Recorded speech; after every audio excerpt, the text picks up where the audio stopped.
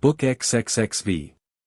Publius Scipio Africanus sent as ambassador to Antiochus, has a conversation with Hannibal at Ephesus. Preparations of the Romans for war with Antiochus. Nabis, the tyrant of Lacedaemon, instigated by the Aetolians, makes war on the Achaeans, is put to death by a party of the Aetolians. The Aetolians, violating the treaty of friendship with the Romans, invite Antiochus, who comes, with a small force, into Greece, and, in conjunction with them, takes several towns, and the whole island of Euboea.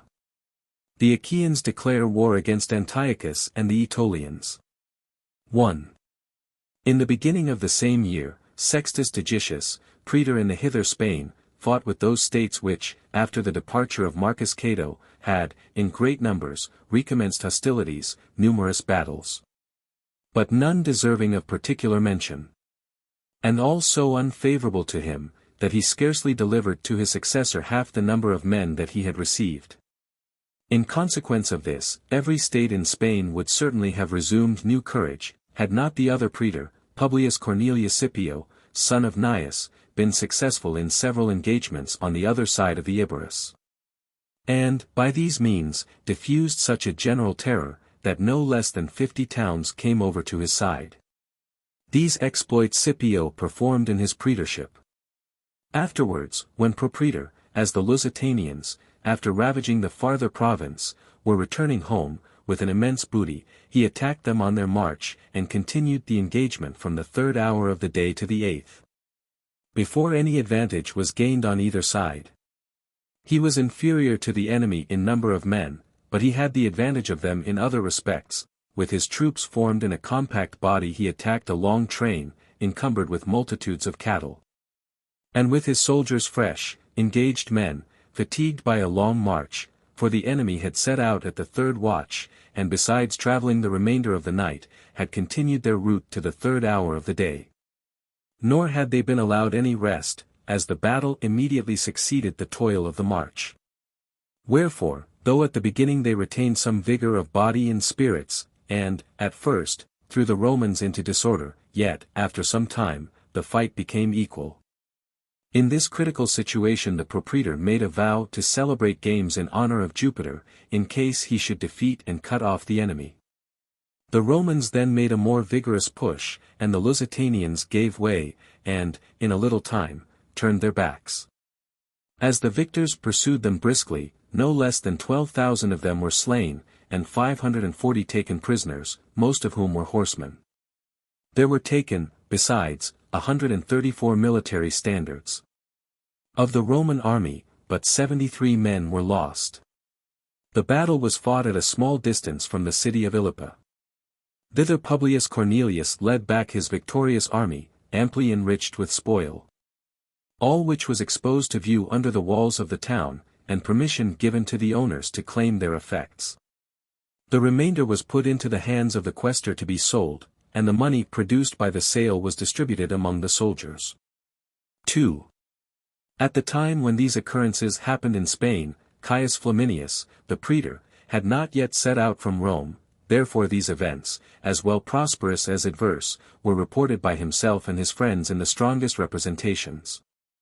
And he labored to persuade the Senate, that, as a very formidable war had blazed out in his province, and he was likely to receive from Sextus Digitius a very small remnant of an army, and that, too, terrified and disheartened they ought to decree one of the city legions to him, in order that, when he should have united to it the soldiers levied by himself, pursuant to the decree of the Senate, he might select from the whole number 6,500 foot and 300 horse. He said, that, with such a legion as that, for very little confidence could be placed on the troops of Sextus Digitius, he would conduct the war. But the elder part of the Senate insisted, that decrees of the Senate were not to be passed in consequence of rumors fabricated by private persons for the gratification of magistrates. And that no intelligence should be deemed authentic except it were either written by the praetors, from their provinces, or brought by their deputies. If there was a tumultuous commotion in Spain, they advised a vote, that tumultuary soldiers should be levied by the praetor in some other country than Italy. The Senate's intention was that such description of men should be raised in Spain. Valerius Antius says, that Caius Flaminius sailed to Sicily for the purpose of levying troops, and that, on his voyage thence to Spain, being driven by a storm to Africa, he enlisted there many stragglers who had belonged to the army of Publius Africanus. And that, to the levies made in those two provinces, he added a third in Spain. 3. In Italy the war, commenced by the Ligurians, grew daily more formidable. They now invested Pice, with an army of 40,000 men. For multitudes flocked to them continually, led by the reports of the war and the expectation of booty. The consul, Minucius, came to Arretium, on the day which he had fixed for the assembling of the troops. Thence he led them, in order of battle, towards Pice. And though the enemy had removed their camp to the other side of the river, at a distance of no more than 3 miles from the place, the consul marched into the city, which evidently owed its preservation to his coming. Next day he also encamped on the other side of the river, about a mile from the enemy, and by slight skirmishes protected the lands of the allies from their depredations. He did not think it prudent to hazard a general engagement, because his troops were raw, composed of many different kinds of men, and not yet so well known among themselves that they could rely on one another. The Ligurians depended so much on their numbers, that they not only came out and offered battle, willing to risk everything on the issue of it, but, from their superfluity of men, they sent out many parties along the frontiers to plunder. And whenever a large quantity of cattle, and other prey, was collected, there was an escort always in readiness to convey it to their forts and towns. 4. While the operations remained at a stand at Pice, the other consul, Lucius Cornelius Merilla, led his army through the extreme borders of the Ligurians, into the territory of the Boians, where the mode of proceeding was quite the reverse of that which took place in the war of Liguria. The consul took the field, the enemy refused to fight. And the Romans, when no one would come out against them, went out in parties to plunder, while the Boians chose to let their country be laid waste with impunity rather than venture an engagement in defense of it. When all places were completely ravaged with fire and sword, the consul quitted the enemy's lands, and marched towards Mutina, in a careless manner, as through a pacific population. The Boians, when they learned that the enemy had withdrawn beyond their frontiers, followed him as secretly as possible, watching an opportunity for an ambuscade. And, having gone by his camp in the night, took possession of a defile through which the Romans were to pass. But as they were not able to effect this with sufficient secrecy, the consul, who usually began his march late in the night, now waited until day, lest, in the disorderly fight likely to ensue, darkness might increase the confusion. And though he did not stir before it was light, yet he sent forward a troop of horse to explore the country. When intelligence was brought by them of the number and situation of the enemy, he ordered the baggage to be heaped together in the center, and the veterans to throw up a rampart round it. And then, with the rest of the army in order of battle, he advanced towards the enemy. The Gauls did the same, when they found that their stratagem was detected, and that they were to engage in a fair and regular battle, where success must depend on valor alone. 5. The battle began about the 2nd hour. The left brigade of the Allies, and the Extraordinaries, fought in the first line, and were commanded by 2 lieutenant generals of consular dignity, Marcus Marcellus and Tiberius Sempronius, who had been consul the year before. The present consul was sometimes employed in the front of the line, sometimes in keeping back the legions in reserve, that they might not, through eagerness for fighting, come up to the attack until the signal was given. He ordered the 2 Minutiae, Quintus and Publius, military tribunes, to lead off the cavalry on the legions into open ground, at some distance from the line, and, when he should give them the signal, to charge the enemy through the clear space. While he was thus employed, a message came from Tiberius Sempronius Longus, that the Extraordinaries could not support the onset of the Gauls, that great numbers had already fallen. And that partly through weariness, partly through fear, the ardor of the survivors was much abated. He recommended it therefore to the consul, if he thought proper, to send up one or other of the 2 legions, before the army suffered disgrace. The 2nd legion was accordingly sent, and the Extraordinaries were ordered to retire. By the legion coming up, with its men fresh, and the ranks complete in their numbers, the fight was renewed with vigor. The left wing was withdrawn out of the action, and the right took its place in the van. The intense heat of the sun discomposed the Gauls, whose bodies were very ill qualified to endure it. Nevertheless, keeping their ranks close, and leaning sometimes on each other, sometimes on their bucklers, they withstood the attack of the Romans. Which, when the consul observed, in order to break their ranks, he ordered Caius Livius Salinator, commander of the allied cavalry, to charge them at full speed, and the legionary cavalry to remain in reserve. This tempest of cavalry first confused and disordered, and at length entirely broke the line of the Gauls, yet it did not make them fly. That was prevented by their officers, who, when they quitted their posts, struck them on the back with their spears, and compelled them to return to their ranks, but the allied cavalry, riding in among them, did not suffer them to recover their order. The consul exhorted his soldiers to continue their efforts a little longer, for victory was within their reach, to press the enemy, while they saw them disordered and dismayed. For, if they were suffered to recover their ranks, they would enter on a fresh battle with doubtful success. He ordered the standard-bearers to advance with the standards, and then, all exerting themselves at once, they at length forced the enemy to give way. As soon as they turned their backs, and fled precipitately on every side, the legionary cavalry was sent in pursuit of them. On that day, 14,000 of the Boians were slain. 1,092 taken as were 721 horsemen, and 3 of their commanders, with 212 military standards, and 63 chariots.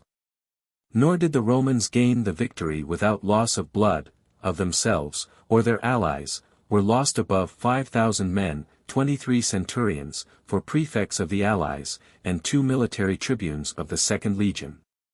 Marcus Janutius and Marcus Marcius. 6. Letters from both the consuls arrived at Rome nearly at the same time. That of Lucius Cornelius gave an account of the battle fought with the Boians at Mutina. That of Quintus Minucius, from Pisae, mentioned, that the holding of the elections had fallen to his lot, but that affairs in Liguria were in so uncertain a position, that he could not depart thence without bringing ruin on the allies, and material injury on the commonwealth. He therefore advised that, if the Senate thought proper, they should direct his colleague, as his war was decided, to return to Rome for the elections. He said if Cornelius should object to this, because that employment had not fallen to his lot, he would certainly do whatever the Senate should order. But he begged them to consider again and again whether it would not be more to the advantage of the Republic, that an interregnum should take place, than that the province should be left by him in such a state. The Senate gave directions to Caius Scribonius to send 2 deputies of senatorian rank to the consul, Lucius Cornelius, to communicate to him the letter sent by his colleague to the Senate, and to acquaint him that if he did not come to Rome to elect new magistrates, the Senate were resolved, rather than Quintus Minucius should be called away from a war, in which no progress had been made, to suffer an interregnum to take place. The deputies sent brought back his answer, that he would come to Rome, to elect new magistrates. The letter of Lucius Cornelius, which contained an account of the battle with the Boians, occasioned a debate in the Senate. For Marcus Claudius, lieutenant general, in private letters to many of the senators, had written, that they might thank the fortune of the Roman people, and the bravery of the soldiers, that the affair had been successful. That the conduct of the consul had been the cause of a great many men being lost, and of the enemy's army, for the annihilation of which an opportunity had been offered, having made its escape. That what made the loss of men the greater was, the reinforcements, necessary to support them when distressed, coming up too late from the reserve. And that, what enabled the enemy to slip out of their hands was, the signal being given too tardily to the legionary cavalry, and their not being allowed to pursue the fugitives. It was agreed, that no resolution should be hastily passed on the subject, and the discussion was accordingly adjourned to a fuller meeting. 7. Another concern also pressed upon them, namely, that the public was heavily distressed by usurious practices. And although avarice had been restricted by many laws respecting usury, yet a fraudulent course had been adopted, that of transferring the securities to subjects of some of the allied states, who were not bound by those laws. By which means usurers overwhelmed their debtors by unlimited interest. On considering of the best method for putting a stop to this evil, the Senate decreed, that a certain day should be fixed on for it, the next approaching festival of the infernal deities. And that any of the allies who should from that day lend money to the Roman citizens, should register the transaction. And that all proceedings respecting such money, lent after that day, should be regulated by the laws of whichever of the two states the debtor should choose. In some time after, when the great amount of debt, contracted through this kind of fraud, was discovered by means of the registries, Marcus Sempronius, plebeian tribune, by direction of the Senate, proposed to the people, and the people ordered that the laws relative to money lent between Roman citizens and subjects of any of the allied states, or Latin confederacy, should be the same as those between Roman citizens. Such were the transactions in Italy, civil and military. In Spain the war was far from being so formidable as the exaggerations of report had represented it. In hither Spain, Caius Flaminius took the town of Alucia, in the country of the Oritanians, and then marched his army into winter quarters. Several engagements took place during the winter, but none deserving of particular mention, directed against incursions of robbers rather than of the enemy, and yet with various success, and not without the loss of some men. More important services were performed by Marcus Fulvius.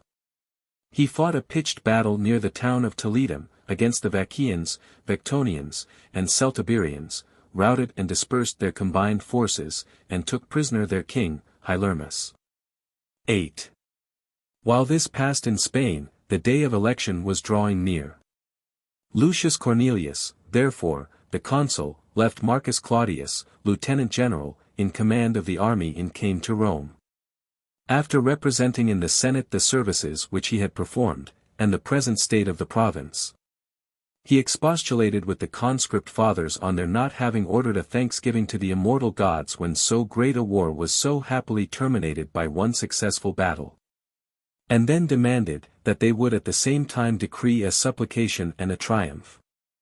But, before the question was put, Quintus Metellus, who had been consul and dictator, said, that, letters had been brought at the same time from the consul, Lucius Cornelius, to the Senate, and from Marcus Marcellus, to a great part of the senators. Which letters contradicted each other, and for that reason the consideration of the business had been adjourned, in order that it might be debated when the writers of those letters should he present. He had expected, therefore, that the consul, who knew that the lieutenant general had written something to his disadvantage, would, when he himself was obliged to come, have brought him with him to Rome. Especially, as the command of the army would, with more propriety, have been committed to Tiberius Sempronius, who already possessed authority, than to the lieutenant general. As the case stood at present, it appeared as if the latter was kept out of the way designedly, lest he might assert in person the same things which he had written in his letters, and, face to face, either substantiate his charges, or, if he had alleged anything untrue, be convicted of misrepresentation, until the truth should be clearly discovered. For this reason he was of opinion, that the Senate should not, at present, assent to either of the decrees demanded by the consul. When he, however, persisted with undiminished energy in putting the question, that a thanksgiving should be ordered, and himself allowed to ride into the city in triumph, the plebeian tribunes, Marcus and Caius Titinius, declared, that they would enter their protest, if the Senate passed any decree on the subject. 9. In the preceding year, Sextus Aelius Paetus and Caius Cornelius Cethegus were created censors. Cornelius now closed the lustrum. The number of citizens rated was 143,704. Extraordinary quantities of rain fell in this year, and the Tiber overflowed the lower parts of the city. And some buildings near the Flamentin Gate were even laid in ruins. The Coelamontan Gate was struck by lightning, as was the wall on each side of it, in several places. At Aricia, Lanuvium, and on the Aventine, showers of stones fell. From Capua, a report was brought that a very large swarm of wasps flew into the Forum, and settled on the Temple of Mars, that they had been carefully collected, and burnt. On account of these prodigies, the Decemvirs were ordered to consult the books, the 9 days' festival was celebrated, a supplication proclaimed, and the city purified. At the same time, Marcus Porcius Cato dedicated a chapel to Maiden Victory, near the Temple of Victory, 2 years after he had vowed it. During this year, a Latin colony was established in the Thurian territory by commissioners appointed for the purpose, Gnaeus Manlius Vulso, Lucius Apustius Fullo, and Quintus Aelius Tubero, who had proposed the order for its settlement. There went out thither 3,000 foot and 300 horsemen, a very small number in proportion to the extent of the land. 30 acres might have been given to each footman, and 60 to a horseman, but, by the advice of Apustius, a third part was reserved, that they might afterwards, when they should judge proper, send out thither a new colony. The footmen received 20 acres each, the horsemen 40. 10. The year was now near a close, and with regard to the election of consuls, emulation was more fiercely kindled than was ever known before. The candidates, both patrician and plebeian, were many and powerful, Publius Cornelius Scipio, son to Gnaeus, and who had lately come home from Spain, having performed great exploits. Lucius Quinctius Flamininus, who had commanded the fleet in Greece, and Gnaeus Manlius Vulso, these were the patricians. Then there were, of plebeian rank, Caius Laelius, Gnaeus Domitius, Caius Livius Salinator, and Manius Acilius. The eyes of all men were turned on Quinctius and Cornelius, for, being both patricians, they sued for one place, and they were both of them recommended by high and recent renown in war. Above everything else, the brothers of the candidates, the two most illustrious generals of the age, increased the violence of the struggle. Scipio's fame was the more splendid, and in proportion to its greater splendor, the more obnoxious to envy. That of Quinctius was the most recent, as he had triumphed in the course of that very same year. Besides, the former had now for almost 10 years been continually in people's sight, which circumstance, by the mere effect of satiety, causes great characters to be less revered. He had been a second time consul after the final defeat of Hannibal, and also censor. All Quinctius's claims to the favor of the public were fresh and new. Since his triumph, he had neither asked nor received anything from the people. He solicited, he said, in favor of his own brother, not of a half-brother, in favor of his lieutenant general, and partner in the administration of the war, his brother having conducted the operations by sea, while he did the same on land. By these arguments he carried his point. His brother was preferred to the brother of Africanus, though supported by the whole Cornelian family, and while one of the same family presided at the election, and notwithstanding the very honorable testimony given by the Senate, in his favor. When it adjudged him to be the best man in the state, and as such, appointed him to receive the Idaean mother into the city, when she was brought from Pessinus. Lucius Quinctius and Gnaeus Domitius Ahenobarbus were elected consuls, so that, not even with respect to the plebeian consul, could Africanus prevail, for he employed his interest in favor of Caius Laelius. Next day were elected praetors, Lucius Scribonius Libo, Marcus Fulvius Centumalus, Aulus Attilius Serenus, Marcus Bebius Tamphilus, Lucius Valerius Tappus, and Quintus Salonius Serra. The aedileship of this year was highly distinguished, namely, that of Marcus Aemilius Lepidus and Lucius Aemilius Paulus. They prosecuted to conviction many of the farmers of the public pastures, and with the money accruing from the fines, placed gilded shields in the upper part of the temple of Jupiter.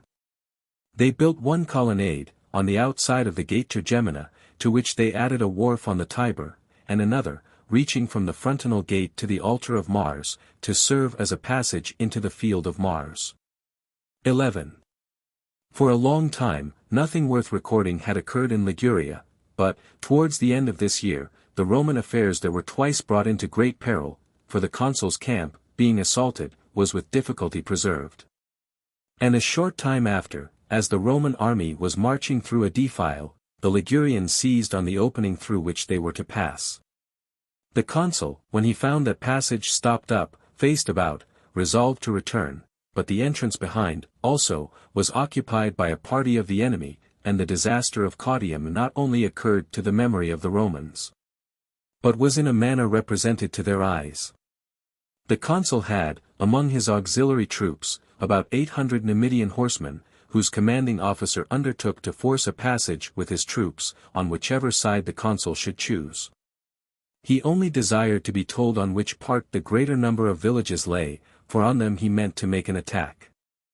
And the first thing he intended doing was, to set fire to the houses, in order that the alarm, which this should occasion, might induce the Ligurians to quit their posts in the defile, and hasten to different quarters to carry assistance to their friends. The consul highly commended him, and gave him assurance of ample rewards.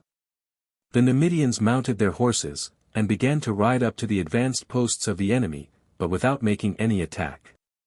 Nothing could appear, on the first view, more contemptible. Both men and horses were of a small size and thin make, the riders unaccoutered and unarmed, excepting that they carried javelins in their hands. And the horses without bridles, and awkward in their gait, running with their necks stiff and their heads stretched out. The contempt, conceived from their appearance, they took pains to increase. Sometimes falling from their horses, and making themselves objects of derision and ridicule. The consequence was, that the enemy, who at first had been alert, and ready on their posts, in case of an attack, now, for the most part, laid aside their arms, and sitting down amused themselves with looking at them. The Numidians often rode up, then galloped back, but still contrived to get nearer to the pass, as if they were unable to manage their horses, and were carried away against their will. At last, setting spurs to them, they broke out through the midst of the enemy's posts, and getting into the open country, set fire to all the houses near the road.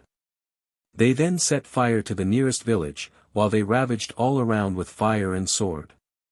At first the sight of the smoke, then the shouts of the affrighted inhabitants, at last the old people and children, who fled for shelter, created great disorder in the camp. In consequence of which the whole of their army, without plan, and without command, ran off, each to take care of his own. The camp was in a moment deserted. And the consul delivered from the blockade, made good his march to the place whither he intended to go. 12. But neither the Boians nor the Spaniards, with whom they had been at war during that year, were such bitter and inveterate foes to the Romans as the nation of the Aetolians. These, after the departure of the Roman armies from Greece, had, for some time, entertained hopes that Antiochus would come and take possession of Europe, without opposition, and that neither Philip nor Nobis would continue quiet. But seeing no active measures begun, in any quarter, they resolved, lest their designs might be damped by delay, to create some agitation and disturbance, and, with this view, they summoned a general assembly at Naupactum. Here Thoas, their praetor, after complaining of the injurious behavior of the Romans, and the present state of Aetolia, and asserting, that, of all the nations and states of Greece, they had been most unhonored. After the victory which they themselves had been the means of obtaining, moved, that ambassadors should be sent to each of the kings. Not only to sound their dispositions, but, by such incentives as suited the temper of each, to urge them to a war with Rome. Democritus was sent to Nobis, Nicander to Philip, and Dicaeurchus, the praetor's brother, to Antiochus. To the Lacedaemonian tyrant Democritus represented, that, by the maritime cities being taken from him, his government was left enervated, for from them he had drawn his soldiers, as well as his ships and seamen. He was now pent up almost within the walls of his capital, while he saw the Achaeans domineering over the whole Peloponnesus. Never would he have another opportunity of recovering his rights, if he suffered the one that now offered to pass by. There was no Roman army in Greece, nor would the Romans deem Gythium, or the other towns on the coast of Laconia, sufficient cause for transporting their legions a second time into that country. These arguments were used for the purpose of provoking the passions of Nobis. In order that when Antiochus should come into Greece, the other, conscious of having infringed the treaty of amity with Rome, by injuries offered to its allies, might unite himself with him. Nicander excited Philip, by arguments somewhat similar. And he had more copious matter for discourse, as the king had been degraded from a more elevated state than the tyrant, and more possessions also had been taken from him. In addition to this, he introduced the ancient renown of the Macedonian kings, and the whole world pervaded by the victorious marches of that nation. The plan which he proposed, he said, was free from any danger either in the commencement or in the issue. For he did not advise that Philip should stir until Antiochus should have come into Greece with an army. And, considering that, without the aid of Antiochus, he had maintained a war so long against the combined forces of the Romans and Aetolians, with what possible force could the Romans withstand him, when joined by Antiochus? And supported by the aid of the Aetolians, who, on the former occasion, were more dangerous enemies than the Romans? He added the circumstance of Hannibal being general, a man born a foe to the Romans, who had slain greater numbers, both of their commanders and soldiers, than were left surviving. Such were the representations of Nicander to Philip. Dicaeurchus addressed other arguments to Antiochus. In the first place, he told him, that the spoils of Philip belonged to the Romans, but the victory over him to the Aetolians. That none other than the Aetolians had afforded to the Romans admittance into Greece, and that the same people supplied them with the strength which enabled them to conquer. He next set forth the numerous forces, both horse and foot, which they were willing to furnish to Antiochus, for the purpose of the war, what quarters they would assign to his land armament, what harbors for his naval forces. He then asserted whatever falsehoods he pleased, respecting Philip and Nabis, that both were ready to recommence hostilities, and would greedily lay hold on the first opportunity of recovering what they had lost in war. Thus did the Aetolians labor, in every part of the world, to stir up war against the Romans. The kings, however, either took no steps in it or took them too late. 13. Nabis immediately dispatched emissaries through all the towns on the coast, to sow dissensions among the inhabitants. Some of the men in power he brought over to his party by presents. Others, who more firmly adhered to the alliance with Rome, he put to death. The charge of protecting all the Lacedaemonians on the coast, had been committed by Titus Quinctius to the Achaeans. They therefore instantly sent ambassadors to the tyrant, to remind him of his treaty with the Romans, and to warn him against violating a peace which he had so earnestly sued for. They also sent succors to Gythium which he had already besieged, and ambassadors to Rome to make known these transactions. King Antiochus having, this winter, solemnized the nuptials of his daughter with Ptolemy king of Egypt, at Raphia, in Phoenicia, returned thence to Antioch, and came, towards the end of the season, through Cilicia, after passing Mount Taurus, to the city of Ephesus. Early in the spring, he sent his son Antiochus thence into Syria, to guard the remote frontiers of his dominions, lest during his absence, any commotion might arise behind him. And then he marched himself, with all his land forces, to attack the Pisidians, inhabiting the country near Sidon. At this time, Publius Sulpicius and Publius Villius, the Roman ambassadors, who were sent to Antiochus, as above mentioned, having received orders to wait on Eumenes, first came to Elea, and thence went up to Pergamus. For the palace of Eumenes was there. Eumenes was very desirous of a war against Antiochus, for he thought that, if peace continued, a king so much superior in power would be a troublesome neighbor. But that, in case of hostilities, he would prove no more a match for the Romans than Philip had been. And that, either he would be entirely removed out of the way, or, should peace be granted to him, after a defeat he, Eumenes, might reasonably expect, that a great deal of what should be taken from Antiochus would fall to his own share. So that, in future, he might be very well able to defend himself against him, without any aid from the Romans. And even if any misfortune were to happen, it would be better for him, in conjunction with the Romans, to undergo any turn of fortune, than, standing alone, either suffer himself to be ruled by Antiochus, or, on refusal, be compelled to submission by force of arms. Therefore, with all his influence, and every argument which he could devise, he urged the Romans to a war. 14. Sulpicius, falling sick, stayed at Pergamus. Villius, on hearing that the king was carrying on war in Pisidia, went on to Ephesus, and, during a few days that he halted in that city, took pains to procure frequent interviews with Hannibal, who happened to be there at the time, in order to sound his intentions, if possible, and to remove his apprehensions of danger threatening him from the Romans. No other business, indeed, of any kind was brought forward at these meetings, yet they accidentally produced an important consequence, as effectually as if it had been intentionally sought. The lowering Hannibal in the esteem of the king, and rendering him more obnoxious to suspicion in every matter. Claudius, following the history written in Greek by Acilius, says that Publius Africanus was employed in this embassy, and that it was he who conversed with Hannibal at Ephesus. He even relates one of their conversations, in which Scipio asked Hannibal, whom he thought the greatest captain, and that he answered, Alexander, king of Macedonia. Because, with a small band, he defeated armies whose numbers were beyond reckoning, and because he had overrun the remotest regions, the merely visiting of which was a thing above human aspiration.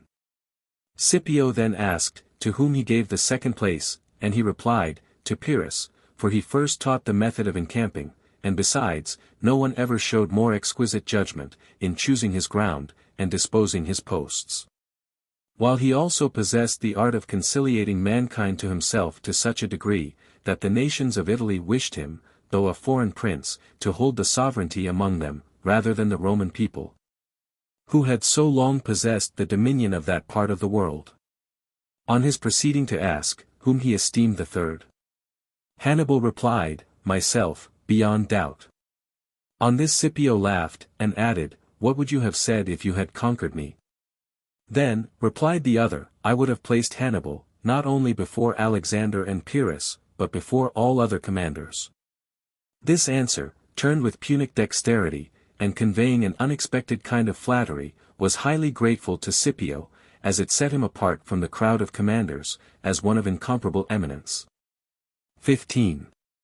From Ephesus, Vilius proceeded to Apamea, whither Antiochus, on hearing of the coming of the Roman delegates, came to meet him. In this congress, at Apamea, the debates were similar to those which passed at Rome, between Quinctius and the king's ambassadors. The news arriving of the death of Antiochus, the king's son, who, as just now mentioned, had been sent into Syria, broke off the conference. There was great mourning in the court, and excessive regret for this young man. For he had given such indications of his character as afforded evident proof that, had a longer life been allotted him, he would have displayed the talents of a great and just prince. The more he was beloved and esteemed by all, the more was his death a subject of suspicion, namely, that his father, thinking that his heir trod too closely on the heels of his own old age, had him taken off by poison, by some eunuchs, who recommend themselves to kings by the perpetration of such foul deeds. People mentioned also, as another motive for that clandestine act of villainy, that, as he had given Lysimachia to his son Seleucus, he had no establishment of the like kind, which he could give to Antiochus, for the purpose of banishing him also to a distance, under pretext of doing him honor. Nevertheless, an appearance of deep mourning was maintained in the court for several days, and the Roman ambassador, lest his presence at that inauspicious time might be troublesome, retired to Pergamus. The king, dropping the prosecution of the war which he had begun, went back to Ephesus, and there, keeping himself shut up in the palace, under color of grief, held secret consultations with a person called Minio, who was his principal favorite. Minio was utterly ignorant of the state of all foreign nations. And, accordingly, estimating the strength of the king from his successes in Syria or Asia, he was confident that Antiochus had not only superiority from the merits of his cause, and that the demands of the Romans were highly unreasonable, but also, that he would prove the more powerful in war. As the king wished to avoid further debate with the envoys, either because he had found no advantage to result from the former conference, or because he was too much discomposed by recent grief, Minio undertook to say whatever was requisite for his interest, and persuaded him to invite for that purpose the ambassadors from Pergamus. 16. By this time Sulpicius had recovered his health, both himself and Vilius, therefore, came to Ephesus. Minio apologized for the king not being present, and the business was entered upon. Then Minio, in a studied speech, said, I find, Romans, that you profess very specious intentions, the liberating of the Grecian states, but your actions do not accord with your words. You lay down one rule for Antiochus, and follow another yourselves.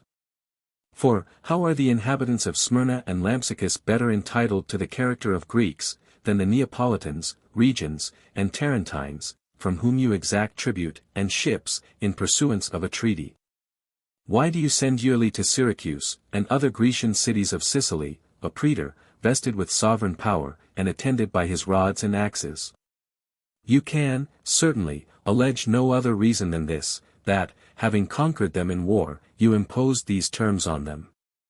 Admit, then, on the part of Antiochus, the same reason with respect to Smyrna and Lampsacus, and the cities belonging to Ionia and Aeolia. Conquered by his ancestors, they were subjected to tribute and taxes, and he only reclaims an ancient right. I would have you answer him on these heads, if you mean a fair discussion, and do not merely seek a pretense for war. Sulpicius answered, Antiochus has acted with some modesty in choosing that, since no other arguments could be produced in his favor, any other person should utter these rather than himself. For, what similarity is there in the cases of those states which you have brought into comparison? From the regions, Neapolitans, and Tarentines we require what they owe us by treaty, in virtue of a right invariably exercised, in one uniform course, since they first came under our power, a right always asserted, and never intermitted. Now, can you assert, that, as these states have, neither of themselves, nor through any other, ever refused conforming to the treaty, so the Asiatic states, since they once came under the power of Antiochus's ancestors, have been held in uninterrupted possession by your reigning kings? And that some of them have not been subject to the dominion of Philip, some to that of Ptolemy, and that others have not, for many years, maintained themselves in a state of independence, no one calling it in question.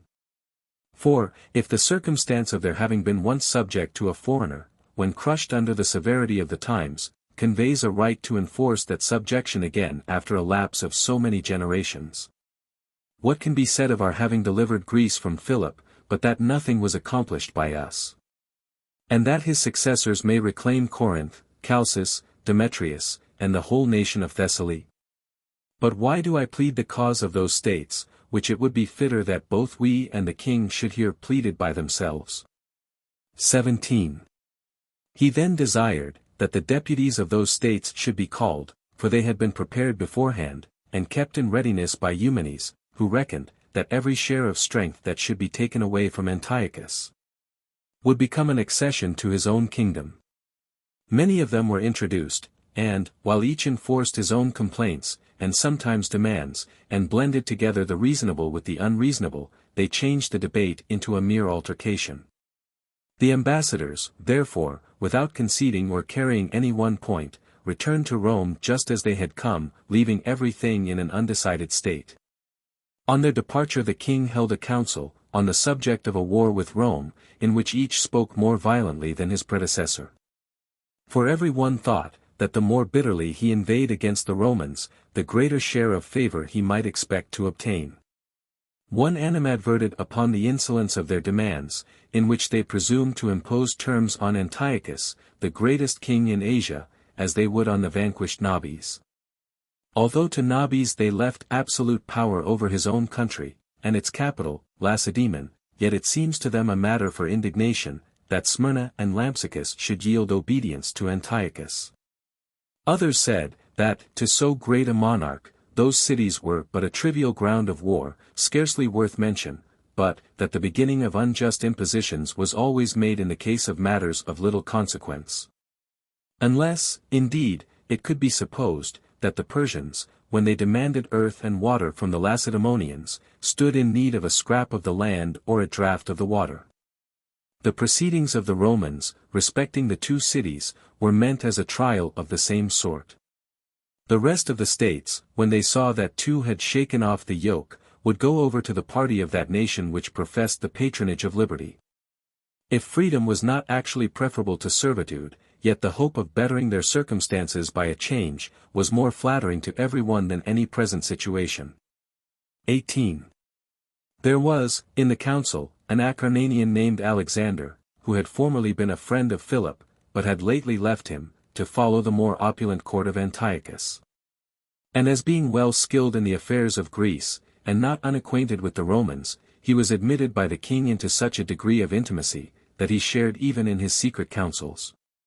As if the question to be considered were not, whether there should be war or not, but where and in what manner it should be carried on, he affirmed, that he saw an assured prospect of victory, provided the king would pass into Europe and choose some part of Greece for the seat of war.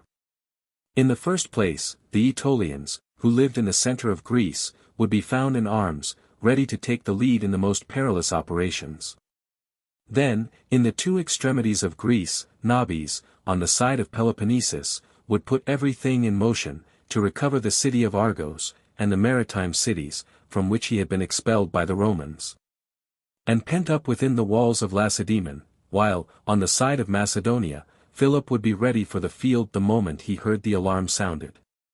He knew, he said, his spirit, he knew his temper, he knew that, as in the case with wild beasts, confined by bars or chains, for a long time past, he had been revolving the fiercest resentments in his breast. He remembered, also, how often, during the war, that prince had prayed to all the gods to grant him Antiochus as an assistant, and, if that prayer were now heard with favor, he would not hesitate an instant to resume his arms. It was only requisite that there should be no delay, no procrastination. For success depended chiefly on securing beforehand commodious posts and proper allies. Besides, Hannibal ought to be sent immediately into Africa, in order to distract the attention of the Romans. 19.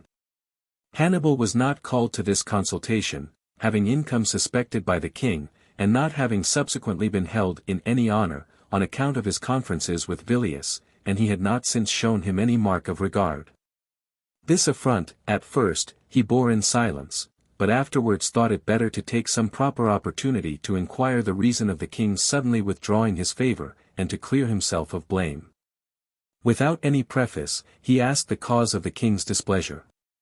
And having heard it, said, Antiochus, when I was yet an infant, my father, Hamilcar, at a time when he was offering sacrifice, brought me up to the altars, and made me take an oath, that I never would be a friend to the Roman people.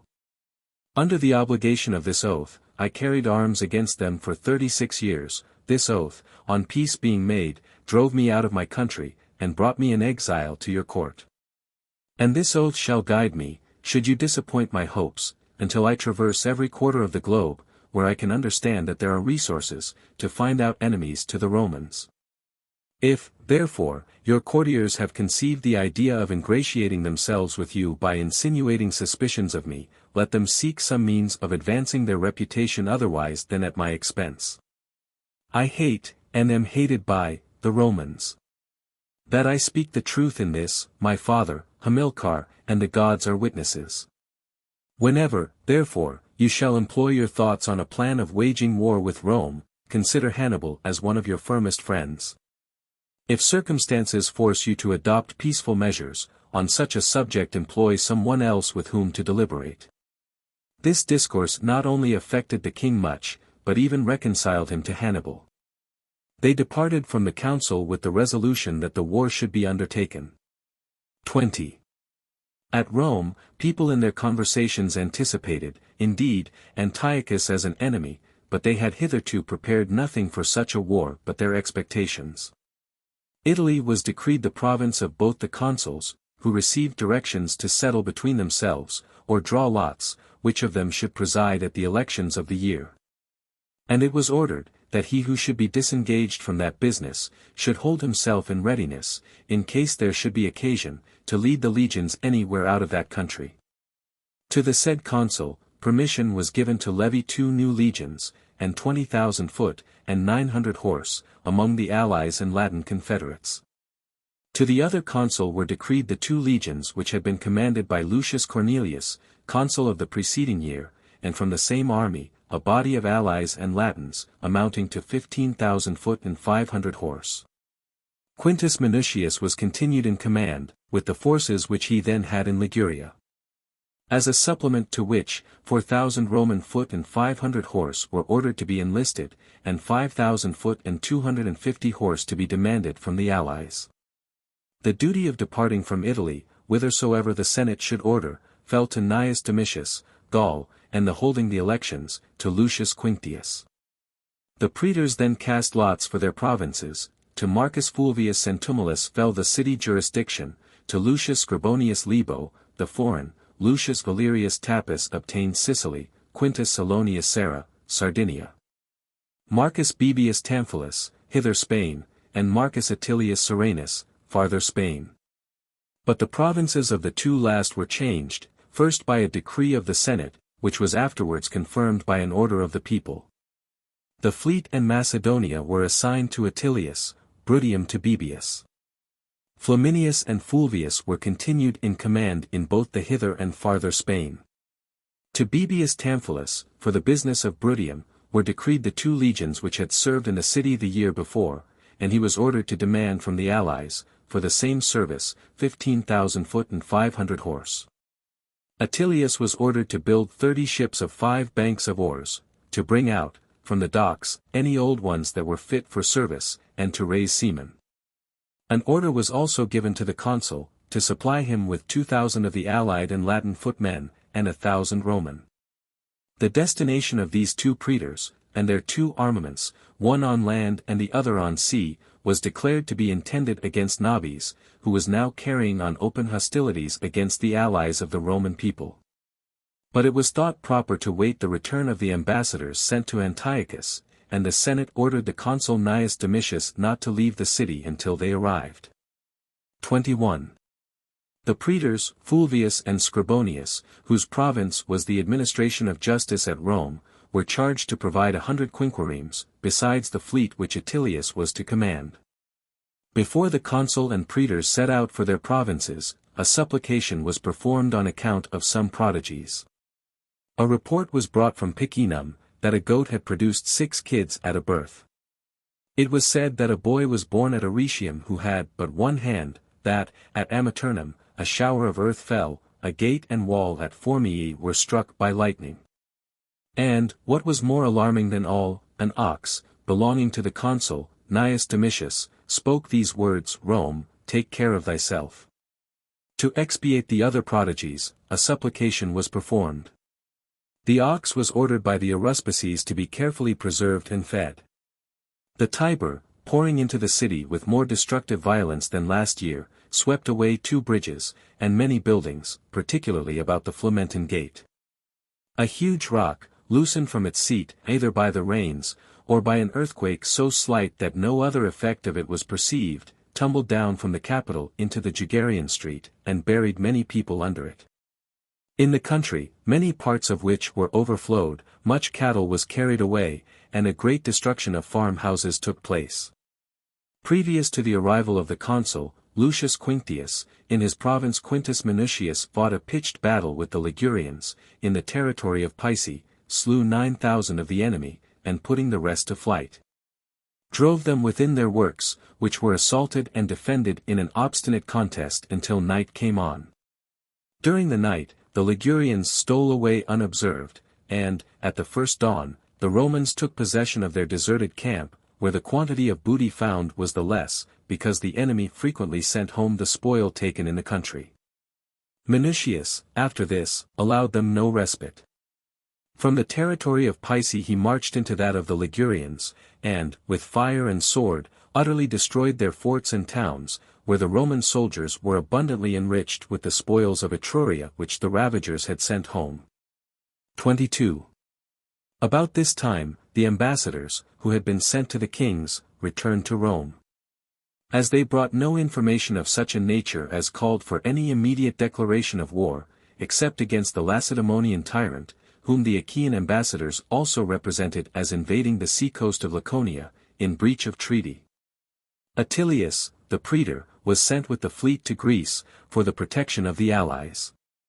It was resolved, that, as there was nothing to be apprehended from Antiochus at present, both the consuls should go to their provinces. And, accordingly, Domitius marched into the country of the Boians, by the shorter road, through Ariminum, and Quinctius through Liguria. The 2 armies of the consuls, proceeding by these different routes, spread devastation wide over the enemy's country.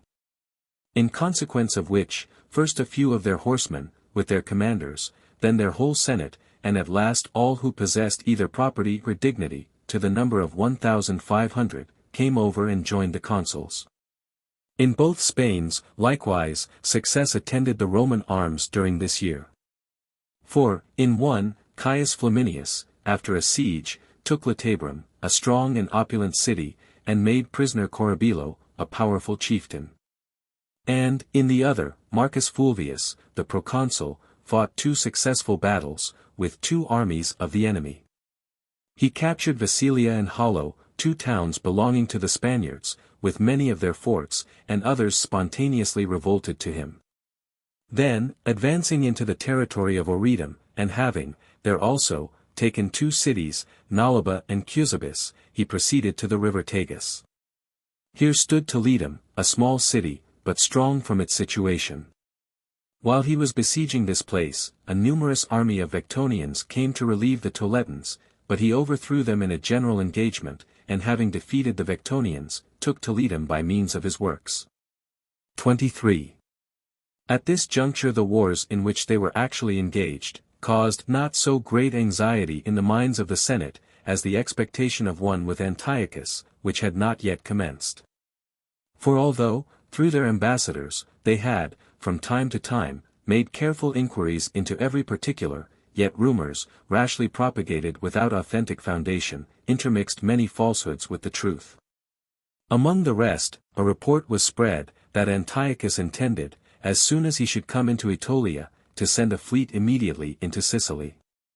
The Senate, therefore, though they had already dispatched the praetor, Attilius, with a squadron to Greece, yet, considering that not only a military force, but also the influence of reputation, would be necessary toward securing the attachment of the allies, they sent into Greece, in quality of ambassadors, Titus Quinctius, Caius Octavius, Gnaeus Servilius, and Publius Villius. At the same time ordering, in their decree, that Marcus Baebius should lead forward his legions from Bruttium to Tarentum and Brundusium, so that, if occasion required, he might transport them thence into Macedonia. They also ordered, that Marcus Fulvius, the praetor, should send a fleet of 30 ships to protect the coast of Sicily, and that, whoever had the direction of that fleet, should be invested with supreme authority. To this commission was appointed Lucius Appius Salinator, who had been plebeian aedile the year before.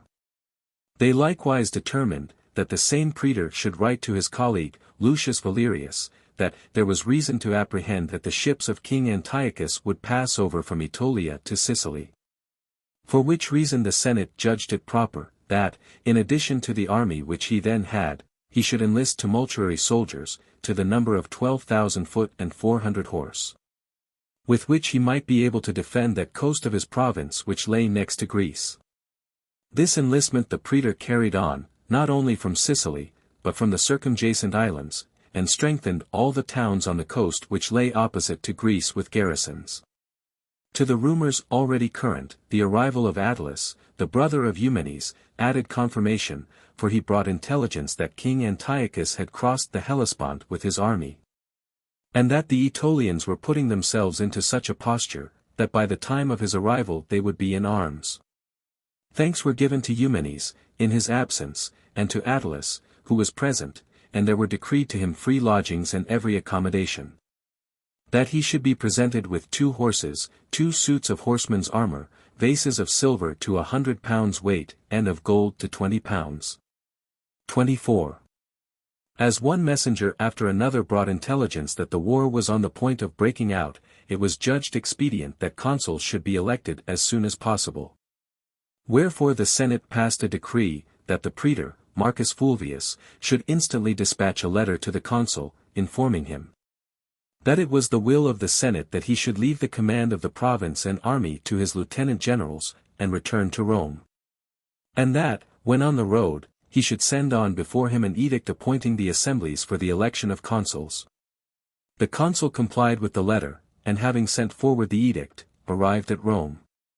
There was, this year also, a warm competition, 3 patricians suing for one place, Publius Cornelius Scipio, son to Gnaeus, who had suffered a disappointment the year before, Lucius Cornelius Scipio, and Gnaeus Manlius Vulso.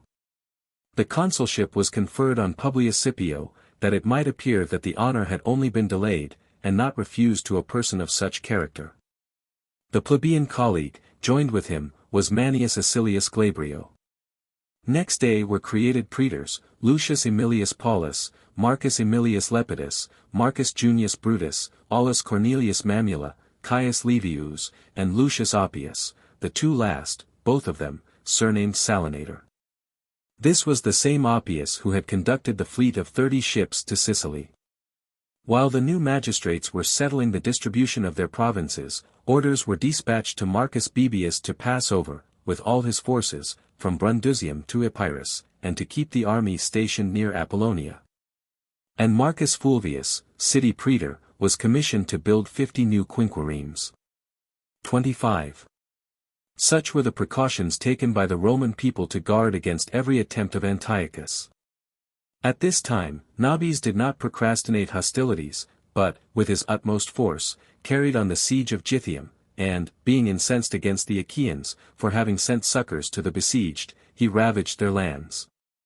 The Achaeans would not venture to engage in war, until their ambassadors should come back from Rome, and acquaint them with the sentiments of the Senate, but as soon as these returned, they summoned a council at Sicyon. And also sent deputies to Titus Quinctius to ask his advice. In the council, all the members were inclined to vote for an immediate declaration of war, but a letter from Titus Quinctius, in which he recommended waiting for the Roman praetor and fleet, caused some hesitation. While some of the principal members persisted in their first opinion, and others argued that they ought to follow the counsel of the person to whom they of themselves had applied for advice. The generality waited to hear the sentiments of Philopoemen.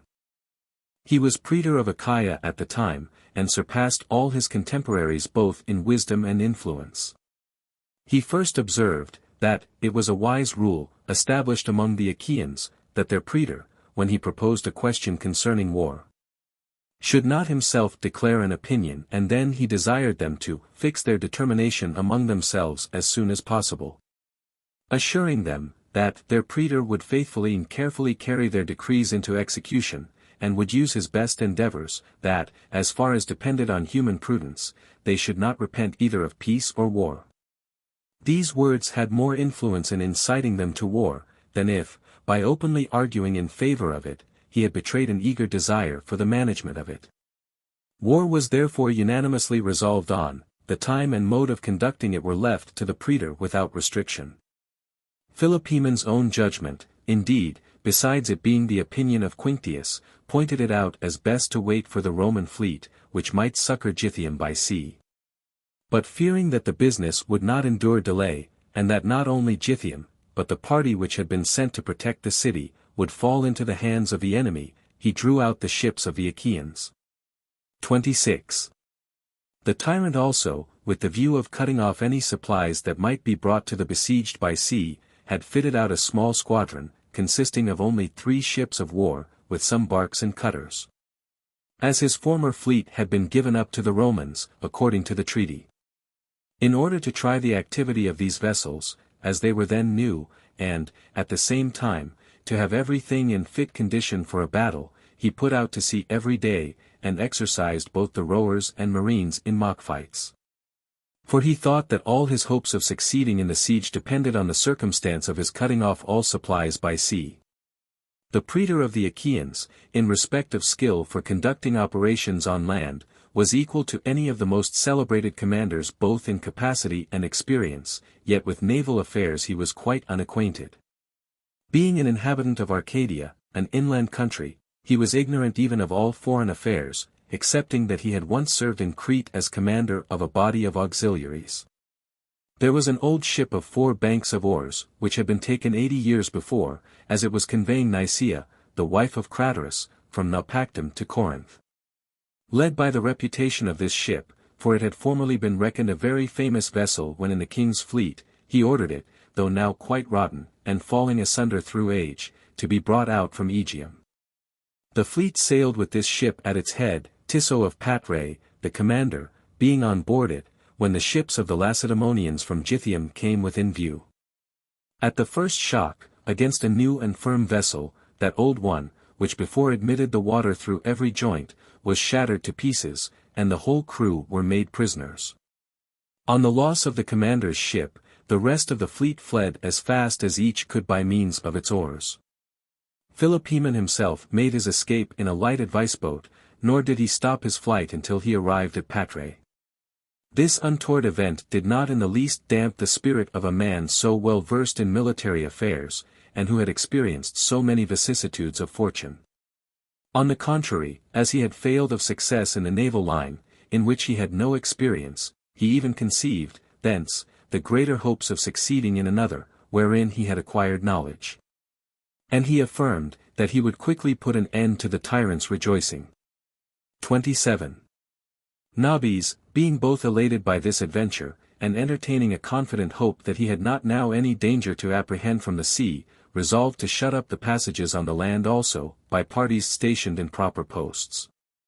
With this view, he drew off a third part of his forces from the siege of Gythium, and encamped them at Plii, a place which commands both Luci and Acrii, on the road by which the enemy's army seemed likely to advance. While his quarters were here, and very few of his men had tents, the generality of them having formed huts of reeds interwoven, and which they covered with leaves of trees, to serve merely as a shelter, Philopoemen, before he came within sight, resolved to surprise him by an attack of such a kind as he did not expect. He drew together some small ships in a remote creek, on the coast of the territory of Argos, and embarked on board them a body of light-armed soldiers, mostly targeteers, furnished with slings, javelins, and other light kinds of weapons. He then coasted along the shore, until he came to a promontory near Nabis's post. Here he landed, and made his way, by night, through paths with which he was well acquainted, to Plii, and while the sentinels were fast asleep, as being in no immediate apprehension, he set fire to the huts in every part of the camp. Great numbers perished in the flames before they could discover the enemy's arrival, and those who did discover it could give no assistance, so that nearly the whole was destroyed by fire and sword. From both these means of destruction, however, a very small number made their escape, and fled to the principal camp before Gythium. The enemy having been thus smitten with disaster, Philopoemen forthwith led on his forces to ravage the district of Tripolis, a part of the Lacedaemonian territory, lying next to the frontiers of the Megalopolitans. And carrying off thence a vast number of men and cattle, withdrew before the tyrant could send a force from Gythium to protect the country. He then collected his whole force at Tegea, to which place he summoned a council of the Achaeans and their allies, at which were present, also deputies from the Epirots and Acarnanians. Here it was resolved, that as the minds of his men were now sufficiently recovered from the shame of the disgrace suffered at sea, and those of the enemy dispirited, he should march directly to Lacedaemon. For he considered that by this measure alone could the enemy be drawn off from the siege of Gythium. On entering the enemy's country, he encamped the first day at Carii, and, on that very day, Gythium was taken. Ignorant of that event, Philopoemen advanced to the Barbasthenes, a mountain 10 miles from Lacedaemon. On the other side, Nabis, after taking possession of Gythium, set out, at the head of a body of light troops, marched hastily by Lacedaemon, and seized on a place called the camp of Pyrrhus, which post he did not doubt that the Achaeans intended to occupy. From thence he proceeded to meet the enemy. From the length of their train in consequence of the narrowness of the road, they spread over a space of almost 5 miles. The line was closed by the cavalry and the greatest part of the auxiliaries, because Philopoemen expected that the tyrant would attack him in the rear with his mercenary troops, in whom he placed his principal confidence. 2 unforeseen circumstances at once filled him with uneasiness: 1, the post at which he aimed being preoccupied. The other, the enemy having met him in front, where, as the road lay through very uneven ground, he did not see how the battalions could advance without the support of the light troops. 28. Philopoemen was possessed of an admirable degree of skill and experience, in conducting a march, and choosing his station, having made these points his principal study, not only in times of war, but likewise during peace. Whenever he was making a journey to any place and came to a defile where the passage was difficult, it was his practice, first, to examine the nature of the ground on every side. When journeying alone, he meditated within himself. If he had company, he asked them, if an enemy should appear in that place, what course ought he to adopt; if they should attack him in front, what, if on this flank, or on that, what, if on the rear. For he might happen to meet them while his men were formed with a regular front, or when they were in the loose order of march, fit only for the road. He would proceed to examine, either in his own mind, or by asking questions, what ground he himself would choose, what number of soldiers, or what kind of arms, which was a very material point, he ought to employ. Where he should deposit the baggage, where the soldiers' necessaries, where the unarmed multitude. With what number and what kind of troops he should guard them, and whether it would be better to prosecute his march as intended, or to return back by the way he came, what spot, also, he should choose for his camp. How large a space he should enclose within the lines, where he could be conveniently supplied with water, where a sufficiency of forage and wood could be had. Which would be his safest road on decamping next day, and in what form the army should march. In such studies and inquiries he had, from his early years, so frequently exercised his thoughts, that, on any thing of the kind occurring, no expedient that could be devised was new to him. On this occasion, he first ordered the army to halt. Then sent forward to the van the auxiliary Cretans, and the horsemen called Tarentines, each leading 2 spare horses. And, ordering the rest of the cavalry to follow, he seized on a rock which stood over a rivulet, from which he might be supplied with water. Here he collected together all the baggage with all the sutlers and followers of the army, placing a guard of soldiers round them, and then he fortified his camp, as the nature of the place required. The pitching of tents in such rugged and uneven ground was a difficult task. The enemy were distant not more than 500 paces. Both drew water from the same rivulet, under escorts of light troops. But, before any skirmish took place, as usual between men encamped so near to each other, night came on. It was evident, however, that they must, unavoidably, fight next day at the rivulet, in support of the watering parties. Wherefore, during the night, Philopoemen concealed, in a valley remote from the view of the enemy, as great a number of targeteers as the place was capable of hiding. 29. At break of day, the Cretan light infantry and the Tarentine horse began an engagement on the bank of the rivulet.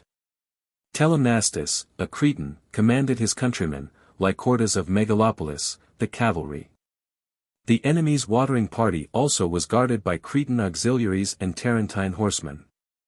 The fight was, for a considerable time, doubtful, as the troops on both sides were of the same kind and armed alike. But as the contest advanced, the tyrant's auxiliaries gained an advantage, both by their superiority of numbers, and because Philopoemen had given directions to his officers, that, after maintaining the contest for a short time they should betake themselves to flight, and draw the enemy on to the place of the ambuscade. The latter, pursuing the runaways, in disorderly haste, through the valley, were most of them wounded and slain, before they discovered their concealed foe. The targeteers had posted themselves in such order, as far as the breadth of the valley allowed, that they easily gave a passage to their flying friends, through openings in their ranks. Then starting up themselves, hale, fresh, and in regular order, they briskly attacked the enemy, whose ranks were broken, who were scattered in confusion, and were, besides, exhausted with fatigue and wounds. The victory was no longer doubtful. The tyrant's troops instantly turned their backs, and flying with much more precipitation than they had pursued, were driven into their camp. Great numbers were killed and taken in the pursuit. And the consternation would have spread through the camp also, had not Philopoemen ordered a retreat to be sounded, for he dreaded the ground, which was rough and dangerous to advance on without caution, more than he did the enemy. Judging, both from the issue of the battle and from the disposition of the enemy's leader, in what apprehension he then was, he sent to him one of the auxiliary soldiers in the character of a deserter, to assure him positively that the Achaeans had resolved to advance, next day, to the river Eurotas, which runs almost close to the walls, in order to intercept his way, so that the tyrant could have no retreat to the city when he required it, and to prevent any provisions being brought thence to the camp. And that they intended, at the same time, to try whether any could be prevailed on to desert his cause. Although the deserter did not gain entire credit, yet he afforded to one, who was full of apprehensions, a plausible pretext for leaving his camp. On the day following, he ordered Pythagoras, with the auxiliaries and cavalry, to mount guard before the rampart. And then, marching out himself with the main body of the army, as if intending to offer battle, he ordered them to return with all haste to the city. 30. When Philopoemen saw their army marching precipitately through a narrow and steep road, he sent all his cavalry, together with the Cretan auxiliaries, against the guard of the enemy, stationed in the front of their camp. These, seeing their adversaries approach, and perceiving that their friends had abandoned them, at first attempted to retreat within their works. But afterwards, when the whole force of the Achaeans advanced in order of battle, they were seized with fear, lest, together with the camp itself, they might be taken. They resolved, therefore, to follow the body of their army, which, by this time, had proceeded to a considerable distance in advance. Immediately, the targeteers of the Achaeans assailed and plundered the camp, and the rest set out in pursuit of the enemy. The road was such, that a body of men, even when undisturbed by any fear of a foe, could not, without difficulty, make its way through it. But when an attack was made on their rear, and the shouts of terror, raised by the affrighted troops behind, reached to the van, they threw down their arms, and fled, each for himself, in different directions, into the woods which lay on each side of the road. In an instant of time, the way was stopped up with heaps of weapons, particularly spears, which, falling mostly with their points towards the pursuers, formed a kind of palisade across the road. Philopoemen ordered the auxiliaries to push forward, whenever they could, in pursuit of the enemy, who would find it a difficult matter, the horsemen particularly, to continue their flight. While he himself led away the heavy troops through more open ground to the river Eurotas. There he pitched his camp a little before sunset, and waited for the light troops which he had sent in chase of the enemy. These arrived at the first watch, and brought intelligence, that Nabis, with a few attendants, had made his way into the city, and that the rest of his army, unarmed and dispersed, were straggling through all parts of the woods.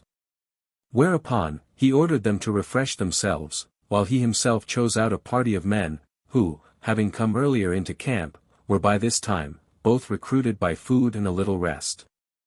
And, ordering them to carry nothing with them but their swords, he marched them out directly, and posted them in the roads which led from two of the gates, one towards Pherai, the other towards the Barbasthenes, for he supposed that through these the flying enemy would make their retreat.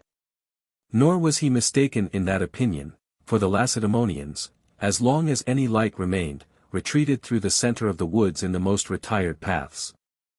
As soon as it grew dusk, and they saw lights in the enemy's camp, they kept themselves in paths concealed from view. But having passed it by, they then thought that all was safe, and came down into the open roads, where they were intercepted by the parties lying in wait. And there such numbers of them were killed and taken, that of the whole army scarcely a fourth part effected their escape. As the tyrant was now pent up within the city, Philopoemen employed the greatest part of 30 succeeding days in ravaging the lands of the Lacedaemonians. And then, after greatly reducing, and almost annihilating the strength of the tyrant, he returned home, while the Achaeans extolled him as equal in the glory of his services to the Roman general, and indeed, so far as regarded the war with Lacedaemon, even deemed him superior. 31. While the Achaeans and the tyrant were carrying on the war in this manner, the Roman ambassadors made a circuit through the cities of the allies, being anxious lest the Aetolians might seduce some of them to join the party of Antiochus. They took but little pains, in their applications to the Achaeans, because, knowing their animosity against Nabis, they thought that they might be safely relied on with regard to other matters. They went first to Athens, thence to Chalcis, thence to Thessaly, and, after addressing the Thessalians, in a full assembly, they directed their route to Demetrius, to which place a council of the Magnesians was summoned. There a more studied address required to be delivered, for a great many of the leading men were disaffected to the Romans, and entirely devoted to the interests of Antiochus and the Aetolians. Because, at the time when accounts were received that Philip's son, who was a hostage, would be restored to him, and the tribute imposed on him remitted, among other groundless reports it had been given out, that the Romans also intended to restore Demetrius to him. Rather than that should take place, Eurylochus, a deputy of the Magnesians, and others of that faction, wished for a total change of measures to be effected by the coming of Antiochus and the Aetolians. In opposition to those, it was necessary to reason in such a manner, that, in dispelling their mistaken fear, the ambassadors should not, by cutting off his hopes at once, give any disgust to Philip, to whom more importance attached. In all respects, than to the Magnesians. They only observed to the assembly, that, as Greece in general was under an obligation to the Romans for their kindness in restoring its liberty, so was their state in particular. For there had not only been a garrison of Macedonians in their capital, but a palace had been built in it, that they might have a master continually before their eyes. But all that had been done would be of no effect, if the Aetolians should bring thither Antiochus, and settle him in the abode of Philip, so that a new and unknown king should be set over them, in the place of an old one, with whom they had been long acquainted. Their chief magistrate is styled Magnate Arch. This office was then held by Eurylochus, who assuming confidence from this powerful station, openly declared that he and the Magnesians saw no reason to dissemble their having heard the common report about the restoration of Demetrius to Philip. To prevent which, the Magnesians were bound to attempt and to hazard everything, and, in the eagerness of discourse, he was carried to such an inconsiderate length, as to throw out, that, at that very time Demetrius was only free in appearance. And that, in reality, all things were at the nod of the Romans. Immediately after this expression there was a general murmur of dissent in the assembly. Some of whom showed their approbation, others expressed indignation at his presumption, in uttering it. As to Quinctius, he was so inflamed with anger, that, raising his hands towards heaven, he invoked the gods to witness the ungrateful and perfidious disposition of the Magnesians. This struck terror into the whole assembly. And one of the deputies, named Zeno, who had acquired a great degree of influence, by his judicious course of conduct in life, and by having been always an avowed supporter of the interests of the Romans, with tears besought Quinctius and the other ambassadors, not to impute to the state the madness of an individual. Every man, he said, was answerable for his own absurdities. As to the Magnesians, they were indebted to Titus Quinctius and the Roman people, not only for liberty, but for everything that mankind hold valuable or sacred. By their kindness, they were in the enjoyment of every blessing, for which they could ever petition the immortal gods, and, if struck with frenzy they would sooner vent their fury on their own persons, than violate the friendship with Rome. 32. His entreaties were seconded by the prayers of the whole assembly, on which Eurylochus retired hastily from the council, and passing to the gate through private streets fled away into Aetolia. As to the Aetolians, they now gave plainer indications of their intention to revolt every day. And it happened, that at this very time Thoas, one of their leading men, whom they had sent to Antiochus, returned, and brought back with him an ambassador from the king, named Menippus. These two, before the council met to give them audience, filled everyone's ears with pompous accounts of the naval and land forces that were coming, a vast army, they said, of horse and foot was on its march from India. And, besides, that they were bringing such a quantity of gold and silver, as was sufficient to purchase the Romans themselves, which latter circumstance they knew would influence the multitude more than anything else. It was easy to foresee what effects these reports would produce in the council, for the Roman ambassadors received information of the arrival of those men, and of all their proceedings. And although the matter had almost come to a rupture, yet Quinctius thought it advisable, that some ambassadors of the allies should be present in that council, who might remind the Aetolians of their alliance with Rome, and who might have the courage to speak with freedom in opposition to the king's ambassador. The Athenians seemed to be the best qualified for this purpose, by reason of the high reputation of their state, and also from their long-standing alliance with the Aetolians. Quinctius, therefore, requested of them to send ambassadors to the Panatolic Council. At the first meeting, Thoas made a report of the business of his embassy. After him, Menippus was introduced, who said, that it would have been best for all the Greeks, residing both in Greece and Asia, if Antiochus could have taken a part in their affairs, while the power of Philip was yet unbroken. For then every one would have had what of right belonged to him, and the whole would not have come under the dominion and absolute disposal of the Romans. But even as matters stand at present, said he, provided you have constancy enough to carry into effect the measures which you have adopted, Antiochus will be able, with the assistance of the gods and the alliance of the Aetolians, to reinstate the affairs of Greece in their former rank of dignity, notwithstanding the low condition to which they have been reduced. But this dignity consists in a state of freedom which stands by its own resources, and is not dependent on the will of another.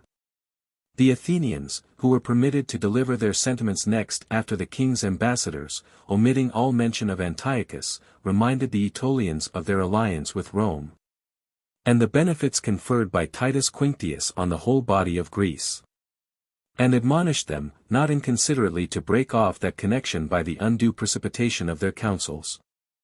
That passionate and adventurous schemes, however flattering at first view, proved difficult in the execution, and disastrous in the issue. That as the Roman ambassadors, and among them Titus Quinctius, were within a small distance, it would be better, while all hostilities were as yet uncommenced, to discuss, in conference, any matters in dispute, than to rouse Europe and Asia to a dreadful war. 33. The multitude, ever fond of novelty, warmly espoused the cause of Antiochus, and gave their opinion, that the Romans should not even be admitted into the council.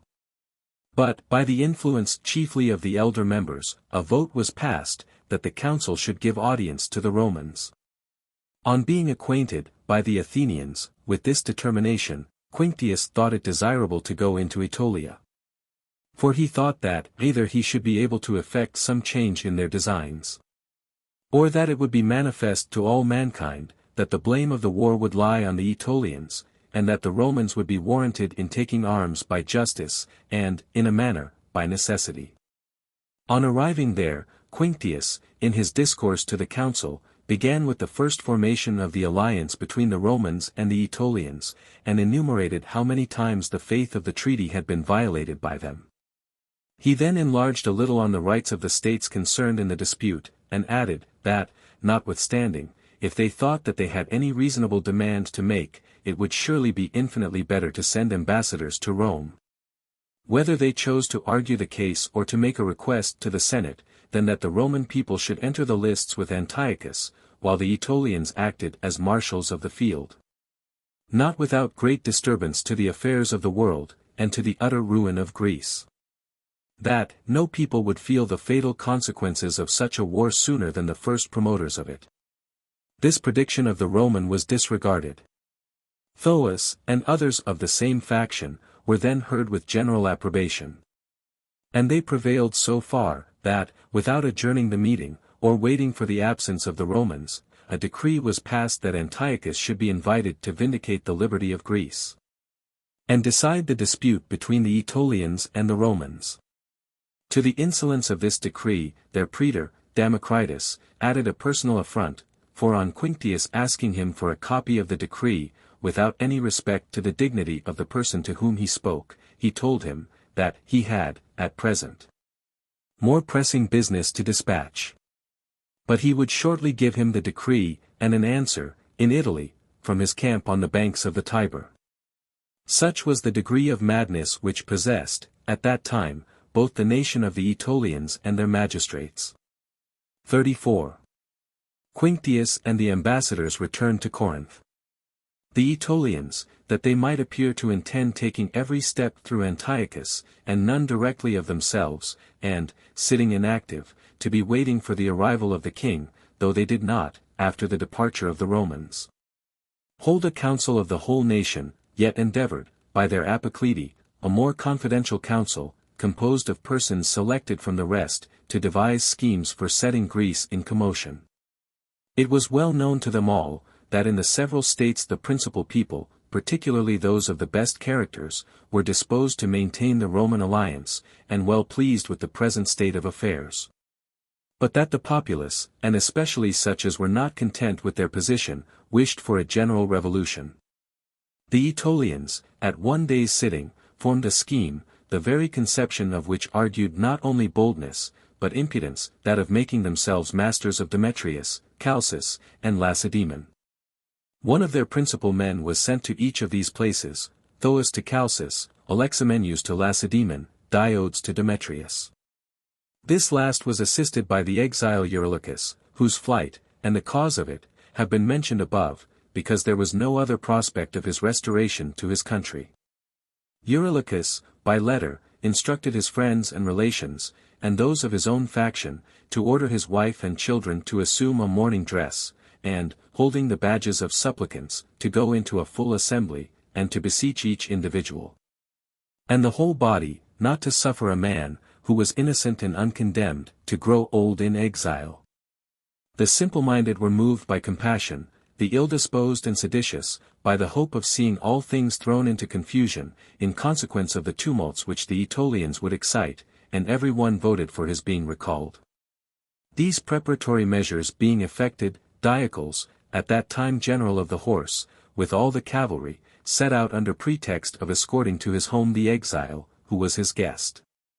Having, during that day and the following night, marched an extraordinary length of way, and arrived within 6 miles of the city at the first dawn, he chose out 3 troops, at the head of which he went on before the rest of the cavalry, whom he ordered to follow.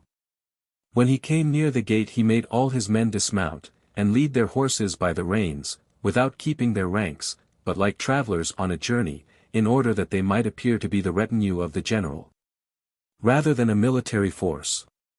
Here he left 1 troop at the gate, lest the cavalry, who were coming up, might be shut out. And then, holding Eurylochus by the hand, conducted him to his house through the middle of the city and the forum, and through crowds who met and congratulated him. In a little time the city was filled with horsemen, and convenient posts were seized, and then parties were sent to the houses of persons of the opposite faction, to put them to death. In this manner Demetrius fell into the hands of the Aetolians. 35. At Lacedaemon, the city was not to be attempted by force, but the tyrant to be entrapped by stratagem. For though he had been stripped of the maritime towns by the Romans, and afterwards shut up within the walls of his city by the Achaeans, they supposed that whoever took the first opportunity of killing him would engross the whole thanks of the Lacedaemonians. The pretense which they had for sending to him, was, that he had long solicited assistance from them, since, by their advice, he had renewed the war. 1,000 foot were put under the command of Alexamenus, with 30 horsemen, chosen from among the youth. These received a charge from Democritus, the praetor, in the select council of the nation, mentioned above, not to suppose that they were sent to a war with the Achaeans, or even on other business, which any one might ascertain to himself from his own conjectures. Whatever sudden enterprise circumstances might direct Alexamenus to undertake, that, however unexpected, rash, or daring, they were to hold themselves in readiness to execute with implicit obedience, and should understand that to be the matter, for the sole purpose of effecting which they had been sent abroad. With these men, thus pre-instructed, Alexamenus came to the tyrant, and, immediately on approaching him, filled him with hopes, telling him, that Antiochus had already come over into Europe, that he would shortly be in Greece, and would cover the lands and seas with men and arms. That the Romans would find that they had not Philip to deal with, that the numbers of the horsemen, footmen, and ships, could not be reckoned, and that the train of elephants, by their mere appearance, would effectually daunt the enemy, that the Aetolians were prepared to come to Lacedaemon with their entire force, whenever occasion required. But that they wished to show the king, on his arrival, a numerous body of troops, that Nabis himself, likewise, ought to take care not to suffer his soldiers to be enervated by inaction, and dwelling in houses, but to lead them out, and make them perform their evolutions under arms, which, while it exercised their bodies, would also rouse their courage. That the labor would become lighter by practice, and might even be rendered not unpleasing by the affability and kindness of their commander. Thenceforward, the troops used frequently to be drawn out under the walls of the city, in a plain near the river Eurotas. The tyrant's lifeguards were generally posted in the center. He himself, attended by 3 horsemen at the most, of whom Alexamenus was commonly one, rode about in front, and went to view both wings to their extremities. On the right wing were the Aetolians, both those who had been before in his army as auxiliaries, and the 1,000 who came with Alexamenus. Alexamenus made it his custom to ride about with Nabis through a few of the ranks, offering such advice as seemed most suitable. Then to join his own troops in the right wing, and presently after, as if having given the orders which the occasion might require, to return to the tyrant. But, on the day which he had fixed for the perpetration of the deed of death, after accompanying the tyrant for a little time, he withdrew to his own soldiers, and addressed the horsemen, sent from home with him, in these words: Young men, that deed is now to be dared and done which you were ordered to execute valiantly under my guidance.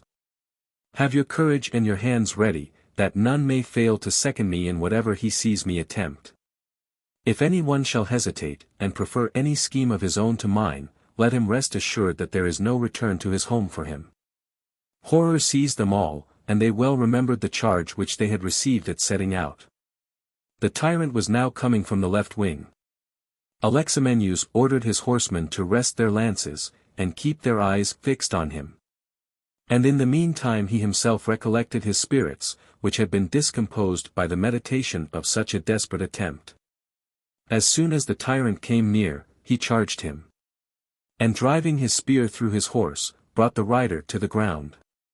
The horsemen aimed their lances at him as he lay, and after many ineffectual strokes against his coat of mail, their points at length penetrated his body, so that, before relief could be sent from the center, he expired. 36. Alexamenus, with all the Aetolians, hastened away, to seize on the palace. Nobbies' lifeguards were at first struck with horror, the act being perpetrated before their eyes. Then, when they observed the Aetolian troops leaving the place, they gathered round the tyrant's body, where it was left, forming, instead of guardians of his life or avengers of his death, a mere group of spectators. Nor would any one have stirred, if Alexamenus had immediately called the people to an assembly, and, with his arms laid aside, there made a speech suitable to the occasion, and afterwards kept a good number of Aetolians in arms, without violence being offered to any one. Instead of which, by a fatality which ought to attend all designs founded in treachery, every step was taken that could tend to hasten the destruction of those who had committed it. The commander, shut up in the palace, wasted a day and a night in searching out the tyrant's treasures, and the Aetolians, as if they had stormed the city, of which they wished to be thought the deliverers, betook themselves to plunder. The insolence of their behavior, and at the same time contempt of their numbers, gave the Lacedaemonians courage to assemble in a body, when some said, that they ought to drive out the Aetolians, and resume their liberty, which had been ravished from them at the very time when it seemed to be restored. Others, that, for the sake of appearance, they ought to associate with them some one of the royal family, as the director of their efforts.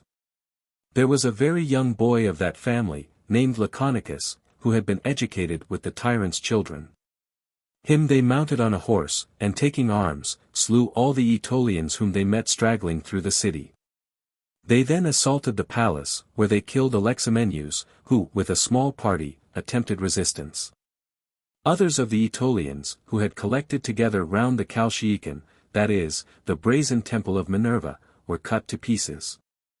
A few, throwing away their arms, fled, some to Tegea, others to Megalopolis, where they were seized by the magistrates, and sold as slaves.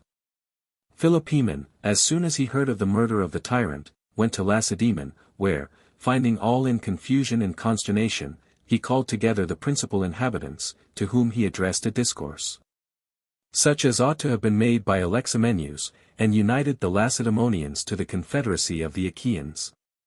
To this they were the more easily persuaded, because, at that very juncture, Aulus Atilius happened to arrive at Gythium with 24 quinquiremes. 37. Meanwhile, Thoas, in his attempt on Chalcis, had by no means the same good fortune as Eurylochus had in getting possession of Demetrius. Although, by the intervention of Euthymidas, a man of considerable consequence, who, after the arrival of Titus Quinctius and the ambassadors, had been banished by those who adhered to the Roman alliance, and also of Herodorus, who was a merchant of Chios, and who, by means of his wealth, possessed a powerful influence at Chalcis, he had engaged a party, composed of Euthymidas' faction, to betray the city into his hands. Euthymidas went from Athens, where he had fixed his residence, first to Thebes, and thence to Salgania, Herodorus to Thronium. At a small distance, on the Malian Bay, Thoas had 2,000 foot and 200 horse, with as many as 30 light transport ships. With these vessels, carrying 600 foot men, Herodorus was ordered to sail to the island of Atlanta, that, as soon as he should perceive the land forces approaching Aulis and the Euripus, he might pass over from thence to Chalcis. To which place Thoas himself led the rest of his forces, marching mostly by night, and with all possible expedition. 38. Mixio and Xenoclides, who were now, since the banishment of Euthymidas, in possession of the supreme power, either of themselves suspected the matter, or received some information of it, and were at first so greatly terrified, that they saw no prospect of safety but in flight. But afterwards, when their fright subsided, and they considered that, by such a step, they would betray in desert not only their country, but the Roman alliance, they applied their minds to the following plan. It happened that, at that very time, there was a solemn anniversary festival, celebrated at Eretria, in honor of Diana Amaranthus, which was always attended by great numbers, not only of the natives, but also of the Carystians. Thither they sent envoys to beseech the Eretrians and Carystians, as having been born in the same isle, to compassionate their situation, and, at the same time, to show their regard to the friendship of Rome, not to suffer Chalcis to become the property of the Aetolians. That if they should possess Chalcis they would obtain possession of all Euboea, and to remind them, that they had found the Macedonians grievous masters, but that the Aetolians would be much more intolerable. The consideration of the Romans chiefly influenced those states, as they had lately experienced both their bravery in war, and their justice and liberality in success. Both states, therefore, armed, and sent the main strength of their young men.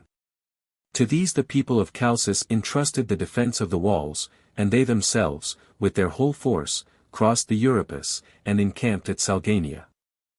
From that place they dispatched, first a herald, and afterwards ambassadors, to ask the Aetolians, for what word or act of theirs, friends and allies came thus to invade them.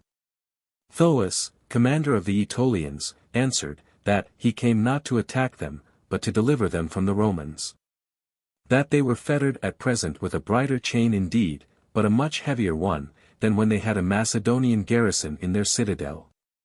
The men of Chalcis replied that, they were neither under bondage to any one, nor in need of the protection of any. The ambassadors then withdrew from the meeting, and returned to their countrymen. Thoas and the Aetolians, who had no other hopes than in a sudden surprise, and were by no means in a capacity to undertake a regular war, and the siege of a city so well secured against any attack from the land or the sea, returned home. Euthymidas, on hearing that his countrymen were encamped at Salgania, and that the Aetolians had retired, went back from Thebes to Athens.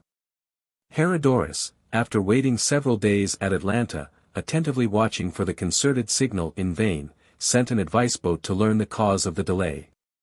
And, understanding that the enterprise was abandoned by his associates, returned to Thronium from whence he had come. 39. Quinctius, having been informed of these proceedings, came with the fleet from Corinth, and met Eumenes in the Euripus of Chalcis. It was agreed between them, that King Eumenes should leave there 500 of his soldiers, for the purpose of a garrison, and should go himself to Athens. Quinctius proceeded to Demetrius, as he had purposed from the first, hoping that the relief of Chalcis would prove a strong inducement to the Magnesians to renew the alliance with Rome. And, in order that such of them as favored his views might have some support at hand, he wrote to Eunomus, praetor of the Thessalians, to arm the youth. Sending Vilius forward to Demetrius, to sound the inclinations of the people, but not with a view to take any step in the business, unless a considerable number of them were disposed to revive the former treaty of amity. Vilius, in a ship of 5 banks of oars, came to the mouth of the harbor, and the whole multitude of the Magnesians hastened out thither. Vilius then asked, whether they chose that he should consider himself as having come to friends, or to enemies. Eurylochus, the magnate arch, answered, that he had come to friends, but desired him not to enter the harbor, but to suffer the Magnesians to live in freedom and harmony, and not to attempt, under the show of friendly converse, to seduce the minds of the populace. Then followed an altercation, not a conference, the Roman upbraiding the Magnesians with ingratitude, and forewarning them of the calamities impending over them. The multitude, on the other side, clamorously reproaching him, and reviling, sometimes the Senate, sometimes Quinctius. Vilius, therefore, unable to effect any part of his business, went back to Quinctius, who dispatched orders to the Thessalian praetor, to lead his troops home, while himself returned with his ships to Corinth. 40. The affairs of Greece, blended with those of Rome, have carried me away, as it were, out of my course, not that they were in themselves deserving of a recital, but because they constituted the causes of the war with Antiochus. After the consular election, for thence I digressed, the consuls, Lucius Quinctius and Gnaeus Domitius, repaired to their provinces, Quinctius to Liguria, Domitius against the Boians. The Boians kept themselves quiet. Nay, the senators, with their children, and the commanding officers of the cavalry, with their troops, amounting in all to 1,500, surrendered to the consul. The other consul laid waste the country of the Ligurians to a wide extent, and took some forts, in which expeditions he not only acquired booty of all sorts, together with many prisoners, but he also recovered several of his countrymen, and of the allies, who had been in the hands of the enemy. In this year a colony was settled at Vibo, in pursuance of a decree of the Senate and an order of the people. 3,700 footmen, and 300 horsemen, went out thither, conducted by the commissioners Quintus Naevius, Marcus Minucius, and Marcus Furius Crassipes. 15 acres of ground were assigned to each footman, double that quantity to a horseman. This land had been last in possession of the Bruttians, who had taken it from the Greeks. About this time two dreadful causes of alarm happened at Rome, one of which continued long, but was less active than the other. An earthquake lasted through 38 days. During all which time there was a total cessation of business, amidst anxiety and fears. On account of this event, a supplication was performed of 3 days' continuance. The other was not a mere fright, but attended with the actual loss of many lives. In consequence of a fire breaking out in the cattle market, the conflagration, among the houses near to the Tiber, continued through all that day and the following night, and all the shops, with wares of very great value, were reduced to ashes. 41. The year was now almost at an end, while the rumors of impending hostility, and, consequently, the anxiety of the Senate, daily increased. They therefore set about adjusting the provinces of the magistrates elect, in order that they might be all the more intent on duty. They decreed, that those of the consuls should be Italy, and whatever other place the Senate should vote, for every one knew that a war against Antiochus was now a settled point. That he, to whose lot the latter province fell, should have under his command of Roman citizens, 4,000 foot and 300 horse, and of the Latin confederates, 6,000 foot and 400 horse.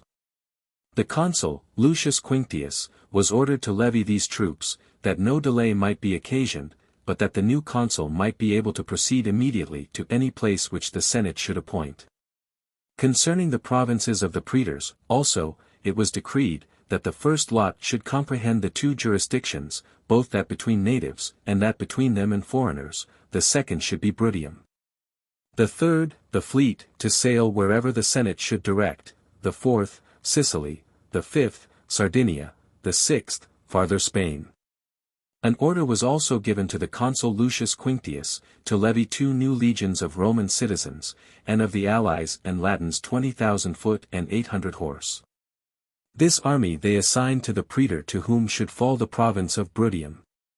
2 temples were dedicated this year to Jupiter in the capital, one of which had been vowed by Lucius Furius Purpurio, when praetor during the Gallic War. The other by the same, when consul. Quintus Marcius Ralla, Duumber, dedicated both. Many severe sentences were passed this year on usurers, who were prosecuted, as private persons, by the curule aediles, Marcus Tuccius and Publius Junius Brutus. Out of the fines imposed on those who were convicted, gilded chariots, with 4 horses, were placed in the recess of Jupiter's temple in the Capitol, over the canopy of the shrine, and also 12 gilded bucklers. The same aediles built a portico on the outside of the Triple Gate, in the Carpenter's Square. 42. While the Romans were busily employed in preparing for a new war, Antiochus, on his part, was not idle. 3 cities detained him some time, Smyrna, Alexandria in Troas, and Lampsacus, which hitherto he had not been able either to reduce by force, or to persuade into a treaty of amity. And he was unwilling, on going into Europe, to leave these behind, as enemies. A deliberation also respecting Hannibal occasioned him further delay. First, the open ships, which the king was to have sent with him to Africa, were slowly prepared, and afterwards a consultation was set on foot whether he ought to be sent at all, chiefly by Thoas the Aetolian, who, after setting all Greece in commotion, came with the account of Demetrius being in the hands of his countrymen.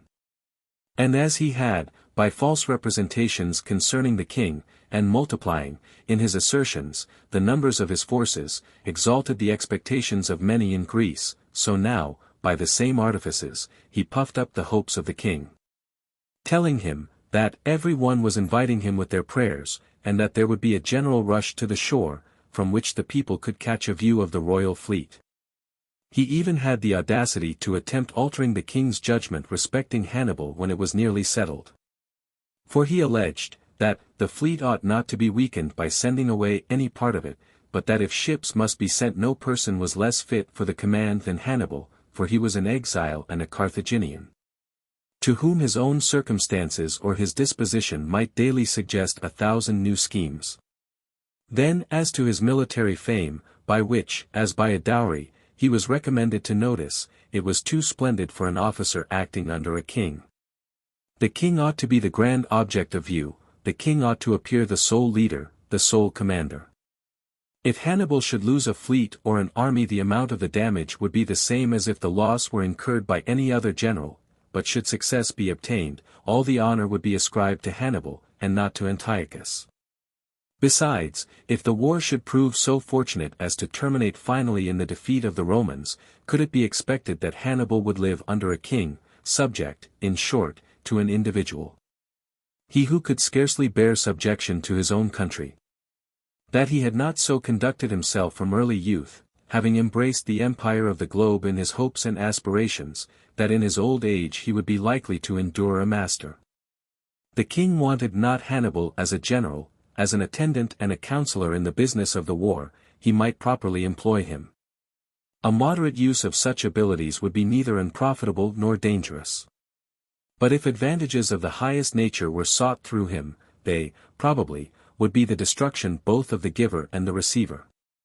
43. There are no dispositions more prone to envy than those of persons whose mental qualifications are inferior to their birth and rank in life, because they are indignant both at the merit and the possessions of another. The design of the expedition, to be commanded by Hannibal, the only one thought of that could be of use, in the beginning of the war, was immediately laid aside. The king, highly flattered by the defection of Demetrius from the Romans to the Aetolians, resolved to delay no longer his departure into Greece. Before the fleet weighed anchor he went up from the shore to Ilium, to offer sacrifice to Minerva. Immediately on his return he set sail with 40 decked ships and 60 open ones, followed by 200 transports, laden with provisions and warlike stores. He first touched at the island of Imbros, thence he passed over to Cyathus. Whence, after collecting the ships which had been separated during the voyage, he proceeded to Pteleum, to nearest part of the continent. Here, Eurylochus the Magnet Arch, and other principal Magnesians from Demetrius, met him. Being greatly gratified by their numerous appearance, he carried his fleet the next day into the harbor of their city. At a small distance from the town he landed his forces, which consisted of 10,000 foot, 500 horse, and 6 elephants, a force scarcely sufficient to take possession of Greece alone, much less to sustain a war with Rome. The Aetolians, as soon as they were informed of Antiochus's arrival at Demetrius, convened a general council, and passed a decree, inviting him into their country. The king had already left Demetrius, for he knew that such a decree was to be passed, and had advanced as far as Phalera on the Malian Bay. Here the decree was presented to him, and then he proceeded to Lamia, where he was received by the populace with marks of the warmest attachment, with clapping of hands and shouting, and other signs by which the extravagant joy of the vulgar is testified. 44. When he came into the council he was introduced by Phineas, the praetor, and other persons of eminence, who, with difficulty, made way for him through the crowd. Then, silence being ordered, the king addressed himself to the assembly. He began with accounting for his having come with a force so much smaller than every one had hoped and expected. That, he said, ought to be deemed the strongest proof of the warmth of his goodwill towards them. Because, though he was not sufficiently prepared in any particular, and though the season was yet too early for sailing, he had, without hesitation, complied with the call of their ambassadors. And had believed that when the Aetolians should see him among them they would be satisfied that in him, even if he were unattended, they might be sure of every kind of support. But he would also abundantly fulfill the hopes of those, whose expectations seemed at present to be disappointed. For as soon as the season of the year rendered navigation safe, he would cover all Greece with arms, men, and horses, and all its coasts with fleets. He would spare neither expense, nor labor, nor danger, until he should remove the Roman yoke from their necks, and render Greece really free, and the Aetolians the first among its states. That, together with the armies, stores of all kinds were to come from Asia. For the present the Aetolians ought to take care that his men might be properly supplied with corn, and other accommodations, at reasonable rates. 45. Having addressed them to this purport, and with universal approbation, the king withdrew. After his departure a warm debate ensued between two of the Aetolian chiefs, Phineas and Thoas. Phineas declared his opinion, that it would be better to employ Antiochus, as a mediator of peace, and an umpire respecting the matters in dispute with the Roman people, than as leader in a war. That his presence in his dignified station would impress the Romans with awe, more powerfully than his arms. That in many cases men, for the sake of avoiding war, voluntarily remit pretensions, which force and arms would never compel them to forego. Thoas, on the other hand, insisted, that Phineas's motive was not a love of peace, but a wish to embarrass their preparations for war, with the view that, through the tediousness of the proceedings, the king's vigor might be relaxed and the Romans gain time to put themselves in readiness. That they had abundant proof from experience, after so many embassies sent to Rome, and so many conferences with Quinctius in person, that nothing reasonable could ever be obtained from the Romans in the way of negotiation. And that they would not, until every hope of that sort was out of sight, have implored the aid of Antiochus. That as he had appeared among them sooner than any had expected, they ought not to sink into indolence, but rather to petition the king, that since he had come in person, which was the great point of all, to support the rights of Greece, he would also send for his fleets and armies. For the king, at the head of an army, might obtain something, but without that could have very little influence with the Romans, either in the cause of the Aetolians, or even in his own. This opinion was adopted, and the council voted, that the title of general should be conferred on the king. They also nominated 30 distinguished men with whom he might deliberate on any business which he might think proper. The council was then broken up, and all went home to their respective states. 46. Next day the king held a consultation with their select council, respecting the place from whence his operations should commence. They judged it best to make the first trial on Chalcis, which had lately been attempted in vain by the Aetolians, and they thought that the business required rather expedition than any great exertion or preparation. Accordingly the king, with 1,000 foot, who had followed him from Demetrius, took his route through Phocis. And the Aetolian chiefs, going by another road, met at Chaeronea a small number of their young men whom they had called to arms, and thence, in 10-decked ships, proceeded after him. Antiochus pitched his camp at Salgania, while himself, with the Aetolian chiefs, crossed the Euripus in the ships. When he had advanced a little way from the harbor, the magistrates and other chief men of Chalcis came out before their gate. A small number from each side met to confer together. The Aetolians warmly recommended to the others, without violating the friendship subsisting between them and the Romans, to receive the king also as a friend and ally. For that he had crossed into Europe not for the purpose of making war, but of vindicating the liberty of Greece, and of vindicating it in reality, not in words and pretense merely, as the Romans had done. Nothing could be more advantageous to the states of Greece than to embrace the alliance of both, as they would then be always secure against ill treatment from either, under the guarantee and protection of the other. If they refused to receive the king, they ought to consider what they would have immediately to suffer. The aid of the Romans being far distant, and Antiochus, whom with their own strength they could not possibly resist, in character of an enemy at their gates.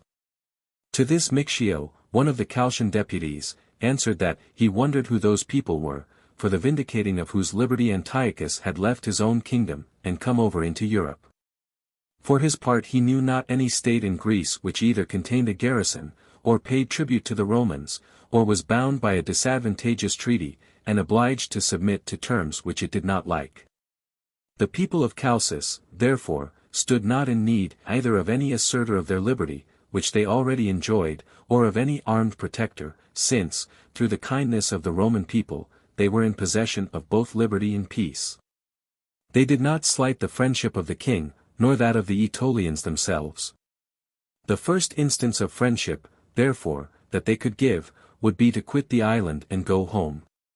For, as to themselves, they were fully determined not only not to admit them within their walls, but not even to agree to any alliance, but with the approbation of the Romans. 47. When an account of this conference was brought to the king, at the ships where he had stayed, he resolved for the present to return to Demetrius, for he had not come to them with a sufficient number of men to attempt anything by force. At Demetrius he held another consultation with the Aetolians, to determine what was next to be done, as their first effort had proved fruitless. It was agreed that they should make trial of the Boeotians, Achaeans, and Amminander, king of the Athemanians. The Boeotian nation they believed to have been disaffected to the Romans, ever since the death of Brachillas, and the consequences which followed it. Philopoemen, chief of the Achaeans, they supposed to hate, and be hated by, Quinctius, in consequence of a rivalship for fame in the war of Laconia. Amminander had married Apama, daughter of a megalopolitan, called Alexander, who, pretending to be descended from Alexander the Great, had given the names of Philip and Alexander to his 2 sons, and that of Apama to his daughter. And when she was raised to distinction, by her marriage to the king, Philip, the elder of her brothers had followed her into Athemania. This man, who happened to be naturally vain, then Aetolians and Antiochus persuaded to hope, as he was really of the royal family, for the sovereignty of Macedonia, on condition of his prevailing on Amminander and the Athemanians to join Antiochus. And these empty promises produced the intended effect, not only on Philip but likewise on Amminander. 48. In Achaia, the ambassadors of Antiochus and the Aetolians were admitted to an audience of the council at Aegium, in the presence of Titus Quinctius. The ambassador of Antiochus was heard prior to the Aetolians. He, with all that pomp and parade which is common among those who are maintained by the wealth of kings, covered, as far as the empty sound of words could go, both lands and seas, with forces. He said, that an innumerable body of cavalry was coming over the Hellespont into Europe, some of them cased in coats of mail, whom they call cataphracti, others discharging arrows on horseback. And, what rendered it impossible to guard against them, shooting with the surest aim even when their backs were turned, and their horses in full retreat. To this army of cavalry, sufficient to crush the forces of all Europe, collected into one body, he added another of infantry of many times its number. And to terrify them, repeated the names of nations scarcely ever heard of before, talking of Dahans, Medes, Elamians, and Cadusians. As to the naval forces, no harbors in Greece were capable of containing them. The right squadron was composed of Sidonians and Tyrians, the left of Aradians and Sidetians, from Pamphylia, nations which none others had ever equalled, either in courage or skill in sea affairs. Then, as to money, and other requisites for the support of war, it was needless for him to speak. They themselves knew, that the kingdoms of Asia had always abounded in gold. The Romans, therefore, had not now to deal with Philip, or with Hannibal. The one a principal member of a commonwealth, the other confined merely to the limits of the kingdom of Macedonia, but with the great monarch of all Asia, and part of Europe. Nevertheless, though he had come from the remotest bounds of the east to give freedom to Greece, he did not demand anything from the Achaeans, that could injure the fidelity of their engagements with the Romans, their former friends and allies. For he did not require them to take arms on his side against them, but only, that they should not join themselves to either party. That, as became common friends, they should wish for peace to both parties, and not intermeddle in the war. Archidamus, ambassador of the Aetolians, made nearly the same request, that, as was their easiest and safest way, they should stand neuter. And, as mere spectators of the war, wait for the decision of the fortunes of others, without any hazard to their own interests. He afterwards was betrayed, by the intemperance of language, into invectives, sometimes against the Romans in general, sometimes against Quinctius himself in particular. Charging them with ingratitude, and upbraiding them, as being indebted to the valor of the Aetolians, not only for the victory over Philip, but even for their preservation. For, by their exertions, both Quinctius himself and his army had been saved. What duty of a commander had he ever discharged? He used to see him, indeed, in the field, taking auspices, sacrificing, and offering vows, like an insignificant soothsaying priest, while he himself was, in his defense, exposing his person to the weapons of the enemy. 49. To this Quinctius replied, that Archidamus had calculated his discourse for the numerous auditors, rather than for the persons to whom it was particularly addressed. For the Achaeans very well knew, that the bold spirit of the Aetolians consisted entirely in words, not in deeds, and was more displayed in their councils and assemblies than in the field. He had therefore been indifferent concerning the sentiments of the Achaeans, to whom he and his countrymen were conscious that they were thoroughly known, and studied to recommend himself to the king's ambassadors, and, through them, to their absent master. But, if any person had been hitherto ignorant of the cause which had united Antiochus and the Aetolians, it was easy to discover it from the language of their ambassadors. By the false representations made by both parties, and boasts of strength which neither possessed, they mutually puffed up each other, and were themselves puffed up with vain expectations, one party talking of Philip being vanquished by them, the Romans being protected by their valor, and the rest of what you have just heard. And that you, and the other states and nations, would follow their party. The king, on the other side, boasting of clouds of horsemen and footmen, and covering the seas with his fleets. The king, he added, was exceedingly like a supper that I remember at the house of my host at Chalcis, who is both a man of worth, and an excellent conductor of a feast. Having been kindly entertained by him at midsummer, when we wondered how he could, at that time of the year, procure such plenty and variety of game, he, not being so vainglorious as these men, told us, with a pleasant smile, that the variety was owing to the dressing, and that what appeared to be the flesh of many different wild animals, was entirely of tame swine. This may be aptly applied to the forces of the king, which were so ostentatiously displayed a while ago. That those various kinds of armor, and multitudinous names of nations, never heard of before, the Huns, and Medes, and Cadutians, and Elymians, are nothing more than Syrians, a race possessed of such groveling souls, as to be much fitter for slaves than for soldiers. I wish, Achaeans, that I could exhibit to your view the rapid excursions of this mighty monarch from Demetrius, first, to Lamia, to the council of the Aetolians, then to Chalcis. You should behold, in the royal camp, about the number of 2 small legions, and these incomplete. You should see the king, now, in a manner begging corn from the Aetolians, to be measured out to his soldiers. Then, striving to borrow money at interest to pay them. Again, standing at the gates of Chalcis, and presently, on being refused admittance, returning thence into Aetolia, without having effected anything, except indeed the taking a peep at Aulis and the Euripus.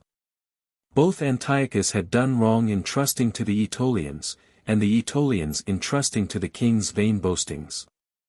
For which reason, you ought the less to be deceived by them, and rather to confide in the tried and approved fidelity of the Romans. For, with respect to your not interfering in the war, which they recommend as your best course, nothing, in fact, can be more contrary to your interest, for then, without gaining thanks or esteem, you will become the prize of the conqueror. 50.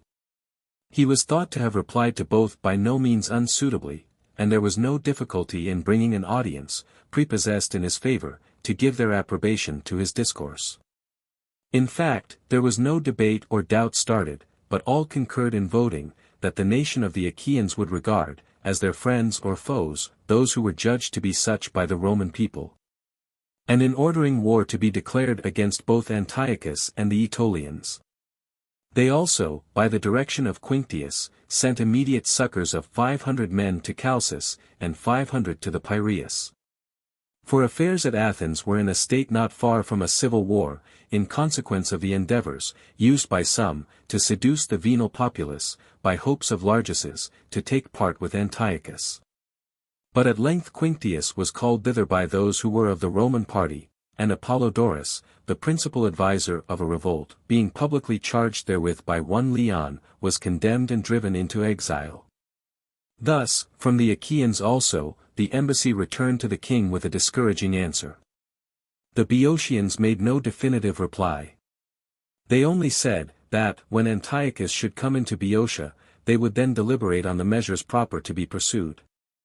When Antiochus heard, that both the Achaeans and King Eumenes had sent reinforcements to Chalcis, he resolved to act with the utmost expedition, that his troops might get the start of them, and, if possible, intercept the others as they came. And he sent thither Menippus with about 3,000 soldiers, and Polyxenidas with the whole fleet. In a few days after, he marched himself, at the head of 6,000 of his own soldiers, and a smaller number of Aetolians, as many as could be collected in haste, out of those who were at Lamia. The 500 Achaeans, and a small party sent by King Eumenes, being guided by Xenoclides, of Chalcis, the roads being yet open, crossed the Euripus, and arrived at Chalcis in safety. The Roman soldiers, who were likewise about 500, came, after Menippus had fixed his camp under Salgania, at Hermaeus, the place of passage from Boeotia to the island of Euboea. They had with them Mictio, who had been sent from Chalcis to Quinctius, deputed to solicit that very reinforcement. And when he perceived that the passes were blocked up by the enemy, he quitted the road to Aulis, and turned away to Delium, with intent to pass over thence to Euboea. 51. Delium is a temple of Apollo, standing over the sea 5 miles distant from Tanagra, and the passage thence, to the nearest part of Euboea, is less than 4 miles.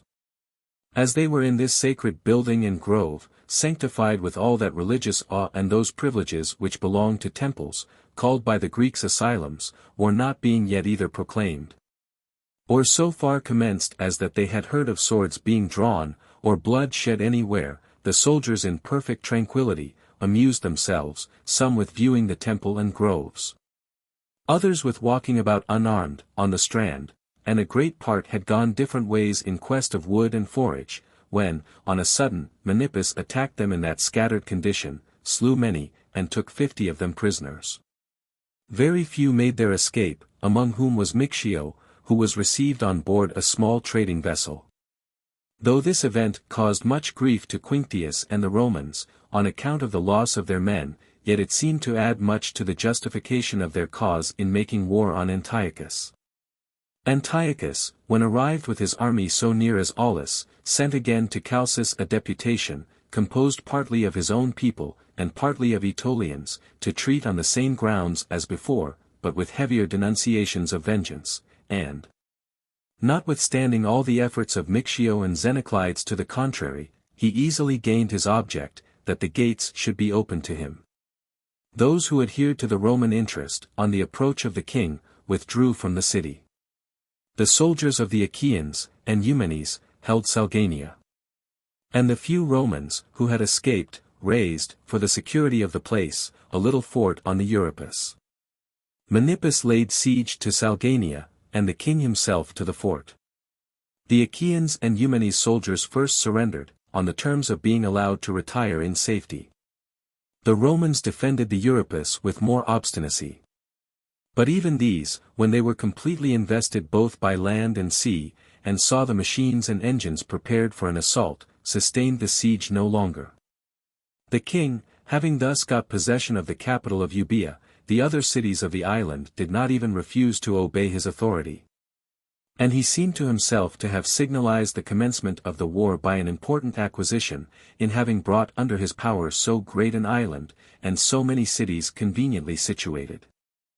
Book XXXVI. Manius Acilius Glabrio, the consul, aided by King Philip, defeats Antiochus at Thermopylae, and drives him out of Greece, reduces the Aetolians to sue for peace. Publius Cornelius Scipio Nazica reduces the Boian Gauls to submission. Sea fight between the Roman fleet and that of Antiochus, in which the Romans are victorious. 1. Publius Cornelius Scipio, son of Gnaeus, and Manius Acilius Glabrio, the consuls, on their assuming the administration, were ordered by the Senate, before they settled anything respecting their provinces, to perform sacrifices. With victims of the greater kinds, at all the shrines, where the lectisternium was usually celebrated for the greater part of the year.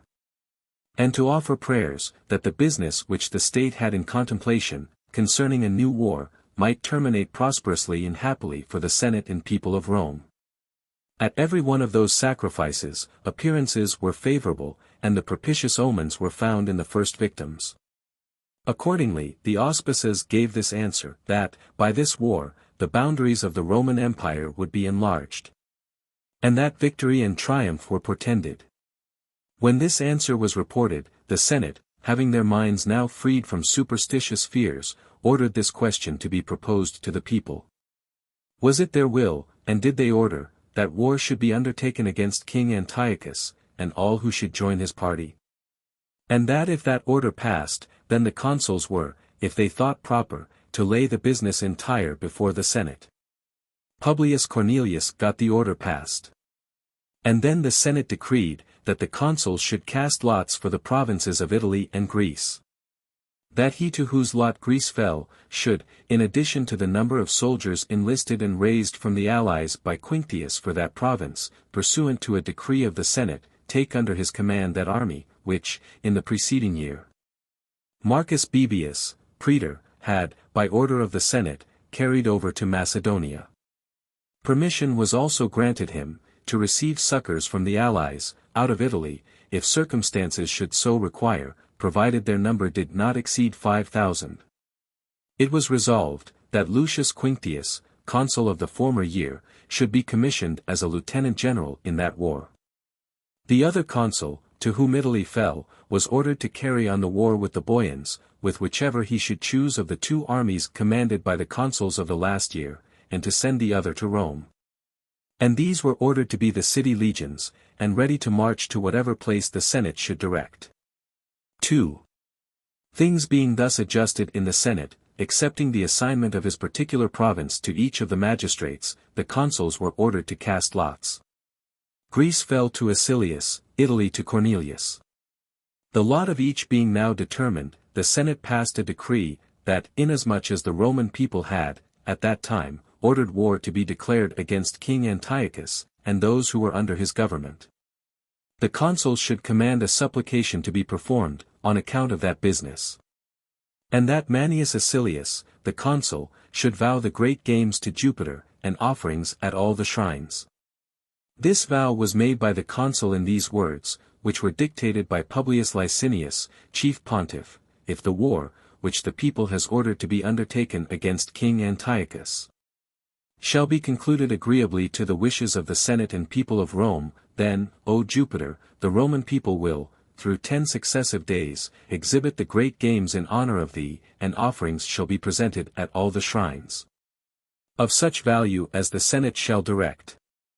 Whatever magistrate shall celebrate those games, and at whatever time and place, let the celebration be deemed proper, and the offerings rightly and duly made. The two consuls then proclaimed a supplication for 2 days. When the consuls had determined their provinces by lot, the praetors, likewise, immediately cast lots for theirs. The 2 civil jurisdictions fell to Marcus Junius Brutus, Bruttium, to Aulus Cornelius Mamula, Sicily, to Marcus Aemilius Lepidus. Sardinia, to Lucius Appius Salinator, the fleet, to Caius Livius Salinator, and farther Spain, to Lucius Aemilius Paulus. The troops for these were settled thus: to Aulus Cornelius were assigned the new soldiers, raised last year by Lucius Quinctius, the consul, pursuant to the Senate's decree, and he was ordered to defend the whole coast near Tarentum and Brundusium. Lucius Aemilius Paulus was directed to take with him into farther Spain, to fill up the numbers of the army, which he was to receive from Marcus Fulvius, propraetor, 3,000 new raised foot and 300 horse. Of whom 2/3 should be Latin allies, and the other third Roman citizens. An equal reinforcement was sent to hither Spain to Caius Flaminius, who was continued in command. Marcus Aemilius Lepidus was ordered to receive both the province and army from Lucius Valerius, whom he was to succeed. And, if he thought proper, to retain Lucius Valerius, as propraetor, in the province, which he was to divide with him in such a manner, that one division should reach from Agrigentum to Picinum, and the other from Picinum to Tindarium. And the sea coasts whereof Lucius Valerius was to protect with a fleet of 20 ships of war. The same praetor received a charge to levy 2/10 of corn, and to take care that it should be carried to the coast, and thence conveyed into Greece. Lucius Oppius was likewise commanded to levy a second 10th in Sardinia. But it was resolved that it should be transported, not into Greece, but to Rome. Caius Livius, the praetor, whose lot was the command of the fleet, was ordered to sail, at the earliest time possible, to Greece with 30 ships, which were ready, and to receive the other fleet from Attilius. The praetor, Marcus Junius, was commissioned to refit and arm the old ships which were in the dockyards, and, for this fleet, to enlist the sons of freemen as crews. 3. Commissaries were sent into Africa, 3 to Carthage, and a like number to Numidia, to procure corn to be carried into Greece, for which the Roman people were to pay the value. And so attentive was the state to the making of every preparation and provision necessary for the carrying on of this war, that the consul, Publius Cornelius, published an edict, that no senator, nor any who had the privilege of giving an opinion in the Senate, nor any of the inferior magistrates, should go so far from the city of Rome as that they could not return the same day. And that 5 senators should not be absent from the city at the same time. A dispute which arose with the maritime colonies, for some time retarded Caius Livius, the praetor, when actively engaged in fitting out the fleet. For, when they were impressed for manning the ships, they appealed to the tribunes of the people, by whom the cause was referred to the Senate. The Senate, without one dissenting voice, resolved, that those colonies were not entitled to exemption from the sea service. The colonies which disputed with the praetor on the subject of exemption were, Ostia, Fregene, Castrum Novum, Pergi, Antium, Terracina, Minturni, and Sinuessa. The consul, Manius Acilius, then, by direction of the Senate, consulted the College of Heralds, whether a declaration of war should be made to Antiochus in person, or whether it would be sufficient to declare it at some garrison town. Whether they directed a separate declaration against the Aetolians, and whether their alliance and friendship ought not to be renounced before war was declared. The heralds answered, that, they had given their judgment before, when they were consulted respecting Philip, that it was of no consequence whether the declaration were made to himself in person, or at one of his garrisons. That, in their opinion, friendship had been already renounced, because, after their ambassadors had so often demanded restitution, the Aetolians had not thought proper to make either restitution or apology. That these, by their own act, had made a declaration of war against themselves, when they seized, by force, Demetrius, a city in alliance with Rome, when they laid siege to Chalcis by land and sea, and brought King Antiochus into Europe, to make war on the Romans. Every preparatory measure being now completed, the consul, Manius Acilius, issued an edict, that the soldiers enlisted, or raised from among the allies by Titus Quinctius, and who were under orders to go with him to his province. As, likewise, the military tribunes of the 1st and 3rd legions, should assemble at Brundusium, on the Ides of May. 235, he himself, on the 5th before the nones of May. 236 set out from the city in his military robe of command. At the same time the praetors, likewise, departed for their respective provinces. 4. A little before this time, ambassadors came to Rome from the 2 kings, Philip of Macedonia and Ptolemy of Egypt, offering aid of men, money, and corn towards the support of the war. From Ptolemy was brought 1,000 pounds weight of gold, and 20,000 pounds weight of silver. None of this was accepted.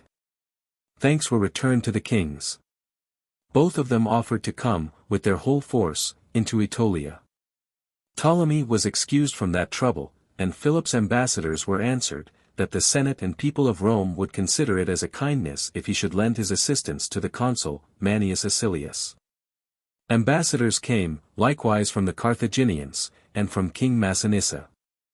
The Carthaginians made an offer of sending 1,000 pecks 237 of wheat, and 500,000 of barley to the army, and half that quantity to Rome, which they requested the Romans to accept from them as a present. They also offered to fit out a fleet at their own expense, and to give in, immediately, the whole amount of the annual tribute money which they were bound to pay for many years to come. The ambassadors of Massinissa promised, that their king should send 500,000 pecks of wheat, and 300,000 of barley, to the army in Greece, and 300,000 of wheat, and 250,000 of barley to Rome. Also 500 horse, and 20 elephants, to the consul Acilius. The answer given to both, with regard to the corn, was, that the Roman people would make use of it, provided they would receive payment for the same. With regard to the fleet offered by the Carthaginians, no more was accepted than such ships as they owed by treaty, and, as to the money, they were told, that none would be taken before the regular days of payment. 5. While these things were occurring at Rome, Antiochus, during the winter season at Chalcis, endeavored to bring over several of the states by ambassadors sent among them, while many of their own accord sent deputies to him. As the Epirots, by the general voice of the nation, and the Hellenes from Peloponnesus. The Hellenes requested aid against the Achaeans. For they supposed, that, since the war had been declared against Antiochus contrary to their judgment, the Achaeans would first turn their arms against them. 1,000 foot were sent to them, under the command of Euphanes, a Cretan. The embassy of the Epirots showed no mark whatever of a liberal or candid disposition. They wished to ingratiate themselves with the king, but, at the same time, to avoid giving cause of displeasure to the Romans. They requested him, not hastily to make them a party in the dispute, exposed, as they were, opposite to Italy, and in the front of Greece, where they must necessarily undergo the first assaults of the Romans. If he himself, with his land and sea forces, could take charge of Epirus, the inhabitants would eagerly receive him in all their ports and cities. But if circumstances allowed him not to do that, then they earnestly entreated him not to subject them, naked and defenseless, to the arms of the Romans. Their intention in sending him this message evidently was, that if he declined going into Epirus, which they rather supposed would be the case, they were not implicated with relation to the Roman armies. While they sufficiently recommended themselves to the king by their willingness to receive him on his coming. And that, on the other hand, if he should come, even then they would have hopes of being pardoned by the Romans, for having yielded to the strength of a prince who was present among them, without waiting for succor from them, who were so far distant. To this so evasive embassy, as he did not readily think of a proper answer, he replied, that he would send ambassadors to them to confer upon such matters as were of common concernment both to him and them. 6. Antiochus went himself into Boeotia, holding out ostensibly those causes of resentment against the Romans which I have already mentioned, the death of Perkillus, and the attack made by Quinctius on Caronia, on account of the massacre of the Roman soldiers. While the real ones were, that the former excellent policy of that nation, with respect both to public and private concerns, had, for several generations, been on the decline. And that great numbers were in such circumstances, that they could not long subsist without some change in affairs. Through multitudes of the principal Boeotians, who everywhere flocked out to meet him, he arrived at Thebes. There, notwithstanding that he had, both at Delium, by the attack made on the Roman troops, and also at Chalcis, already commenced hostilities, by enterprises of neither a trifling nor of a dubious nature, yet, in a general council of the nation, he delivered a speech of the same import with that which he delivered in the first conference at Chalcis, and that used by his ambassadors in the council of the Achaeans. That, what he required of them was, to form a league of friendship with him, not to declare war against the Romans. But not a man among them was ignorant of his meaning. However, a decree, disguised under a slight covering of words, was passed in his favor against the Romans. After securing this nation also on his side, he returned to Chalcis. And, having dispatched letters, summoning the chief Aetolians to meet him at Demetrius, that he might deliberate with them on the general plan of operations, he came thither with his ships on the day appointed for the council. Amminander, likewise, was called from Athymania to the consultation, and Hannibal the Carthaginian, who, for a long time before, had not been asked to attend, was present at this assembly. The subject of their deliberation was in reference to the Thessalian nation, and every one present was of opinion, that their concurrence ought to be sought. The only points on which opinions differed were, that some thought the attempt ought to be made immediately, while others judged it better to defer it for the winter season, which was then about half spent, until the beginning of spring. Some advised to send ambassadors only, others, that the king should go at the head of all his forces, and if they hesitated, terrify them into compliance. 7. Although the present debate turned chiefly on these points, Hannibal, being called on by name to give his opinion, led the king, and those who were present, into the consideration of the general conduct of the war. By a speech to this effect, if I had been employed in your councils since we came first into Greece, when you were consulting about Euboea, the Achaeans, and Boeotians, I would have offered the same advice which I shall offer you this day.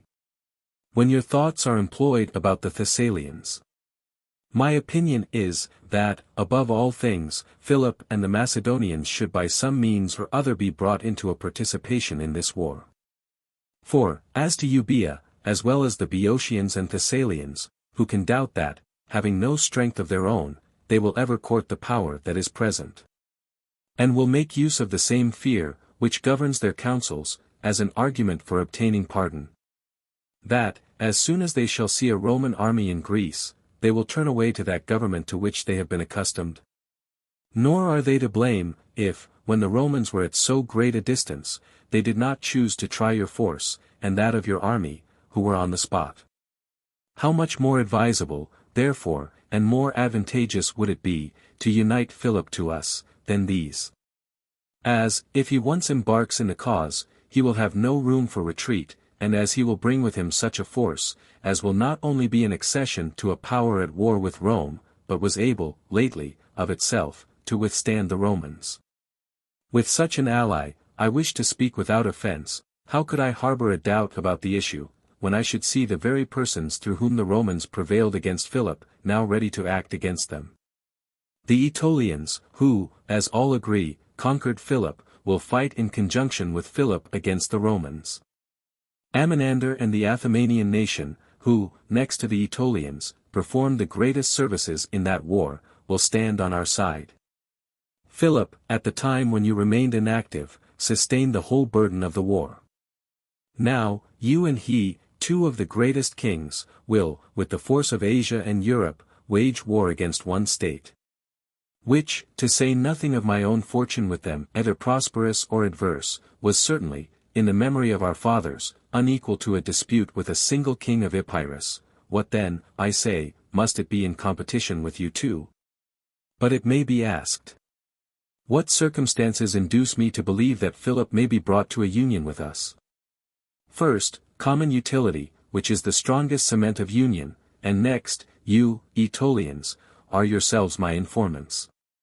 For Thoas, your ambassador, among the other arguments which he used to urge, for the purpose of drawing Antiochus into Greece, always above all things insisted upon this.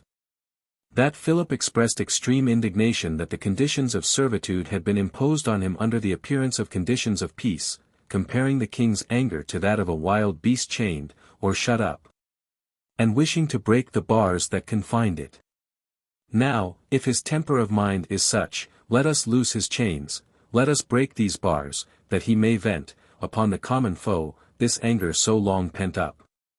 But should our embassy fail of producing any effect on him, let us then take care, that if we cannot unite him to ourselves, he may not be united to our enemies. Your son, Seleucus, is at Lysimachia. And if, with the army which he has there, he shall pass through Thrace, and once begin to make depredations on the nearest parts of Macedonia, he will effectually divert Philip from carrying aid to the Romans, to the protection, in the first place, of his own dominions. Such is my opinion respecting Philip. With regard to the general plan of the war, you have, from the beginning, been acquainted with my sentiments, and if my advice had been listened to, the Romans would not now hear that Chalcis in Euboea was taken, and a fort on the Euripus reduced, but that Etruria, and the whole coast of Liguria and Cisalpine Gaul, were in a blaze of war. And, what is to them the greatest cause of alarm, that Hannibal was in Italy. Even as matters stand at present, I recommend it to you, to call home all your land and sea forces, let storeships with provisions follow the fleet. For, as we are here too few for the exigencies of the war, so are we too many for the scanty supplies of necessaries. When you shall have collected together the whole of your force, you will divide the fleet, and keep one division stationed at Corcyra, that the Romans may not have a clear and safe passage. And the other you will send to that part of the coast of Italy which is opposite Sardinia and Africa, while you yourselves, with all the land forces, will proceed to the territory of Bullium. In this position you will hold the command of all Greece. You will give the Romans reason to think, that you intend to sail over to Italy, and you will be in readiness so to do, if occasion require. This is my advice. And though I may not be the most skillful in every kind of warfare, yet surely I must have learned, in a long series of both good and bad fortune, how to wage war against the Romans. For the execution of the measures which I have advised, I promise you my most faithful and zealous endeavors. Whatever plan you shall consider the best, may the gods grant it their approbation. 8. Such, nearly, was the counsel given by Hannibal, which the hearers rather commended at the time, than actually executed. For not one article of it was carried into effect, except the sending Polyxenides to bring over the fleet and army from Asia. Ambassadors were sent to Larissa, to the diet of the Thessalians. The Aetolians and Amminander appointed a day for the assembling of their troops at Pherai, and the king with his forces came thither immediately. While he waited there for Amminander and the Aetolians, he sent Philip, the Megalopolitan, with 2,000 men, to collect the bones of the Macedonians round Cynocephaly, where the final battle had been fought with King Philip.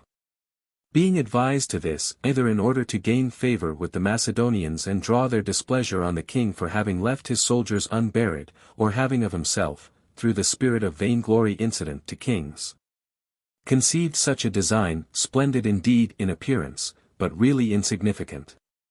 There is a mount there formed of the bones which had been scattered about, and were then collected into one heap. Although this step procured him no thanks from the Macedonians, yet it excited the heaviest displeasure of Philip. In consequence of which, he who had hitherto intended to regulate his counsels by the fortune of events, now sent instantly a message to the propraetor, Marcus Bebius, that Antiochus had made an irruption into Thessaly. That, if he thought proper, he should move out of his winter quarters, and that he himself would advance to meet him, that they might consider together what was proper to be done. 9.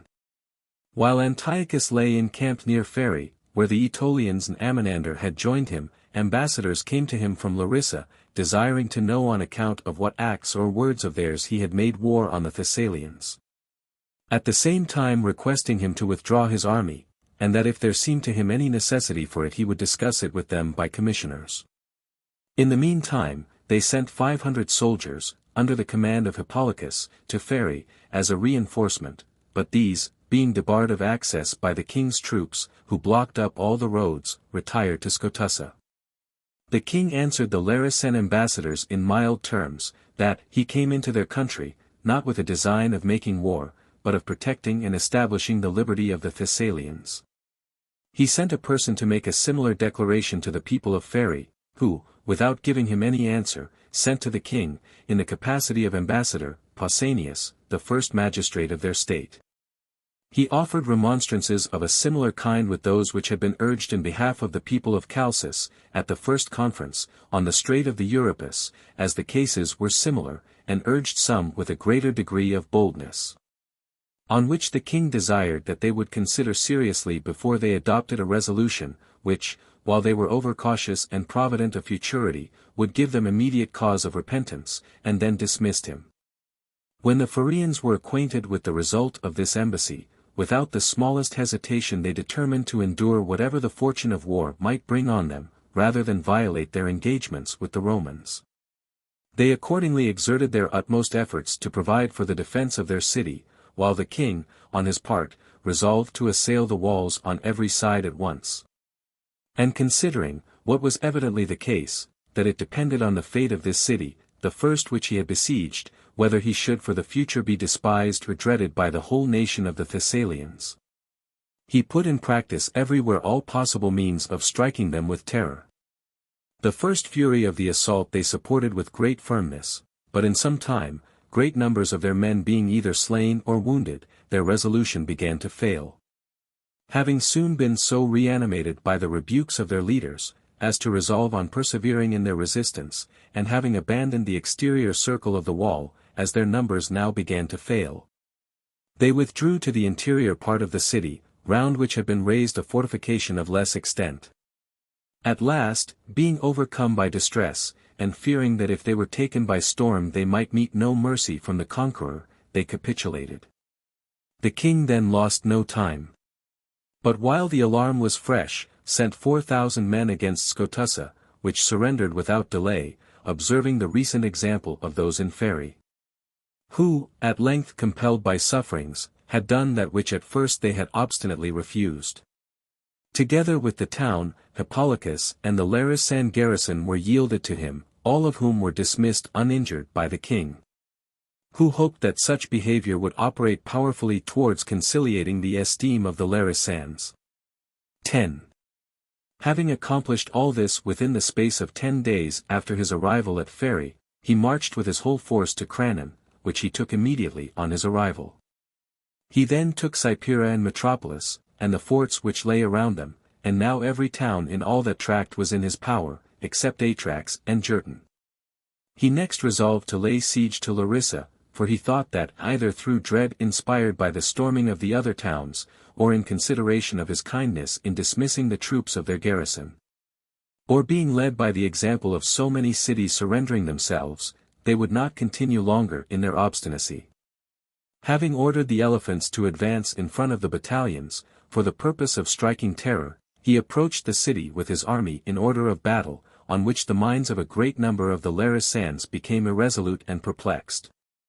Between their fears of the enemy at their gates, and their respect for their distant allies. Meantime, Amminander, with the Athemanian troops, seized on Pellanius. While Menippus, with 3,000 Aetolian foot and 200 horse, marched into Perhebia, where he took Malaea and Cyricii by assault, and ravaged the lands of Tripolis. After executing these enterprises with dispatch, they returned to the king at Larissa just when he was holding a council on the method of proceeding with regard to that place. On this occasion there were opposite opinions, for some thought that force should be applied, that there was no time to be lost, but that the walls should be immediately attacked with works and machines on all sides at once. Especially as the city stood in a plain, the entrances open, and the approaches everywhere level. While others represented at one time the strength of the city, greater beyond comparison than that of Pherae. At another, the approach of the winter season, unfit for any operation of war, much more so for besieging and assaulting cities. While the king's judgment was in suspense between hope and fear, his courage was raised by ambassadors happening to arrive just at the time from Pharsalus, to make surrender of their city. In the meantime Marcus Bebius had a meeting with Philip in Daceretia, and, in conformity to their joint opinion, sent Appius Claudius to reinforce Larissa, who, making long marches through Macedonia, arrived at that summit of the mountains which overhang Gani. The town of Gani is 20 miles distant from Larissa, standing at the opening of the valley called Tempe. Here, by laying out his camp more widely than his numbers required, and kindling more fires than were necessary, he imposed on the enemy the opinion which he wished, that the whole Roman army was there, and King Philip along with them.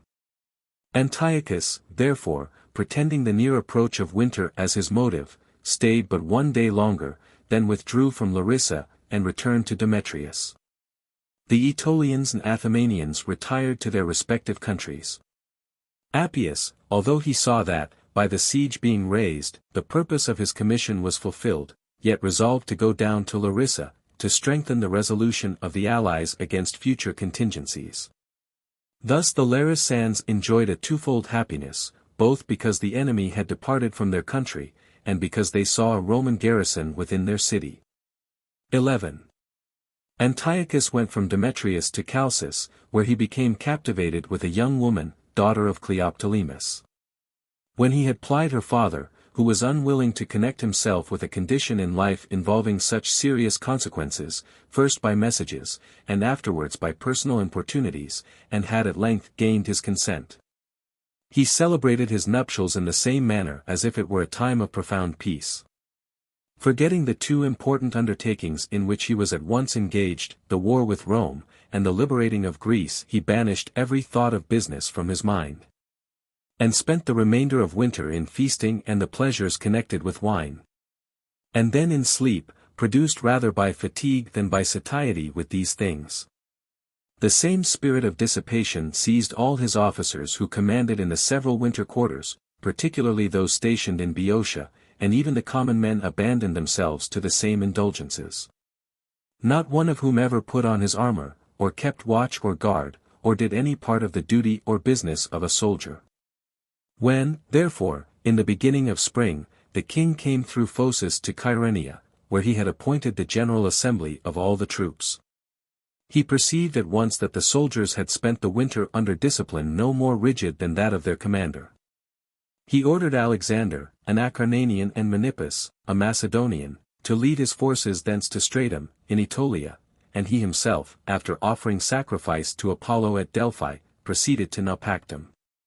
After holding a council of the chiefs of Aetolia, he went by the road which leads by Chalcis and Lysimachia to Stratum, to meet his army, which was coming along the Malian Bay. Here Nasilicus, a man of distinction among the Acarnanians, being bribed by many presents, not only labored himself to dispose that nation in favor of the king, but had brought to a concurrence in the design their praetor, Clitus, who was at that time invested with the highest authority. This latter, finding that the people of Lucas, the capital of Acarnania, could not be easily seduced to defection, because they were afraid of the Roman fleets, one under Attilius, and another at Cephallenia, practiced an artifice against them. He observed in the council, that the inland parts of Acarnania should be guarded from danger, and that all who were able to bear arms ought to march out to Medio and Thurium, to prevent those places from being seized by Antiochus, or the Aetolians. On which there were some who said, that there were no necessity for all the people to be called out in that hasty manner, for a body of 500 men would be sufficient for the purpose. Having got this number of soldiers at his disposal, he placed 300 in garrison at Medio, and 200 at Thurium, with the design that they should fall into the hands of the king, and serve hereafter as hostages. 12. At this time, ambassadors from the king came to Medio, whose proposal being heard, the assembly began to consider what answer should be returned to the king. When some advised to adhere to the alliance with Rome, and others, not to reject the friendship of the king, but Clitus offered an opinion, which seemed to take a middle course between the other two, and which was therefore adopted. It was, that ambassadors should be sent to the king, to request of him to allow the people of Medio to deliberate on a subject of such great importance in a general assembly of the Acarnanians. Nasilicus, and some others of his faction, were studiously included in this embassy, who, sending private messengers to desire the king to bring up his army, wasted time on purpose. So that the ambassadors had scarcely set out, when Antiochus appeared in the territory, and presently at the gates of the city. And, while those who were not concerned in the plot were all in hurry and confusion, and hastily called the young men to arms, he was conducted into the place by Clitus and Nasilicus. One party of the citizens now joined him through inclination, and those who were of different sentiments were compelled by fear to attend him. He then calmed their apprehensions by a discourse full of mildness. And in the hope of experiencing his clemency, which was reported abroad, several of the states of Acarnania went over to his side. From Medio he went to Thurium, whither he had sent on before him the same Nasilicus, and his colleagues in the embassy. But the detection of the treachery practiced at Medio rendered the Thurians more cautious, but not more timid. They answered him explicitly, that they would form no new alliance without the approbation of the Romans. They then shut their gates, and posted soldiers on the walls. Most seasonably for confirming the resolution of the Acarnanians, Gnaeus Octavius, being sent by Quinctius, and having received a party of men and a few ships from Aulus Postumius, whom Attilius had appointed his lieutenant to command at Cephallenia, arrived at Lucas, and filled the allies with hope, assuring them, that the consul Manius Acilius had already crossed the sea with his legions, and that the Roman camp was in Thessaly. As the season of the year, which was by this time favorable for sailing, strengthened the credibility of this report, the king, after placing a garrison in Medio and Borne other towns of Acarnania, retired from Thurium and returned through the cities of Aetolia and Phocis to Chalcis. 13. About the same time, Marcus Bebius and King Philip, after the meeting which they had in the winter in Daceretia, when they sent Appius Claudius into Thessaly to raise the siege of Larissa, had returned to winter quarters, the season not being sufficiently advanced for entering on action. But now in the beginning of spring, they united their forces, and marched into Thessaly. Antiochus was then in Acarnania. As soon as they entered that country, Philip laid siege to Malaea, in the territory of Perhebia, and Bebius, to Phatium. This town of Phatium he took almost at the first attempt, and then reduced Festus with the same rapidity. After this, he retired to Atrax. And from thence having seized on Cyricii and Iridium, and placed garrisons in the places which he had reduced, he again joined Philip, who was carrying on the siege of Malaea. On the arrival of the Roman army, the garrison, either awed by its strength, or hoping for pardon, surrendered themselves, and the combined forces marched, in one body, to recover the towns which had been seized by the Athemanians. These were Aeginium, Irisinum, Gomphi, Salana, Tricca, Melibea, and Philoria. Then they invested Pellanium, where Philip of Megalopolis was in garrison, with 500 foot and 40 horse. But before they made an assault, they sent messengers to warn Philip not to expose himself to the last extremities. To which he answered, with much confidence, that he could entrust himself either to the Romans or the Thessalians, but never would put himself in the power of the Macedonian. When it appeared that recourse must be had to force, and that Limnia might be attacked at the same time, it was agreed, that the king should go against Limnia, while Bebius stayed to carry on the siege of Pellanium. 14. It happened that, just at this time, the consul, Manius Acilius, having crossed the sea with 20,000 foot, 2,000 horse, and 15 elephants, ordered some military tribunes, chosen for the purpose, to lead the infantry to Larissa, and he himself with the cavalry came to Limnia, to Philip. Immediately on the consul's arrival a surrender was made without hesitation, and the king's garrison, together with the Athemanians, were delivered up. From Limnia the consul went to Pellanium. Here the Athemanians surrendered first, and afterwards Philip of Megalopolis. King Philip, happening to meet the latter as he was coming out from the town, ordered his attendants, in derision, to salute him with the title of king. And he himself, coming up to him, with a sneer, highly unbecoming his own exalted station, addressed him as brother.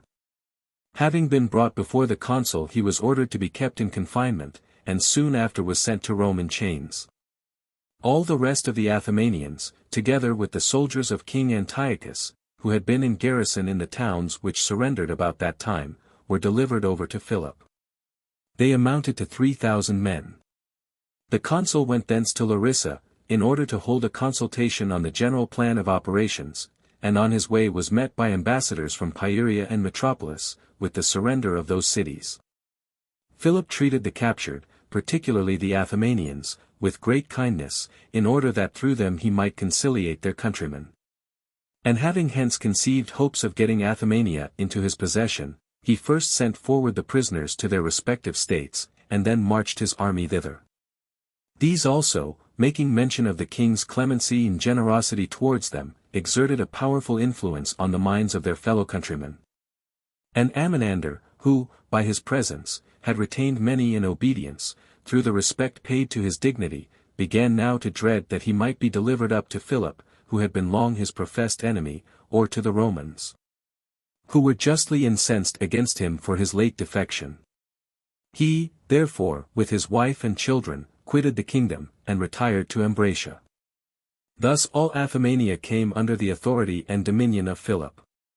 The consul delayed a few days at Larissa, for the purpose chiefly of refreshing the horses, which, by the voyage first, and marching afterwards, had been much harassed and fatigued.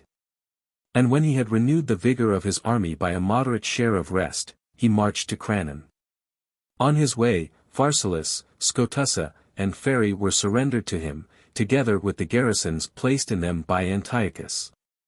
He asked these men whether any of them chose to remain with him, and 1,000 having declared themselves willing, he gave them to Philip, the rest he sent back, unarmed, to Demetrius. After this he took Proerna, and the forts adjacent. And then began to march forwards toward the Malian Bay. When he drew near to the pass on which Thaumasai is situated, all the young men of that place, having taken arms and quitted the town, placed themselves in ambush in the woods and roads, and thence, from the higher grounds, made attacks on the Roman troops as they marched.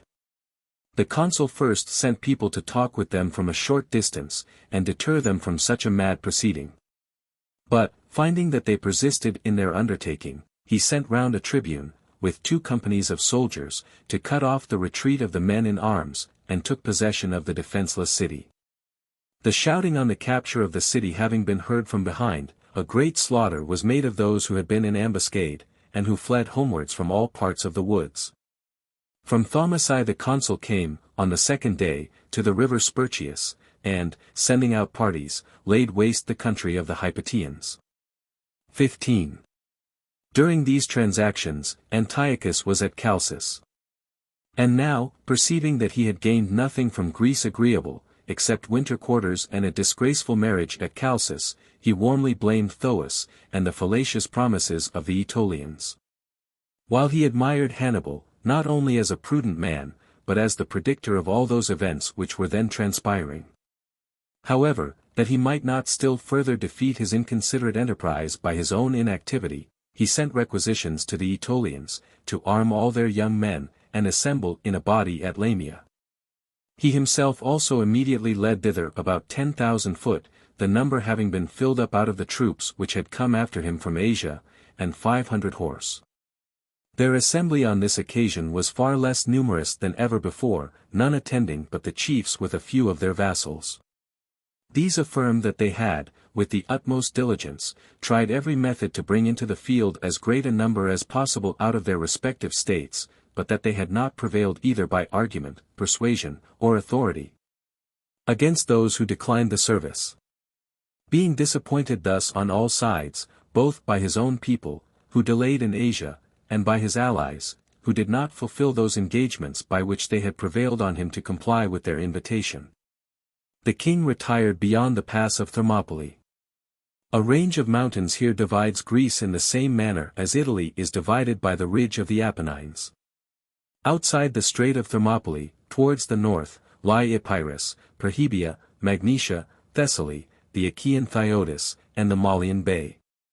On the inside, towards the south, the greater part of Aetolia, Acarnania, Phocis, Locris, Boeotia, and the adjacent island of Euboea, the territory of Attica, which stretches out like a promontory into the sea, and, behind that, the Peloponnesus. This range of mountains, which extends from Leucas and the sea on the west, through Aetolia to the opposite sea on the east, is so closely covered with thickets and craggy rocks, that, not to speak of an army, even persons lightly equipped for traveling can with difficulty find paths through which they can pass. The hills at the eastern extremity are called Ida, and the highest of them Calidromus, in a valley, at the foot of which, reaching to the Malian Bay, is a passage not broader than 60 paces.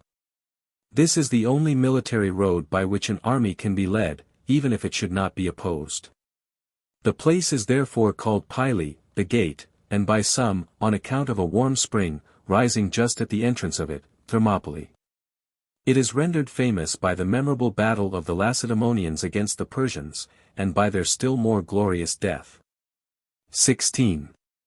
With a very inferior portion of spirit, Antiochus now pitched his camp within the enclosures of this pass, the difficulties of which he increased by raising fortifications. And when he had completely strengthened every part with a double rampart and trench, and, wherever it seemed requisite, with a wall formed of the stones which lay scattered about in abundance.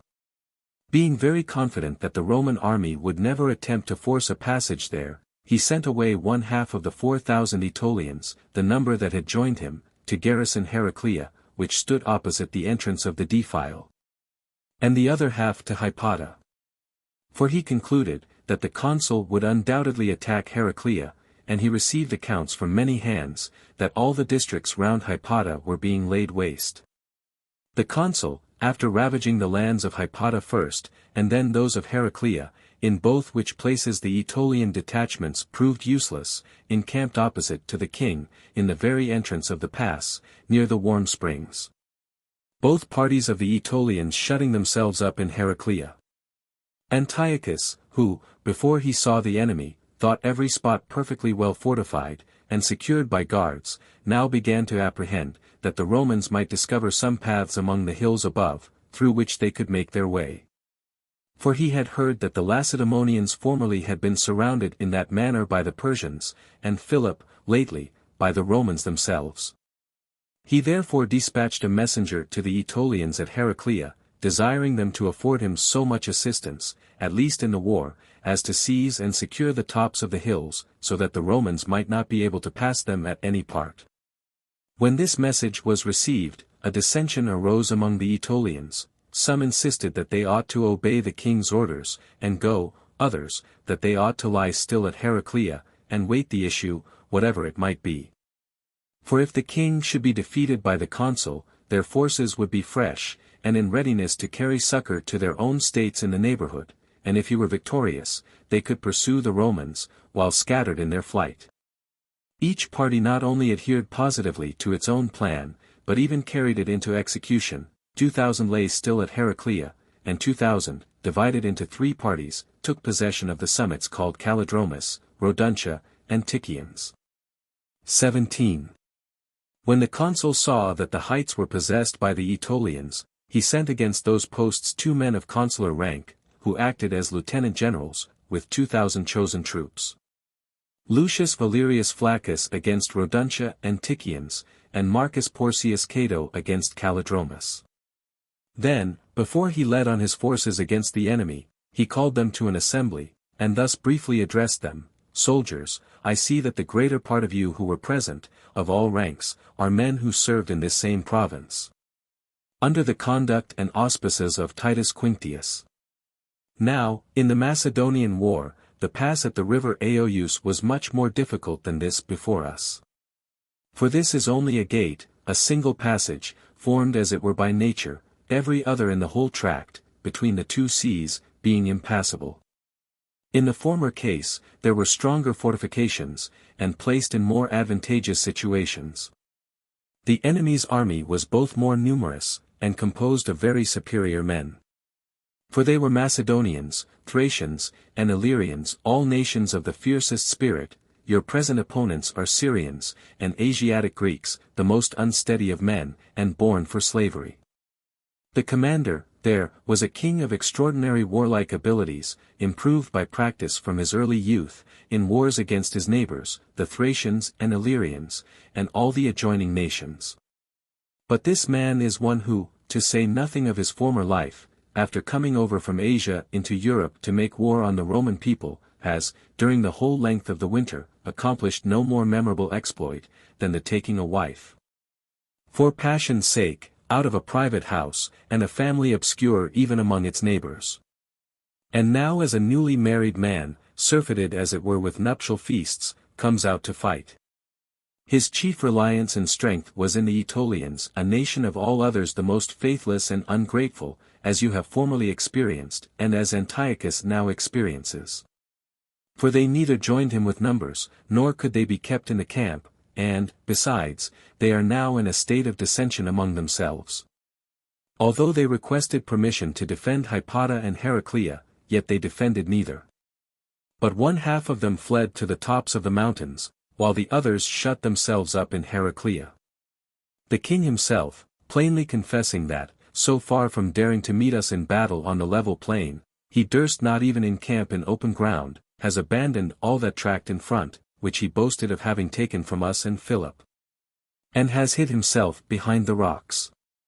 Not even appearing in the opening of the pass, as it is said the Lacedaemonians did formerly, but drawing back his camp completely within it. What difference is there, as a demonstration of fear, between this and his shutting himself up within the walls of a city to stand a siege?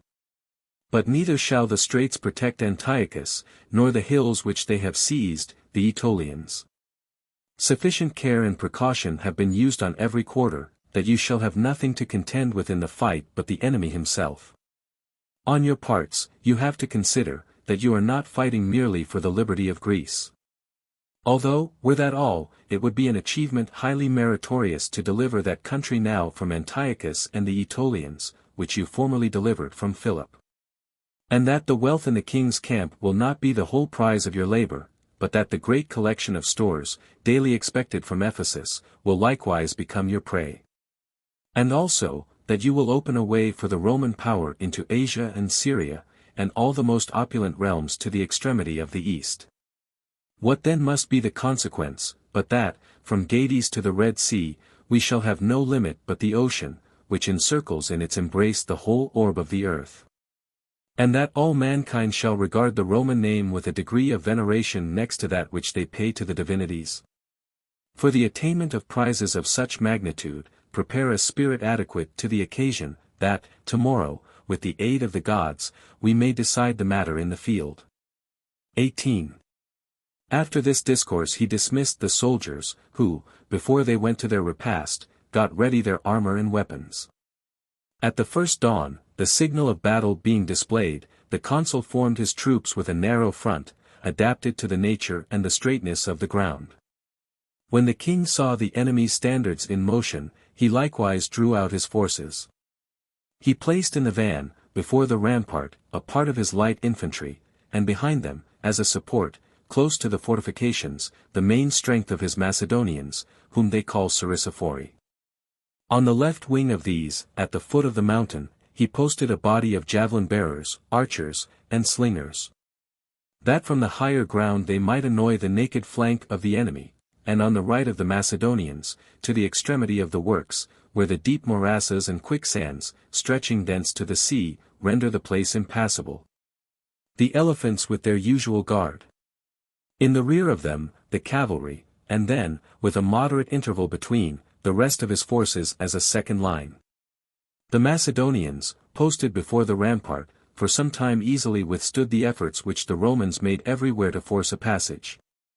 For they received great assistance from those who poured down from the higher ground a shower of leaden balls from their slings, and of arrows, and javelins, all together. But afterwards, the enemy pressing on with greater and now irresistible force, they were obliged to give ground, and, filing off from the rear, retire within the fortification. Here, by extending their spears before them, they formed as it were a second rampart, for the rampart itself was of such a moderate height that, while it afforded to its defenders a higher situation, they at the same time, by the length of their spears, had the enemy within reach underneath. Many, inconsiderately approaching the work, were run through the body.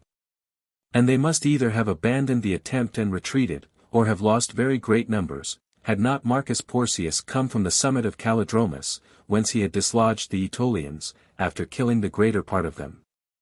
These he had surprised, quite unprepared, and mostly asleep, and now he appeared on the hill which overlooked the camp. 19.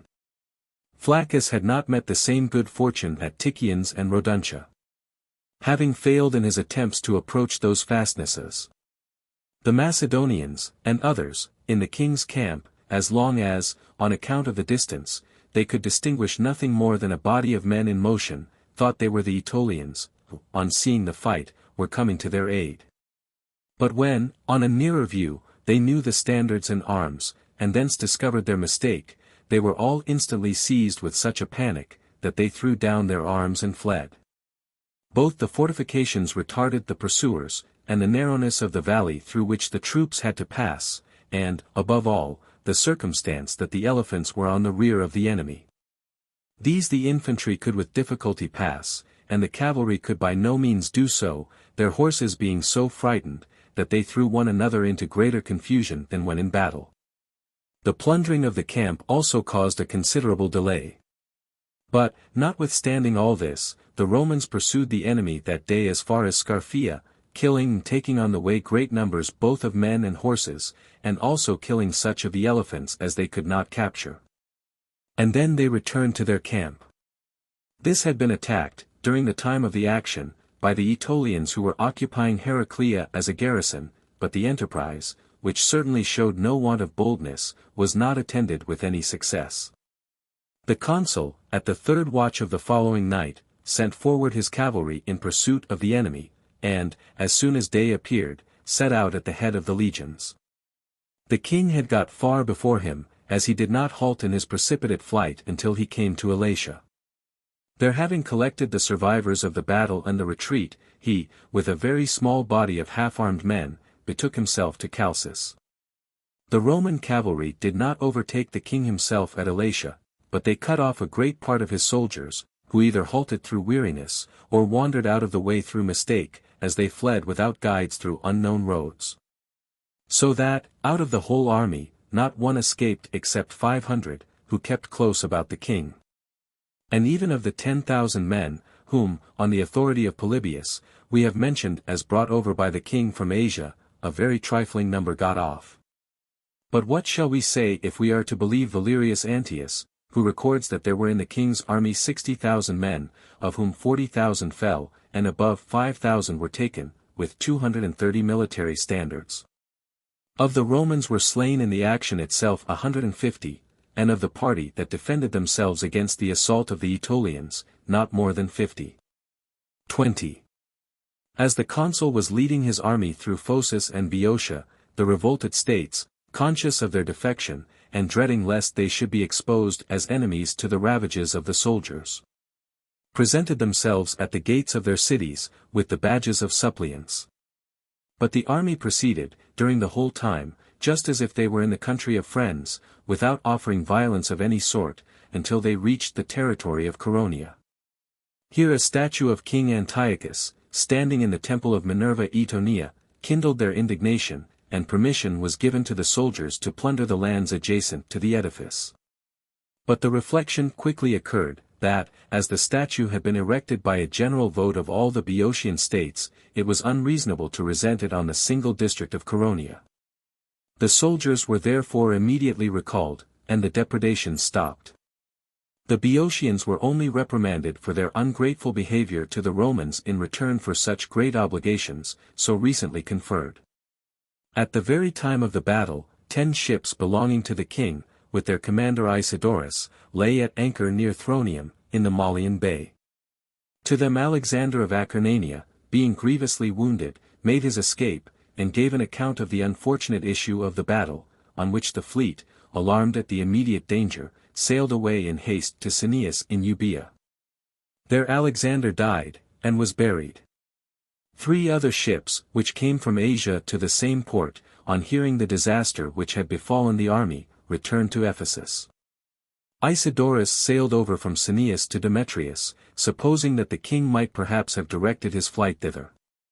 About this time Aulus Atilius, commander of the Roman fleet, intercepted a large convoy of provisions going to the king, just as they had passed the strait at the island of Andros. Some of the ships he sunk, and took many others.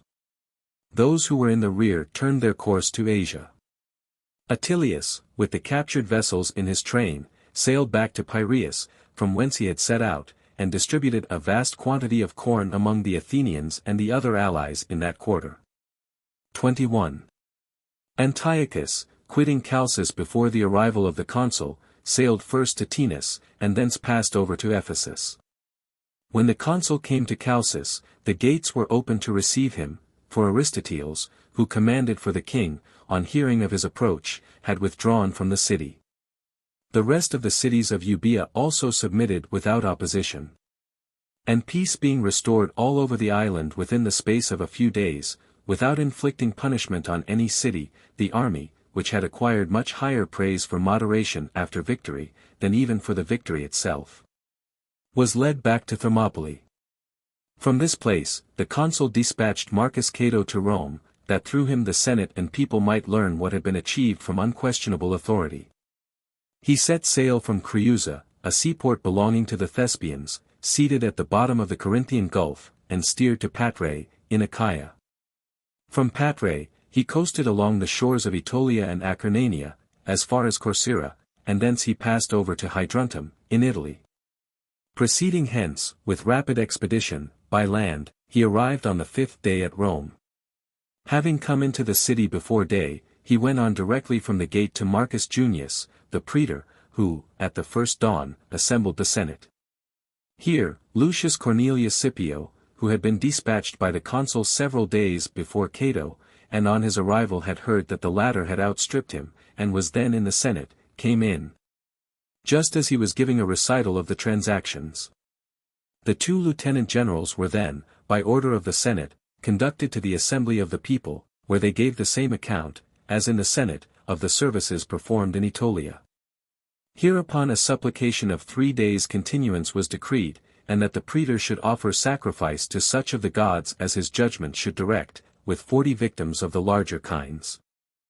About the same time, Marcus Fulvius Nobilior, who, 2 years before, had gone into farther Spain, in the office of praetor, entered the city in ovation. He carried in the procession 130,000 silver denarii 238 and besides the coin, 12,000 pounds weight of silver, and 127 pounds weight of gold. 22. The consul Manius Acilius sent on, from Thermopylae, a message to the Aetolians in Heraclea, admonishing them, then at least, after the experience which they had of the emptiness of the king's professions, to return to their senses.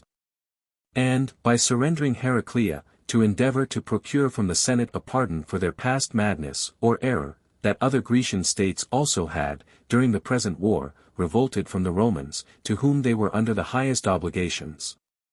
But that, inasmuch as, after the flight of the king, in reliance upon whom they had departed from their duty, they had not added obstinacy to their misbehavior, they were readmitted into friendship. In like manner, although the Aetolians had not followed in the steps of the king, but had invited him, and had been principals in the war, not auxiliaries. Nevertheless, if they could bring themselves to repentance they might still ensure their safety. As their answer to these suggestions showed nothing like a pacific disposition, and it was evident that the business must be determined by force of arms, and that, notwithstanding the defeat of the king, the war of Aetolia was as far from a conclusion as ever, Acilius removed his camp from Thermopylae to Heraclea. And on the same day rode on horseback entirely round the walls, in order to acquaint himself with the localities of the city.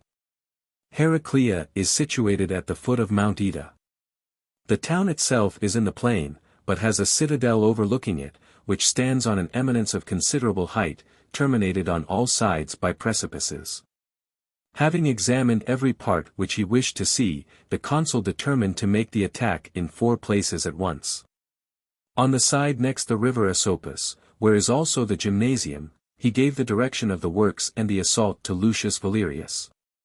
He assigned to Tiberius Sempronius Longus the attack of a part of the suburbs, which was as thickly inhabited as the city itself.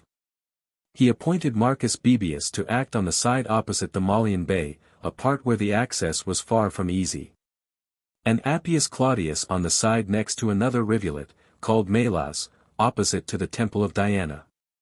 By the vigorous emulation of these the towers, rams, and other machines used in the besieging of towns, were all completed within a few days.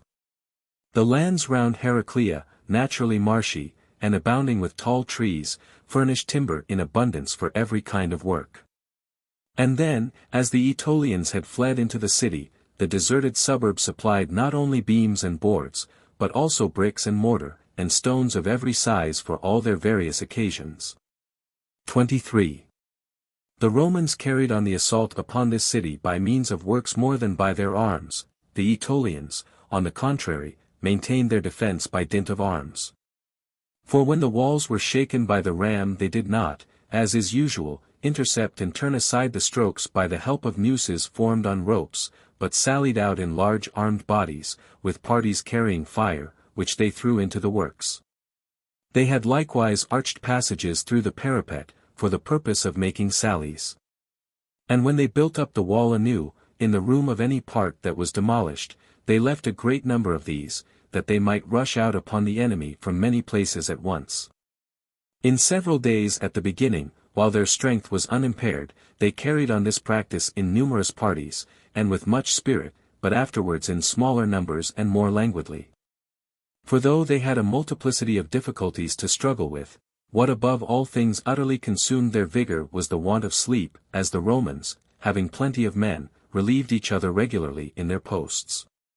While among the Aetolians, their numbers being small, the same persons had their strength consumed by unremitting labor night and day.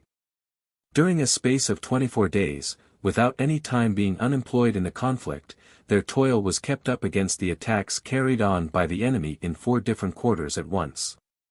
When the consul, from computing the time, and from the reports of deserters, judged that the Aetolians were thoroughly fatigued, he adopted the following plan. At midnight he gave the signal of retreat. And drawing off all his men at once from the assault, kept them quiet in the camp until the 3rd hour of the next day. The attacks were then renewed, and continued until midnight, when they ceased, until the 3rd hour of the day following. The Aetolians imagined that the Romans suspended the attack from the same cause by which they felt themselves distressed, excessive fatigue. As soon, therefore, as the signal of retreat was given to the Romans, as if themselves were thereby recalled from duty, every one gladly retired from his post, nor did they again appear in arms on the walls before the 3rd hour of the day. 24. The consul having put a stop to the assault at midnight, renewed it on 3 of the sides, at the 4th watch, with the utmost vigor, ordering Tiberius Sempronius, on the 4th, to keep his party alert, and ready to obey his signal. For he concluded assuredly, that in the tumult by night the enemy would all run to those quarters whence the shouting was heard. Of the Aetolians, such as had gone to rest, with difficulty roused their bodies from sleep, exhausted as they were with fatigue and watching, and such as were still awake, ran in the dark to the places where they heard the noise of fighting. Meanwhile the Romans endeavored some to climb over the ruins of the walls, through the breaches, others, to scale the walls with ladders, while the Aetolians hastened in all directions to defend the parts attacked. In one quarter, where the buildings stood outside the city, there was neither attack nor defense. A party stood ready, waiting for the signal to make an attack, but there was none within to oppose them. The day now began to dawn, and the consul gave the signal, on which the party, without any opposition, made their way into the town, some through parts that had been battered, others scaling the walls where they were entire. As soon as the Aetolians heard them raise the shout, which denoted the place being taken, they everywhere forsook their posts, and fled into the citadel. The victors sacked the city. The consul having given permission, not for the sake of gratifying resentment or animosity, but that the soldiers, after having been restrained from plunder in so many cities captured from the enemy, might at last, in some one place, enjoy the fruits of victory. About midday he recalled the troops, and dividing them into 2 parts, ordered one to be led round by the foot of the mountain to a rock, which was of equal height with the citadel, and seemed as if it had been broken off from it, leaving a hollow between. But the summits of these eminences are so nearly contiguous that weapons may be thrown into the citadel from the top of the other. With the other half of the troops the consul intended to march, up from the city to the citadel, and waited to receive a signal from those who were to mount the rock on the farther side. The Aetolians in the citadel could not support the shout of the party which had seized the rock, and the consequent attack of the Romans from the city. For their courage was now broken, and the place was by no means in a condition to hold out a siege of any continuance. The women, children, and great numbers of other helpless people, being crowded together in a fort, which was scarce capable of containing, much less of affording protection to such a multitude. On the first assault, therefore, they laid down their arms and submitted. Among the rest was delivered up Democritus, chief magistrate of the Aetolians, who at the beginning of the war, when Titus Quinctius asked for a copy of the decree passed by the Aetolians for inviting Antiochus, told him, that, in Italy, when the Aetolians were encamped there, it should be delivered to him. On account of this presumptuous insolence of his his surrender was a matter of greater satisfaction to the victors. 25. At the same time, while the Romans were employed in the reduction of Heraclea, Philip, by concert, besieged Lamia. He had an interview with the consul, as he was returning from Boeotia, at Thermopylae, whither he came to congratulate him and the Roman people on their successes, and to apologize for his not having taken an active part in the war, being prevented by sickness. And then they went from thence, by different routes, to lay siege to the two cities at once. The distance between these places is about 7 miles.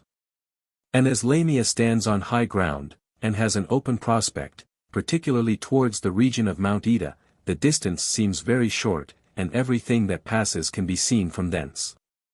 The Romans and Macedonians, with all the emulation of competitors for a prize, employed the utmost exertions, both night and day, either in the works or in fighting. But the Macedonians encountered greater difficulty on this account, that the Romans made their approaches by mounds, covered galleries, and other works, which were all above ground. Whereas the Macedonians worked underground by mines, and, in that stony soil, often met a flinty rock, which iron could not penetrate. The king, seeing that his undertaking succeeded but ill, endeavored, by conversations with the principal inhabitants, to prevail on the townspeople to surrender the place. For he was fully persuaded, that if Heraclea should be taken first, the Lamians would then choose to surrender to the Romans rather than to him, and that the consul would take to himself the merit of relieving them from a siege. Nor was he mistaken in that opinion, for no sooner was Heraclea reduced, than a message came to him to desist from the assault.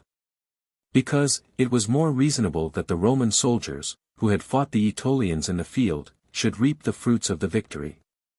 Thus was Lamia relieved, and the misfortune of a neighboring city proved the means of its escaping a like disaster. 26.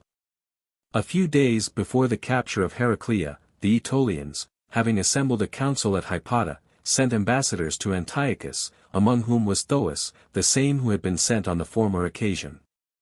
Their instructions were in the first place, to request the king again to assemble his land and marine forces and cross over into Greece, and, in the next place, if any circumstance should detain him, then to send them supplies of men and money. They were to remind him, that it concerned his dignity and his honor, not to abandon his allies. And it likewise concerned the safety of his kingdom, not to leave the Romans at full leisure, after ruining the nation of the Aetolians, to carry their whole force into Asia. What they said was true, and therefore made the deeper impression on the king.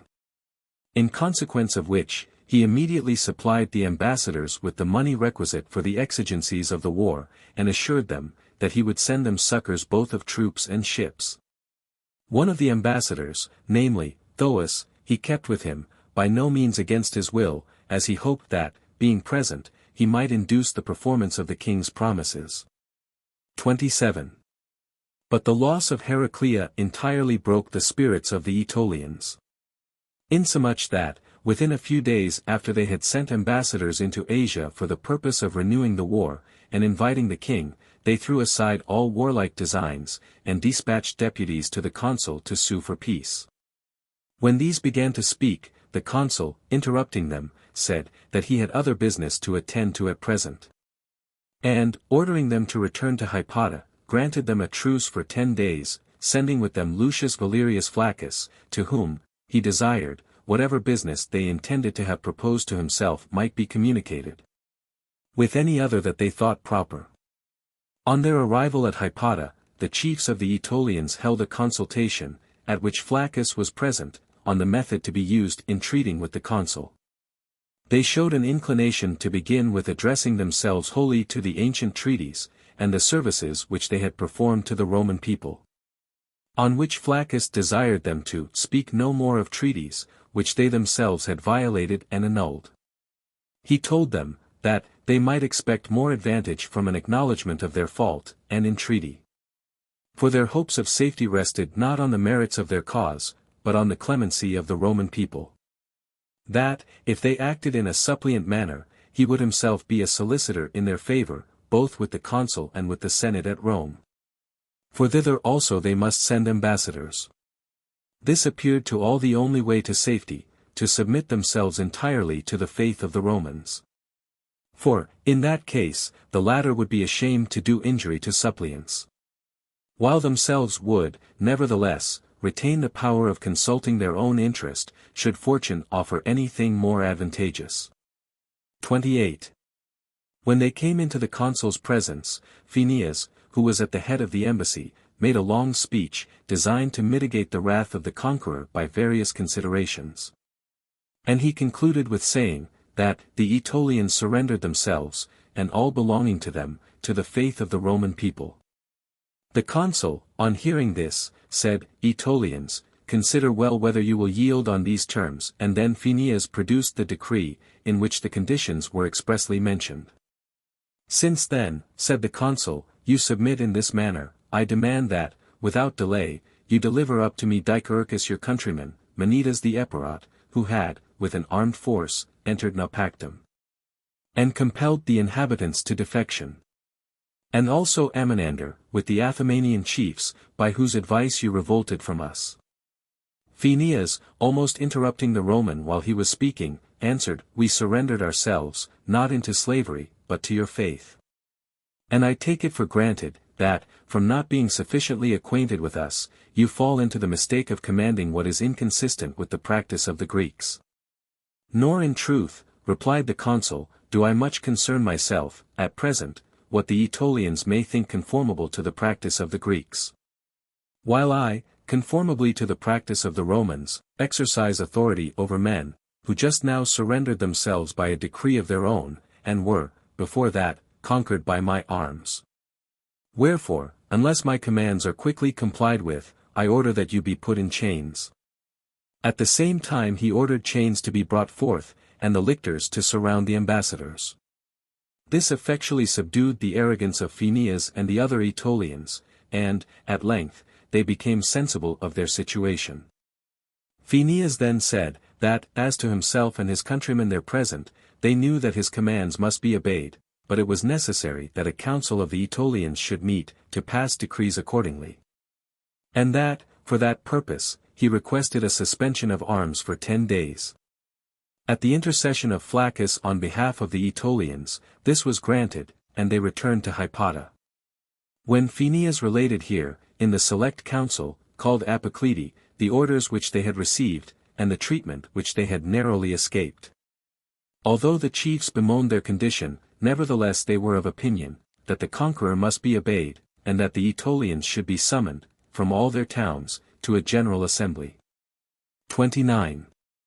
But when the assembled multitude heard the same account, their minds were so highly exasperated, both by the harshness of the order and the indignity offered, that, even if they had been in a pacific temper before, the violent impulse of anger which they then felt would have been sufficient to rouse them to war. Their rage was increased also by the difficulty of executing what was enjoined on them, for, how was it possible for them, for instance, to deliver up King Amenander? It happened, also, that a favorable prospect seemed to open to them. For Nicander, returning from King Antiochus at that juncture, filled the minds of the people with unfounded assurances, that immense preparations for war were going on both by land and sea. This man, after finishing the business of his embassy, set out on his return to Aetolia, and on the 12th day after he embarked, reached Phalera, on the Malian Bay. Having conveyed thence to Lamia the money that he had brought, he, with a few light troops, directed, in the evening, his course toward Hypata, by known paths, through the country which lay between the Roman and Macedonian camps. Here he fell in with an advanced guard of the Macedonians, and was conducted to the king, whose dinner guests had not yet separated. Philip, being told of his coming, received him as a guest, not an enemy. Desired him to take a seat and join the entertainment, and afterwards, when he dismissed the rest, detained him alone, and told him, that he had nothing to fear for himself. He censured severely the conduct of the Aetolians, in bringing, first the Romans, and afterwards Antiochus, into Greece, designs which originated in a want of judgment, and always recoiled on their own heads. But, he would forget, he said, all past transactions, which it was easier to blame than to amend, nor would he act in such a manner as to appear to insult their misfortunes. On the other hand, it would become the Aetolians to lay aside, at length, their animosity towards him, and it would become Nicander himself, in his private capacity, to remember that day, on which he had been preserved by him. Having then appointed persons to escort him to a place of safety, Nicander arrived at Hypata, while his countrymen were consulting about the peace with Rome. 30. Manius Acilius having sold, or given to the soldiers, the booty found near Heraclea, and having learned that the counsels adopted at Hypata were not of a pacific nature, but that the Aetolians had hastily assembled at Naupactum, with intention to make a stand there against the whole brunt of the war, sent forward Appius Claudius, with 4,000 men, to seize the heights of the mountains, where the passes were difficult. And he himself, ascending Mount Ida, offered sacrifices to Hercules, in the spot called Pyra 239 because there the mortal part of the demigod was burned. He then set out with the main body of the army, and marched all the rest of the way with tolerable ease and expedition. But when they came to Coryx, a very high mountain between Callipolis and Naupactum, great numbers of the beasts of burden, together with their loads, tumbled down the precipices, and many of the men were hurt. This clearly showed with how negligent an enemy they had to do, who had not secured so difficult a pass by a guard, and so blocked up the passage, for, even as the case was, the army suffered considerably. Hence he marched down to Naupactum. And having erected a fort against the citadel, he invested the other parts of the city, dividing his forces according to the situation of the walls. Nor was the siege likely to prove less difficult and laborious than that of Heraclea. 31. At the same time, the Achaeans laid siege to Messene, in Peloponnesus, because it refused to become a member of their body, for the two states of Messene and Elis were unconnected with the Achaean confederacy, and sympathized with the Aetolians.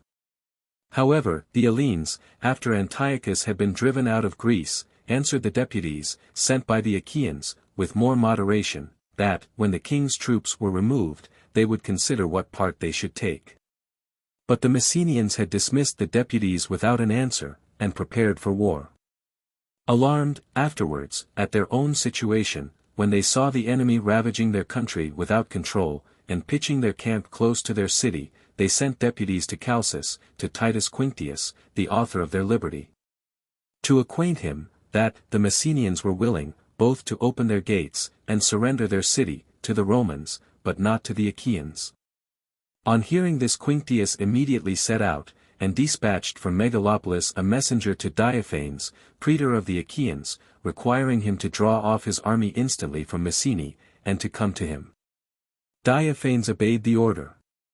Raising the siege, he hastened forward himself before the army, and met Quinctius near Andania, a small town between Megalopolis and Messene. When he began to explain the reasons for commencing the siege, Quinctius, gently reproving him for undertaking a business of that importance without consulting him, ordered him to disband his forces, and not to disturb a peace which had been established advantageously to all. He commanded the Messenians to recall the exiles, and to unite themselves to the confederacy of the Achaeans. And if there were any particulars to which they chose to object, or any precautions which they judged requisite for the future, they might apply to him at Corinth. He then gave directions to Diophanes, to convene immediately a general council of the Achaeans, that he might settle some business with them. 32. In this assembly he complained of their having acquired possession of the island of Zacynthus by unfair means, and demanded that it should be restored to the Romans. Zacynthus had formerly belonged to Philip, king of Macedonia, and he had made it over to Amminander, on condition of his giving him leave to march an army through Athymania, into the upper part of Aetolia. On that expedition wherein he compelled the Aetolians with dejected spirits to sue for peace. Amminander gave the government of the island to Philip, the Megalopolitan. And afterwards, during the war in which he united himself with Antiochus against the Romans, having called out Philip to the duties of the campaign, he sent, as his successor, Hierocles, of Agrigentum. This man, after the flight of Antiochus from Thermopylae, and the expulsion of Amminander from Athymania by Philip, sent emissaries of his own accord to Diophanes, praetor of the Achaeans. And having bargained for a sum of money, delivered over the island to the Achaeans. This acquisition, made during the war, the Romans claimed as their own. For they said, that, it was not for Diophanes and the Achaeans that the consul Manius Acilius, and the Roman legions, fought at Thermopylae. Diophanes, in answer, sometimes apologized for himself and his nation. Sometimes insisted on the justice of the proceeding.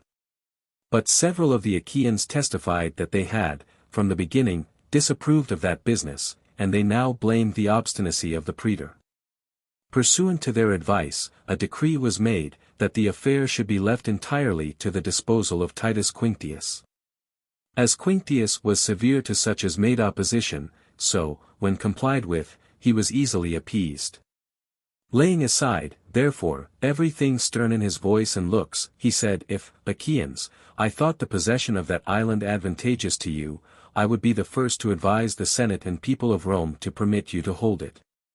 But as I see that a tortoise, when collected within its natural covering, is safe against blows of any kind, and whenever it thrusts out any of its limbs, it feels whatever it has thus uncovered, weak and liable to every injury, so you. In like manner, Achaeans, being enclosed on all sides by the sea, can easily unite among yourselves, and maintain by that union all that is comprehended within the limits of Peloponnesus. But whenever, through ambition of enlarging your possessions, you overstep these limits, then all that you hold beyond them is naked, and exposed to every attack. The whole assembly declaring their assent, and Diophanes not daring to give further opposition, Zacynthus was ceded to the Romans. 33. When the consul was on his march to Naupactum, King Philip proposed, that, if it was agreeable to him, he would, in the meantime, retake those cities that had revolted from their alliance with Rome. Having obtained permission so to do, he, about this time, marched his army to Demetrius, being well aware that great distraction prevailed there. For the garrison, being destitute of all hope of succor since they were abandoned by Antiochus, and having no reliance on the Aetolians, daily and nightly expected the arrival of Philip or the Romans, whom they had most reason to dread. As these were most justly incensed against them. There was, in the place, an irregular multitude of the king's soldiers, a few of whom had been at first left there as a garrison, but the greater part had fled thither after the defeat of his army, most of them without arms. And without either strength or courage sufficient to sustain a siege.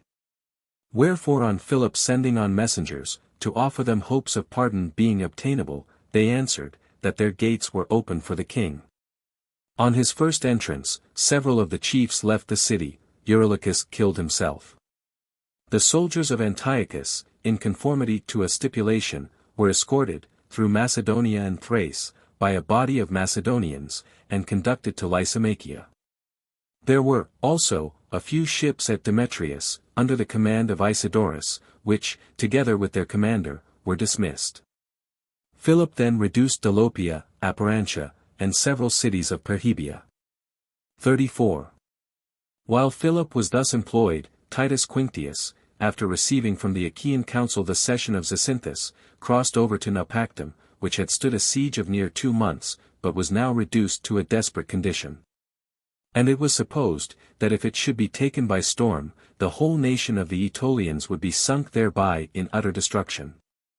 But, although he was deservedly incensed against the Aetolians, from the recollection that they alone had attempted to depreciate his merits, when he was giving liberty to Greece, and had been in no degree influenced by his advice, when he endeavored, by forewarning them of the events, which had since occurred, to deter them from their mad undertaking, nevertheless, thinking it particularly his business to take care that none of the states of Greece which had been liberated by himself should be entirely subverted, he first walked about near the walls, that he might be easily known by the Aetolians.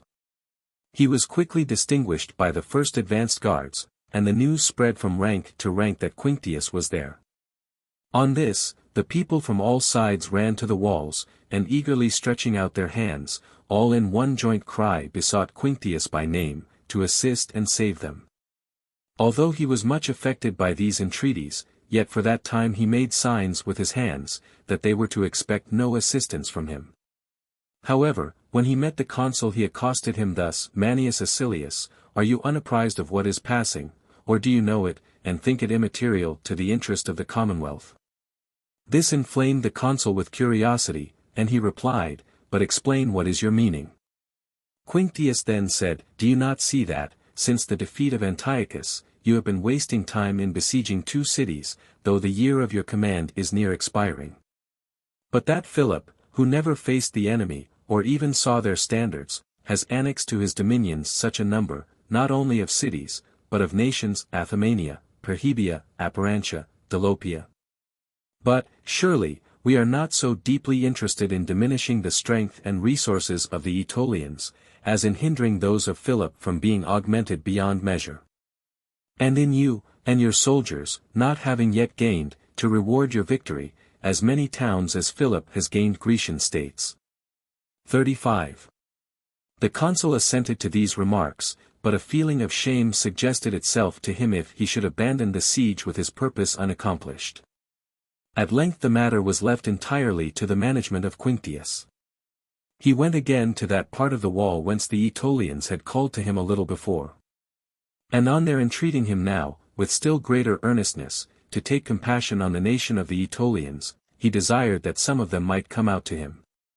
Accordingly, Phineas himself, with some others of the principal men, instantly came and threw themselves at his feet. He then said, "Your condition causes me to restrain my resentment and my reproofs. The events which I foretold have come to pass, and you have not even this reflection left you, that they have fallen upon you undeservedly. Nevertheless, since fate has, in some manner, destined me to the office of cherishing the interests of Greece, I will not cease to show kindness even to the unthankful. Send intercessors to the consul, and let them petition him for a suspension of hostilities, for so long a time as will allow you to send ambassadors to Rome, to surrender yourselves to the will of the Senate. I will intercede, and plead in your favor with the consul." They did as Quinctius directed, nor did the consul reject their application. He granted them a truce for a certain time, until the embassy might bring a reply from Rome. And then, raising the siege, he sent his army into Phocis. The consul, with Titus Quinctius, crossed over thence to Aegium, to confer with the council of the Achaeans about the Hellenes, and also the restoration of the Lacedaemonian exiles. But neither was carried into execution, because the Achaeans chose to reserve to themselves the merit of effecting the latter. And the Hellenes preferred being united to the Achaean confederacy by a voluntary act of their own, rather than through the mediation of the Romans. Ambassadors came hither to the consul from the Epirots, who, it was well known, had not with honest fidelity maintained the alliance. Although they had not furnished Antiochus with any soldiers, yet they were charged with having assisted him with money, and they themselves did not disavow having sent ambassadors to him. They requested that they might be permitted to continue on the former footing of friendship. To which the consul answered, that he did not yet know whether he was to consider them as friends or foes. The Senate must be the judge of that matter. He would therefore take no step in the business, but leave it to be determined at Rome, and for that purpose he granted them a truce of 90 days. When the Epirots, who were sent to Rome, addressed the Senate, they rather enumerated hostile acts which they had not committed, than cleared themselves of those laid to their charge. And they received such an answer that they seemed rather to have obtained pardon than proved their innocence. About the same time ambassadors from King Philip were introduced to the Senate, and presented his congratulations on their late successes. They asked leave to sacrifice in the Capitol, and to deposit an offering of gold in the temple of Jupiter supremely good and great. This was granted by the Senate, and they presented a golden crown of 100 pounds weight. The Senate not only answered the ambassadors with kindness, but gave them Demetrius, Philip's son, who was at Rome as an hostage, to be conducted home to his father. Such was the conclusion of the war waged in Greece by the consul Manius Acilius against Antiochus. 36.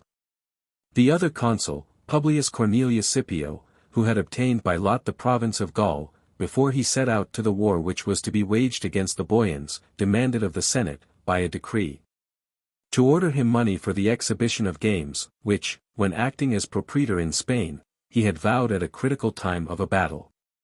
His demand was deemed unprecedented and unreasonable, and they therefore voted, that, whatever games he had vowed, on his own single judgment, without consulting the Senate, he should celebrate out of the spoils. If he had reserved any for the purpose. Otherwise, at his own expense. Accordingly, Publius Cornelius exhibited those games through the space of 10 days. About this time the temple of the great Idaean mother was dedicated. Which deity, on her being brought from Asia, in the consulate of Publius Cornelius Scipio, afterwards surnamed Africanus, and Publius Licinius, the above-mentioned Publius Cornelius had conducted from the seaside to the Palatine. In pursuance of a decree of the Senate, Marcus Livius and Caius Claudius, censors, in the consulate of Marcus Cornelius and Publius Sempronius, had contracted for the erection of the goddess's temple. And 13 years after it had been so contracted for, it was dedicated by Marcus Junius Brutus, and games were celebrated on occasion of its dedication, in which, according to the account of Valerius Antius, dramatic entertainments were, for the first time, introduced into the Megaletian games. Likewise, Caius Licinius Lucullus, being appointed Duumvir, dedicated the Temple of Youth in the Great Circus. This temple had been vowed 16 years before by Marcus Livius, consul, on the day wherein he cut off Hasdrubal and his army. And the same person, when censor, in the consulate of Marcus Cornelius and Publius Sempronius, had contracted for the building of it. Games were also exhibited on occasion of this consecration, and everything was performed with the greater degree of religious zeal, on account of the impending war with Antiochus. 37. At the beginning of the year in which those transactions passed, after Manius Acilius had gone to open the campaign, and while the other consul, Publius Cornelius, yet remained in Rome, 2 tame oxen, it is said, climbed up by ladders on the tiles of a house in the Carina. The aruspices ordered them to be burned alive, and their ashes to be thrown into the Tiber. It was reported that several showers of stones had fallen at Terracina and Amiternum. That, at Minturni, the temple of Jupiter, and the shops round the Forum, were struck by lightning, that, at Volturnum, in the mouth of the river, 2 ships were struck by lightning, and burnt to ashes. On occasion of these prodigies, the Decemvirs, being ordered by a decree of the Senate to consult the Sibylline books, declared, that a fast ought to be instituted in honor of Ceres, and the same observed every 5th year. That the 9 days' worship ought to be solemnized, and a supplication for 1 day, and that they should observe the supplication, with garlands on their heads. Also that the consul Publius Cornelius should sacrifice to such deities, and with such victims, as the Decemvirs should direct. When he had used every means to avert the wrath of the gods, by duly fulfilling vows and expiating prodigies, the consul went to his province. And, ordering the proconsul Gnaeus Domitius to disband his army, and go home to Rome, he marched his own legions into the territory of the Boians. 38. Nearly at the same time, the Ligurians, having collected an army under the sanction of their devoting law, made an unexpected attack, in the night, on the camp of the proconsul Quintus Minucius. Minucius kept his troops, until daylight, drawn up within the rampart, and watchful to prevent the enemy from scaling any part of the fortifications at the first light. He made a sally by 2 gates at once, but the Ligurians did not, as he had expected, give way to his first onset. On the contrary, they maintained a dubious contest for more than 2 hours. At last, as other and still other troops came out from the camp, and fresh men took the place of those who were wearied in the fight, the Ligurians, who besides other hardships, felt a great loss of strength from the want of sleep, betook themselves to flight. Above 4,000 of the enemy were killed, the Romans and allies lost not quite 300. About 2 months after this, the consul Publius Cornelius fought a pitched battle with the army of the Boians with extraordinary success. Valerius Antius affirms, that 28,000 of the enemy were slain, and 3,400 taken, with 124 military standards, 1,230 horses, and 247 wagons. And that of the conquerors there fell 1,484. Though we may not entirely credit this writer with respect to the numbers, as in such exaggeration no writer is more extravagant, yet it is certain that the victory on this occasion was very complete. Because the enemy's camp was taken, while, immediately after the battle, the Boians surrendered themselves, and because a supplication was decreed by the Senate on account of it, and victims of the greater kinds were sacrificed. About the same time Marcus Fulvius Nobilior entered the city in ovation, returning from farther Spain. He carried with him 12,000 pounds of silver, 130,000 silver denarii, and 127 pounds of gold. 240. 39. The consul, Publius Cornelius, having received hostages from the Boians, punished them so far as to appropriate almost one half of their lands for the use of the Roman people, and into which they might afterwards, if they chose, send colonies. Then returning home in full confidence of a triumph, he dismissed his troops, and ordered them to attend on the day of his triumph at Rome. The next day after his arrival, he held a meeting of the Senate, in the Temple of Bologna, when he detailed to them the services he had performed, and demanded to ride through the city in triumph. Publius Sempronius Blasus, tribune of the people, advised, that the honor of a triumph should not be refused to Scipio, but postponed. Wars of the Ligurians, he said, were always united with wars of the Gauls. For these nations, lying so near, sent mutual assistance to each other. If Publius Scipio, after subduing the Boians in battle, had either gone himself, with his victorious army, into the country of the Ligurians, or sent a part of his forces to Quintus Minucius, who was detained there, now the 3rd year, by a war which was still undecided, that with the Ligurians might have been brought to an end, instead of which, he had, in order to procure a full attendance on his triumph, brought home the troops, who might have performed most material services to the state, and might do so still, if the Senate thought proper, by deferring this token of victory, to redeem that which had been omitted through eager haste for a triumph.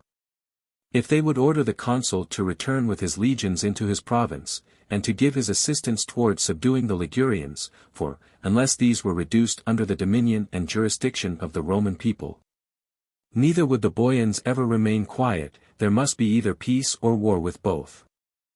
When the Ligurians should be subdued, Publius Cornelius, in quality of proconsul, might triumph, a few months later, after the precedent of many, who did not attain that honor until the expiration of their office. 40. To this the consul answered, that neither had the province of Liguria fallen to his lot, nor had he waged war with the Ligurians, nor did he demand a triumph over them. He confidently hoped, that in a short time Quintus Minucius, after completing their reduction, would demand and obtain a well-deserved triumph. For his part, he demanded a triumph over the Boian Gauls, whom he had conquered in battle and had driven out of their camp, of whose whole nation he had received an absolute submission within 2 days after the fight, and from whom he had brought home hostages to secure peace in future. But there was another circumstance, of much greater magnitude: he had slain in battle so great a number of Gauls, that no commander, before him, ever met in the field so many thousands, at least of the Boians. Out of 50,000 men, more than one half were killed, and many thousands made prisoners, so that the Boians had now remaining only old men and boys. Could it, then, be a matter of surprise to any one, that a victorious army, which had not left one enemy in the province, should come to Rome to attend the triumph of their consul? And if the Senate should choose to employ the services of these troops in another province also, which of the two kinds of treatment could it be supposed would make them enter on a new course of danger and another laborious enterprise with the greater alacrity? The paying them the reward of their former toils and dangers without defalcation, or, the sending them away, with the prospect, instead of the reality, when they had once been disappointed in their first expectation? As to what concerned himself personally, he had acquired a stock of glory sufficient for his whole life, on that day, when the Senate adjudged him to be the best man, in the state, and commissioned him to give a reception to the Idaean mother. With this inscription, though neither consulship nor triumph were added, the statue of Publius Scipio Nazica would be sufficiently honored and dignified.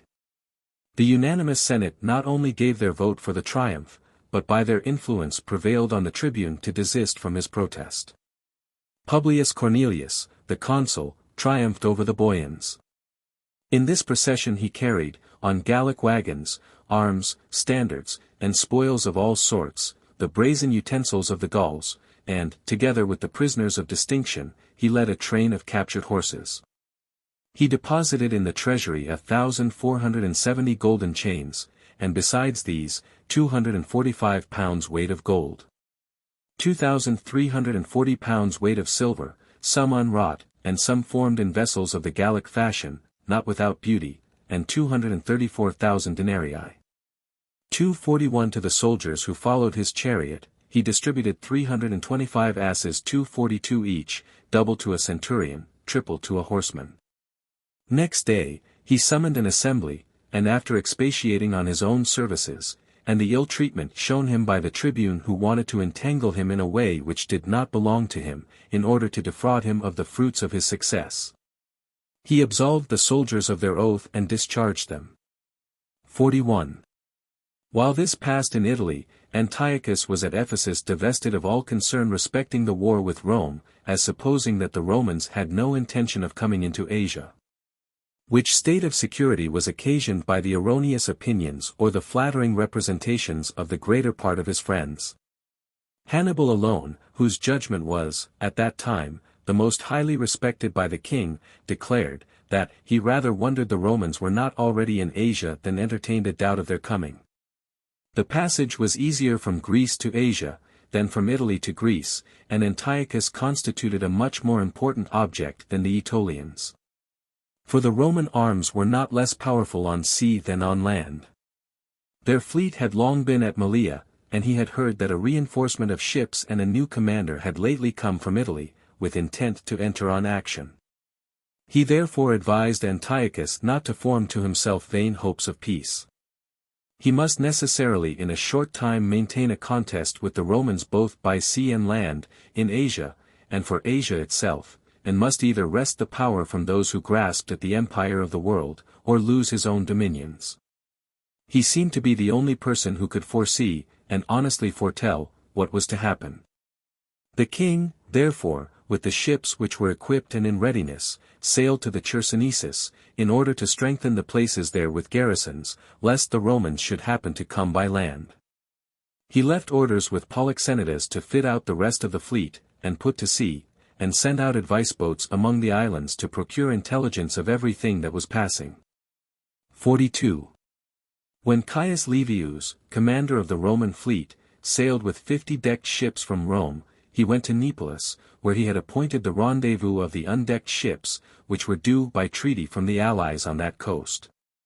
And thence he proceeded to Sicily, where, as he sailed through the strait beyond Messana, he was joined by 6 Carthaginian ships, sent to his assistance.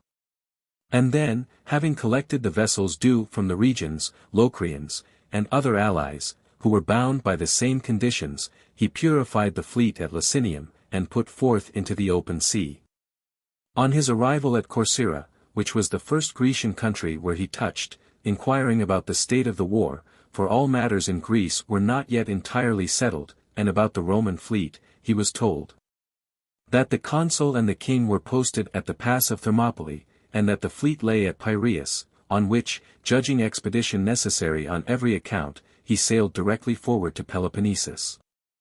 Having on his passage ravaged Samos and Zacynthus, because they favored the party of the Aetolians, he bent his course to Malea, and, meeting very favorable weather, arrived in a few days at Piraeus, where he joined the old fleet.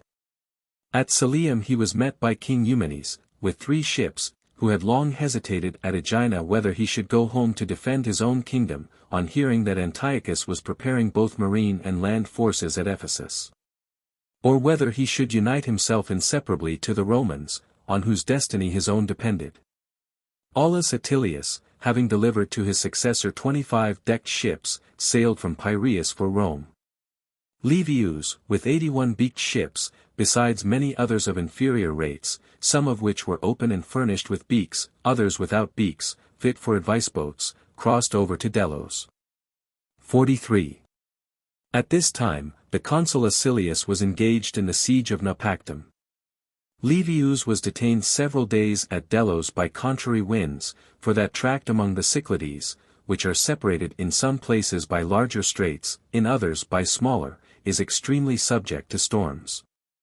Polixenidas, receiving intelligence from his scout ships, which were stationed in various places, that the Roman fleet lay at Delos, sent off an express to the king, who, quitting the business in which he was employed in Hellespontus. And taking with him all the ships of war, returned to Ephesus with all possible speed, and instantly called a council to determine whether he should risk an engagement at sea. Polyxenides affirmed, that no delay should be incurred, it was particularly requisite so to do, before the fleet of Eumenes and the Rhodian ships should join the Romans. In which case, even, they would scarcely be inferior in number, and in every other particular would have a great superiority, by reason of the agility of their vessels, and a variety of auxiliary circumstances. For the Roman ships, being unskilfully constructed, were slow in their motions, and, besides that, as they were coming to an enemy's coast, they would be heavily laden with provisions. Whereas their own, leaving none but friends in all the countries round, would have nothing on board but men and arms. Moreover, that their knowledge of the sea, of the adjacent lands, and of the winds, would be greatly in their favor. Of all which the Romans being ignorant, would find themselves much distressed. In advising this plan he influenced all, especially as the same person who gave the advice was also to carry it into execution. 2 days only were passed in making preparations, and on the third, setting sail with 100 ships, of which 70 had decks, and the rest were open, but all of the smaller rates, they steered their course to Phocea. The king, as he did not intend to be present in the naval combat, on hearing that the Roman fleet was approaching, withdrew to Magnesia, near Sipylus, to collect his land forces, while his ships proceeded to Sissus, a port of Erythrea, where it was supposed they might with more convenience wait for the enemy. The Romans, as soon as the north wind, which had held for several days, ceased, sailed from Delos to Phani, a port in Chios, opposite the Aegean Sea. They afterwards brought round the fleet to the city of Chios, and having taken in provisions there, sailed over to Phocea. Eumenes, who had gone to join his fleet at Elea, returned a few days after, with 24 decked ships, and a greater number of open ones, to Phocea, where were the Romans, who were fitting and preparing themselves for a sea fight. Then setting sail with 105 decked ships, and about 50 open ones, they were for some time driven forcibly towards the land, by a north wind blowing across its course. The ships were thereby obliged to go, for the most part, singly, one after another, in a thin line. Afterwards, when the violence of the wind abated, they endeavored to stretch over to the harbor of Caracas, beyond Sissus. 44. When intelligence was brought to Polyxenides that the enemy were approaching, he rejoiced at an opportunity of engaging them, and drew out the left squadron towards the open sea. At the same time ordering the commanders of the ships to extend the right division towards the land. And then advanced to the fight, with his fleet in a regular line of battle. The Roman commander, on seeing this, furled his sails, lowered his masts, and, at the same time adjusting his rigging, waited for the ships which were coming up. There were now about 30 in the line. And in order that his left squadron might form a front in like direction, he hoisted his topsails, and stretched out into the deep, ordering the others to push forward, between him and the land, against the right squadron of the enemy. Eumenes brought up the rear, who, as soon as he saw the bustle of taking down the rigging begin, likewise brought up his ships with all possible speed. All their ships were by this time in sight. 2 Carthaginian vessels, however, which advanced before the Romans, came across 3 belonging to the king. As the numbers were unequal, 2 of the king's ships fell upon one, and, in the first place, swept away the oars from both its sides. The armed mariners then boarded, and killing some of its defenders and throwing others into the sea, took the ship. The one which had engaged in an equal contest, on seeing her companion taken, before she could be surrounded by the 3, fled back to the fleet. Livius, fired with indignation, bore down with the Praetorian ship against the enemy. The 2 which had overpowered the Carthaginian ship, in hopes of the same success against this one, advanced to the attack, on which he ordered the rowers on both sides to plunge their oars in the water, in order to hold the ship steady, and to throw grappling irons into the enemy's vessels as they came up. Having, by these means, rendered the business something like a fight on land, he desired his men to bear in mind the courage of Romans, and not to regard the slaves of a king as men. Accordingly, this single ship now defeated and captured the 2, with more ease than the two had before taken one. By this time the entire fleets were engaged and intermixed with each other. Eumenes, who had come up last, and after the battle was begun, when he saw the left squadron of the enemy thrown into disorder by Livius, directed his own attack against their right, where the contest was yet equal. 45. In a short time a flight commenced, in the first instance, with the left squadron, for Polyxenidas, perceiving that he was evidently overmatched with respect to the bravery of the men, hoisted his topsails, and betook himself to flight. And, quickly after, those who had engaged with Eumenes near the land did the same. The Romans and Eumenes pursued with much perseverance, as long as the rowers were able to hold out, and they had any prospect of annoying the rear of the enemy. But finding that the latter, by reason of the lightness and fleetness of their ships, baffled every effort that could be made by theirs, loaded as they were with provisions, they at length desisted. Having taken 13 ships together with the soldiers and rowers, and sunk 10. Of the Roman fleet, only the one Carthaginian ship, which, at the beginning of the action, had been attacked by 2, was lost. Polyxenidas continued his flight, until he got into the harbor of Ephesus. The Romans stayed, during the remainder of that day, in the port from which the king's fleet had sailed out, and on the day following proceeded in the pursuit. In the midst of their course they were met by 25 Rhodian-decked ships, under Pisistratus, the commander of the fleet, and in conjunction with these followed the runaways to Ephesus, where they stood for some time, in order of battle, before the mouth of the harbor.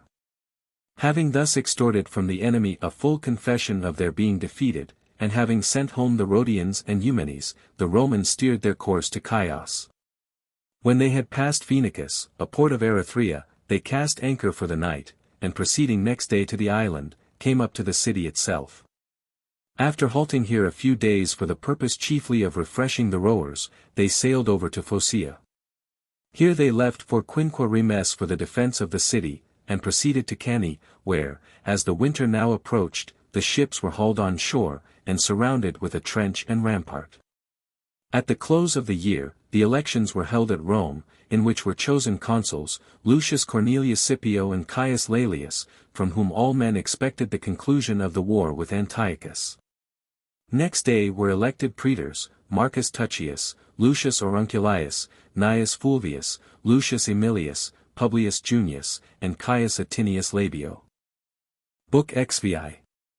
Lucius Cornelius Scipio the consul, having as lieutenant Publius Scipio Africanus, who had declared that he would be his brother's lieutenant if the province of Greece was decreed to him. When that province appeared likely to be assigned to Caius Laelius, who had great influence in the Senate, set out to wage war against Antiochus, and was the first Roman general that ever passed over into Asia. Aemilius Regillus, with the assistance of the Rhodians, fought successfully against the royal fleet of Antiochus at Myonesus. The son of Africanus, having been taken by Antiochus, was sent back to his father. Manius Acilius Glabrio triumphed over Antiochus, whom he had driven out of Greece, and over the Aetolians. Antiochus being subsequently conquered by Lucius Cornelius Scipio, with the aid of Eumenes, son of Attalus, and king of Pergamus, peace was granted to him on these terms, that he should evacuate all the provinces on this side Mount Taurus. The kingdom of Eumenes, through whose assistance Antiochus had been conquered, was enlarged. Some states were granted to the Rhodians too, who also had assisted them. The colony of Bononia was founded. Aemilius Regillus, who had conquered the admirals of Antiochus in a naval engagement, triumphed. Lucius Cornelius Scipio, who had brought the war with Antiochus to a conclusion, was called Asiaticus, attaining to an equality with his brother by this surname. 1. Lucius Cornelius Scipio and Caius Laelius being consuls, no business, after the duties of religion, was transacted in the Senate prior to that of the Aetolians. Not only their ambassadors were urgent, because they had a truce of a short period, but they were aided by Titus Quinctius also, who had then returned to Rome from Greece. The Aetolians, as being persons to whom there was more hope in the mercy of the Senate than in their cause, acted suppliantly, weighing their bygone services against their recent misconduct. But when present, they were importuned by questions of the senators, wringing from them an acknowledgment of their guilt rather than replies, and when ordered to depart from the Senate, they caused a great contest. Resentment had more power in their case than compassion, for the Senate were incensed against them not merely as enemies, but as an uncivilized and unsocial race. After it had been contested several days, it was at last resolved, that peace should neither be granted nor refused. Two conditions were offered them, either that they should yield to the Senate unconditional power over them, or pay 1,000 talents (243) and have the same friends and enemies. To them, desirous to elicit in what things they should give to the Senate unconditional power over them, no positive answer is given. But being thus dismissed, without having concluded a peace, they were ordered to quit the city that very day, and Italy within 15 days. They then began to debate concerning the provinces for the consuls. Both of these wished for Greece. Laelius had a powerful interest in the Senate. And when the Senate had ordered that the consuls should either cast lots for the provinces, or settle them between themselves, he observed, that they would act with more propriety in leaving that matter to the wisdom of the senators, than to the decision of lot. To this Scipio, an answer being given that he would take advice how he ought to act, having spoken to his brother alone, and having been desired by him to leave it unhesitatingly to the Senate, answered his colleague that he would do what he recommended. When this plan, either original or supported by precedents of a record now lost by antiquity, being referred to the Senate, had aroused them by the expectation of a contest, Publius Scipio Africanus said that, if they decreed that province to his brother, Lucius Scipio, he would go along with him, as his lieutenant general. This proposal being received with universal approbation, put an end to all dispute. The Senate were well pleased to make the trial, whether King Antiochus should have more effectual aid in the vanquished Hannibal, or the Roman consul and legions in his conqueror Africanus. And they almost all voted Greece to Scipio, and Italy to Laelius. The praetors then cast lots for their provinces. Lucius Aurunculius obtained the city jurisdiction, Gnaeus Fulvius, the foreign, Lucius Aemilius Regillus, the fleet. Publius Junius Brutus, the Tuscans, Marcus Tuccius, Apulia and Bruttium, and Caius Atinius, Sicily. 2. Then to the consul to whom the province of Greece had been decreed, in addition to the army which he was about to receive from M. Acilius, but they were 2 legions, 3,000 Roman foot and 100 horse, and of the Latin confederates 5,000 foot and 200 horse, are added as a reinforcement.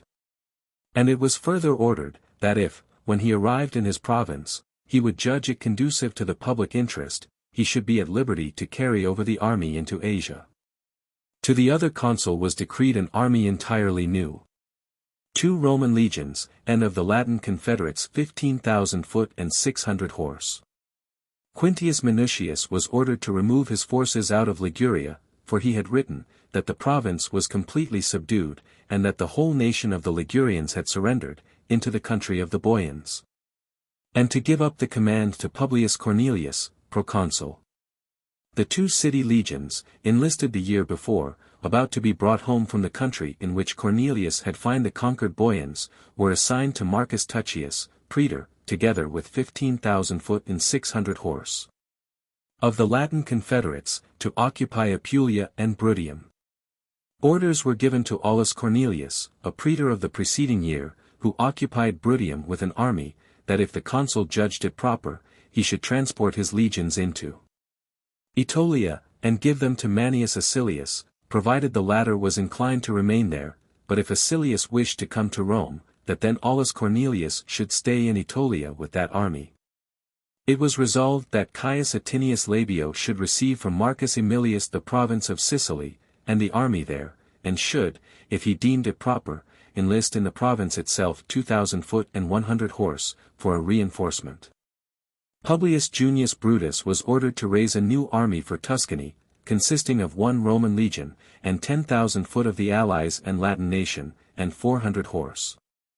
Lucius Aemilius, whose province was the sea, was ordered to receive from Marcus Junius, praetor of the former year, 20 ships of war, with their crews, and himself to enlist 1,000 marines and 2,000 foot soldiers. With which ships and soldiers he was to sail to Asia, and receive the command of the fleet from Caius Livius. To the governors of the two Spains and Sardinia, their command is prolonged for a year, and the same armies were decreed them. Sicily and Sardinia were, this year, assessed in 2/10 of their corn. All the corn from Sicily was ordered to be carried into Aetolia, to the army there, of that to be collected from Sardinia, 1/2 to Rome, and the other half into Aetolia, for the same use as the corn from Sicily. 3. It was judged proper, that, previous to the departure of the consuls for their provinces, the prodigies should be expiated under the direction of the pontiffs. The temple of Juno Lucina, at Rome, was struck by lightning in such a manner, that the summit and the folding doors were much damaged. At Puteoli, the wall and a gate were struck by lightning in several parts, and 2 men killed. It was clearly proved, that, at Nursia, in the midst of a calm, a tempest suddenly burst forth, and there also 2 freemen were killed. The Tusculans reported, that a shower of earth fell in their country. And the Rhatines, that a mule brought forth, young in theirs. These prodigies were expiated, and the Latin festival was celebrated a second time, because the flesh meat, which ought to be given to the Laurentians, had not been given them. There was also a supplication made on account of those religious fears. The Decemvirs gave directions from the books, to which of the gods it should be performed. 10 freeborn youths, and 10 virgins, all of whom had their fathers and mothers living, were employed in that ceremony, and the Decemvirs sacrificed sucklings by night.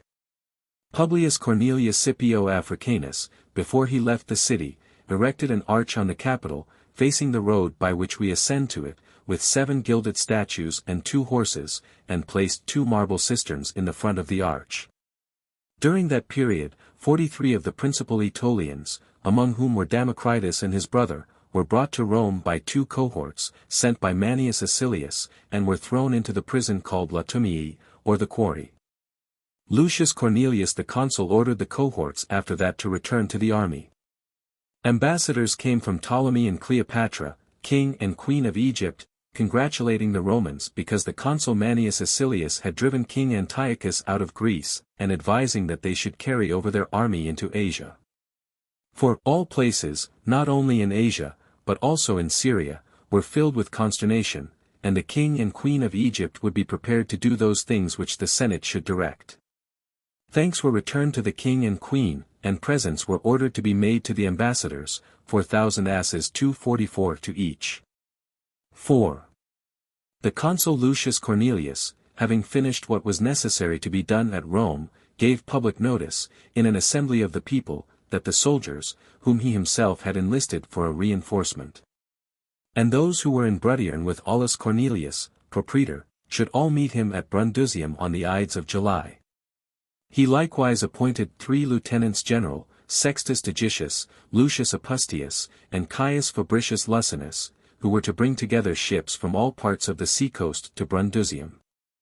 And now, everything being ready, he set out from the city in his military robe of state. About 5,000 volunteers of the Romans and allies, who had served out their campaigns, under the command of Publius Africanus, attended the consul at his departure, and gave in their names. At the time in which the consul set out to the war during the celebration of the Apollinarian Games, on the 5th day before the Ides of July, though the sky was serene, the light was obscured in the middle of the day. When the moon passed beneath the orb of the sun, L. Aemilius Regillus, to whom the sea had fallen as his province, set out at the same time. To Lucius Aurunculius this business was assigned by the Senate, that he should build 30 quinquiremes and 20 triremes, because there was a report that Antiochus, since the engagement at sea, was fitting out a much larger fleet. The Aetolians, after the ambassadors brought back word from Rome that there was no hope of peace, although their whole sea-coast, which was opposite to Peloponnesus, was ravaged by the Achaeans, regarding the danger more than their losses, seized on Mount Coryx, in order to shut up the pass against the Romans. For they had no doubt that they would return in the beginning of spring to the siege of Naupactum. It appeared better to Acilius, who knew that this was expected, to attempt a thing that was not anticipated, and to lay siege to Lamia. For the garrison had been reduced by Philip almost to a state of desperation, and being then off their guard, because they feared no such attempt, might be surprised by himself. Marching from Elatia, he formed his first encampment in the enemy's country, on the banks of the river Spercheius, and decamping thence in the night, he at break of day attacked the town with a line of troops that encircled it. 5. As is usual in an unexpected affair, great consternation and tumult ensued. Yet the besieged, with greater resolution than any one could suppose them capable of under such a sudden alarm, when the men fought, and the women brought weapons of every kind, and stones, to the walls, defended the city for that day. Although the scaling ladders were raised against the walls. About midday, Acilius, the signal for retreat being given, drew off his men to their camp. After their bodies were refreshed by food and rest, before he dismissed the meeting in the praetorium, he gave them notice, to be ready and under arms before day, and that they were not to return to their tents until the city should be taken. Next day, at the same hour as before, having began the assault in a greater number of places, as not only the strength, but also the weapons, and above all, the courage of the garrison began to fail, he took the town in the space of a few hours. One half of the spoil found there was sold in parcels, the other was divided among the soldiers, and a council was held to determine what he should next undertake. No one approved of going against Naupactum, while the pass at Coryx was occupied by the Aetolians.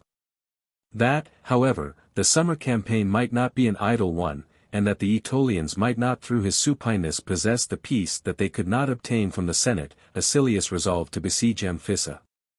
His army was led thither from Heraclea by Ida. Having encamped under the walls, he proceeded to attack the town, not by general assault, as at Lamia, but by regular approaches. The ram was brought up to the walls in many places at once. And though these were shaken by it, yet the townsmen never attempted to provide or contrive any sort of defense against such a description of mechanism. All their hope was in arms and courage. By frequent sallies they much annoyed not only the advanced guards of the Romans, but even those who were employed at the works and machines. 6. However, the wall was broken down in many places, when word was brought, that his successor, having landed his army at Apollonia, was coming through Epirus and Thessaly. The consul came with 13,000 foot and 500 horse. He had already arrived at the Malian Bay. And after that, to his messengers sent forward to Hypata, to order a surrender of the city, this response was given. That they would do nothing except by the common consent of the Aetolians, that the siege of Hypata might not detain him while Amphissa was not yet recovered, having sent forward his brother Africanus, he leads his forces to Amphissa. A little before their arrival, the townspeople having abandoned the city, for it was now, for the most part, stripped of its walls, all, armed and unarmed, retired into the citadel, which they deemed an impregnable fortress. The consul pitched his camp at the distance of about 6 miles from the town. And thither came ambassadors from the Athenians, addressing, first, Publius Scipio, who preceded the main body as before mentioned, and afterwards the consul, with earnest supplications in favor of the Aetolians. They received a milder answer from Africanus, who, wishing for an honorable pretext for relinquishing the Aetolian war, was directing his views towards Asia and King Antiochus, and had recommended to the Athenians to persuade, not only the Romans, but the Aetolians likewise, to prefer peace to war. By the advice of the Athenians a numerous embassy of the Aetolians came speedily from Hypata, and the discourse of Africanus, whom they addressed first, augmented their hopes of peace. For he mentioned, that many nations and states, first in Spain, and afterwards in Africa, had thrown themselves on his protection, and that, in all of them, he had left greater monuments of clemency and kindness than of military prowess. The business seemed to be concluded, when the consul, on being applied to, repeated the very same answer with which they had been driven off by the Senate. When the Aetolians were thunderstruck at this, as if they had never heard it before, for they now perceived that no progress was made either from the Athenian embassy or the favorable reply of Africanus. They said that they wished to consult their countrymen on the affair. 7. They then returned to Hypata, nor were their plans cleared of difficulties. For they had no means of paying the 1,000 talents, and, in case of an unconditional submission, they dreaded lest cruelty should be inflicted on their persons. They, therefore, ordered the same ambassadors to return to the consul and Africanus, and to request, that if they meant in reality to grant them peace, and not merely to amuse them with the prospect of it, frustrating the hopes of the wretched, they would either remit some part of the money required to be paid, or order that the unconditional submission should not extend to their persons. Nothing was accomplished whereby the consul might change his resolution, and that embassy, also, was dismissed without effect. The Athenian ambassadors accompanied them. And Echedemus, their principal in the embassy, recalled to hope the Aetolians, dejected by so many repulses, and deploring with unavailing lamentations the hard fate of their nation, by advising them to request a suspension of arms for 6 months, in order that they might send an embassy to Rome. He urged that, the delay could add nothing to their present calamities, which were already severe in the extreme, but that, if time intervened, their present calamities might be alleviated by many chances. Agreeably to this advice of Echedemus, the same ambassadors were sent again, who, making their first application to Publius Scipio, obtained, through him, from the consul, a suspension of arms for the time they desired, and the siege of Amphissa being raised, Manius Acilius, the army being delivered to the consul, left the province. And the consul returned from Amphissa into Thessaly, with intention of leading his troops into Asia through Macedonia and Thrace. Here Africanus said to his brother, Lucius Scipio, I also, Lucius Scipio, approve of the route which you adopt. But the whole matter rests on the inclinations of Philip, for if he be faithful to our government, he will afford us a passage, and provisions, and all things which support and aid an army on a long march. But if he should fail in this, you will find no safety in any part of Thrace. In my opinion, therefore, the king's disposition ought in the first place to be discovered. He will be best tested if the person who shall be sent will come suddenly upon him, doing nothing by a preconcerted plan. Tiberius Sempronius Gracchus, a young man, the most active of all the youths at that time, being selected for this purpose, by means of relays of horses, and travelling with almost incredible expedition, made good the journey from Amphissa, whence he had been dispatched, to Pella, on the 3rd day.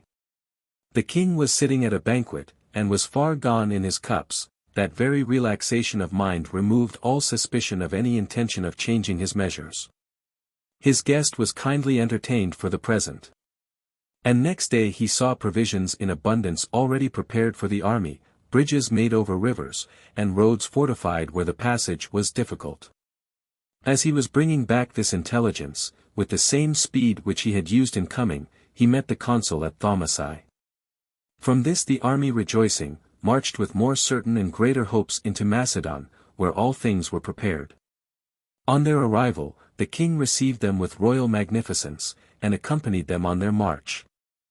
Much pleasantry and good humor appeared in him, which recommended him much to Africanus, a man who, as he was unparalleled in other respects, was not averse to courteousness unaccompanied by luxury. Passing from this not only through Macedon, but also through Thrace, they arrived at the Hellespont, Philip escorting them and making every preparation. 8. Antiochus, after the sea fight at Caracas, when he had the whole winter disengaged to carry on his preparations by land and water, was chiefly intent on the refitting of his ships, lest he should be entirely excluded from the sea. It occurred to him that he had been defeated when the Rhodian fleet was absent. If this fleet were present in an engagement, and the Rhodians would certainly not be guilty of being late a second time, he required a vast number of ships to equal the fleet of the enemy, in the strength of their crews and size of their vessels. For this reason, he sent Hannibal into Syria, to bring in the Phoenician navy, and gave orders to Polyxenidas, that, the more unsuccessfully affairs had been managed before, the more diligently he should now repair the ships which he had, and procure others. He himself passed the winter in Phrygia, calling in auxiliaries from every quarter. He had even sent for that purpose to Galligraecia. The people of that country were then more warlike than at present, retaining the Gallic spirit, as the generation which had emigrated thither was not yet extinct. He had left his son Seleucus with an army in Aeolia, to keep in obedience the maritime cities, which on one side Eumenes from Pergamus, on the other, the Romans from Phocea and Erythrae, were soliciting to revolt. The Roman fleet, as mentioned before, wintered at Cannae. Thither, about the middle of the season, came King Eumenes, with 2,000 foot and 100 horse. He, when he affirmed that vast quantities of spoil might be brought off from the enemy's country round Thyatira, by his persuasions, prevailed on Livius to send with him 5,000 soldiers. Those that were sent within a few days carried off an immense booty. 9. Meanwhile a sedition broke out at Phocea, in consequence of some endeavoring to bring over the multitude to the party of Antiochus. The winter quarters of the ships were burdensome, the tribute was burdensome, because 500 gowns with 500 tunics were exacted from them, the scarcity of corn was also galling. On account of which the ships also and garrison of Rome evacuated the place. The faction which labored in their assemblies to draw the commonalty over to Antiochus, was now freed from all apprehension. The Senate, and higher ranks, were of opinion that they should persevere in the alliance with Rome. But the advisers of a revolt had greater influence with the multitude. The Rhodians, the earlier in proportion to their having been too late in the former summer, sent in the vernal equinox, as commander of their fleet, with 36 ships, the same Pisistratus. At this time Livius, with 30 ships and 7 quadriremes, which King Eumenes had brought with him, was on his passage from Cannae to the Hellespont, in order to prepare everything necessary for the transportation of the army, which he expected to come by land. He first brought his fleet into the harbor called the Achaean. Whence he went up to Ilium, and having offered sacrifice to Minerva, gave a kind reception to the embassies from the states in the neighborhood, from Elias, Dardanum, and Retium, surrendering their respective states to him. Then he sailed to the entrance of the Hellespont, and, leaving 10 ships stationed opposite to Abydos, he crossed over to Europe with the rest of the fleet, to attack Cestus. As the troops were advancing up to the walls, first of all inspired priests of Cybele 245 in their solemn dress, met them before the gate. These said, that, by order of the Mother of the Gods, they, the immediate servants of the goddess, were come to pray the Roman commander to spare the walls and the city. None of them was injured. And, presently, the whole Senate and the magistrates came out to surrender the place. The fleet then sailed over to Abydos, where when, their minds being sounded by conferences, no peaceable answer was given, they prepared themselves for a siege. 10. While these transactions are carried on at the Hellespont, Polyxenides, the commander of the king's fleet, but he was an exile from Rhodes, having heard that the ships of his countrymen had sailed from home, and that Pisistratus, who commanded them, had, in a public speech, uttered several haughty and contemptuous expressions respecting him, and having conceived a particular jealousy against him, considered nothing else, night or day, than that by his acts he should refute his boastful words. He sent a person, who was known to him, to say, that, if it were allowed, he would be of great service to Pisistratus, and to his native country, and that he might be restored by Pisistratus to his country. When Pisistratus, in surprise, asked by what means such things could be effected, and pledged his faith to the other, at his request, that he would either concur in the execution of the design, or bury it in silence. The emissary then told him, that Polyxenides would deliver into his hands either the whole of the king's fleet or the greater part of it, and as a reward, he stipulated for nothing more than a return to his native country. The importance of the business had this effect, that he neither believed nor despised his proposition. He sailed to Panormus, in the Samian territory, and stopped there in order to examine thoroughly the business which was proposed to him. Messengers passed rapidly from both parties, nor was confidence inspired into Pisistratus until, in the presence of his messenger, Polyxenides wrote, with his own hand, an engagement that he would perform all that he had promised, and sent the tablets sealed with his own seal. By such a pledge as this, he thought that the traitor was completely engaged to him. For, that he who lived under a king would never act so absurdly as to give evidence of guilt against himself, attested by his own signature. The method of conducting the pretended plot was then settled. Polyxenides said that he would neglect every kind of preparation, that he would not keep any considerable numbers on board, either of rowers or mariners. That he would haul up on land some of the ships, under pretence of refitting them, would send away others into the neighboring ports, and keep a few at sea before the harbor of Ephesus. Which, if circumstances made it necessary to come out, he would expose to a battle. The negligence which Pisistratus heard that Polixenides was about to use in his fleet, he himself immediately practiced. Part of his ships he sent to Halicarnassus to bring provisions, another part to the city of Samos, while he himself waited at Panormus, that he might be ready when he should receive the signal of attack from the traitor. Polixenides encouraged his mistake by counterfeiting neglect, hauled up some ships, and, as if he intended to haul up others, put the docks in repair. He did not call the rowers from their winter quarters to Ephesus, but assembled them secretly at Magnesia. 11. By chance one of Antiochus's soldiers, when he had come to Samos on account of private business, being seized as a spy, is brought to Panormus to the admiral. This man, it is uncertain whether through fear or treachery towards his countrymen, disclosed all things to him, inquiring what was going on at Ephesus, that the fleet lay in harbor, fully equipped and ready for sea. That all the rowers had been sent to Magnesia, at Sipylus, that very few of the ships had been hauled on land, that the docks were shut, and that never was the business of the fleet conducted with greater diligence. But the mind of Pisistratus, prepossessed by misplaced confidence and vain hopes, caused these things not to be attended to as true. Polixenides, having fully adjusted all his measures, having called in the rowers from Magnesia, and launched hastily the ships that were in dock, by night.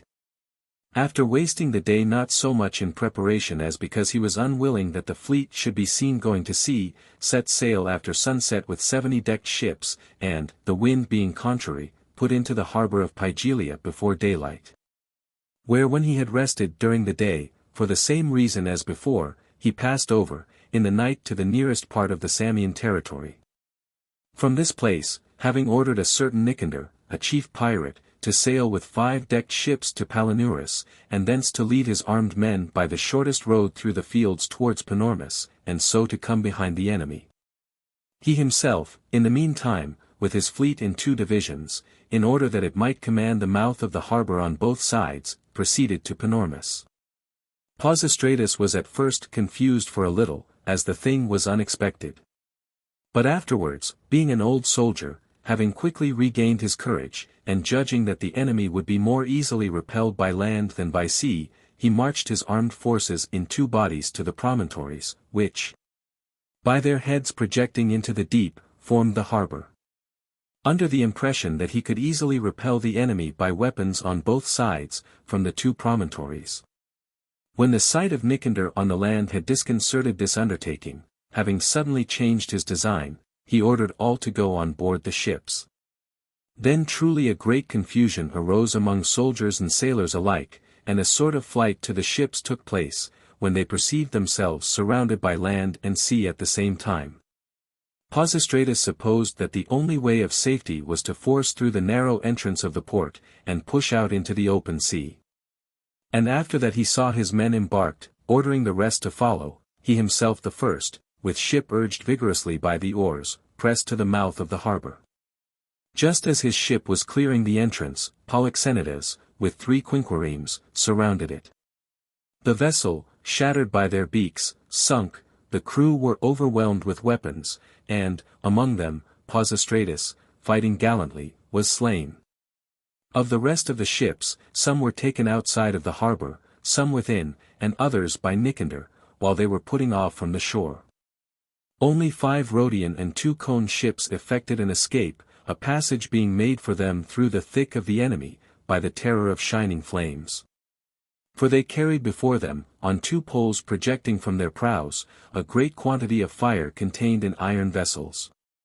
The galleys of Erythrae, after meeting not far from Samos the Rhodian ships, then flying, which they were coming to succor, bore away to the Romans in the direction of the Hellespont. About the same time, Seleucus got possession of Phocea by treachery, 1 gate being opened by the sentinels. Syme, with the other cities on that coast, revolted to him through fear. 12. Whilst these events are taking place in Aeolus, after Abydos, which was defended by a garrison of the king's troops, had sustained a siege of several days, all parties then grew weary of the struggle, and the magistrates. With the permission of Philotas, the commander of the garrison, began to treat with Livius, concerning the terms on which they should surrender the city. Because they could not agree whether the king's troops should march out with their arms, or without them, this question protracted the matter. When the intelligence of the destruction of the Rhodians interrupted them, treating of these things, the matter was dropped. For Livius, fearing lest Polixenetus, elated by his recent success in such an important enterprise, might surprise the fleet which lay at Cannae, instantly abandoned the siege of Abydos and the guard of the Hellespont, and drew out the ships that were in dock at Cannae, and Eumenes came to Elea. Livius, with the whole fleet, to which he had joined 2 triremes of Mytilene, sailed to Phocea. But, having learned that this place was held, by a strong garrison of the king's troops, and that the camp of Seleucus was not far distant, he ravaged the sea coast, hastily conveying on board the booty, which consisted chiefly of men. And waiting only until Eumenes, with his fleet, came up, he endeavors to reach Samos. Among the Rhodians, the news of their misfortune excited, at first, both consternation, and the greatest grief, at the same time. For, besides the loss of their ships and soldiers, they had lost the flower and strength of their youth. Many young men of distinction having been induced, among other motives, by the character of Pisistratus, which was deservedly very high among his countrymen. Afterwards, because they had been circumvented by treachery, and by a countryman of their own, above all men, their grief was changed into anger. They sent out 10 ships immediately, and, in a few days, 10 more, Eudemus being commander of all. Who, though far inferior to Pisistratus in warlike qualifications, they supposed would be a more cautious leader, as he was not of so high a spirit. The Romans, and King Eumenes, put in their fleet, first, at Erythrae. And, having stayed there one night, they, on next day, reached Caracas, a promontory in Teos. When they intended to pass over hence, to the nearest part of the Samian territory. Not waiting for the rising of the sun, from which the pilots could learn the state of the weather, they exposed themselves to the varying storm. About the middle of the passage, the wind changing from northeast to north, they began to be tossed about on the sea, stormy with billows. 13. Polixenetus, taking it for granted that the enemy would go to Samos to join the Rhodian fleet, set sail from Ephesus, and stopped first at Myonnesus, from whence he crossed over to the island which they call Macri. In order that, when the enemy's fleet should sail by, he might be able to attack, with advantage, either any ships that straggled from the main body, or might attack the rear of the fleet itself. After that he saw the fleet dispersed by the storm, first of all he thought this a good opportunity to attack it. But, in a little time, the wind increasing and raising a heavy sea, because he could not possibly come up with them, he steered to the island of Aethalia, that, from thence, he might next day fall on the ships, as they made for Samos. From the main sea, a small number of Roman vessels, just as it grew dark, got into a desert harbor on the Samian coast, the rest, after being tossed about all night, ran into the same harbor. Then when it was learned from the country people, that the enemy's fleet lay at Aethalia, a consultation was held whether they should attack them immediately, or wait for that of the Rhodian fleet. The attack being deferred, for so they resolved, they sailed away to Caracas, whence they had come. Polixenetus also, having kept his station for some time, without effecting anything, returned to Ephesus. On this the Roman ships, the sea being clear of the enemy, sailed to Samos. The Rhodian fleet came to the same place after a few days. And that it might appear that they were only waiting for this, they immediately sailed away to Ephesus, that they should either decide it in a naval contest, or, in case the enemy should decline a battle, to extort from them a confession of fear, which would have the best effect on the minds of the states of Asia. They lay opposite the entrance of the harbor, with the fleet formed in a line abreast of it, but none came out against them. The fleet being divided, one part lay at anchor before the mouth of the harbor, the other landed a body of soldiers. Andronicus, a Macedonian, who was in garrison at Ephesus, then made a sally against them, driving off great booty from the widely deserted country. When they came near the walls, he stripped them of the greatest part of their plunder, and drove them down to the shore and their ships. On the day following, the Romans, having laid an ambuscade about the middle of the way, marched in a body to the city, in order to entice the Macedonians out of the gates. Then, when that same fear had deterred any one from coming out, the Romans returned to their ships.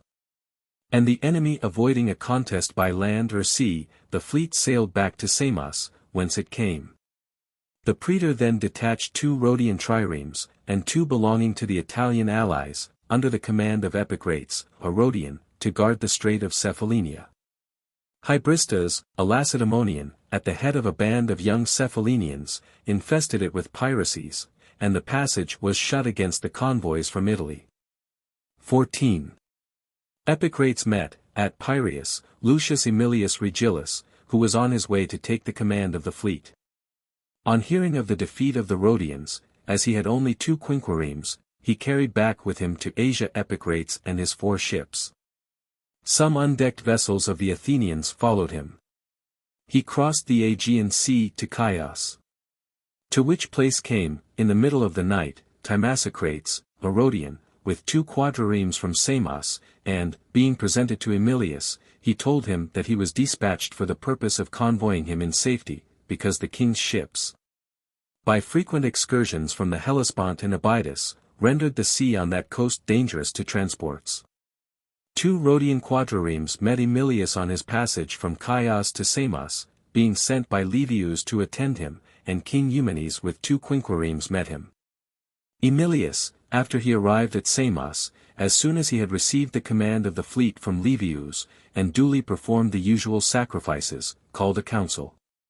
Here, Caius Livius, whose opinion was first asked, said, that no one could give advice with more sincerity than he, who recommended to another what himself would do in the same case.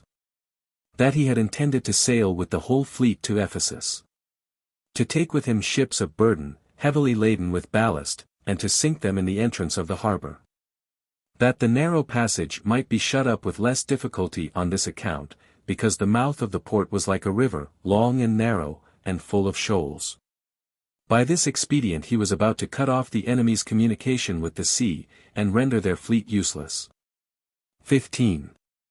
This plan was not approved by any of the council. King Eumenes asked, what then?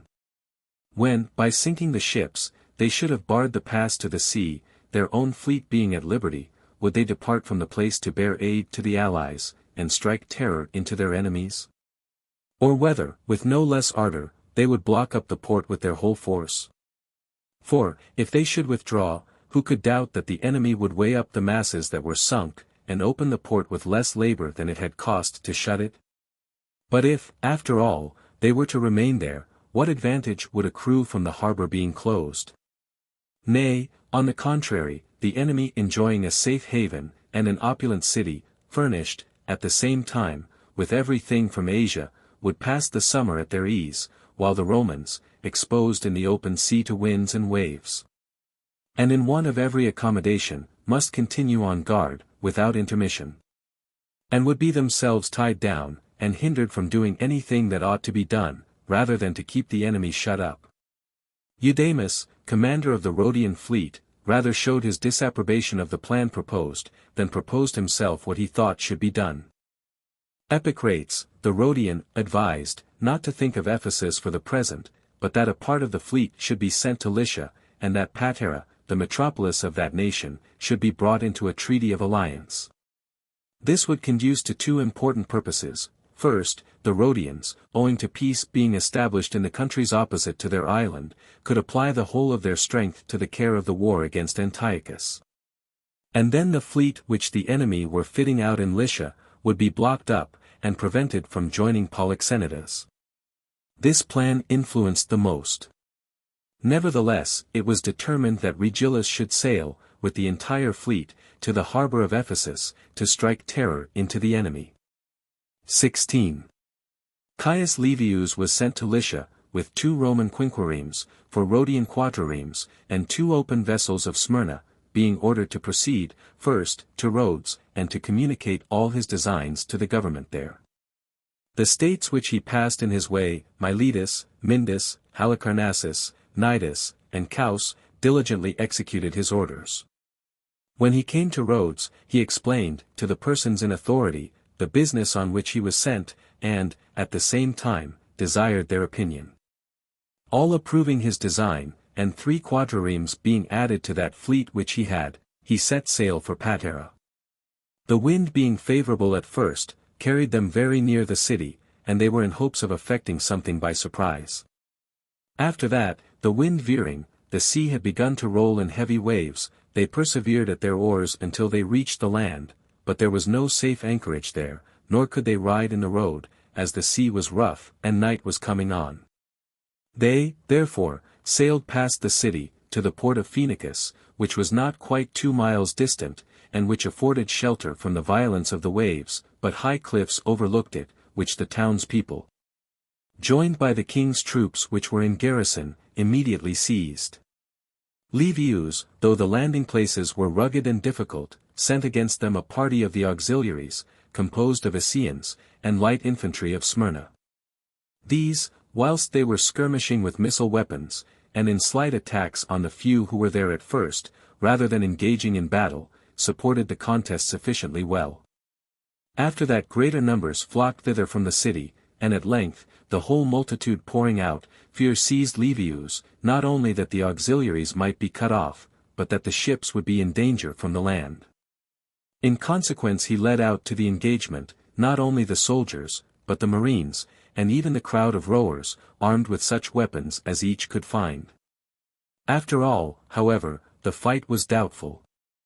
And, besides a considerable number of soldiers, Lucius Apustius fell in this disorderly combat.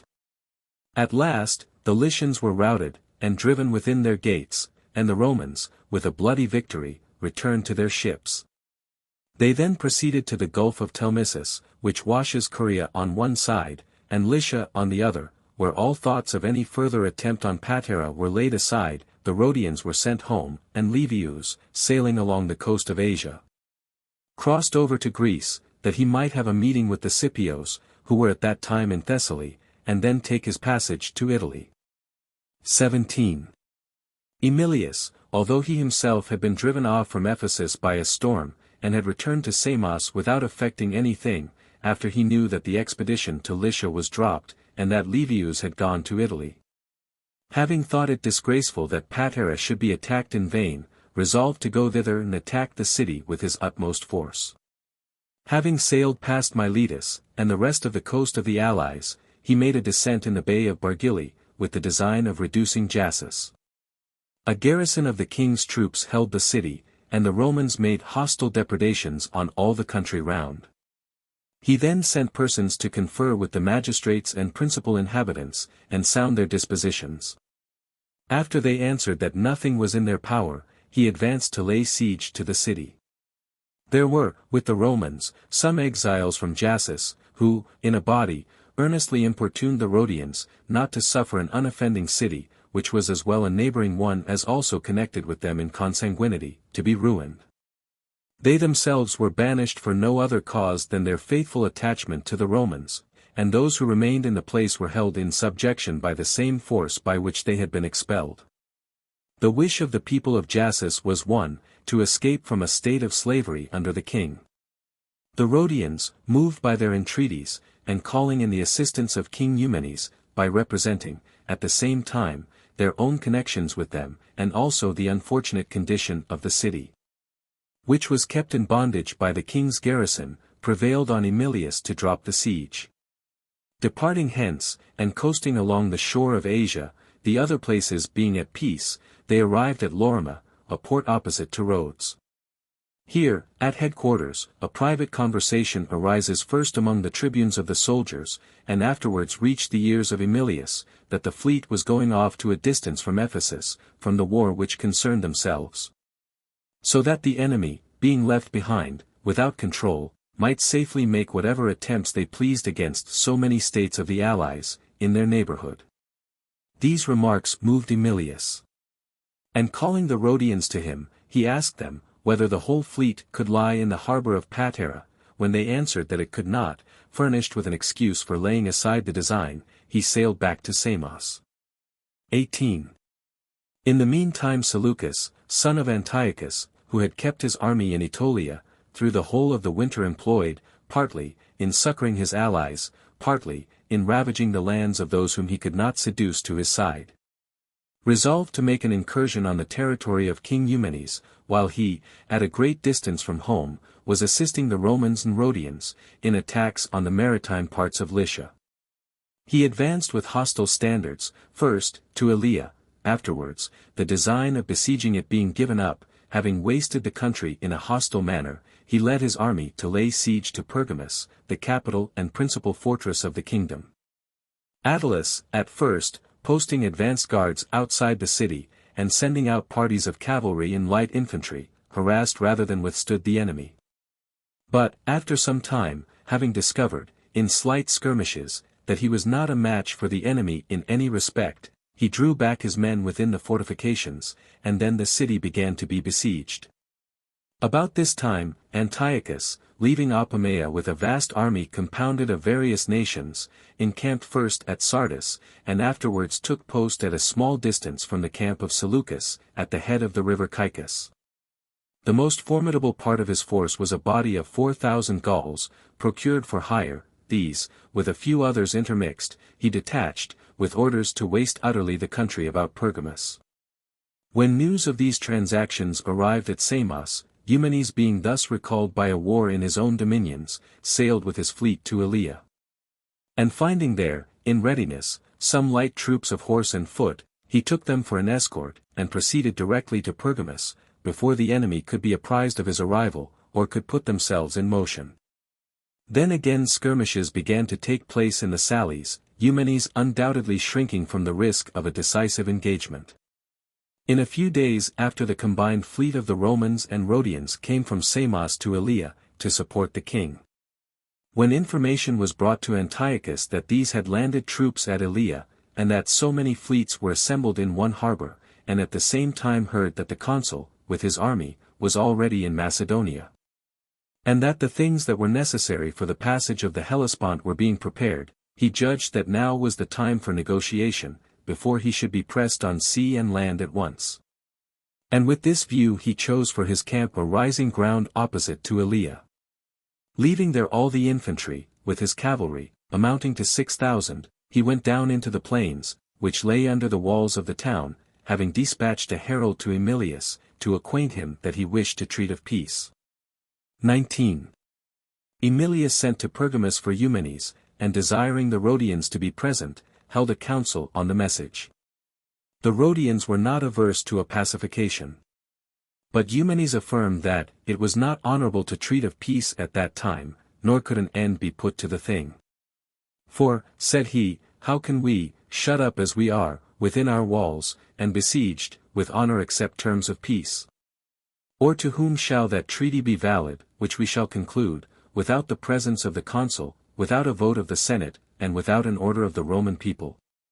For, let me ask, supposing the matter concluded by you, would you immediately go home to Italy, and carry away your fleet and army, or would you wait to know the consul's determination on the case, what the Senate should decree, or the people order? It remains therefore that you must stay in Asia, that your troops being led back again into winter quarters, the war being given over, must exhaust the allies in furnishing provisions.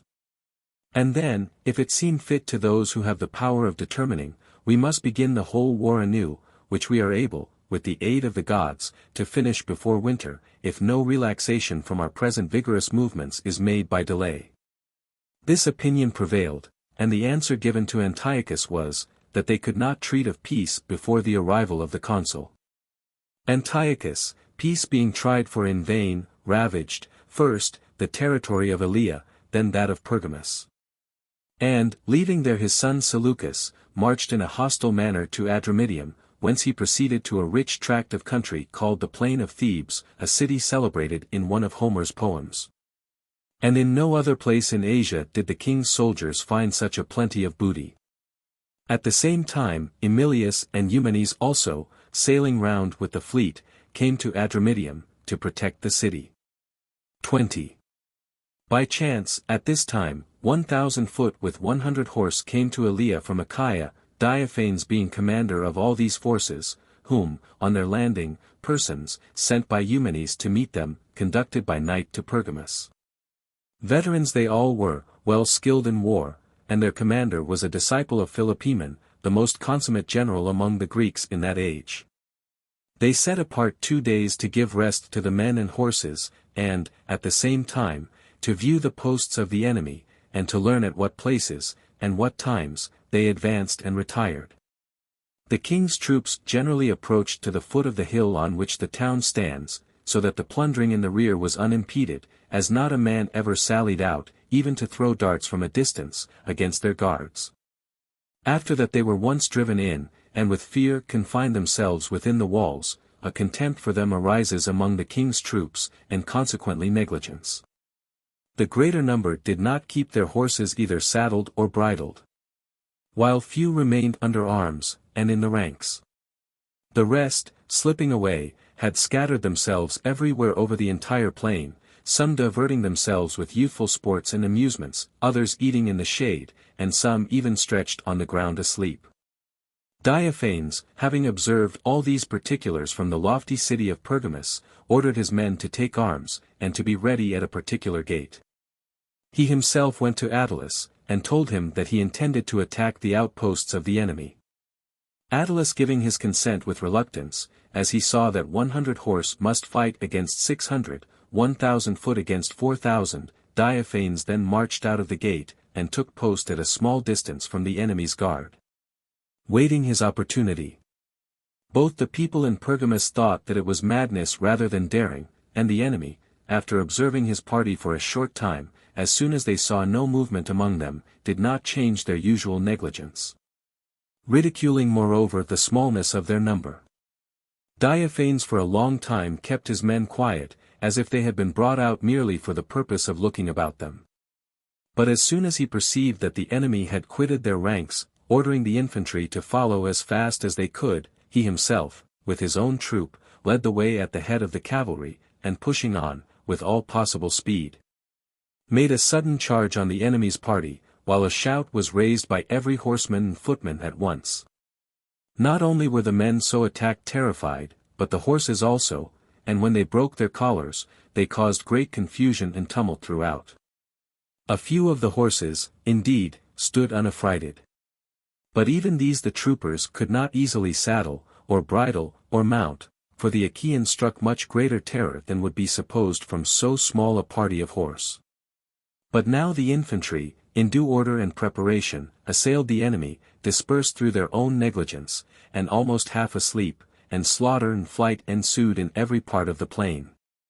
Diophanes pursued the runaways as far as he could with safety, and then returned into garrison, after acquiring very great honor for the Achaean nation, for not only the men, but also the women, had been spectators from the walls of Pergamus. 21. Next day the enemy's guard, in more regular and orderly condition, pitched their camp 500 paces farther from the city, and the Achaeans marched out at nearly the same time as before, and to the same place. During many hours, both parties intently awaited the assault, as if it were about to take place immediately. When it was not far from sunset, the usual time of their returning to the main camp, the king's troops, forming in close order, began to retire in a body, arranged for a march rather than for a battle. Diophanes did not stir until they were out of sight. And then he rushed on their rear guard with the same vehemence as before, and again excited such dismay and confusion, that, though the hindmost were put to the sword, not one of them halted to fight. They were driven into their camp in confusion, and scarcely observing any order in their march. These daring exertions of the Achaeans obliged Seleucus to decamp, and quit the territory of Pergamus. Antiochus, having learned that the Romans and Eumenes were come to protect Adramyttium, made no attempt on that city, but ravaged the country adjoining. He afterwards reduced Perea, a colony of Mytileneans. Cotton, Coriolanus, Aphrodisias, and Crene, were all taken at the first assault. He then returned through Thyatira to Sardis. Seleucus, remaining on the sea coast, was a terror to one party, a protection to the other. The Roman fleet, with Eumenes and the Rhodians, retired, first to Mytilene, and then to Elea, whence they had set out. On their way to Phocea, they put in at an island called Bacchius, it is near the city of Phocea. And when they had plundered the temples and statues, which they had before spared, for the island was surpassingly adorned with them, they then passed over to the city. When they, having divided the quarters among themselves, assaulted it, and saw that it could not be taken by arms and scaling ladders, without regular works. After that a reinforcement of 3,000 soldiers, sent by Antiochus, had got into the city, they immediately broke up the siege, and the fleet retired to the island. Without having effected anything more than the devastation of the enemy's country in the neighborhood. 22.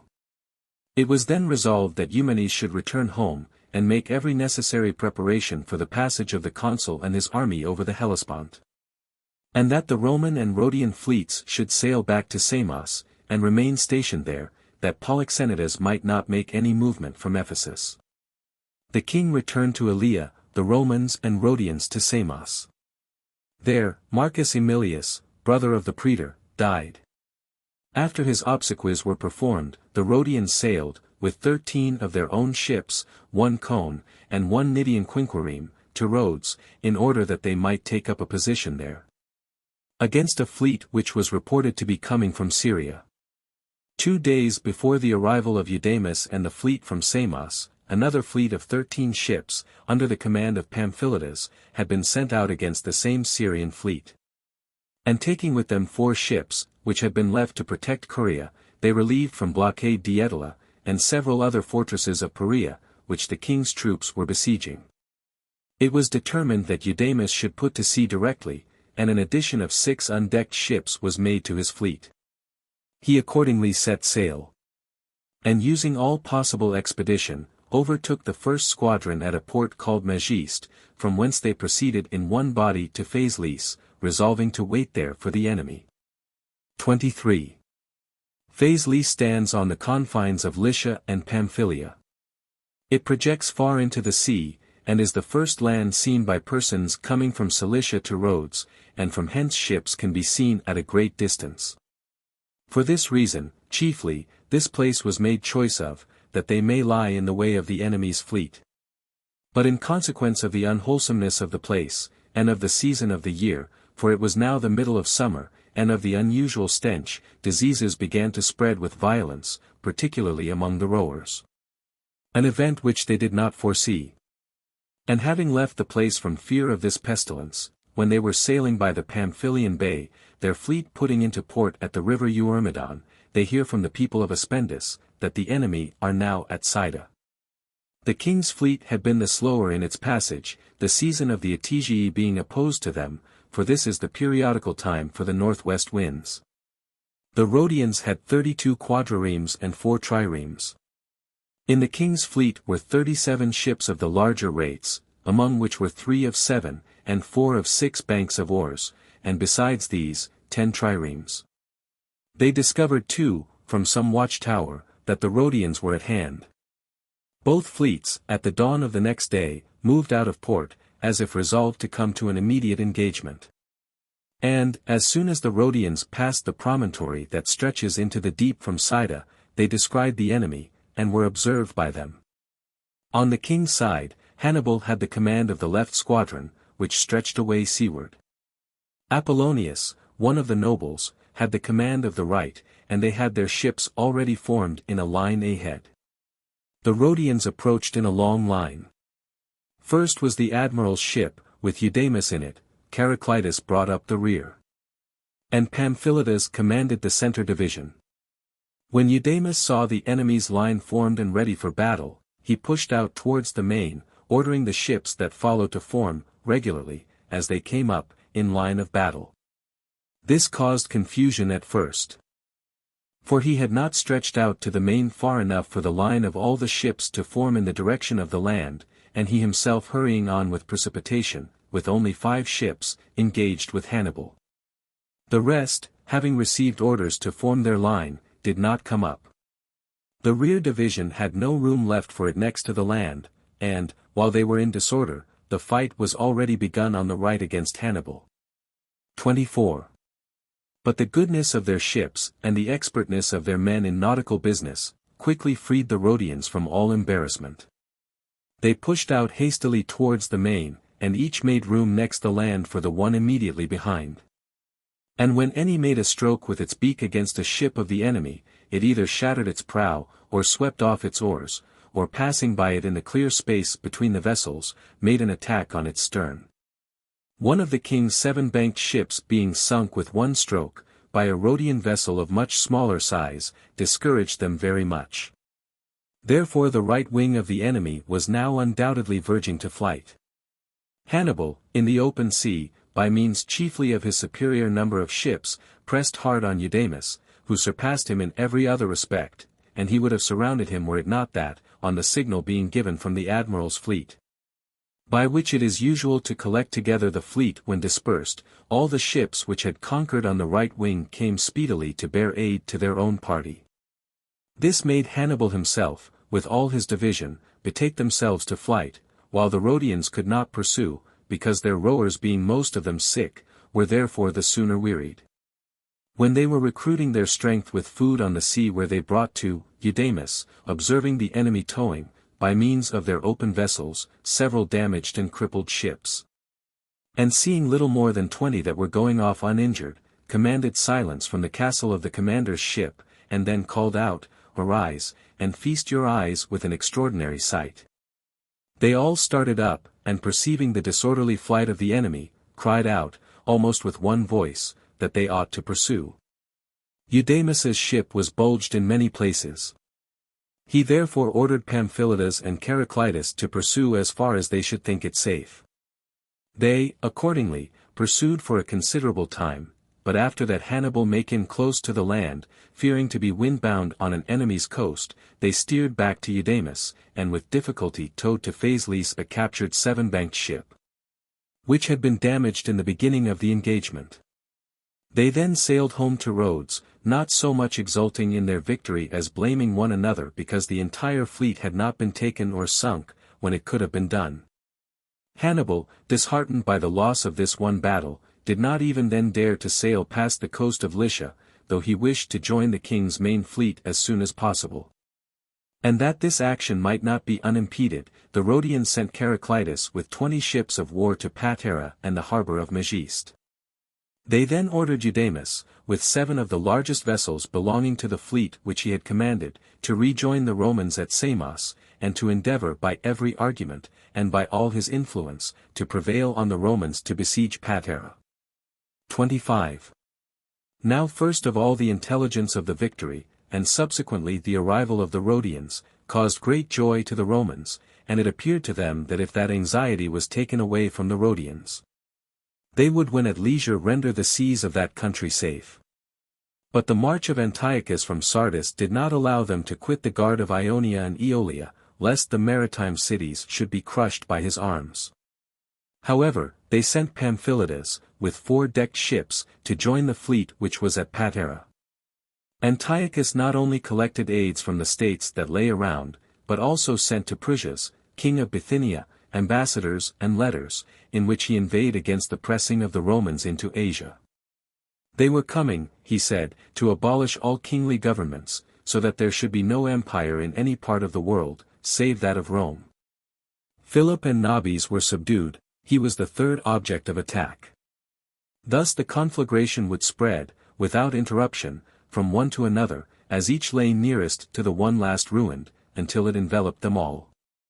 From him there was but one step to Bithynia, now that Eumenes had submitted to voluntary servitude. Though Prusias was greatly affected by these observations, his mind was relieved from all such doubts by a letter from Scipio, the consul, and still more so by one from his brother Africanus, who, besides urging the invariable practice of the Roman people of augmenting, by every honorable addition, the grandeur of kings in alliance with them, by instances taken from his own family, induced Prusias to earn their friendship. The petty chieftains in Spain, he said, who had been received into alliance, he had left kings. Massinissa he had not only re-established in his father's kingdom, but had put him in possession of that of Syphax, by whom he had been formerly dethroned, so that he was, at the present, not only by far the most powerful of all the kings in Africa, but equal, both in dignity and strength, to any monarch in any part of the world. Philip and Nobis, avowed enemies, were conquered in war by Titus Quintius. Nevertheless, they were left in possession of their kingdoms.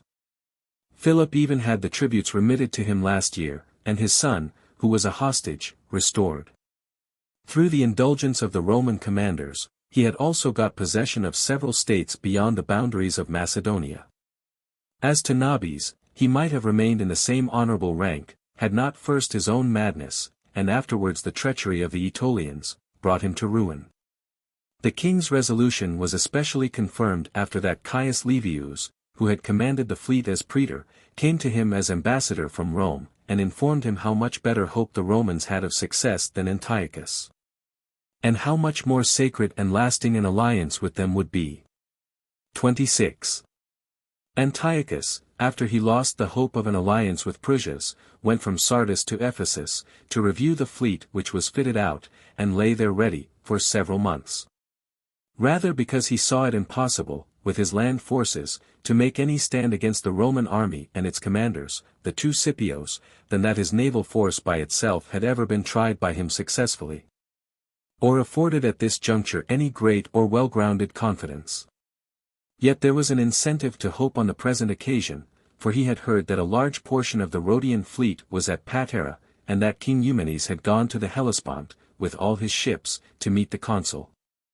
Besides, the destruction of the Rhodian fleet at Samos, on an opportunity prepared by treachery, inspired some degree of confidence.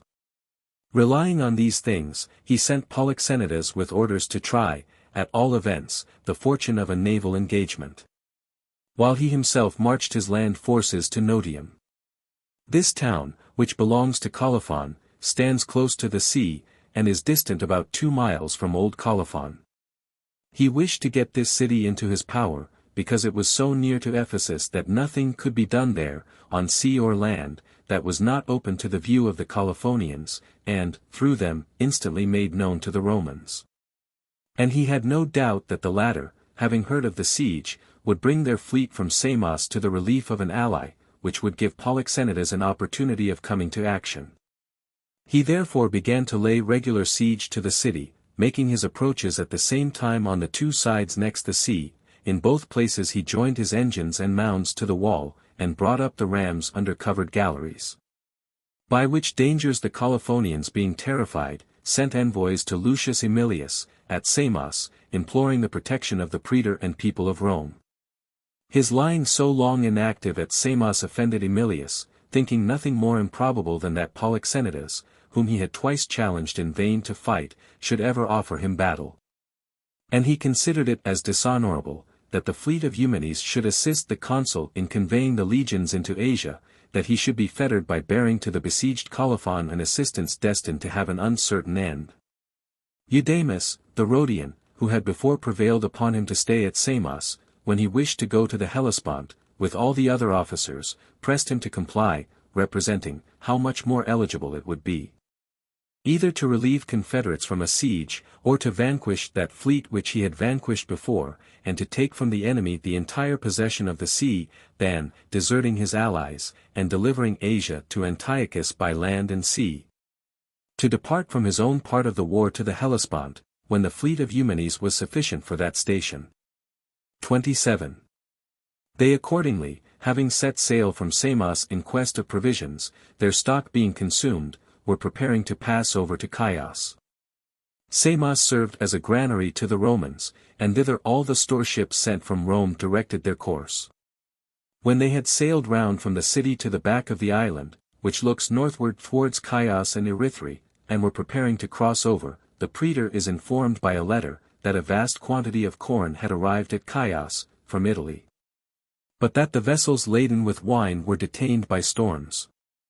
At the same time accounts were received, that the people of Teos had furnished large supplies of provisions to the king's fleet, and had promised 5,000 vessels of wine. On this the praetor immediately changed his course, and steered away to Teos, resolved either to make use of the provisions prepared for the enemy, with the consent of the inhabitants, or to treat them as foes. When they had turned their prows to the land, about 15 vessels appeared in sight near Myonnesus, which the praetor at first supposed to belong to the king's fleet, and hastened to pursue. It appeared afterwards, that they were piratical cutters and galleys. They, having ravaged the sea-coast of Chios, returning with booty of every kind, betook themselves to flight when they saw the fleet on the open sea. They had much the advantage in swiftness, their galleys being lighter and constructed for the purpose, and were nearer the land, therefore before the fleet could overtake them, they made their escape to Myonnesus. And the praetor, unacquainted with the place, followed in expectation of forcing their ships from it out of the harbor. Myonnesus is a promontory between Teos and Samos. It consists of a hill rising from a pretty large base to a sharp top, in the shape of an obelisk. From the land it has access by a narrow path towards the sea, cliffs undermined by the waves terminate it, so that in some places the superimpending rocks project beyond the vessels that lie at anchor. The ships not daring to approach lest they should be exposed to the weapons of the pirates, who stood above on the cliffs, wasted the day to no purpose. At length, after they had desisted from this useless undertaking a little before night, they the next day reached Teos. Here the praetor, after mooring in the port at the back of the city, which the inhabitants call Geraesticum, sent out the soldiers to ravage the land about the city. 28. The Taians, as these ravages passed under their eyes, sent deputies to the Roman commander, carrying fillets, and other badges of suppliants. And when they were exculpating their state from every hostile act or word against the Romans, he strongly charged them with having assisted the enemy's fleet with provisions, and with having promised a quantity of wine to Polyxenidas. He further told them, that, if they would furnish the same supplies to the Roman fleet, he would recall his troops from plundering, otherwise, he would treat them as enemies. When the deputies carried back this distressing answer, the people were summoned to an assembly by the magistrates, to consult on what they should do. It happened that Polyxenidas, who had sailed with the king's fleet from Colophon, after he heard that the Romans had left Samos and pursued the pirates to Myonnesus, and that they were laying waste the lands of the Taians, and that their fleet lay in the harbor of Geraesticus, cast anchor, in a retired harbor of an island called by the sailors Macri, opposite to Myonnesus. Then from his neighboring position, exploring what his enemies were doing, at first he was in great hopes of vanquishing the Roman fleet here, in like manner as he had vanquished the Rhodian at Samos, by besetting the narrow entrance at the mouth of the port. Nor is the nature of the place unlike, by the promontories advancing towards each other, the harbor is enclosed in such a manner, that two ships can scarcely go out together. Polyxenidas intended to seize this narrow pass in the night.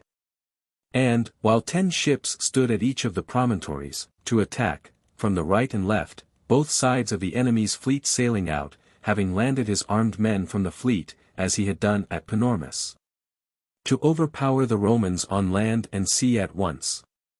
And this design would not have been formed by him in vain, had it not appeared to the Romans better for receiving the provisions, when the Taians had promised to execute their commands, that the fleet should pass into that harbor, which is before the city. It is said, also, that Eudemus, the Rhodian, had pointed out the fault of the outer harbor, when 2 ships broke their oars locked together in the narrow entrance. Among other motives, this too induced the praetor to remove his fleet, because there was danger from the land, as Antiochus kept his camp not far from it. 29. When the fleet was brought round to the city, all being ignorant of the approach of the enemy, both soldiers and sailors went on shore to divide the provisions, and the wine particularly, among the ships. When, about midday, a peasant happened to be brought before the praetor, who told him, that the enemy's fleet was lying at the island of Macri these 2 days. And that, a little while ago, some of them were observed to be in motion, as if preparing to sail. Greatly alarmed at this unexpected event, the praetor ordered the trumpets to sound, to call in such as might have straggled into the country, and sent the tribunes into the city, to hasten the soldiers and sailors on board. The confusion was not less than if the place were on fire, or taken by an enemy, some running to call out the men, others hurrying to the ships, while the orders of the officers were confounded by irregular shouts, amid which the trumpets raised their din, until at length the crowd collected at the ships. Here scarcely could each know his own ship, or make his way through the tumult, and the disorder would probably have been productive of much mischief, on land and sea had not Emilius, in the commander's ship, sailed out first into the main. Where, receiving those following, he put each into its own place, so as to form a line abreast, and Eudemus, with the Rhodian fleet, waited at the shore, that the men might be embarked without confusion, and that every ship might leave the harbor as soon as it was ready. By these means, the foremost division formed under the eye of the praetor, while the rear was brought up by the Rhodians, and then the whole line, in as regular order as if within sight of the foe, advanced into the open sea. They were between Myonnesus and the promontory of Caracas, when they first got sight of the enemy. The king's fleet, which was coming in a long line, with only 2 vessels abreast, then formed themselves in order of battle, stretching out their left division so far, as that it might enclose the right of the Romans. When Eudemus, who commanded in the rear, perceived that the Romans could not form an equal front, but were just on the point of being surrounded, he pushed up his ships. They were Rhodians, by far the fastest sailors of any of the fleet. And having filled up the deficiency in the extent of the line, he opposed his own ship to the commander's, on board of which was Polyxenidas.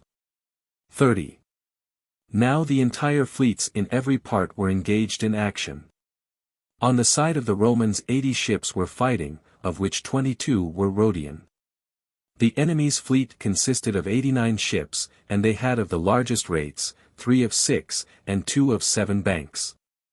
In the strength of the vessels, and valor of the soldiers, the Romans had greatly the advantage of the king's party, as had the Rhodians in the activity of their vessels, the skill of the pilots, and the dexterity of the rowers.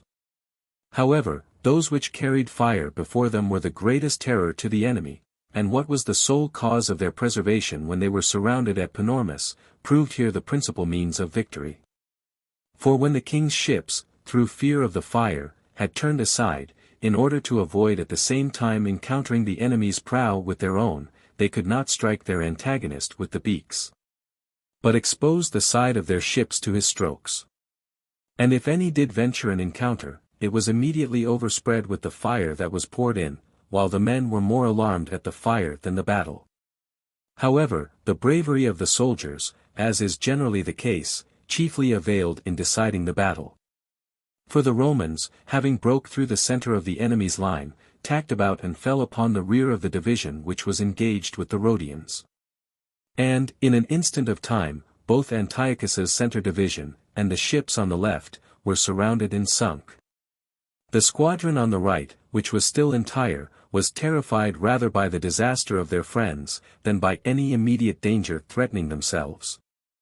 But, when they saw the others surrounded, and Polyxenidas's ship deserting its associates, and sailing away, having quickly hoisted their topsails, they betook themselves to flight, and they steering for Ephesus had a favorable wind. Having lost 42 ships in that battle, of which 13 struck, and fell into the hands of the Romans, the rest were burned or sunk. 2 Roman ships were shattered, and several were much damaged. 1 Rhodian vessel was taken by an extraordinary casualty. For, on its striking a Sidonian ship with its beak, its anchor, thrown out by the force of the shock, caught fast hold of the other's prow with its fluke, as if it were a grappling iron thrown in. Great confusion ensuing thereon, when the Rhodians, who wished to disengage themselves from the enemy, pulled back, its cable being dragged forcibly, and at the same time entangled with the oars, swept off one side of them. The very ship, which, when struck, had grappled with it, took the Rhodian galley in its weakened state. The naval battle at Myonnesus was fought principally in this manner. 31. By which Antiochus being terrified, because, as he was driven from the possession of the sea, he despaired of being able to defend his distant possessions, ordered the garrison to be withdrawn from Lysimachia, which plan was ill devised, as the event subsequently proved, lest it should be there cut off by the Romans. As it was easy for him, not only to defend Lysimachia from the first attack of the Romans, but to protract the siege through the whole winter, and by thus prolonging the time, to reduce the besiegers to the extremity of want. And in the meantime try the hope of peace, as opportunities should present themselves. But, after the defeat at sea, he not only gave up Lysimachia, but even raised the siege of Colophon, and retired to Sardis.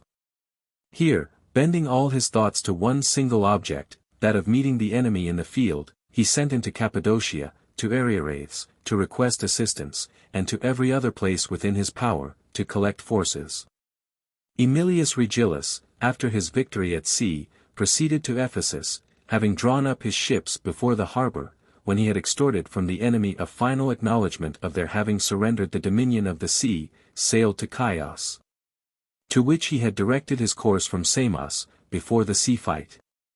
As soon as he had refitted the ships that had been damaged in the battle, he sent off Lucius Aemilius Scaurus, with 30 others, to the Hellespont, to transport the army. And decorating the Rhodian vessels with naval spoils, and allowing them a part of the booty, he ordered them to return home. The Rhodians energetically took the lead, and proceeded to assist in transporting the consul's forces, and when they had completed that service also, then at length returned to Rhodes. The Roman fleet sailed from Chios to Phocea. This city stands at the bottom of a bay, and is of an oblong shape. The wall encompasses a space of 2 miles and a half in length, and then contracts on both sides into a very narrow wedge-like form, which place they call Lampter, or the lighthouse. The breadth here extends 1,200 paces. And a tongue of land stretching out about a mile into the sea, divides the bay nearly in the middle, as if with a line, where it is connected with the main land by a narrow isthmus. It has 2 very safe harbours, turned to each side. The one that fronts the south they call Nostathmus, the station for ships, from the circumstance of its being capable of containing a vast number of ships. The other is close to Lampter. 32. When the Roman fleet had taken possession of these very safe harbours, the praetor thought proper, before he attempted the fortifications, either by escalade or works, that persons should be sent to sound the disposition of the magistrates and principal people in the place. When he saw them obstinate, he determined to attack the city in 2 places at the same time. One part was thinly occupied by private dwellings, temples of the gods occupying a great deal of the ground. In that part first, having brought up the battering ram, he began to shake the wall and towers. And when the multitude within ran thither to defend that spot, the battering rams were applied in the other quarter, and the walls were now knocked down in both places. On the fall of which, when some of the Roman soldiers were making an assault over the scattered masses of ruins, others attempted to scale walls. The townsmen made such an obstinate resistance, as plainly showed that they had a firmer dependence on their arms and courage, than on their fortifications. The praetor, compelled by the danger of the soldiers, sounded a retreat, that he might not expose them incautious to his opponents, maddened with despair and rage. The fighting being ended, the besieged did not, even then, think of rest. But all hastened from every quarter, to strengthen the walls, and to raise new ones in the place of those that had been demolished. While they were busily employed in this manner, Quintus Antonius, being sent by the praetor, came to them, who, after having blamed their obstinacy, assured them that the Romans were more anxious than they were themselves that the battle should not be carried on to the destruction of the city. If they would desist from their madness, Aemilius would allow them to capitulate on the same terms on which they had formerly surrendered to Caius Livius. When they heard this, having taken 5 days' time to deliberate, and having in the meantime tried the hope of aid from Antiochus, after that the ambassadors sent to the king had brought back word that there was no aid in him, they opened their gates, stipulating that they should suffer nothing hostile. When the troops were marching into the city, and the praetor had proclaimed that it was his pleasure that the surrendered townsmen should be spared, there arose an universal clamor, that it was shameful that the Phocians, who had never been faithful to any alliance, and had always been bitter in enmity, should escape with impunity. After which words, as if a signal had been given by the praetor, they ran, in parties, every way, to plunder the city. Aemilius, at first, began to resist, and call them back, saying, that towns taken by storm, and not such as surrendered, were plundered, and that, even with regard to the former, the determination lay with the commander, not with the soldiers. But rage and avarice were too strong for his authority. Wherefore, dispatching heralds through all parts of the city, he ordered, that all persons of free condition should come to him in the forum, that they should not be injured, and in all things which were in his power. The promise of the praetor was observed. He restored to them their city, their lands, and their laws, and, as the winter now approached, he chose the harbor of Phocea for his fleet to pass the winter in. 33. About the same time it was announced to the consul, as he was marching along the frontiers of the Aenians and Maronites, that the king's fleet was conquered at Myonnesus, and that Lysimachia was evacuated by its garrison. This latter event gave much more satisfaction than even the success at sea, especially after they came thither, and were hospitably received in the city, filled with provisions of all sorts, as if provided for the arrival of the army. When, in besieging the city, they had anticipated extreme want and hardship. There they made a halt for a few days, that the baggage and sick might overtake them, who, overcome by diseases, or the length of the way, had been left behind in all the forts of Thrace. When all had joined, they began again their march through the Chersonese, and arrived at the Hellespont. Where everything requisite for their passage having been previously got ready, by the care of King Eumenes, they crossed over, without confusion, as if to friendly shores, no one opposing, and the ships putting in at several different places. This raised to a high degree the spirits of the Romans, who saw the passage into Asia left open to them, which thing they supposed would cost them a severe struggle. They afterwards remained encamped a considerable time at the Hellespont, because it happened to be a period too holy for marching, during which the sacred shields are moved. The same festival had separated Publius Scipio from the army, as the religious ceremony was more incumbent on him, because he was one of the Salian priests, and he himself was a source of delay, till he overtook the rest of the army. 34. In the meantime an ambassador came from Antiochus to the camp, Heraclides, a Byzantine, having mandates concerning peace. The delay and tardiness of the Romans gave him great hope that this might be attained. For he had imagined, that as soon as they set foot in Asia, they would advance in a rapid march against the king. He resolved, however, not to address himself to the consul until he had first applied to Publius Scipio, and instructions to that effect were given him by the king. In him he had the greatest hope, besides that his greatness of soul, and the fullness of his glory, tended very much to make him inclined to peace, and it was known to all nations what sort of a conqueror he had been. Both in Spain and afterwards in Africa. And also because his son was then a prisoner with Antiochus. Where, and when, and by what accident he became a prisoner, is, like very many other things, not ascertained among writers. Some say, that in the beginning of the war, as he was going from Chalcis to Orium, he was intercepted by some of the king's ships. Others, that after the army came into Asia, he was sent with a troop of Fragellans to Antiochus's camp, to gain intelligence. That on the cavalry sallying out against him, he retreated, and having fallen from his horse in the confusion, he was together with 2 horsemen, overpowered, and thus conducted to the king.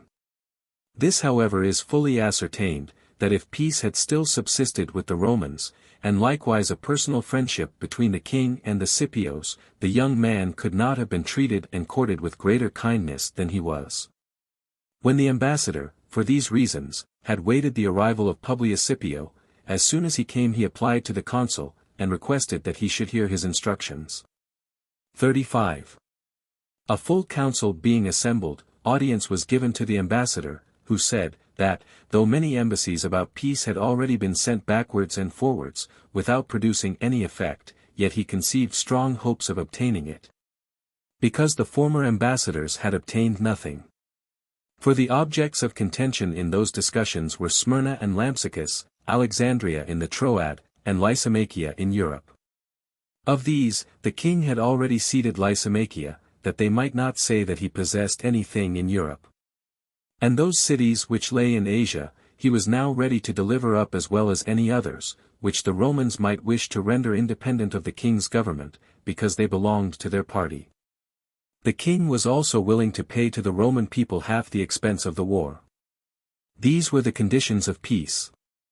The rest of his discourse was, that, mindful of human affairs, they should use with moderation their own good fortune, and not press too severely on the misfortune of others, that they should limit their empire by Europe. That single acquisitions could be made with more ease than that necessary for holding them collectively. But if they would wish to take away some part of Asia, provided that they would define it by indisputable limits, the king, for the sake of peace and harmony, would willingly suffer his own moderate temper to be overcome by the insatiableness of the Romans. These concessions, which appeared to the ambassador of great moment towards obtaining a peace, the Romans deemed trifling. They thought it just, that the king should defray the whole expense occasioned by the war, because it was through his fault that it was begun. And that, not only Ionia and Aeolia ought to be evacuated by the king's troops, but as all Greece had been set free, so all the cities of that nation in Asia should also be free. That this could be effected in no other way, than by Antiochus relinquishing the possession of that part of Asia on the hither side of Mount Taurus. 36. The ambassador, after he came to the conclusion that he could obtain no reasonable terms in the council, tried to influence the mind of Publius Scipio in private, for such were his orders. First of all he told him that the king would restore him his son without a ransom. And then, as ignorant of the disposition of Scipio as he was of the Roman manners, he promised an immense weight of gold, and, accepting the title of king, an absolute partnership in the sovereignty, if through his means he should obtain a peace. To which Scipio answered, I am the less surprised that you are ignorant of the Romans in general, and of me, to whom you have been sent, when I see that you are unacquainted with the situation even of the person from whom you come. You ought to have kept Lysimachia to prevent our entering the Chersonese, or to have opposed us at the Hellespont to hinder our passing into Asia, if you meant to ask peace from us as from people solicitous about the issue of war. But after leaving the passage into Asia open, and receiving not only a bridle, but also a yoke, what negotiation on an equality has been left you, when you must submit to orders? I shall consider my son as a very great gift from the munificence of the king. I pray to the gods that my circumstances may never require others, my mind certainly never will require any. For such an act of generosity to me he shall find me grateful, if for a personal favor he will accept a personal return of gratitude. In my public capacity, I will neither accept from him nor give him anything. All that I can give at present is sincere advice. Go then, and desire him in my name, to cease hostilities, and to refuse no terms of peace. These words had no effect on the king, who thought that the chance of war would be comparatively safe, since terms were dictated to him already as if he were totally vanquished. Laying aside, therefore, for the present, all farther mention of peace, he turned his whole attention to the preparations for war. 37. The consul having made every preparation for the execution of his designs, when he had quitted the post where he lay, marched first to Dardanus, and then to Rhetium. From both states the people came out in crowds to meet him. He then advanced to Troy, and having pitched his camp in the plain which is under the walls, when he had gone up to the city and into the citadel, he offered sacrifices to Minerva, the guardian of the citadel. The Trojans, by every act and expression of respect, showing themselves proud of the Romans being descended from them, and the Romans expressing their delight in their origin. The army marching thence, arrived, on the sixth encampment, at the source of the Caicus. To this place also King Eumenes came. He at first endeavored to bring back his fleet from the Hellespont to Aelia, for the winter. Subsequently, when by adverse winds he could not, for several days, pass the promontory of Lectos, that he might not be absent at the commencement of operations, he landed and came, with a small body of men, by the shortest road to the Roman camp. From the camp he was sent home to Pergamus, to hasten supplies of provisions, and when the corn was delivered to the persons whom the consul had ordered to receive it, he returned to the same camp. The plan was, provisions for several days being prepared, to march hence against the enemy, before the winter should prevent them. The king's camp was near Thyatira. And Antiochus, hearing there that Publius Scipio had fallen sick and was conveyed to Aelia, sent ambassadors to conduct his son to him. As this present was highly grateful to the mind of the father, so was the satisfaction which it gave no less salutary to his body. At length, being sated with the embraces of his son, he said to the ambassadors, Tell the king that I return him thanks, that at present I can make him no other requital than my advice. Which is, not to come to an engagement, until he shall have heard that I have rejoined the army. Although 62,000 foot, and more than 12,000 horse, inspired the king at times with hopes in the result of a battle. Yet, moved by the advice of so great a man as Scipio, in whom, when he considered the uncertainty of the events of war, he placed safety in any reverse of fortune, he retired, and having crossed the Phrygian river, pitched his camp near Magnesia, which is at Sipylus. And lest, if he wished to prolong the time, the Romans might attack his works, he drew round it a fosse 6 cubits deep and 12 broad, and on the outside surrounded the fosse with a double rampart, on the inside bank. He raised a wall flanked with towers at small distances, by which the enemy could easily be prevented from crossing the fosse. 38. The consul, thinking that the king was still in the neighborhood of Thyatira, came down by continued marches on the 5th day into the Hyrcanian plains. Then when he heard that the other had departed, he followed his track, and pitched his camp on the hither side of the Phrygian river, at the distance of 4 miles from the enemy. Here, a body of about 1,000 horse, the greatest part of whom were Galligrecians, the rest Dahans, and archers on horseback, of other nations intermixed, passing the river with great tumult, made an attack on the advanced Roman guards. First of all they threw into confusion those unprepared. Then, when the contest continued longer, and the number of the Romans increased, as succors were easily sent from the neighboring camp, the king's troops, becoming weary and unable to withstand superior numbers, endeavored to retreat. But, before they could reach the river, very many were killed on the bank, by the enemy pressing on their rear. For 2 days after there was quiet, neither party passing the river. On the 3rd, the Romans passed it with their whole force, and encamped at the distance of about 2.5 miles from the enemy. While they were employed in measuring and fortifying the camp, a body of the king's troops, consisting of 3,000 chosen horse and foot, approached with great rapidity and violence. The party on guard, though much inferior in number, being only 2,000, without calling off any of the soldiers from the fortifying of the camp, sustained the combat with equal success at first, and, in the progress of the contest, repulsed the enemy, killing 100, and taking about the same number. During the 4 ensuing days, both armies stood in order of battle, before their respective camps. On the 5th, the Romans advanced into the middle of the plain, but Antiochus did not stir, so that his rear was not so far as 1,000 feet from his rampart. 39. The consul, after perceiving that he declined the contest, called a council next day, and asked their opinion, how he ought to act if Antiochus would not give him an opportunity of engaging. For the winter was at hand, and he must either keep the soldiers in camp, or, if they chose to retire to winter quarters, defer the business of the war until summer. The Romans never despised any enemy so much. The assembly on every side called on him to lead on immediately, and make use of the present ardor of the troops, who, as if the business were not to fight against so many thousands, but to slaughter an equal number of cattle, were ready to force their way, through trenches and ramparts, into the camp, if the enemy would not come out to battle.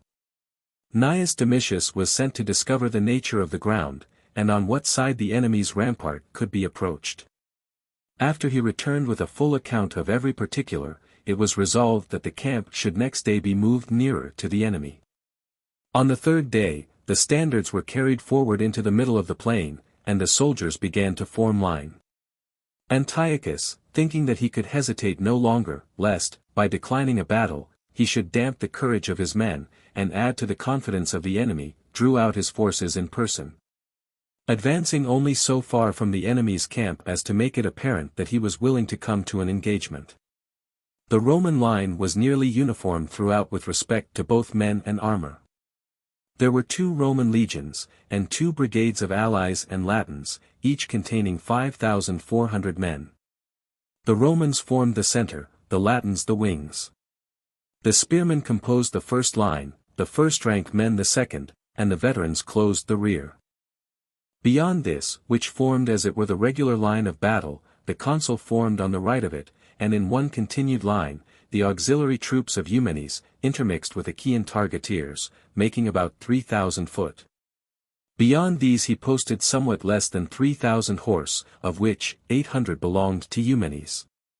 All the rest of the cavalry were Roman, and in the extremity of the line he placed bodies of Trallians and Cretans, equal in number, who were composed of 500 men each. His left wing did not appear to require such supports, because a river and steep banks flanked it. However, 4 troops of horse were posted there. This was the whole amount of the Roman force, besides 2,000 Macedonians and Thracians, who had, as volunteers, accompanied the army. These were left to guard the camp. They placed 16 elephants behind the veterans, in reserve. For besides that they were not supposed capable of withstanding the great number of the king's elephants, which were no less than 54, the African elephants are not able to cope with an equal number of Indians. Either because they are inferior to them in size, in which the Indian have much the advantage, or in unyielding courage. 40. The king's line was more checkered with troops of many nations, dissimilar both in their persons and armor. There was a body of 16,000 men armed after the manner of the Macedonians, which were called a phalanx. This formed the center, and was divided in front into 10 parts. These parts were separated by 2 elephants placed between each 2, the line of soldiers was 32 ranks deep from point to rear. This was the main strength of the king's army, and it exhibited a formidable sight, both in the other particulars of its appearance, and in the elephants towering so high among the soldiers.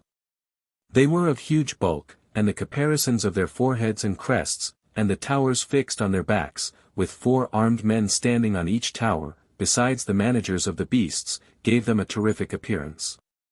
On the right side of the phalanx, he placed 500 Gallo-Grecian horsemen.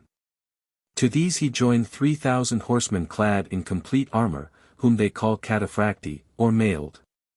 To these were added a brigade of near 1,000 horse, which they called a gema.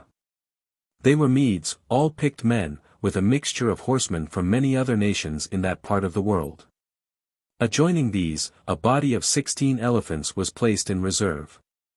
On the same side, a little farther on towards the wing, was the royal cohort. These were called Argyraspides 246, from the kind of armor which they wore. Next to these stood 1,200 Dahan bowmen on horseback, then, 3,000 light infantry, part Cretans and part Trallians, the number of each being equal. Adjoining these, were 2,500 Mysian archers. 4,000 Sirtian slingers and Elymian archers mixed together covered the flank of the wing. Next to the left flank of the phalanx, stood 1,500 Gallo-Grecian horse, and 2,000 Cappadocians, which were sent by King Ariarathes, wearing the same kind of armor. Then, auxiliaries of all kinds mixed together, 2,700, then, 3,000 mailed horsemen. Then, 1,000 other horsemen, being a royal cohort, equipped with lighter coverings for themselves and their horses, but, in other respects, not unlike the rest, they were mostly Syrians, with a mixture of Phrygians and Lydians. In the front of this body of cavalry were the chariots armed with scythes, and a kind of camels called dromedaries. These were ridden by Arabian archers, who carried thin swords 4 cubits long, that they might be able to reach the enemy from so great a height. Then followed another multitude, like that in the right wing, first, Tarentines. Then, 2,500 Gallo-Grecian horsemen, then, 1,000 new Cretans, and 1,500 Carians and Cilicians, armed in the same manner. Then, an equal number of Trallians, with 3,000 targeteers, these were Pisidians, Pamphylians, and Lycians. Then came brigades of Sirtians and Elymians, equal to the auxiliaries placed on the right wing, and 16 elephants, separated by a small interval. The king himself was in the right wing. The command of the left he gave to his son Seleucus, and Antipater, the son of his brother. The center was entrusted to 3, Minio, Zeuxis, and Philip, the master of the elephants. 41. A morning mist, which as the day advanced rose up in clouds, spread a general darkness. And the moisture issuing from it, and coming from the southward, wetted everything. This circumstance, which was scarcely any inconvenience to the Romans, was very disadvantageous to the king's troops. For the indistinctness of the light did not take away from the Romans the view of all parts of their line, since it was of moderate length. And the moisture tended but little to blunt their swords and javelins, as they were almost all heavy-armed troops. The king's soldiers, as the line was so extensive, could not even see their wings from the center, much less could those at the extremities see one another.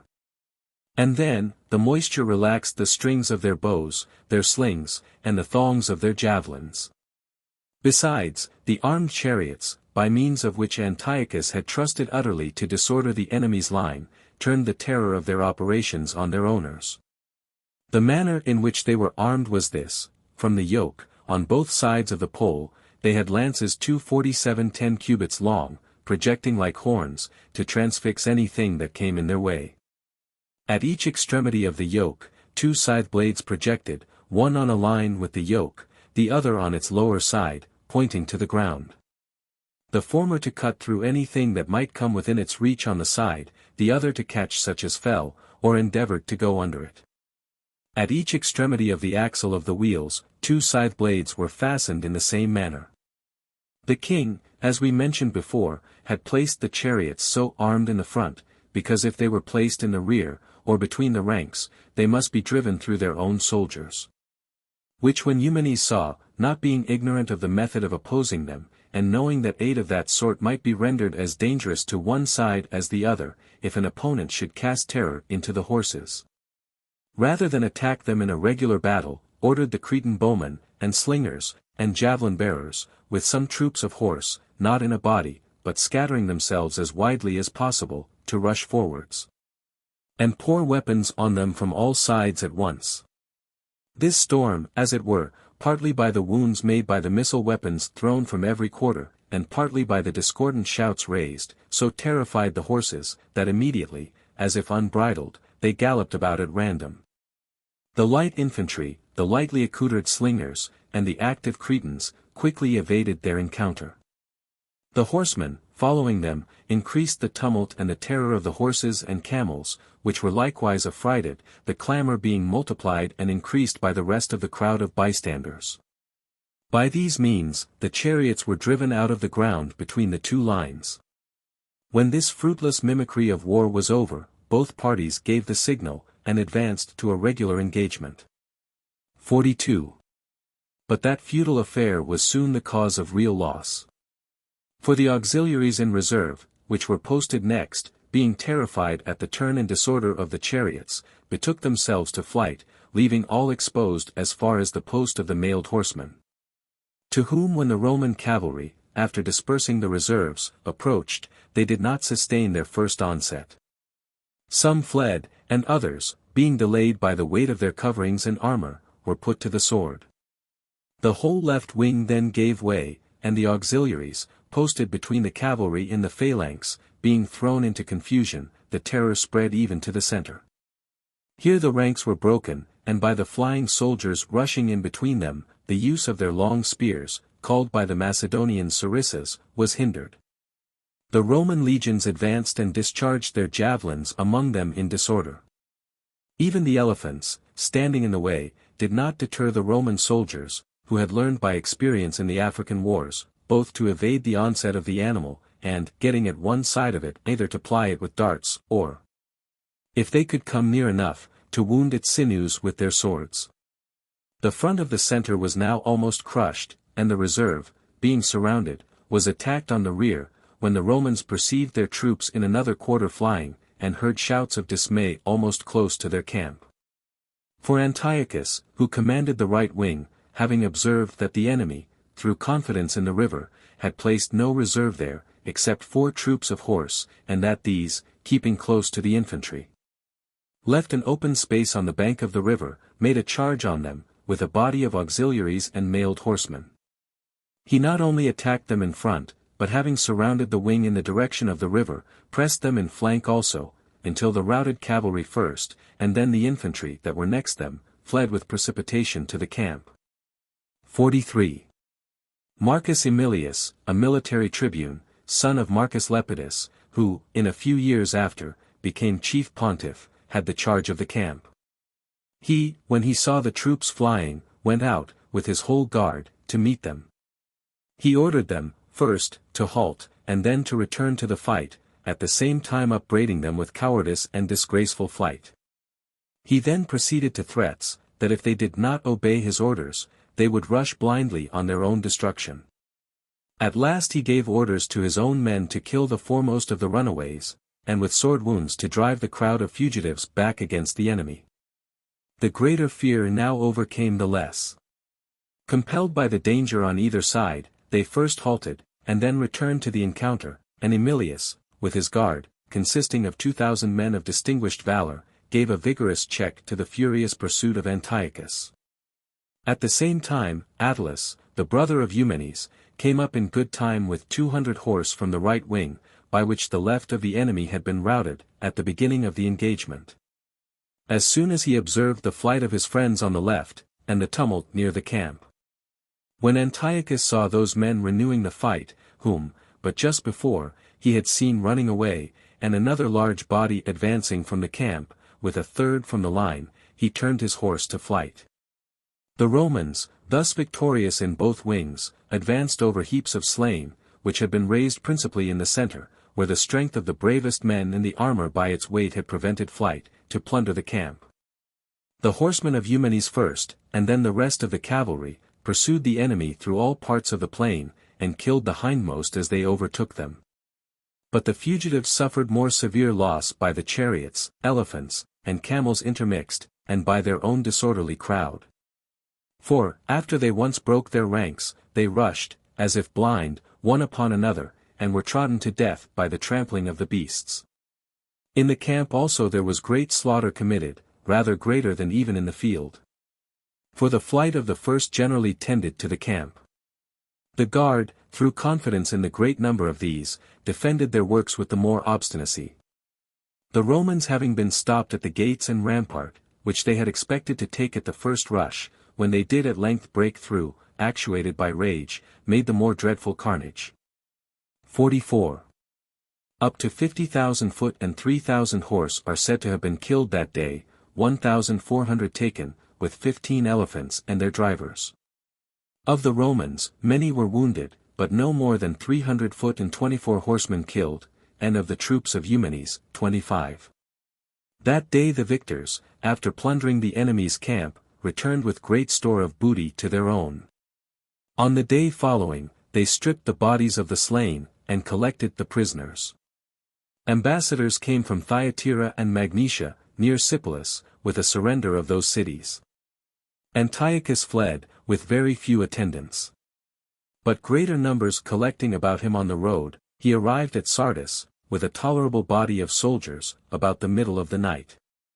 Then when he heard that his son Seleucus and several of his friends had gone on to Apamea, he likewise at the fourth watch set out for Apamea with his wife and daughter, having committed to Zeno the command of the city. And having placed Timon over Lydia. Which being disregarded, ambassadors are sent to the consul, by the unanimous voice of the citizens and soldiers who were in the garrison. 45.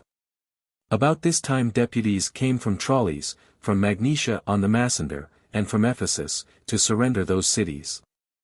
Polyxenidas had quitted Ephesus, as soon as he heard of the battle. And, sailing with the fleet as far as Patara, in Lycia, where, through fear of the Rhodian fleet stationed at Megiste, he landed, and, with a small retinue, pursued his journey, by land, into Syria. The several states of Asia placed themselves under the protection of the consul and the dominion of the Roman people. He was now at Sardis, whither Publius Scipio came from Aelia, as soon as he was able to endure the fatigue of traveling. Shortly after, a herald from Antiochus solicited through Publius Scipio, and obtained from the consul, permission for the king to send ambassadors. In a few days' time, Zeuxis, who had been governor of Lydia, and Antipater, the king's nephew, arrived. These, having first had a meeting with Eumenes, whom they expected to find most averse to peace, on account of old disputes, and seeing him better disposed than they or the king could have hoped, addressed themselves then to Publius Scipio. And through him to the consul, and a numerously attended council being granted to them at their request to declare their commission, Zeuxis said, "We have not anything to propose ourselves, but rather to inquire from you, Romans, by what atonements we can expiate the error of our king, and obtain pardon and peace from our conquerors. You have ever pardoned, with the greatest magnanimity, vanquished kings and nations. With how much greater and more placable spirit ought you to act now, after your late victory, which has made you masters of the whole world. You ought now, like deities laying aside all disputes with mortal beings, to protect and spare the human race. It had been determined, before the ambassadors came, what answer should be given them. And it was agreed that Africanus should deliver it. He is said to have spoken thus: of those things that are in the gift of the immortal gods, we, Romans, possess as much as the gods have been pleased to bestow. In every state of fortune we have had, and have, the same spirit for this, under the sway of our reason, prosperity has never elated, nor adversity depressed it. Of the truth of this, to omit other instances, I might produce your friend Hannibal as a convincing proof, but I can appeal to yourselves. We now conquerors offer to you conquered the same conditions which we offered to you when on an equal footing, at the time that you made proposals of peace, after we crossed the Hellespont, before we beheld the king's camp or army. When the chance of war was equal and the issue uncertain.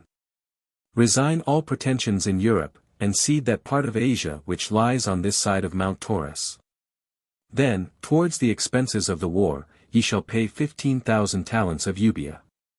248,500 immediately, 2,500 when the Senate and people of Rome shall have ratified the peace, and 1,000 annually for 12 years after.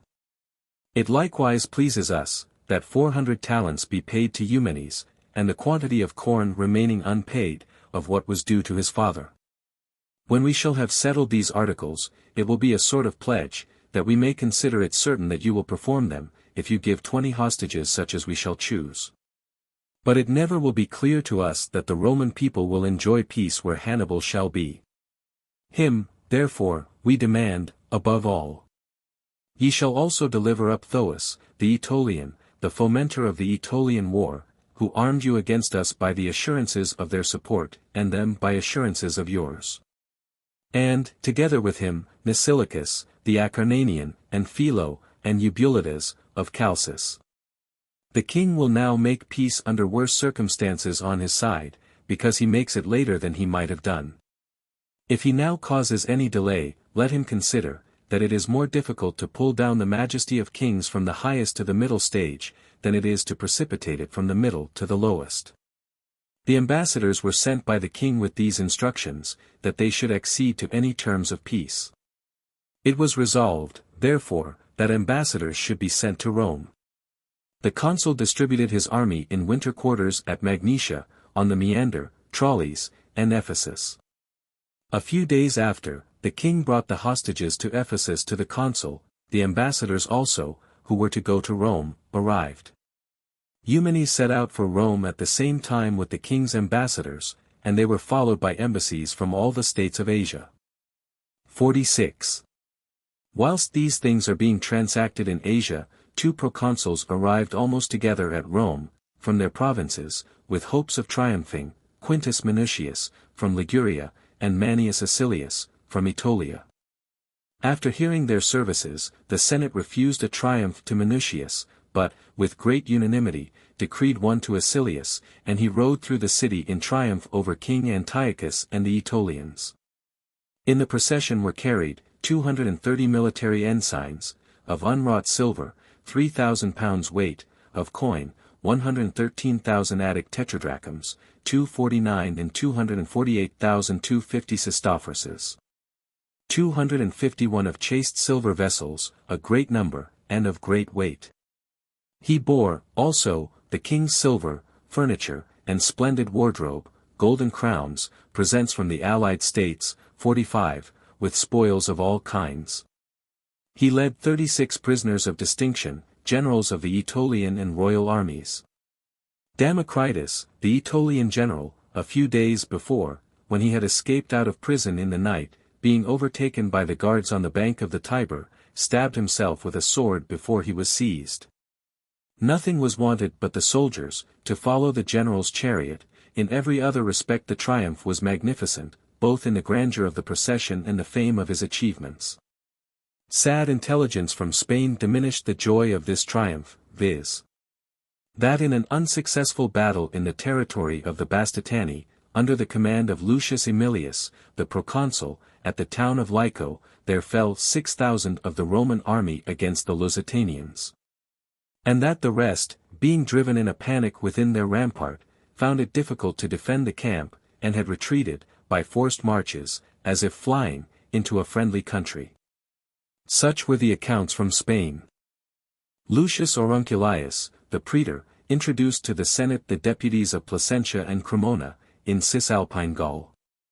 When they complained of the want of colonists, some having been carried off by the casualties of war, others by sickness, and several having left the colonies, through disgust at the vicinity of the Gauls.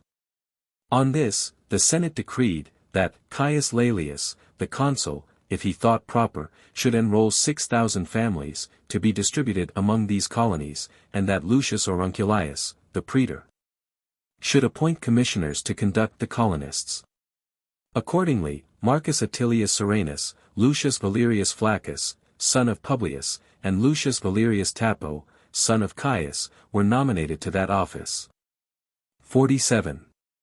Not long after, as the time of the consular elections drew nigh, the consul, Caius Laelius, came home to Rome from Gaul. He not only enrolled the colonists, according to a decree of the Senate, passed in his absence, as a supplement to Cremona and Placentia, but proposed, and, on his recommendation, the Senate voted, that 2 new colonies should be established in the lands which had belonged to the Boians. At the same time arrived a letter from the praetor, Lucius Aemilius, containing intelligence of the sea fight that took place at Myonnesus, and of Lucius Scipio the consul having transported his army into Asia. A supplication for 1 day was decreed, on account of the naval victory, and another, for the 2nd day, in order that, as the Roman army had then for the first time pitched a camp in Asia, this circumstance might turn out prosperous and happy. The consul was ordered to sacrifice 20 of the greater victims on occasion of each supplication. The election of consuls was then held with a warm contest. Marcus Aemilius Lepidus sought the office under general censure, for having, in order to sue for the office, left his province of Sicily without having asked the Senate for permission to do so. Marcus Fulvius Nobilior, Gnaeus Manlius Vulso, and Marcus Valerius Messala, were his competitors for the office. Fulvius alone was elected consul, since the rest could not make up the number of centuries. And the next day, rejecting Lepidus, for Messala had declined, he declared Gnaeus Manlius his colleague. Then were chosen praetors, 2 of the name of Quintus Fabius, Labio and Pictor, the latter of whom had in that year been inaugurated Flamen Quirinalis, Marcus Sempronius Titidinus, Spurius Postumius Albinus, Lucius Plautius Hypsius, and Lucius Bebius Dives. 48. Valerius Antius says, that at the time when Marcus Fulvius Nobilior and Gnaeus Manlius Vulso were consuls, a rumor prevailed strongly at Rome, and was received as almost certain, that the consul, Lucius Scipio, and with him Publius Africanus, had been invited by the king to a conference, under pretense of restoring young Scipio, and were both seized, and that when the leaders were thus made prisoners, the enemy's army was immediately led up to the Roman camp, that this was stormed, and the forces entirely cut off. That in consequence of this, the Aetolians had taken courage and refused to obey orders, and that several of their principal men had gone into Macedonia, Dardania, and Thrace, to hire auxiliaries. That Aulus Terentius Varro, and Marcus Claudius Lepidus, had been sent by Aulus Cornelius, propraetor, from Aetolia, to carry this intelligence to Rome. To this story Valerius annexed that the Aetolian ambassadors were asked in the Senate this question among others, from whom they had heard that the Roman generals were made prisoners by King Antiochus in Asia, and the army cut off. And that the Aetolians answered, that they had been informed of it by their own ambassadors, who were with the consul. As I have no other authority for this report, it has neither been confirmed in my opinion, nor has it been overlooked as groundless. 49. When the Aetolian ambassadors were brought to an audience of the Senate, although their cause and their circumstances required, that they, by an ample confession, should suppliantly seek pardon for what was either their misfortune or their fault, yet having begun with enumerating their services to the Roman people, and talking reproachfully of their own valor in the war with Philip, they offended the ears of the senators by the insolence of their discourse. By calling up old and forgotten matters, they brought the affair to this, that the memory of many more injuries than services done by that nation occurred to the minds of the Senate, and that they, who needed compassion, provoked anger and hatred. They were asked by one senator whether they yielded the disposal of themselves to the Roman people. Then, by another, whether they would have the same allies and enemies as the Roman people. When they gave no answer, they were ordered to withdraw from the Senate house. The whole Senate then, almost with one voice, cried out, that the Aetolians were still entirely devoted to Antiochus, and that on that solitary hope their spirits depended. Wherefore the war ought to be carried on against such decided enemies, and their haughty spirits tamed. Another circumstance inflamed the resentment of the Senate, because that, in the very moment in which they were soliciting peace from the Romans, they were making war on Dolopia and Athymania.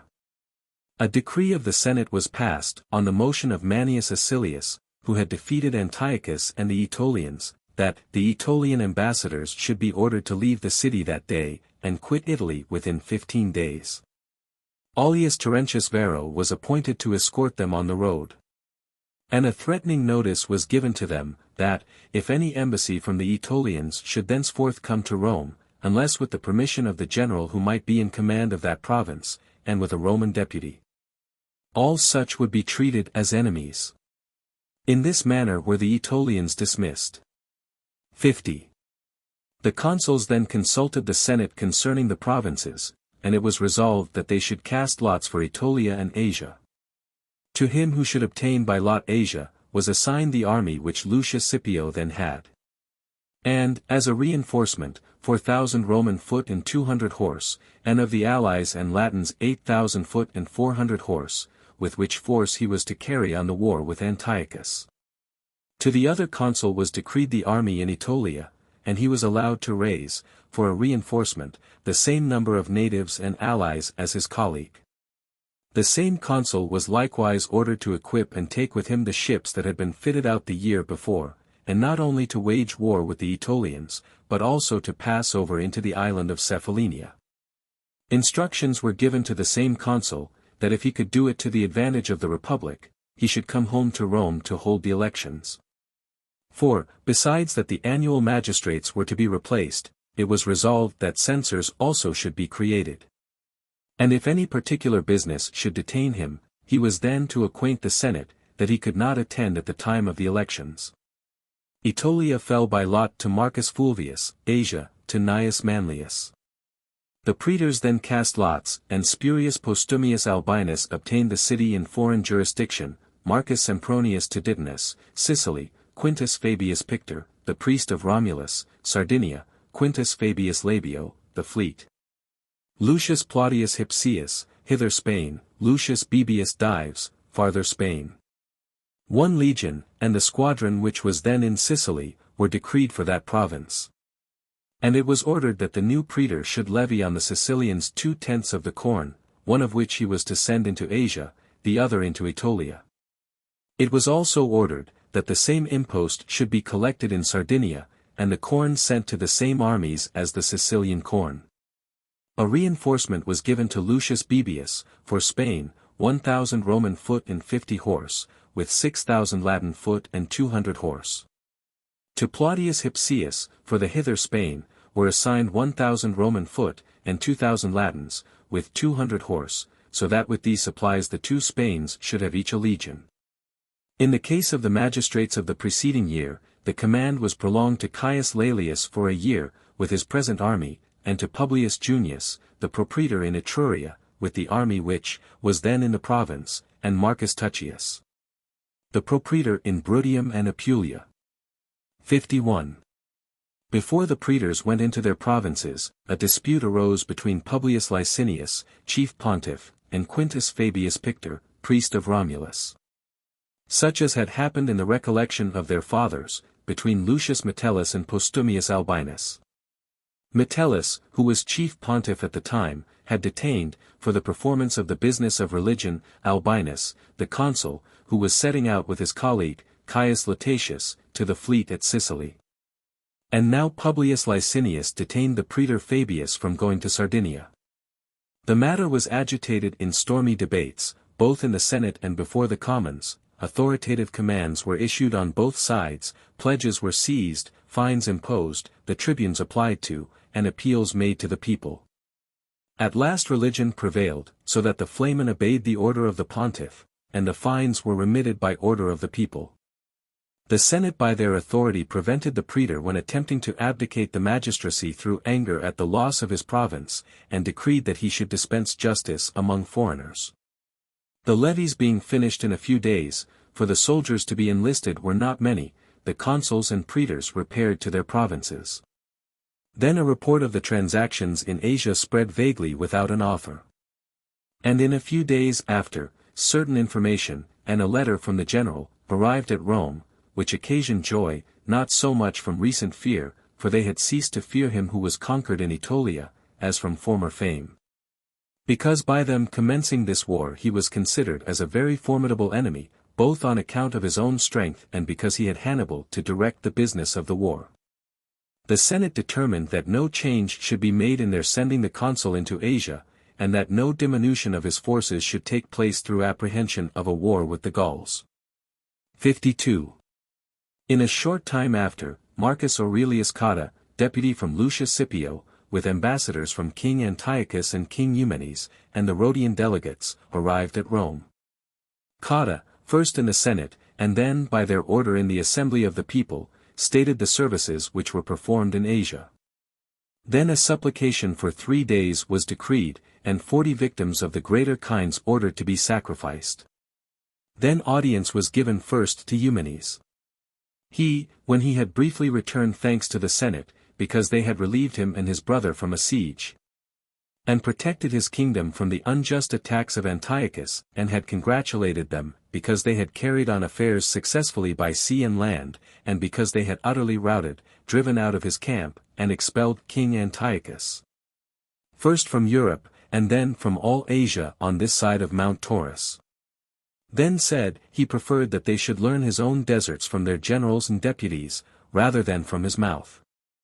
All being pleased with his discourse, and desiring him to tell frankly, bashfulness being for the present laid aside, what recompense he thought proper to be given by the Senate and people of Rome. Assuring him that, the Senate were inclined to act with greater zeal and more abundant liberality, if possible, according to his deserts.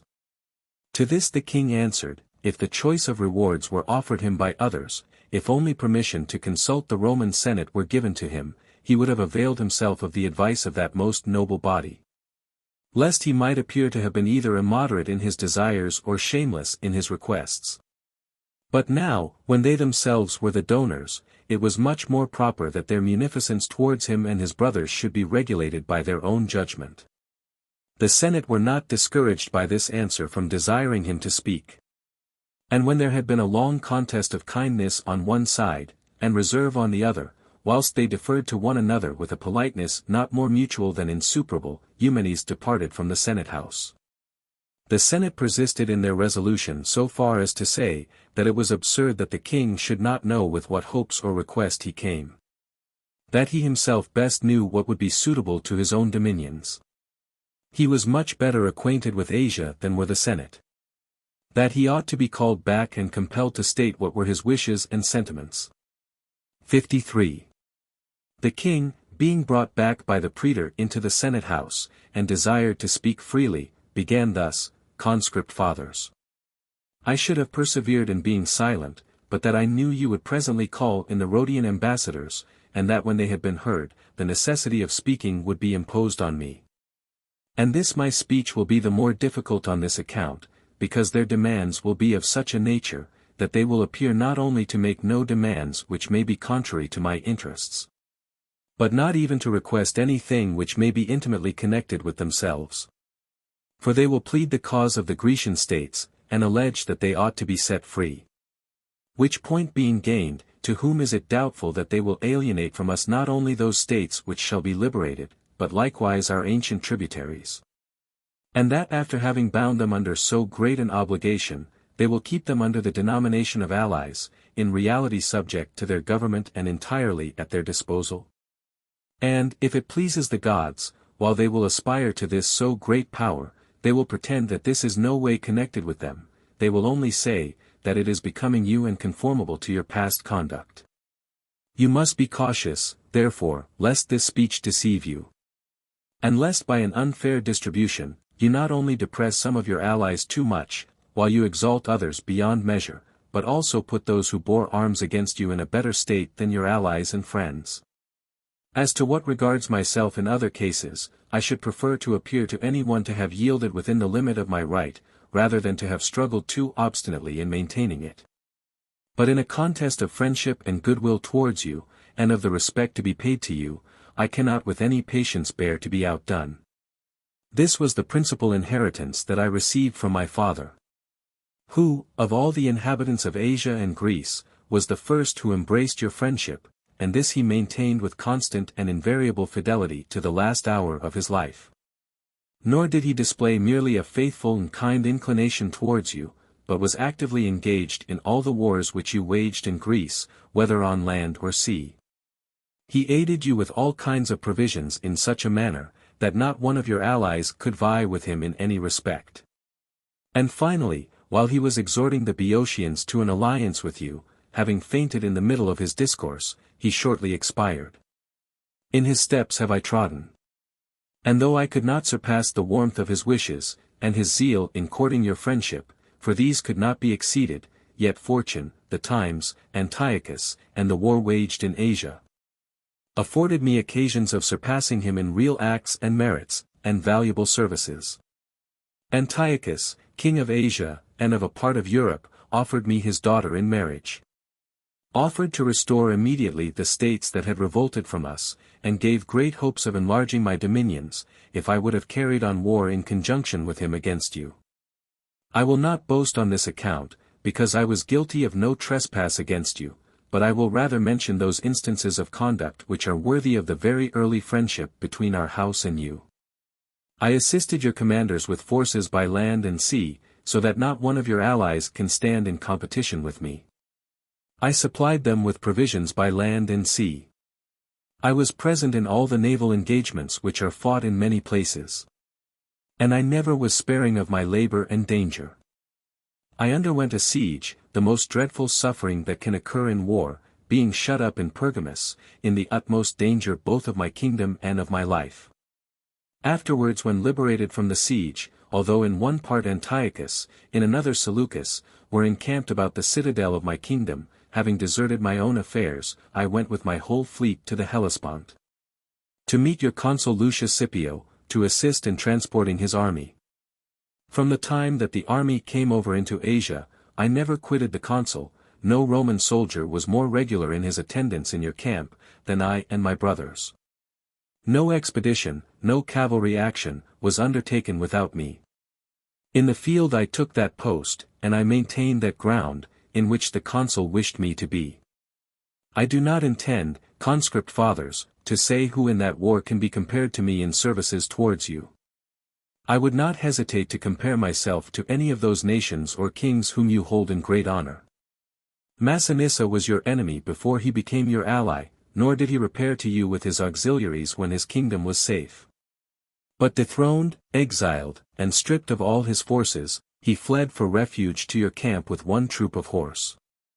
Nevertheless, because he faithfully and diligently adhered to your cause in Africa, against Syphax and the Carthaginians, you not only restored him to the throne of his father, but by adding to his domain the most opulent part of the kingdom of Syphax, rendered him the most potent of all the kings in Africa. What reward then, and what honor are we worthy of at your hands, who have never been foes, but always allies? My father, myself, my brothers, have carried arms in your cause by sea and land, not only in Asia, but in countries remote from our home. In Peloponnesus, in Boeotia, in Aetolia, during the wars with Philip, and Antiochus, and the Aetolians. Someone may say, what therefore do you demand? Conscript fathers, since I must obey you when you desire me to explain my wishes, if you have removed Antiochus beyond the mountains of Taurus with the intention of holding those countries yourselves, I wish for no other people to settle near me. No other neighbors than you. Nor could I hope that my kingdom would be rendered safer or firmer by any other event. But if your purpose is to retire hence, and withdraw your armies, I may venture to affirm, that not one of your allies is more deserving than I am of possessing what you have acquired. But then it will be a glorious act to liberate states that are in slavery. I agree that it will, provided they have committed nothing hostile against you. But if they took part with Antiochus, is it not much more becoming your wisdom and equity, to consult the interest of your well-deserving friends than that of your enemies? 54. The king's speech was pleasing to the Senate, and it was very evident that they would do all things liberally, and with a desire to serve him. As one of the Rhodian ambassadors was absent, an embassy from Smyrna was next introduced, which was briefly disposed of. When the Smyrnians were highly complimented because they had resolved to endure the last extremities rather than surrender to the king, the Rhodians were next introduced. The chief of their embassy, after stating the commencement of their friendship with the Roman people and merits of the Rhodians, first in the war with Philip, and afterwards in that with Antiochus, said, "Conscript fathers, there is nothing in the whole course of our affairs that gives us more trouble and uneasiness than that we should have a debate with Eumenes, with whom alone, of all the kings in the world, each of us as individuals has a private tie of hospitality, and, what weighs more with us, our state has a public one. But, conscript fathers, it is not our own inclinations that disunite us, but the nature of circumstances which exercise an all-powerful influence, so that we, being free ourselves, plead the cause of other men's freedom, while kings wish to have all things subservient and subject to their command. Yet, be that as it may, our respect towards the king is an obstacle to us, rather than that the debate is intricate, or likely to give you perplexity in your deliberations. For if no honor could be otherwise paid to the king, your friend and ally, who has merited highly in this very war, and concerning whose reward the consideration is, unless you should deliver free states into his power. The deliberation would be a difficult one, lest you should either send away a king, your friend, without due honor, or depart from your own institutions, and sully now, by the servitude of so many states, the glory which you have acquired in the war with Philip. But from this necessity of diminishing either your gratitude towards your friend, or your own glory, fortune completely frees you. For, through the bounty of the gods, your victory is not more glorious than it is rich, so that it can easily acquit you of that just as a debt. Lycaonia, both the Phrygias, with Pisidia, the Chersonese, and the adjoining parts of Europe, are all in your power, and any one of these, given to the king, can double his dominions. But if they were all conferred upon him, they would set him on a level with the greatest of kings. You have it, therefore, in your power to enrich your allies with the prizes of the war. And, not to depart from your usual line of policy, and to remember what motive you assigned as your cause of war, formerly against Philip, latterly against Antiochus, what you performed on the conquest of Philip. What is now desired and expected from you, not so much because you have done it before, as because it becomes you to do it. For different persons look on different circumstances as specious and plausible motives for taking up arms. Some go to war to get possession of land, some of villages, some of towns, some of ports, and some of the sea-coast. Such things you never coveted, when you had them not, and you cannot covet them now, when the whole world is under your dominion. You ever fought for your dignity and glory, in the sight of the whole human race, which long since has learned to respect your name and empire next to that of the immortal gods. And to procure and acquire these was an arduous task. I know not whether it may be more difficult to retain them. You have undertaken to defend from the slavery of kings the liberty of a nation the most ancient and most highly distinguished, both by the fame of its exploits, and by universal praise for politeness and learning. It becomes you to make this patronage of an entire nation, received under your care and protection, perpetual. The cities standing on the original soil, are not more Grecian than their colonies, which formerly migrated thence into Asia. Nor has change of country changed either their race or manners. Every state among us has ventured to contend in a respectful contest, in every good quality and virtue, with its parents and founders. Most of you have visited the cities in Greece, and those in Asia. We are surpassed in no other circumstance than that we are too far distant from you. We hear that the inhabitants of Marseilles, who, if nature, implanted, as it were, in their bosoms, could be overcome by the genus of the soil, would ere this have been rendered savage. By the many barbarous tribes surrounding them, are deservedly held in as high honor and esteem by you as if they were inhabitants of the very center of Greece. For they have preserved, not only the sound of the language, the mode of dress, and the habit, but, above all, the manners, the laws, and a mind pure and untainted by contagion from their neighbors. The boundary of your empire, at present, is Mount Taurus. Nothing within that line ought to be thought remote. To whatever extent your arms have reached, let justice, emanating from Rome, spread. Let barbarians, with whom the commands of masters have always served instead of laws, have kings, in which government they delight. The Greeks endure their own fortune, they have a spirit like your own. They too, in former times, grasped at empire by their internal strength. They now pray that empire may remain to eternity where it is at present. They consider it sufficient that their liberty should be defended by your arms, since they are unable to protect it by their own. But it is objected, that some of their states sided with Antiochus. So did others, before, with Philip. So did the Tarentines with Pyrrhus.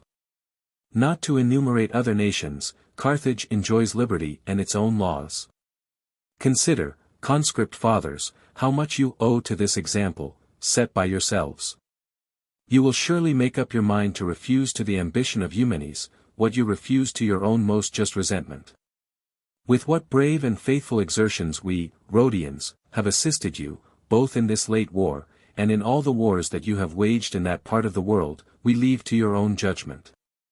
We now, in peace, offer you such advice, that if you conform to it, all the world will judge that you used your victory with more honor to yourselves, than that with which you gained it. Their arguments seemed well adapted to the Roman grandeur.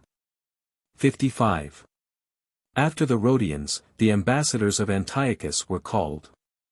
These, after the common practice of petitioners for pardon, acknowledged the king's error, and besought the conscript fathers to deliberate, mindful rather of their own mercy than of the misconduct of the king, who had suffered enough and more than enough of punishment. In fine, to ratify, by their authority, the peace granted by their general, Lucius Scipio, with the conditions on which he had given it. The Senate voted, that the peace should be observed, and the people, a few days after, ordered it. The treaty was concluded in the capital with Antipater, chief of the embassy, and son of the brother of King Antiochus. Then the other embassies from Asia were heard, to all of whom was returned the same answer, that, the Senate, in conformity with the usage of their ancestors, would send 10 ambassadors to examine and adjust the affairs of Asia. That the general plan was to be this, that the places on this side of Mount Taurus, which had been within the limits of the realm of Antiochus, should be assigned to Eumenes, excepting Lycia and Curia, as far as the river Meander. And that these last mentioned should become the property of the Rhodians.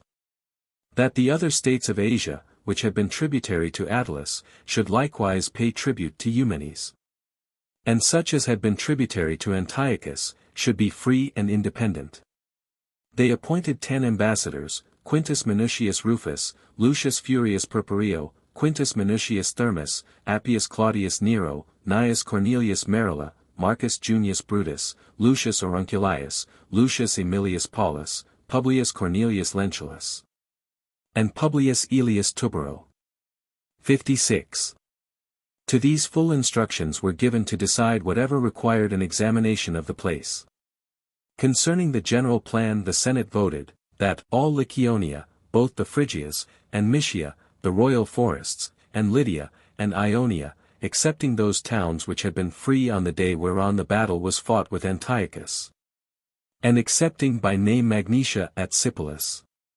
Then the city of Curia, called also Hydrela, and the territory of Hydrela, stretching towards Phrygia, and the forts and villages on the river Meander, and likewise the towns, excepting such as had been free before the war, and excepting by name Telmissus, and the fort of Telmisium, and the lands which had belonged to Ptolemy of Telmissus. All these which are written above, were ordered to be given to King Eumenes. Lycia was given to the Rhodians, excepting the same Telmissus, and the fort of Telmisium, with the lands which had belonged to Ptolemy of Telmissus.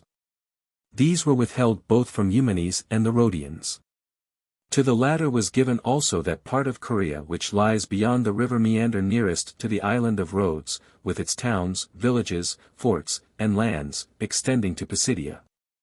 Excepting those towns which had been in a state of freedom on the day before that of the battle with Antiochus. The Rhodians, after returning thanks for these favors, mentioned the city of Soli in Cilicia, the inhabitants of which, they said, as well as themselves, derived their origin from Argos. And, in consequence of this relation, a brotherly affection subsisted between the two states. They, therefore, requested the Senate, as an extraordinary favor, to exempt that city from subjection to the king. The ambassadors of Antiochus were called in, and the matter was proposed to them, but their consent could not be obtained. Antipater appealing to the treaty, in opposition to which, not only Soli, but Cilicia was sought by the Rhodians, and they were passing the summits of Taurus. The Rhodians being summoned again before the Senate, the fathers, after they had stated how earnestly the king's ambassador opposed the measure, added that, if the Rhodians were of opinion that the affair particularly affected the dignity of their state, the Senate would try by all means to overcome the obstinacy of the ambassadors. Hereupon the Rhodians, with greater warmth than before, returned thanks, and declared, that they would rather give way to the arrogance of Antipater, than afford any reason for disturbing the peace. So no change was made with respect to Soli. 57. During the time in which these things were transacted, deputies from Marseilles announced that Lucius Baebius, the praetor, on his way into his province of Spain, had been surrounded by the Ligurians. That a great part of his retinue being slain, he himself, wounded, had made his escape, without his lictors, and with but few attendants, to Marseilles, and in 3 days after expired. The Senate, on hearing of this misfortune, decreed, that Publius Junius Brutus, who was the propraetor in Etruria, having delivered the province and army to whichsoever of the lieutenants he should think proper, should go himself into farther Spain, which was to be his province. This decree of the Senate in a letter was sent by the praetor, Spurius Postumius, into Etruria. And Publius Junius, the propraetor, set out for Spain, in which province, long before a successor could arrive, Lucius Aemilius Paulus, who afterwards with great glory conquered King Perseus. Though he had carried on matters unsuccessfully the year before, having raised an army by a hasty levy, fought a pitched battle with the Lusitanians. The enemy were routed, and put to flight, 18,000 were killed, 3,300 taken, and their camp stormed.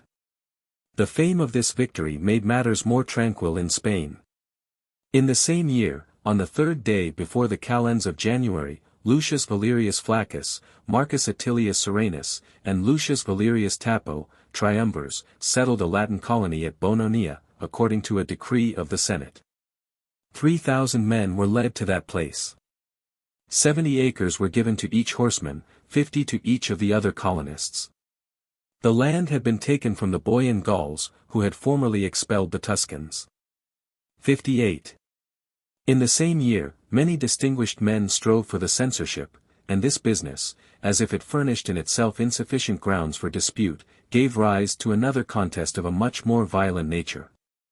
The candidates were, Titus Quintius Flamininus, Publius Cornelius Scipio, son of Gnaeus, Lucius Valerius Flaccus, Marcus Porcius Cato, Marcus Claudius Marcellus, and Manius Acilius Glabrio, who had defeated Antiochus and the Aetolians at Thermopylae.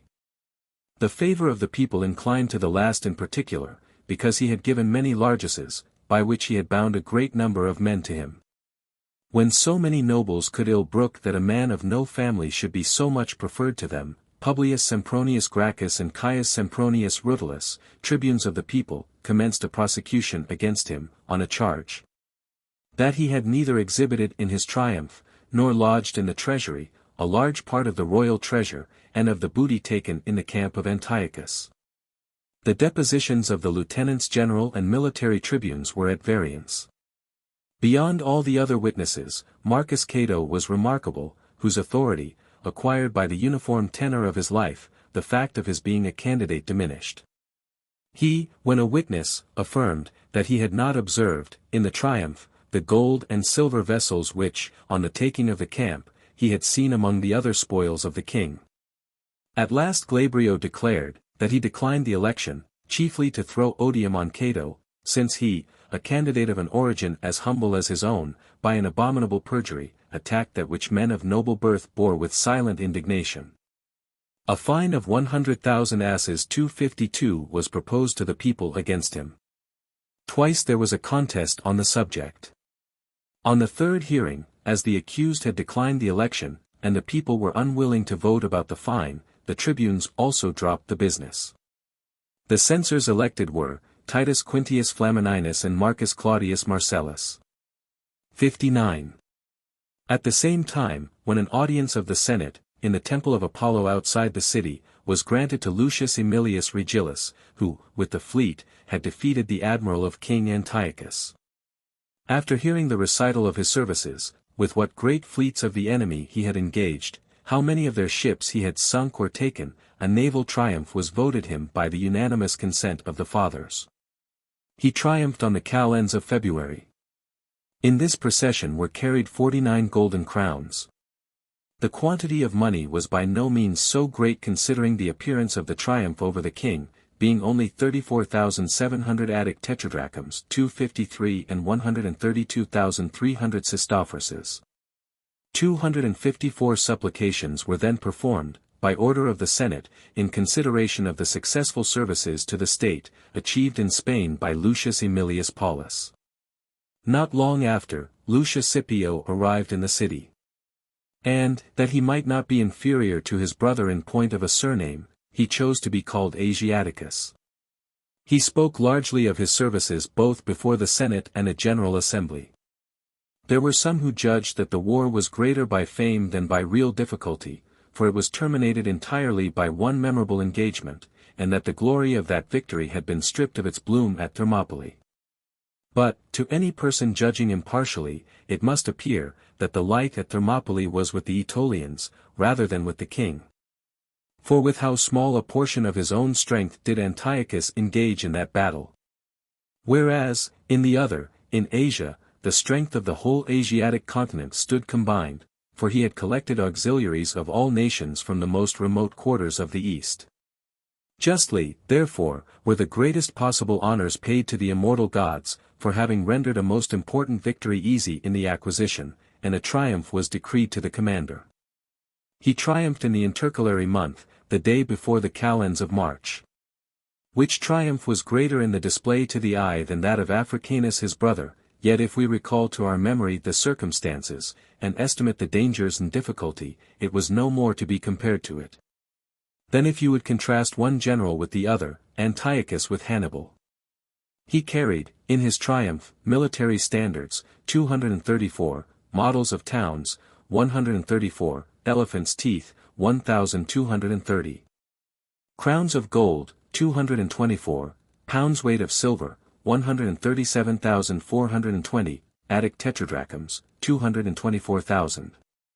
255 sestophruses, 331,070, 256 gold pieces, called Philippians, 140,000, 257 silver vases, all engraved, to the amount of 1,424 pounds weight.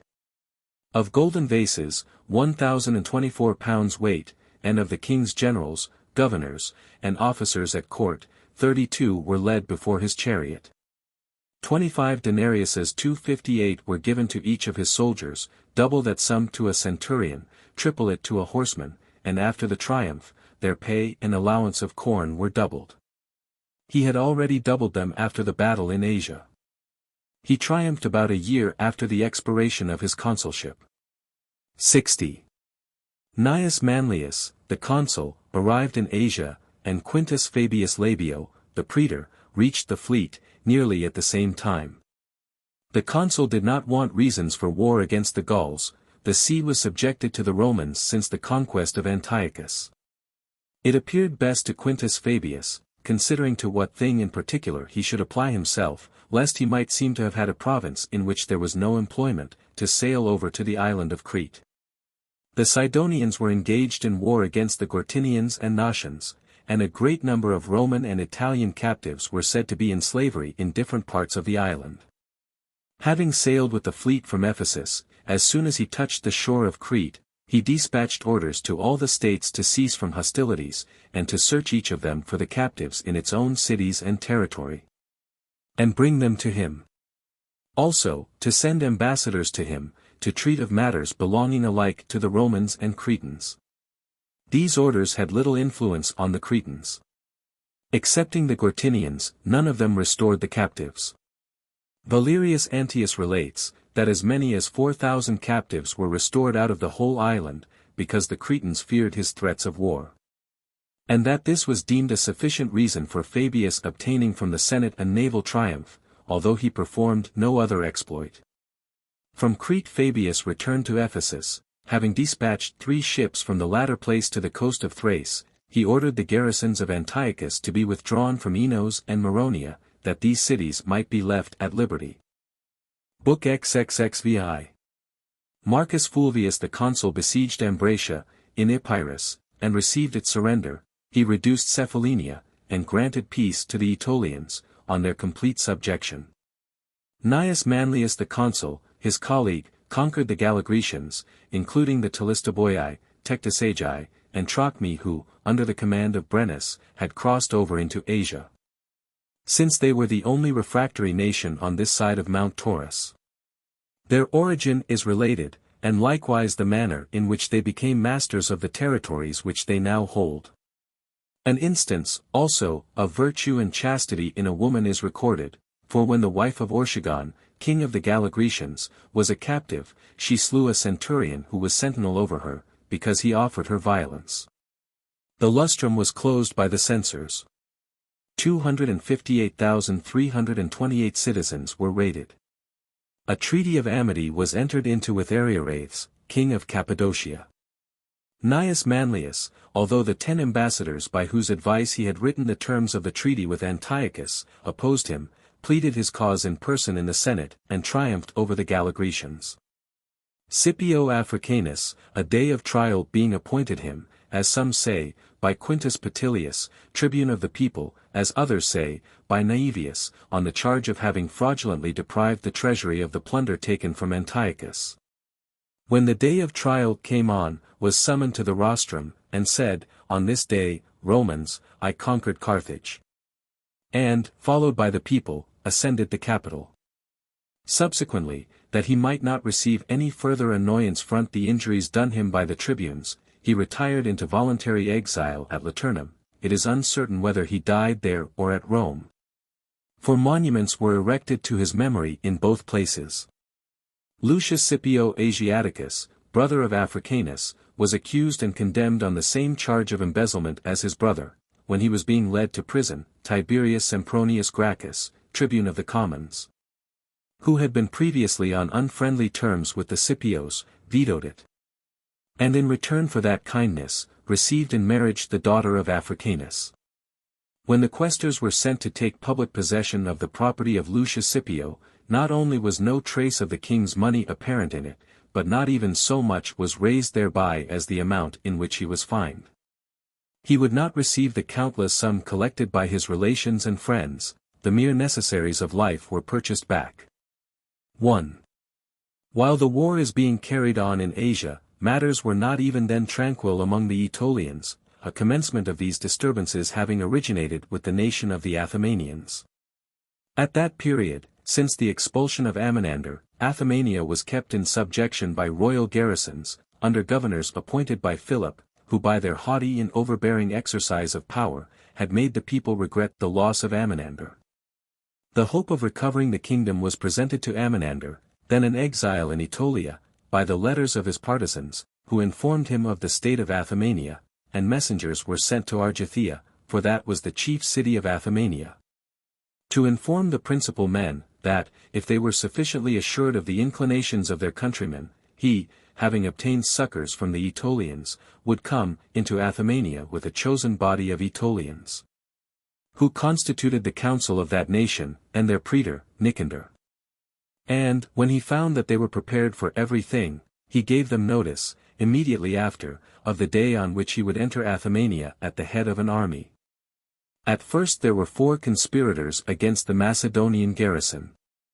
Then each of these took as associates 6 assistants for the execution of the business. But, afterwards, distrusting their small number, which was rather calculated for the concealment than for the execution of the design, they took in a number of associates, equal to the former. Being thus increased to 52, they divided themselves into 4 parties, one of which repaired to Heraclea, another to Tetraphylia, where the royal treasure used to be kept, a third to Thedoria, and the fourth to Argithea. It was agreed that they should at first appear in the forum publicly, without any bustle, as if they had come about their own ordinary concerns. And then, on a certain day, raise the whole populace, so as to dislodge the Macedonian garrisons from the citadels. When the day came, and Amminander with 1,000 Aetolians was on the frontiers, by the preconcerted plan the Macedonian garrisons were driven from the 4 places at once, and letters were dispatched to all the other cities, calling on them to rescue themselves from the exorbitant tyranny of Philip, and to reinstate their hereditary and lawful prince. Accordingly, the Macedonians were, everywhere, expelled. The town of Theum, in consequence of the letters being intercepted by Tenno, commander of the garrison, and owing to the citadel being occupied by the king's troops, stood a siege of a few days, and then surrendered to Amminander, who had now all Athymania in his power, except the fort of Athenium, on the borders of Macedonia. 2. When Philip heard of the defection of Athymania, he out at the head of 6,000 men, and proceeded, with the utmost speed, to Gomphi. Having left the greater part of his force, as they would not have been equal to such long marches, he went forward, with 2,000, to Athenium, the only place which had been retained by his troops. Then, having made attempts on the nearest places, when he clearly perceived that all the rest of the country was hostile to him, he retreated to Gomphi, and returned with the whole of his army into Athymania. He then sent Zeno, at the head of 1,000 foot, with orders to seize on Ethiopia, which stands advantageously for commanding Argithea. And, as soon as he understood that this post was in possession of his party, he himself encamped near the temple of Acrean Jupiter. Here he was detained 1 whole day, by a tremendous storm, and on the next, proceeded to lead them towards Argithea. On the troops commencing their march the Athymanians immediately appeared hastening to the hills which overlooked the road. On the sight of whom, the foremost battalions halted, while fear and confusion spread through the whole army, and every one began to consider what might have been the consequence, if the troops had gone down into the valleys commanded by those cliffs. This confusion compelled the king, who wished, if his men would follow him, to push on rapidly through the defile, to call back the foremost, and return by the same road by which he came.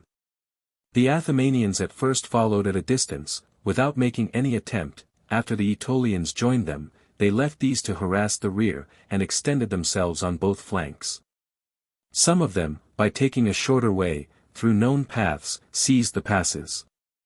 And such terror was struck into the Macedonians, that they repassed the river in a manner more like a hasty flight than a regular march, leaving behind many of their men and arms. Here was the end of the pursuit, and the Macedonians, in safety, returned to Gomphi, and from Gomphi into Macedonia. The Athymanians and Aetolians ran together, from all sides, to Ethiopia, to crush Zeno and his 1,000 Macedonians. The Macedonians, distrusting their position, removed from Ethiopia, to a hill which was higher and steeper on all sides, from which the Athymanians, having found access in several places, dislodged them. And while they were dispersed, and unable to find the road for flight, through impassable and unknown rocks, slew part of them and made part prisoners. Great numbers, in their panic, tumbled down the precipices. Very few, with Zeno, effected their escape to the king. Afterwards, permission to bury their dead was given to them during the truce. 3. Amminander, on recovering possession of his kingdom, sent ambassadors, both to the Senate at Rome and to the Scipios in Asia, who, since the grand battle with Antiochus, stayed at Ephesus. He requested a treaty of amity, and apologized for having had recourse to the Aetolians, for the recovery of his hereditary dominions. He made many charges against Philip. The Aetolians from Athymania proceeded into Amphilochia, and, with the consent of the greater part of the inhabitants, reduced that nation under their power and dominion. After the recovery of Amphilochia, for it had formerly belonged to the Aetolians, they passed on, with hopes of equal success, into Apparancia. That also, for the most part, surrendered to the Aetolians without a contest. The Dolopians had never been subject to the Aetolians, but they were to Philip. These, at first, ran to arms. But when they were informed of the Amphilochians taking part with the Aetolians, of Philip's flight from Athymania, and the destruction of his detachment, they also revolted from Philip to the Aetolians. Whilst the Aetolians believed that they were now secured against the Macedonians on all sides, by these nations surrounding them, the report is brought to them that Antiochus was conquered in Asia by the Romans. Not very long after, their ambassadors came home from Rome, without the prospect of peace, announcing that the consul Fulvius, with his army, had already crossed the sea. Dismayed at these accounts, they send the chief men of the state to Rome to try the last hope, having previously solicited embassies from Rhodes and Athens, that, through the influence of those states, their petitions, lately rejected, might meet with a more favorable reception from the Senate. They took no kind of precaution to avert the war, before it was almost within sight. Marcus Fulvius, having brought over his army to Apollonia, was, at this time, consulting with the Epirot chiefs where he should commence his operations. It was the opinion of the Epirots that he should attack Ambracia, which had lately united itself to Aetolia, alleging, that, in case the Aetolians should come to its relief, there were open plains around it, to fight in. Or that if they should avoid a battle there would be no great difficulty in the siege, for there were at hand abundant materials for raising mounds and other works, while the Arachthus, a navigable river, well adapted to convey everything requisite, flowed by the walls. Besides, the summer was just approaching, the fittest season for the enterprise. By these arguments they persuaded him to march on through Epirus. 4. To the consul, on his arrival at Ambracia, the siege appeared to be a work of no small difficulty. Ambracia stands at the foot of a rocky hill, called by the natives Paranthe, the city, where the wall faces the plain and the river, looks towards the west, the citadel, which is seated on the hill, towards the east. The river Arachthus, which rises in Athymania, falls here into a gulf of the sea, called the Ambracian, from the name of the adjacent city. Besides that the river defended it on one side and the hills on the other, it was also surrounded by a strong wall, extending in circuit somewhat more than 3 miles. Fulvius formed 2 camps at a short distance from each other, and 1 fort on the high ground opposite to the citadel. All which he intended to join together by a rampart and trench, in such a manner that there should be no exit from the city for the besieged, nor entrance for the introduction of assistance from without. The Aetolians, on the report of the siege of Ambracia, were by this time assembled at Stratus, in obedience to an edict of their praetor, Nicander. At first they intended to have marched hence, with their whole force, to raise the siege. Afterwards, when they heard that the place was already, in a great measure, surrounded with works, and that the Epirots were encamped on level ground, on the other side of the river, they resolved to divide their forces. Eupolemus, with 1,000 light troops, marching to Ambracia, made his way into the city, though the works were joined to each other. Nicander's first plan was to have attacked the camp of the Epirots in the night, with the rest of the troops, as assistance could not be easily received from the Romans, because the river ran between them. Afterward, judging it too dangerous an undertaking, lest the Romans should by any means discover it, and his retreat become unsafe, he was deterred from this design, and marched away to ravage the country of Acarnania. 5. The consul having now finished the entrenchments with which it was necessary to surround the city, and likewise the works which he was preparing to bring forward to the walls, attacked the city in 5 different places. 3 attacks, at equal distances from each other, he directed against the quarter which they called Pyrrhium, as the approach was easier from the plain, 1 opposite to the temple of Aesculapius, and 1 against the citadel. He broke down the walls with battering rams, and tore down the battlements with poles armed with scythes. At first, terror and dismay seized the townsmen, at the formidable appearance of the works, and the shocks given to the walls, which were attended with a dreadful noise, afterwards, when they beheld them contrary to their hopes standing. Having again resumed courage, they, by means of cranes, threw down upon the battering rams weighty masses of lead, or stone, or beams of timber. Dragging the armed poles, with iron grapples, within the walls, they broke off the hooks. Besides, by sallies, both by night against the watch-guards of the engines, and by day against the advanced posts, they kept the besiegers in a state of continual alarm. While affairs at Ambracia were in this state, the Aetolians had returned from ravaging Acarnania, to Stratus. Their praetor, Nicander, having conceived hopes of raising the siege by a bold effort, sent a person called Nicodemus, with 500 Aetolians, into Ambracia, and appointed a certain night, and even the time of the night, on which, from within the city, they were to assault the works of the enemy, opposite to the Pyrrhium, while he himself should alarm the Roman camp. He supposed that, in consequence of the alarm on both sides, and night increasing the terror, something memorable might be achieved.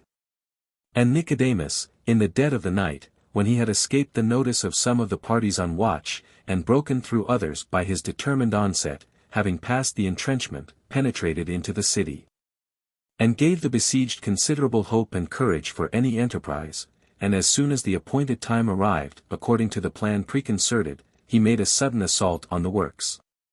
This undertaking was more formidable in the attempt than in the effect, because no attack was made from without. For the praetor of the Aetolians had either been deterred by fear, or had judged it more advisable to carry succors to Amphilochia, which had been lately reduced. Which Perseus, the son of Philip, who was sent to recover Dolopia and Amphilochia, was besieging with the greatest vigor. 6. The works of the Romans against the Pyrrhium were carried on in 3 different places, as has been mentioned before, all which works the Aetolians assaulted at once, but not with similar weapons or similar force. Some advanced with burning torches, others carrying tow and pitch, and fire darts, their entire line being illuminated by the blaze. At the first assault they cut off many of the men on guard. Afterwards, when the shout and uproar reached the camp, and the signal was given by the consul, the troops took arms and poured out of all the gates to succor their friends. In one place the contest was carried on with fire and sword. From the other 2, the Aetolians retired with disappointment, after essaying rather than supporting a fight. The whole brunt of the battle fell on the one quarter with great fury. Here the 2 commanders, Eupolemus and Nicodemus, in their different posts, encouraged their men and animated them with hope amounting almost to certainty, that Nicander would, according to his agreement, come up speedily and attack the enemy's rear. This expectation for some time supported their courage in the fight. But at last, as they did not receive the concerted signal from their friends, and saw the number of their enemies continually increasing, they pressed on with less energy, as if deserted. Finally, having abandoned the attempt, their retreat now becoming almost impracticable, they were driven in flight into the city, after having burned a part of the works, however, and killed a much greater number than they lost themselves. If the affair had been conducted according to the plan concerted, there was no reason to doubt but that one part at least of the works might have been stormed with great havoc of the Romans. The Ambracians and the Aetolians, who were within, not only renounced the enterprise of that night, but supposing themselves betrayed by their friends, became much less spirited. None of them any longer sallied out, as before, against the enemy's stations, but posted on the walls and towers, fought without danger. 7. Perseus, on hearing of the approach of the Aetolians, having raised the siege of the city in which he was employed, and having ravaged the country, quitted Amphilochia, and returned into Macedon. The devastation of their sea-coast called away the Aetolians from this region. Pleuratus, king of the Illyrians, entered the Corinthian Gulf with 60 barks, and having formed a junction with the ships of the Achaeans lying at Patri, wasted the maritime parts of Aetolia. Against these 1,000 Aetolians were sent, who, by taking short routes, met the fleet wherever it, while sailing around the indentations of the coast, attempted a landing. The Romans at Ambracia, by the battering of their rams in many places at once, laid open a great part of the city, but nevertheless were unable to penetrate into the heart of it. For instead of the wall knocked down a new one was raised with proportionate speed, while the armed men standing on the ruins, formed a kind of bulwark. The consul, therefore, when he made no progress by open force, resolved to form a secret mine, covering the ground first with his machines. And for a long time his workmen, though employed both night and day, not only in digging under the ground but also in carrying away the earth, escaped the observation of the enemy. A heap of it, however, rising suddenly, gave the townsmen intimation of their work, and terrified lest, the wall being undermined, a passage should be opened into the city, they determined to draw a trench within, opposite to the work that was covered with machines. In which when they reached such a depth as the bottom of the mine could well be, then keeping profound silence, having applied their ears to several different places, they endeavored to catch the sound of the miners. Which being heard, they opened a way directly towards them. Nor did it require much exertion, for they came in a short time to an open space where the wall was supported with props by the enemy. The works joining here, as the passage was open from the trench to the mine, the parties began to fight in the dark underground, first of all with the tools which they had used in the works, but afterwards armed men came quickly up. Subsequently the contest became less spirited, as the besieged stopped the passage, sometimes by stretching strong haircloths across it, sometimes by hastily placing doors in the way of their antagonists. A new engine, requiring no great labor, was invented against those who were in the mine. The besieged bored a hole in the bottom of a cask, by which a moderate-sized pipe could be inserted, and made an iron pipe and iron head for the cask, which was perforated in many places. They placed this cask, filled with small feathers, with its mouth turned towards the mine.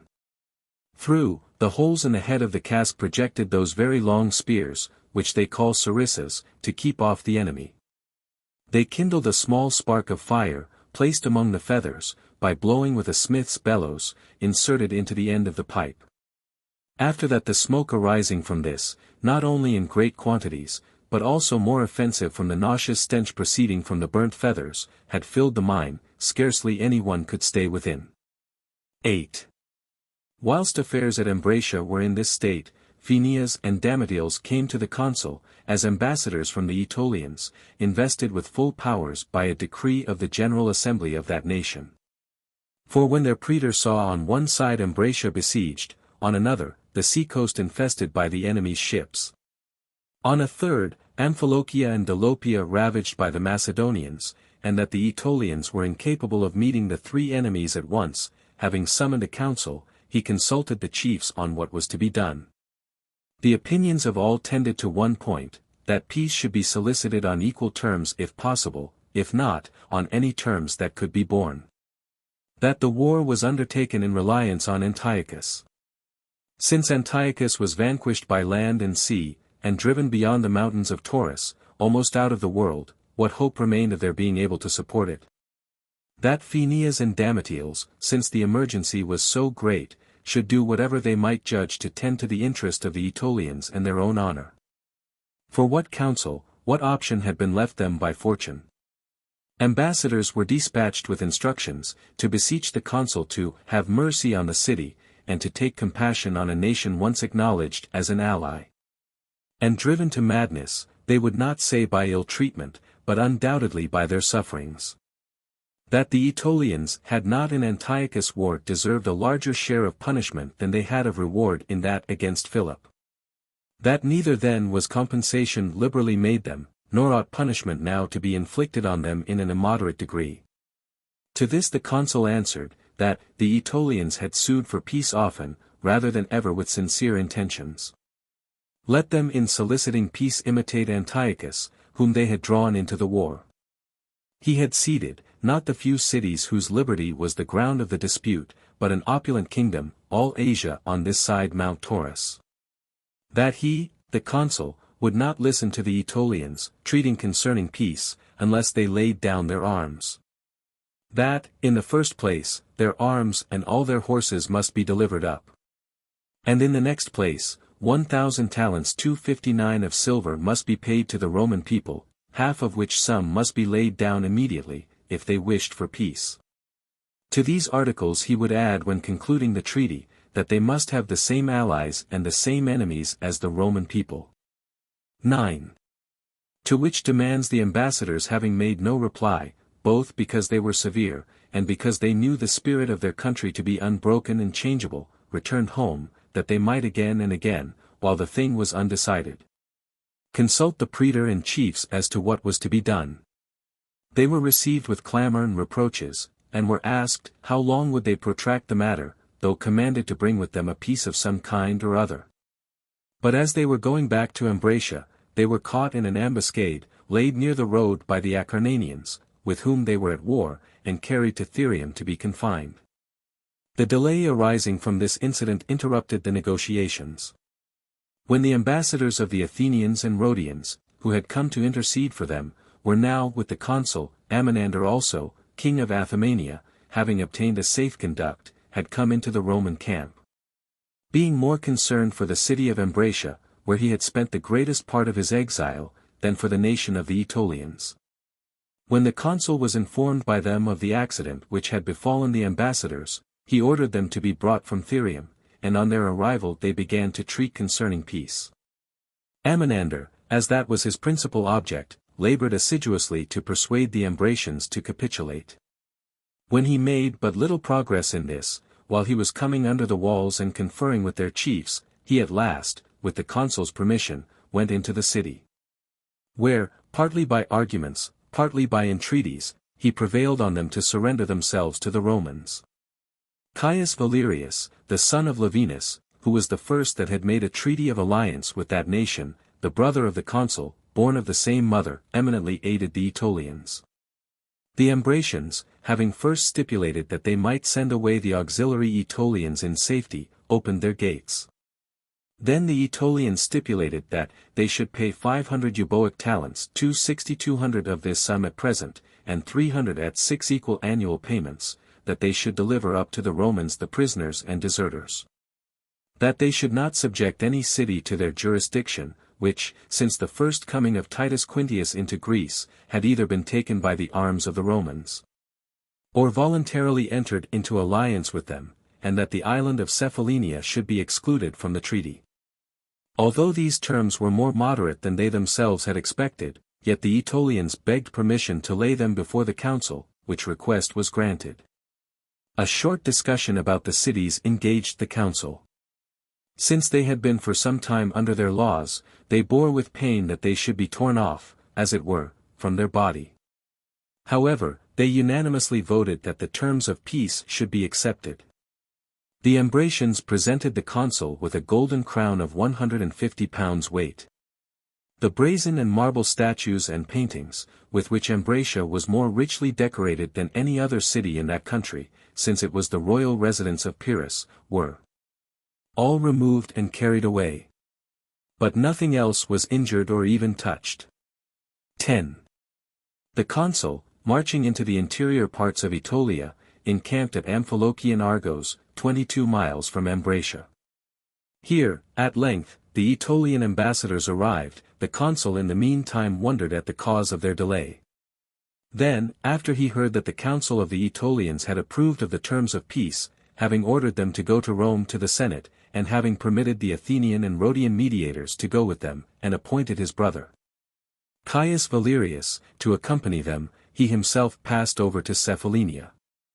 The ambassadors found the ears and minds of all the principal people at Rome prepossessed by charges made against them by Philip, who, by complaining both by ambassadors and by letters, that Dolopia, Amphilochia, and Athemania had been forcibly taken from him, that his garrison, and at last even his son Perseus, had been driven out of Amphilochia, had turned away the Senate from their entreaties. The Athenians and Rhodians were, nevertheless, heard with attention. An Athenian ambassador, Leon, son of Icesias, is said to have even affected them much by his eloquence. Making use of a common simile, and comparing the multitude of the Aetolians to a calm sea, when it comes to be ruffled by the winds, he said, that, as long as they faithfully adhered to the alliance with Rome, they rested in the calm state natural to nations. But that when Thoas and Dicaurchus began to blow from Asia, Menidas and Damocrites from Europe, then was raised that storm which dashed them on Antiochus as on a rock. 11. The Aetolians, after being a long time buffeted about, at length prevailed to have articles of peace concluded. They were these: let the Aetolian nation, without fraud or deceit, maintain the empire and majesty of the Roman people. Let them not suffer to pass through their territories, nor, in any manner whatever, aid or assist any army that shall march against the allies and friends of the Romans. Let them have the same enemies as the Roman people. Let them bear arms against them, and take a share in their wars. Let them deliver up the deserters, fugitives, and prisoners, to the Romans and their allies, excepting such as were prisoners before, who having returned home, were afterwards captured. And also such as, at the time of their being taken, were enemies to Rome, while the Aetolians were in the Roman army. Let such of the others as can be found be delivered up, without reserve, to the magistrates of Corcyra, within 100 days. And such as cannot now be found, as soon as they shall be discovered. Let them give 40 hostages at the discretion of the Roman consul, none younger than 12 years nor older than 40. Let neither the praetor, nor the general of the horse, nor the public secretary, be a hostage, nor any person who has before been a hostage in the hands of the Romans. Let Cephallenia be excluded from these articles. With respect to the sum of money which they were to pay, and the mode of payment, no alteration was made in the arrangement which had been made by the consul. If they chose to give gold instead of silver, it was agreed that they might do so, provided that 1 piece of gold should be deemed equivalent to 10 of silver of the same weight.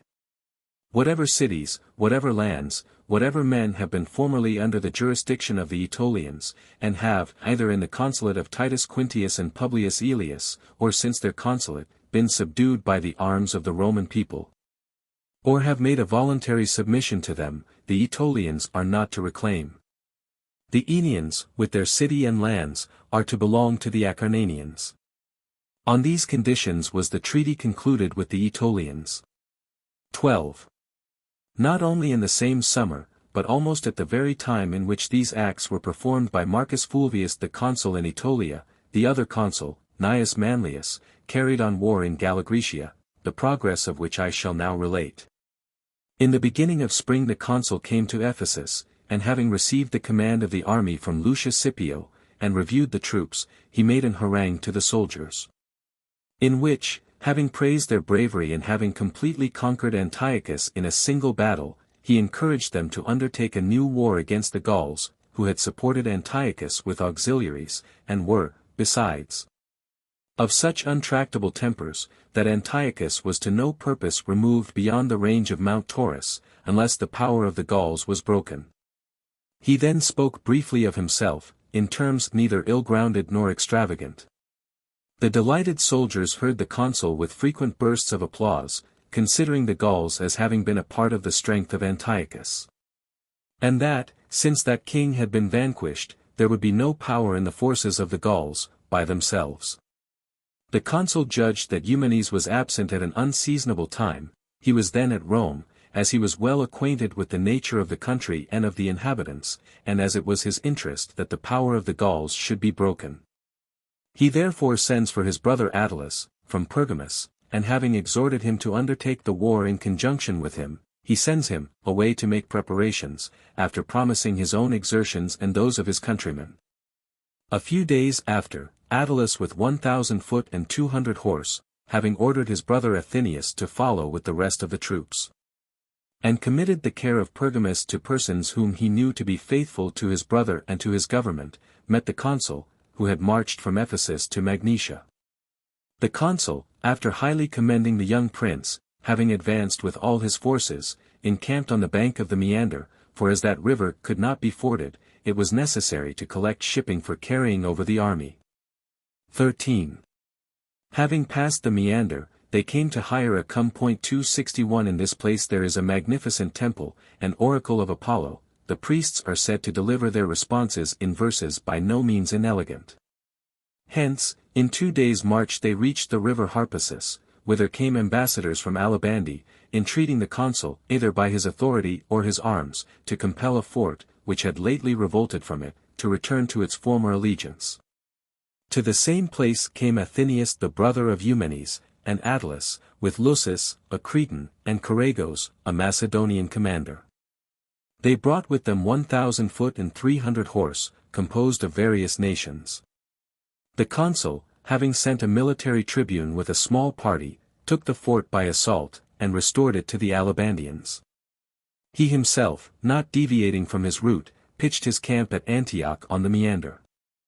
The source of this river is in Selene, which city was formerly the metropolis of Phrygia. The inhabitants afterwards removed to a spot not far distant from Old Selene, and the name of Apma was given to their new city, from Apma the sister of King Seleucus. The river Marsyas also, rising at a little distance from the head of the Meander, falls into the latter river, and report so has it, that at Selene Marsyas contended with Apollo in the music of the pipe. The Meander, springing up in the highest part of the citadel of Selene, runs down through the middle of the city, then through Corea, afterwards through Ionia, and empties itself into a bay which lies between Priene and Miletus. Seleucus, son of Antiochus, came into the consul's camp at Antioch, to furnish corn for the troops, in conformity with the treaty with Scipio. Here a small dispute arose, concerning the auxiliary troops of Attalus. For Seleucus affirmed, that Antiochus engaged to supply corn to the Roman soldiers only. This difference was terminated by the firmness of the consul, who gave orders to a tribune dispatched by him, that the Roman soldiers should receive none, until the auxiliaries under Attalus should have received their share. From hence the army advanced to Gordiatikos 262 as they call it, from which place it marched, in 3 days, to Tabe. This city stands on the confines of Pisidia, in that part which verges to the Pamphylian Sea. Whilst the strength of that country was unimpaired, it produced valiant warriors, and even on this occasion, their horsemen, sallying out on the Roman troops, caused by their first onset no small confusion. Then, as soon as it appeared that they were not equal to them either in numbers or bravery, being driven back to the city, they begged pardon for their transgressions, and offered to surrender the city. They were ordered to pay 25 talents of silver, 263 and 10,000 bushels of wheat, and on these terms their surrender was accepted. 14. On the 3rd day after their leaving this place, the army reached the river Chos, and proceeding thence, took the city of Eriza at the first assault. They then came to Thebugios, a fort standing on the bank of the river Indus, to which an elephant's guide thrown from the animal had given its name. They were now not far from Sibra, yet no embassy appeared from Moagetes, the tyrant of that state. A man faithless and tyrannical in every respect. The consul, in order to sound his intentions, sent forward Caius Helvius, with 4,000 foot and 500 horse. Ambassadors met this body on their entrance into his territories, declaring, that the king was ready to execute their commands. They entreated Helvius to enter their confines in a friendly manner, and to restrain his soldiers from plundering the land, and they brought with them in lieu of a golden crown 15 talents. Helvius, having promised to keep their lands safe from plunderers, ordered the ambassadors to go on to the consul. And when they delivered the same message to him, the consul said, "We Romans have not any sign of the tyrant's goodwill towards us. And we are agreed that he is such a person that we ought rather to think of punishing him than of contracting friendship with him." Struck with astonishment at such a reception, the ambassadors requested nothing more than that he should receive the present, and give permission to the tyrant to come to him, and an opportunity to speak and excuse himself. By the permission of the consul, the tyrant came next day into the camp. His dress and retinue were scarcely equal to the style of a private person of moderate fortune. While his discourse was humble and incoherent, depreciating his own wealth and complaining of the poverty of the cities under his sway. He had under his dominion, besides Sibra, Cilium, and the city called Elymne. Out of these he promised, in such a manner as if he were diffident that he could strip himself and his subjects of so much, to raise 25 talents. 264. Truly, said the consul, this trifling cannot be borne. It is not enough for you that you did not blush, though absent, when you were imposing on us by your ambassadors, but even when present you persist in the same effrontery. Is it that 25 talents would exhaust your dominions? If within 3 days you do not pay down 500 talents, 265, expect the devastation of your lands and the siege of your city. Although terrified by this menace, he persisted obstinately in his plea of poverty. Gradually by illiberal advances, sometimes cavilling, sometimes recurring to prayers and counterfeit tears, he was brought to agree to the payment of 100 talents 266, to which were added 10,000 bushels of corn. All this was done within 6 days. 15. From Sibra the army was led through the territory of the Cindentians, and, after crossing the river Calaris, encamped. Next day they marched along the side of the lake of Carolitis, and passed the night at Mandropolis. As they advanced to the next city, Lagos, the inhabitants fled through fear. The place being deserted, yet filled with abundance of everything, was pillaged by the soldiers. From this they marched to the sources of the river Lysis, and on the next day to the river Cobulatus. At this time the Termessians were besieging the citadel of the Isindentians, after having taken the city. The besieged, when they had no other hope of aid, sent ambassadors to the consul, imploring succor. Adding, that, being shut up in the citadel, with their wives and children, they were in daily expectation of suffering death either by the sword or famine. An occasion for turning aside to Pamphylia was thereby offered to the consul, who was very desirous of it. By his approach he raised the siege of Aegianda. He granted peace to Termessus on receiving 50 talents of silver. 267 and, likewise, to the Aspendians and other states of Pamphylia. Returning from Pamphylia he pitched his camp, the first day, at the river Taurus, and the second at Xyline 268 as they call it. Departing from which, he proceeded, by uninterrupted marches, to the city of Cormesa. The next city was Darsa, which he found abandoned by the inhabitants through fear, but filled with abundance of everything useful. Ambassadors from Lucino, with the surrender of that state, met him while marching along the marshes. He then came into the Sagalacenian territory, rich and abounding in every kind of production. The inhabitants are Pisidians, the best soldiers, by far, of any in that part of the world. This circumstance, as well as the fertility of their soil, the multitude of their people, and the situation of their city, preeminently fortified, gave them boldness. The consul sent a party to ravage the country, because no embassy attended him on the frontiers. Then, at length, their obstinacy was overcome, as soon as they saw their property carried off and driven away. After sending ambassadors, and agreeing to pay 50 talents, with 20,000 bushels of wheat and 20,000 of barley, they obtained peace. The consul then marched to the source of the Abrama, and encamped at a village called Cum Acaritos. 269 Hither Seleucus came, next day, from Apamea. Then when the consul had sent the sick and the useless baggage to Apamea, having received guides from Seleucus, he marched that day into the plain of Metropolis, and advanced on the day following to Dinii in Phrygia, and thence to Sinas. All the towns on every side being deserted by the inhabitants through fear. And now, bringing along his army encumbered with the spoil of those cities, after scarcely completing in a whole day a march of 5 miles, he arrived at a town called Old Beauty. Next day he encamped at Anabura. On the following, at the source of the Alunder, and on the third at Abassus, where he halted for several days, because he arrived at the borders of the Telistoboians. 16. These Gauls, in a very numerous body, induced either by scarcity of land or hopes of plunder, and thinking that no nation through which they were to pass would be a match for them in arms, made their way under the command of Brennus into Dardania. There a dissension arose, and about 20,000 men under the chieftains Leonorius and Lutarius, a secession being made from Brennus, turned their route to Thrace. Then when, fighting with such as resisted them, and imposing a tribute on such as sued for peace, they had arrived at Byzantium, they held possession for a long time of the cities in that quarter, laying the coast of the Propontis under contribution. Then a desire of passing over into Asia seized them, hearing in the neighborhood how great the fertility of that continent was. And, having taken Lysimachia by treachery, and possessed themselves of the whole Chersonesus by force of arms, they went down to the Hellespont. When they there beheld Asia separated from them by a narrow strait, their wishes to pass into it were much more highly inflamed, and they dispatched envoys to Antipater, governor of that coast, to treat of a passage. And when, business being protracted to a greater length than they expected, a new quarrel broke out between their chieftains. Leonorius, with the greater part of the people, went back to Byzantium.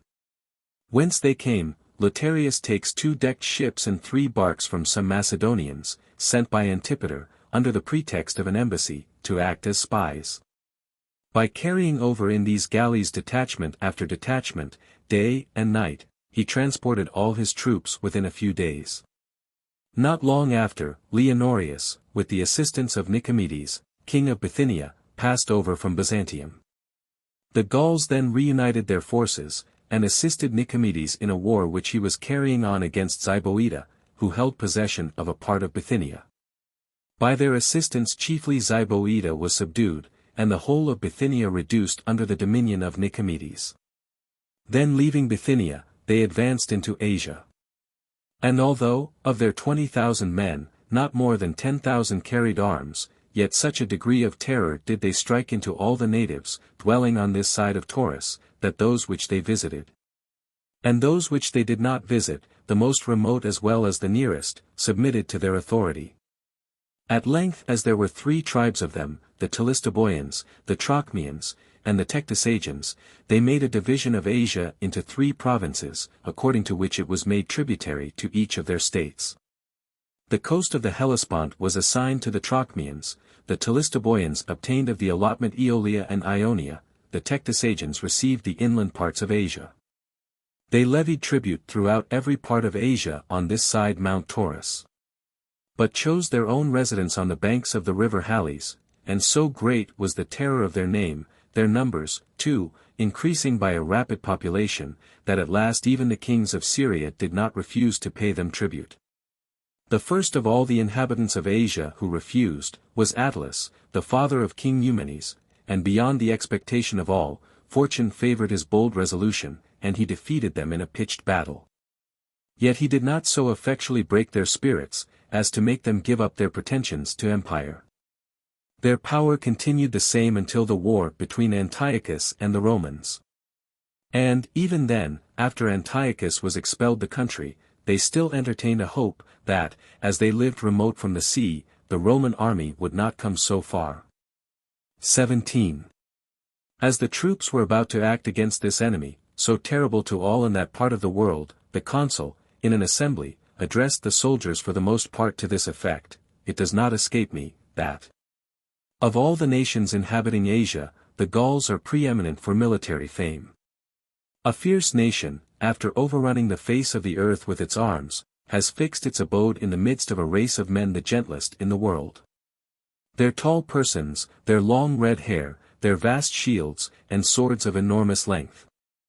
Their songs also, when they are advancing to action, their yells and dances, and the horrid clashing of their armor, while they brandish their shields in a peculiar manner, practiced in their original country. All these circumstances are preconcerted to inspire terror. But let Greeks, and Phrygians, and Carians, to whom these things are unusual and strange, be frightened by such acts. To the Romans, accustomed to Gallic tumults, even these vain efforts to strike terror are known. Once our ancestors fled from them, but it was long ago, when they first met them at the Allia. Ever since that time, for, now, 200 years, the Romans drive them before them in dismay, and kill them like cattle. There have, indeed, been more triumphs celebrated over the Gauls, than over almost all the rest of the world. It is now well known by experience, that if you sustain their first onset, which they make with fiery eagerness and blind fury, their limbs are unnerved with sweat and fatigue, their arms flag. And, though you should not employ a weapon on them, the sun, dust, and thirst prostrate their enervated bodies and minds when their fury has ceased. We have tried them, not only with our legions against theirs, but in single combat, man to man. Titus Manlius and Marcus Valerius have demonstrated how far Roman valor surpasses Gallic fury. Marcus Manlius, singly, thrust back the Gauls who were mounting the Capitol in a body. Our forefathers had to deal with genuine Gauls, born in their own lands, but they are now degenerate, a mongrel race, and, in reality, what they are named, Gallo-Grecians. Just as is the case of vegetables and cattle, the seeds are not so efficacious in preserving their original constitution, as the properties of the soil and climate under which they are reared, are in changing it. The Macedonians who settled at Alexandria in Egypt, or in Seleucia, or Babylonia, or in any other of their colonies scattered over the world, have sunk into Syrians, Parthians, or Egyptians. Marseilles, owing to its situation in the midst of Gauls, has contracted somewhat of the disposition of its adjoining neighbors. What of the hardy, rugged discipline of Sparta hath remained to the Tarentines? Everything is produced in higher perfection in its own native soil. Whatever is planted in a foreign land, by a gradual change in its nature, degenerates into that by which it is nurtured. Therefore you, victorious, will slay the conquered Phrygians, though laden with Gallic armor, as you slew them in the ranks of Antiochus. I am more apprehensive of our gaining but little honor from the victory, than of the struggle being a severe one. King Attalus often routed and put them to flight. Do you think that brutes only, when taken, retain at first their natural ferocity, and subsequently grow tame, after being long fed by the hands of men, and that nature does not exert the same power in softening the savage disposition of men? Do you believe these to be of the same kind that their fathers and grandfathers were? Exiles from home through scarcity of land, they marched along the craggy coast of Illyricum, then traversed Paeonia and Thrace, in a continual struggle against the fiercest nations, and took possession of these countries. A land which could glut them with plenty of everything, received them hardened and infuriated by so many evils. By the very great fertility of the soil, the very great mildness of the climate, and the gentle dispositions of the neighboring nations, all that fierceness with which they came has been quite mollified. You, by Hercules, who are the sons of Mars, ought to guard against the seductions of Asia, and shun them from the very first. So great is the power of those foreign pleasures in extinguishing the vigor of the mind, so strong the contagion from the relaxed discipline and manners of the people about you. One thing has happened fortunately. That though they will not bring against you a degree of strength by any means equal to what they formerly possessed, yet they still retain a character among the Greeks equal to what they had at their first coming. Consequently you, when victors, will acquire the same warlike renown, as if you had conquered the Gauls still acting up to their ancient standard of courage. 18. Having then dismissed the assembly, and having dispatched ambassadors to Episognetus, who alone of all the petty princes had remained in friendship with Eumenes, and refused to assist Antiochus against the Romans, he proceeded on his march. He came the first day to the river Alunder, and the next to a village called Tiscos. When ambassadors of the Oroandentians had come to that place, seeking amity, 200 talents 270 were levied on them. And on their requesting that they might bear this announcement home, permission to do so was given. The consul then led the army to Platendos, then the Roman camp was pitched at Aliati. The persons sent to Episognetus returned to him here, and with them ambassadors from that chieftain, who entreated him not to make war on the Telistoboians, for that Episognetus himself would go among that people and persuade them to submit. This request of the prince was complied with. The army then began to march through the country called Axelos, 271, which derives its name from the nature of the place. For it not only does not produce timber, but not even brambles, or any species of firewood. The inhabitants, instead of wood, use cow dung. While the Romans were encamped at Cubalum, a fort of Galligraecia, the enemy's cavalry appeared with great tumult. They not only disordered by their sudden charge the advanced guards of the Romans, but killed several of the men. And when this alarm was spread to the camp, the Roman cavalry, pouring out hastily by all the gates, routed and dispersed the Gauls, and killed many as they fled. The consul, now perceiving that he had reached the enemy's country, marched henceforth exploring his route and carefully bringing up his rear. When by continued marches he had arrived at the river Sangarius, he set about constructing a bridge, because nowhere was there a passage by a ford. The Sangarius, running from the mountain of Adorius, through Phrygia, joins the river Thimbris at the confines of Bithynia. After doubling its quantity of water by this junction, it proceeds in a more copious stream through Bithynia, and empties itself into the Euxine Sea. Yet it is not so remarkable for the size of its current, as for the vast quantity of fish which it supplies to the people in its vicinity. When the bridge was finished, and the army had passed the river, as they were marching along the bank, the Gallic priests of the Great Mother, coming from Pessinus with the symbols of their office, met them. Who, in inspired rhymes, foretold that the goddess would grant the Romans a safe passage, success in the war, and the empire over that country. When the consul had said that he embraced the omen, he pitched his camp on that very spot. On the following day he arrived at Gordium. This is not a large town, but a mart more frequented and noted than an inland town generally is. It has 3 seas nearly at equal distances from it, that at the Hellespont, that at Sinope, and that at the shore of the opposite coast, in which the maritime Cilicians dwell. It is also contiguous to the borders of many and great nations, the commerce of which has been centered by mutual convenience principally in this place.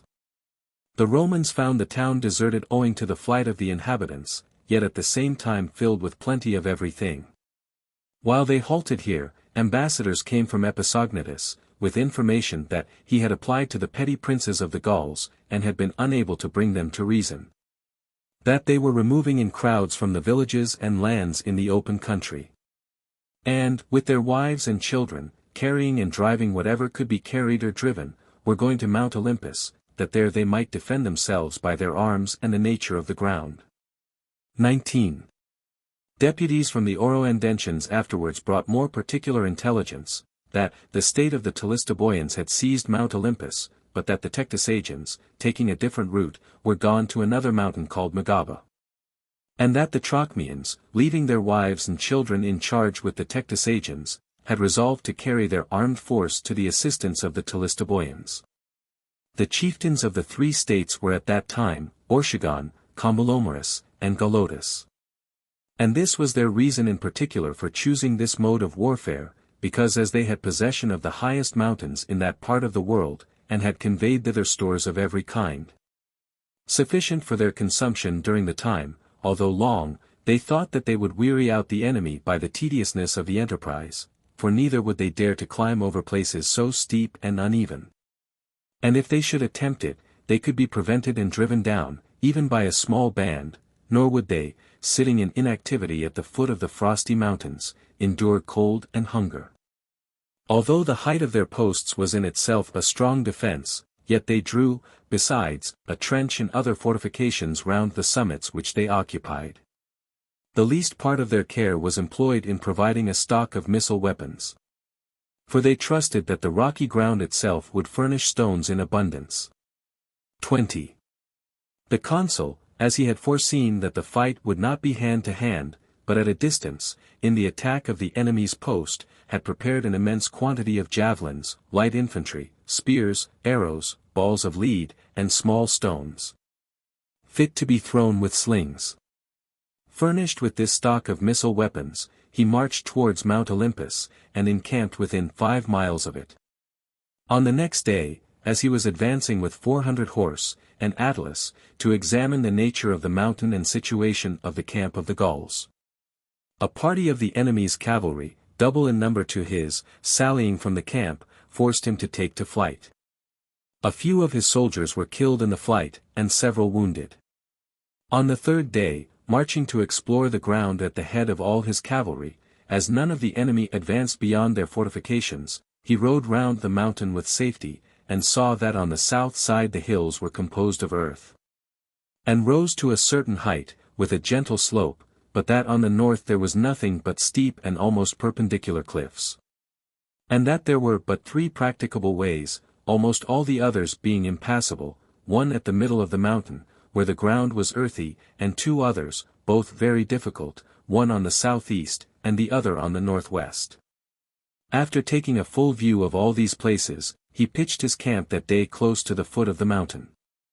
On the day following, after that, offering sacrifice, he had received favorable auspices with the first victims, he proceeds to lead his army, in 3 divisions, against the enemy.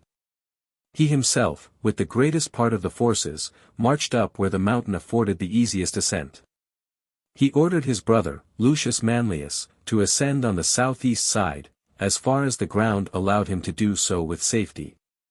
But if any dangerous and steep precipices should lie in his way, then not to contend with the unfavorable nature of the place, or attempt to conquer insuperable obstacles, but by a slope across the mountain to incline towards him, and join the body under his command. And he directed Caius Helvius, with the 3rd division, to march round leisurely, by the foot of the mountain, and to climb the hill on the northeast. The auxiliary troops of Attalus he distributed equally among the 3 divisions, ordering the young prince to accompany him. The cavalry and elephants he left in the plain, at the foot of the hills. Orders were given to the prefects to watch attentively everything that should happen, and to be expeditious in bringing succor wherever circumstances should require it. 21. The Gauls, thoroughly satisfied that the ground on their 2 flanks was impassable, in order to secure, by arms, the ascent on the side which was situated towards the south, sent about 4,000 soldiers to keep possession of a hill which hung over the road, at the distance of near a mile from their camp, hoping that they might stop the enemy's progress by this as by a fortress. Which when the Romans saw, they prepared for battle. The light infantry marched a little in advance of the line, supported by drafts from Attalus's troops, composed of the Cretan archers and slingers, the Trallians and Thracians. The battalions of infantry, as the ground was steep, marched at a slow pace, holding their shields before them, merely to ward off missile weapons, as they did not seem likely to fight in a close engagement. The fight commenced with the missile weapons, at the proper interval, and was at first equal. As the situation aided the Gauls, the variety and abundance of weapons, the Romans.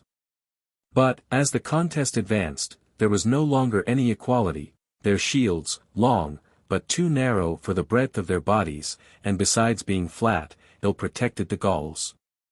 Nor had they now any other weapons except their swords, which they had no opportunity of using, as the enemy did not come to close action.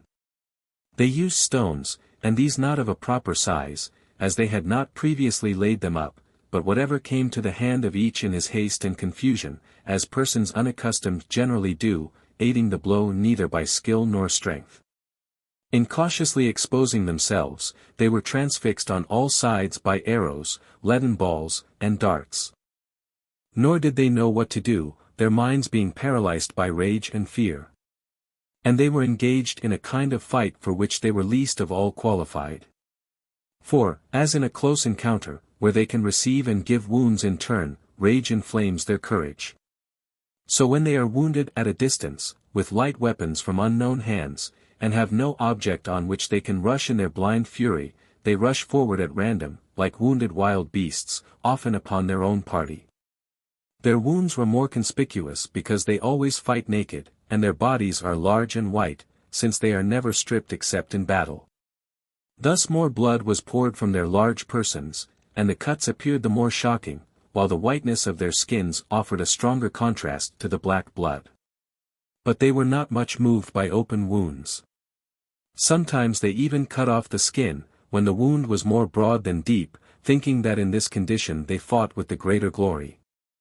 But when the point of an arrow or a ball, sinking deep in the flesh, tormented them, with a wound small in appearance, and the weapon did not come forth although they used every effort to extract it, then they fell into fits of frenzy and shame at being destroyed by so small a hurt. And dashing themselves on the ground, they lay scattered over the place. Some rushing against the enemy were overwhelmed with darts, and when any of them came near, they were slain by the swords of the light infantry. A soldier of this description carries a shield 3 feet long, and, in his right hand, javelins, which he throws at a distance. He is begirt with a Spanish sword, and when he must fight in close encounter, having shifted his spears into his left hand, he draws it. There were few of the Gauls now left. And these, seeing themselves overpowered by the light infantry, and the battalions of the legions advancing, fled in confusion to the camp, now full of tumult and dismay, as the women, children, and others unfit to bear arms were all crowded together there. The hills, thus abandoned by the enemy, were seized by the victorious Romans. 22. At this juncture, Lucius Manlius and Caius Helvius, having marched up as high as the sloping hills allowed them to do, after they came to insuperable steeps, turned towards that side of the mountain which alone had a practicable ascent. And began, as if by concert, to follow the consul's party at a moderate distance, being driven by necessity to adopt the plan, now, which would have been the best at the beginning. For in such disadvantageous ground reserves have often been of the utmost use. For instance, should the first line happen to be repulsed, the second may both cover their retreat, and, being fresh, succeed to their place in the fight. The consul, as soon as the vanguard of the legions reached the hills taken by the light infantry, ordered the troops to halt and take breath. At the same time he showed them the bodies of the Gauls spread about the hills, asking them, since the light troops had fought such a battle, what might be expected from the legions, from a regular army, and from the spirit of the bravest soldiers. They ought certainly to take the camp into which the enemy had been driven in confusion by the light infantry. He then orders the light infantry to go forward, who, while the army halted, had not spent their time in idleness, but in gathering weapons about the hills, that there might be a sufficient supply of missiles. They now approached the camp. The Gauls, lest their fortifications might not give them sufficient protection, had posted themselves, in arms, on the outside of the rampart. Then being overwhelmed with weapons of every description, since in proportion as they were more numerous and crowded together, the less likely were the weapons to fall between them without effect. They were driven in an instant within their trenches, leaving only strong guards at the entrances of the gates. Against the crowd that fled into the camp a vast quantity of missile weapons was discharged, and the shouts, intermixed with lamentations of the women and children, showed that great numbers were wounded. The first line of the legions hurled their javelins against those who were posted to guard the gate. These, however, were not wounded, but most of them, having their shields pierced through, were entangled and fastened together, nor did they longer withstand the attack. 23. The gates being now open, a flight of the Gauls in every direction from the camp took place before the victors could burst in. They rushed on blindly through passable and impassable places.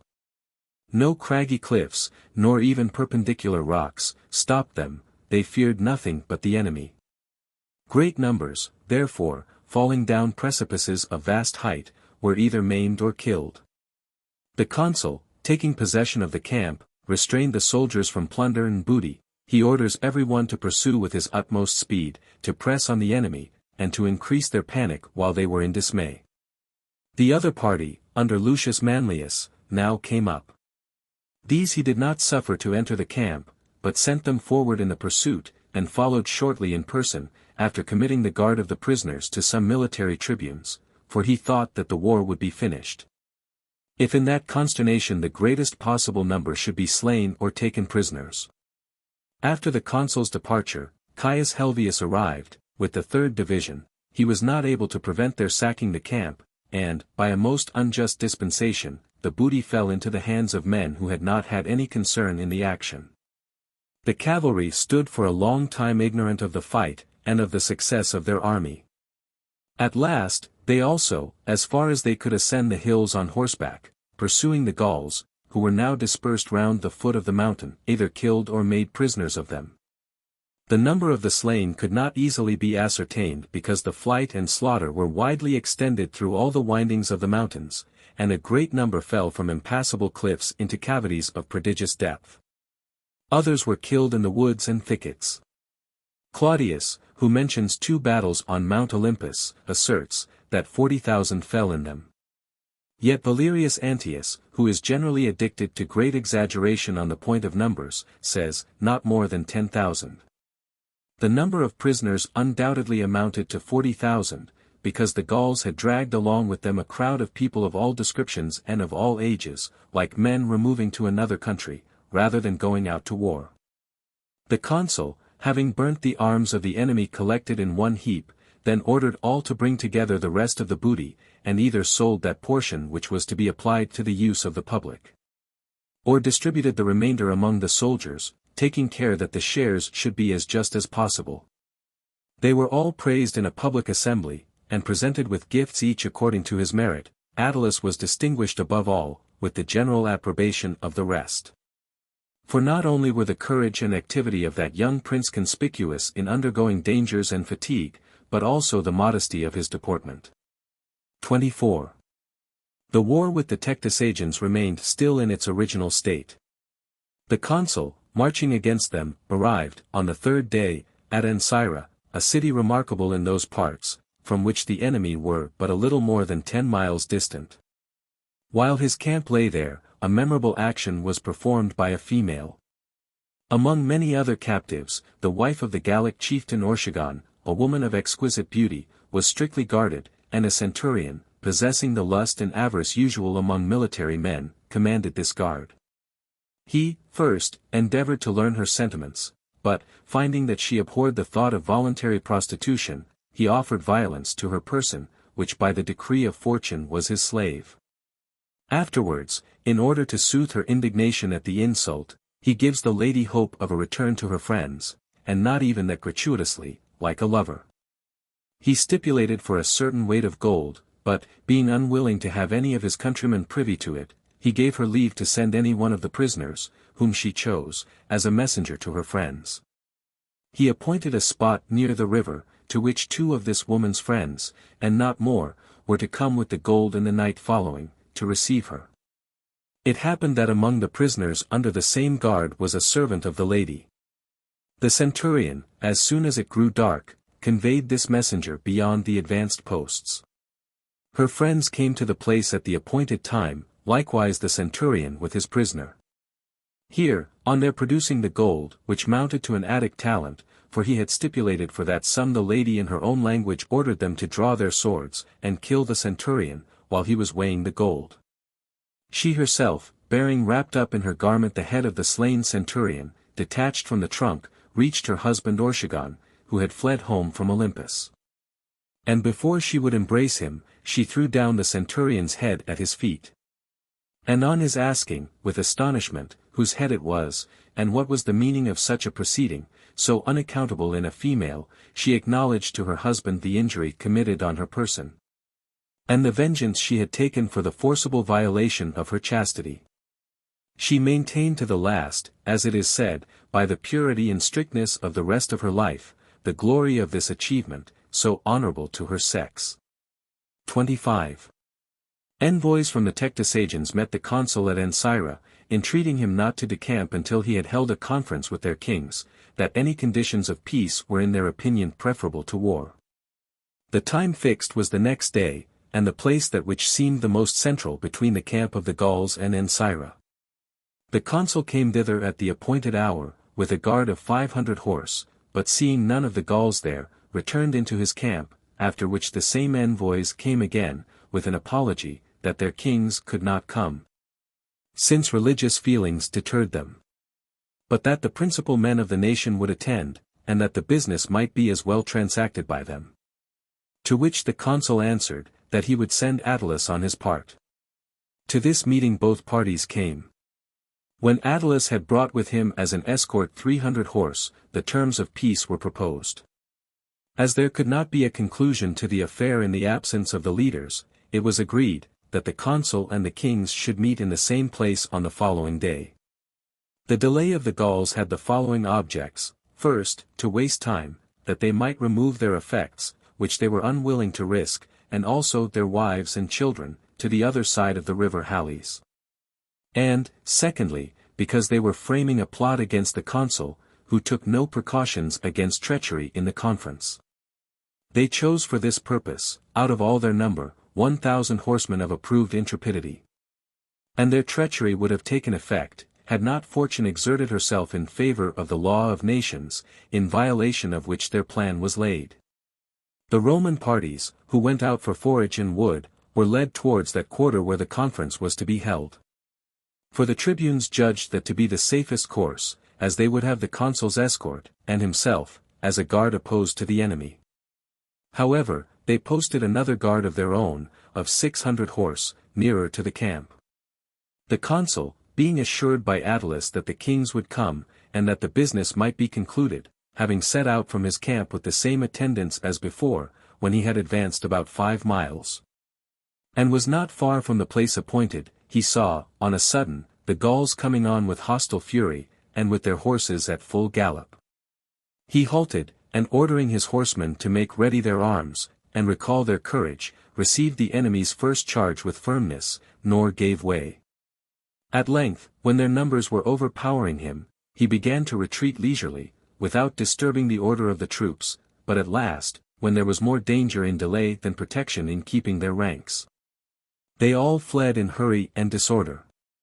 Then truly the Gauls pressed hard on them, dispersed, and killed several, and a great part of them would have been cut off, had not the 600 horse, the guard of the foragers, come up to meet them.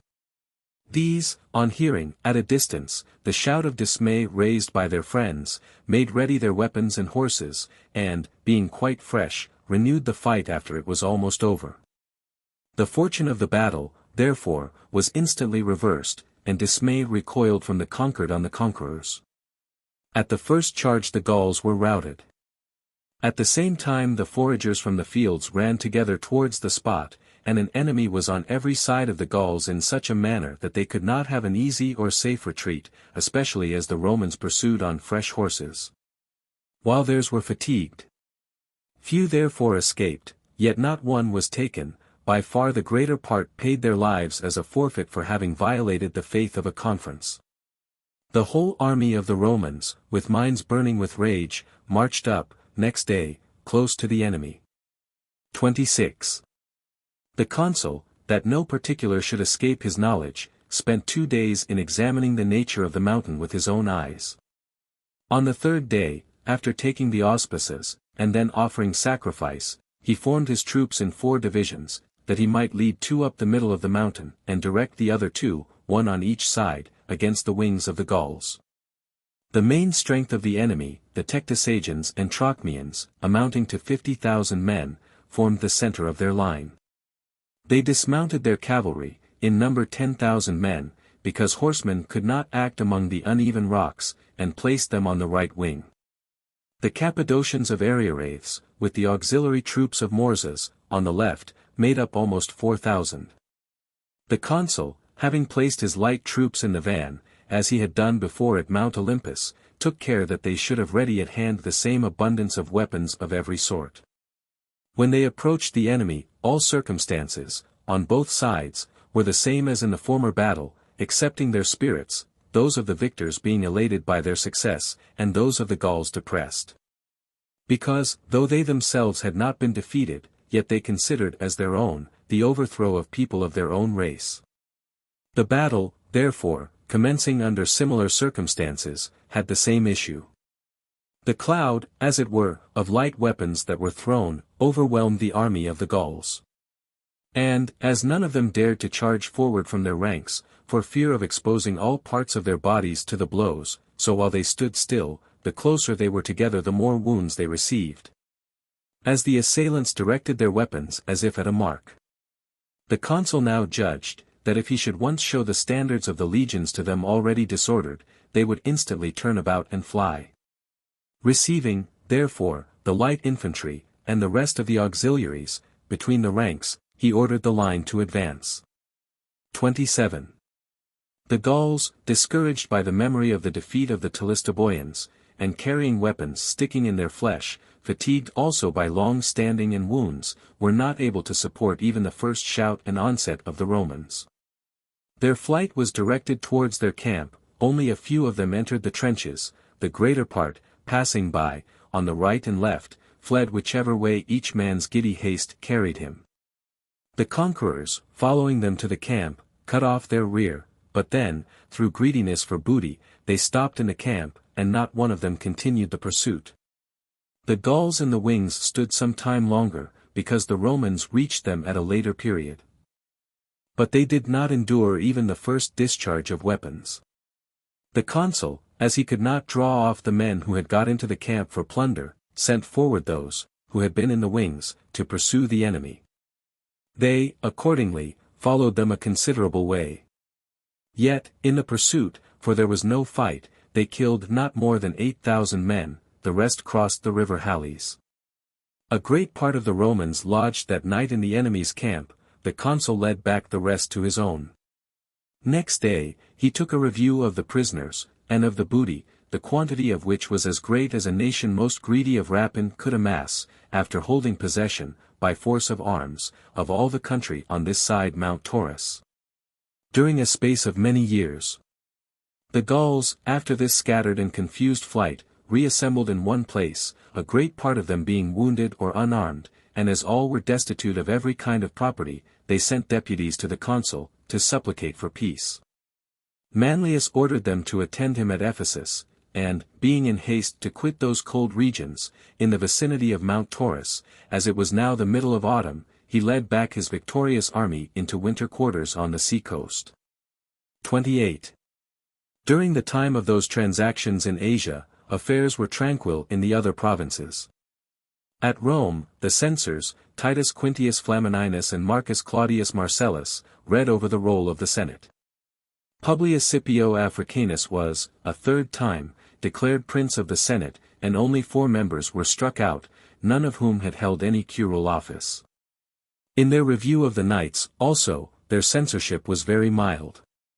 They contracted for the erection of a building in the Equimelium, on the Capitoline Mount, and for paving, with flint, a road from the gate Capena to the Temple of Mars. The Campanians consulted the Senate respecting the place where they should have their census, and an order was passed that they should be rated at Rome.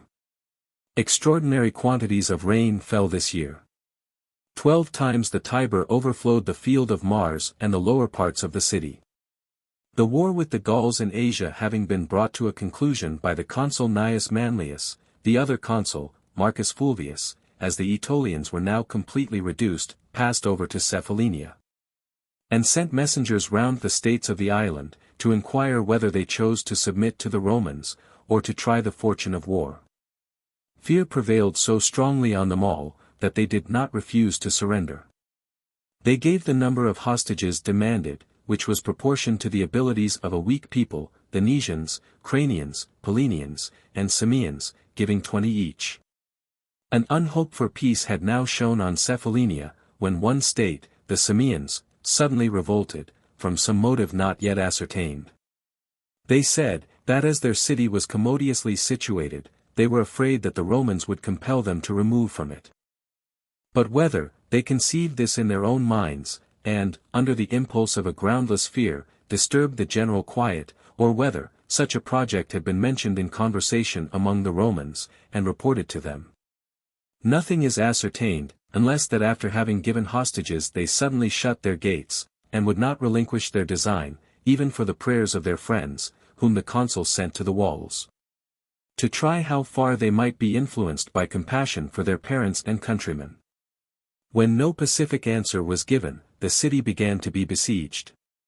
The consul had all the apparatus, engines and machines, which had been brought over from Ambracia, and the soldiers executed with great diligence the works necessary to be formed. The rams were therefore brought forward in 2 places, and began to batter the walls. 29. The townsmen omitted nothing by which the works or the motions of the besiegers could be obstructed. But they resisted in 2 ways in particular. One of which was to raise constantly, instead of the part of the wall knocked down, a new wall of equal strength on the inside, and the other was to make sudden sallies, at one time against the enemy's works, at another against his advanced guards. And in those attacks, they generally got the better.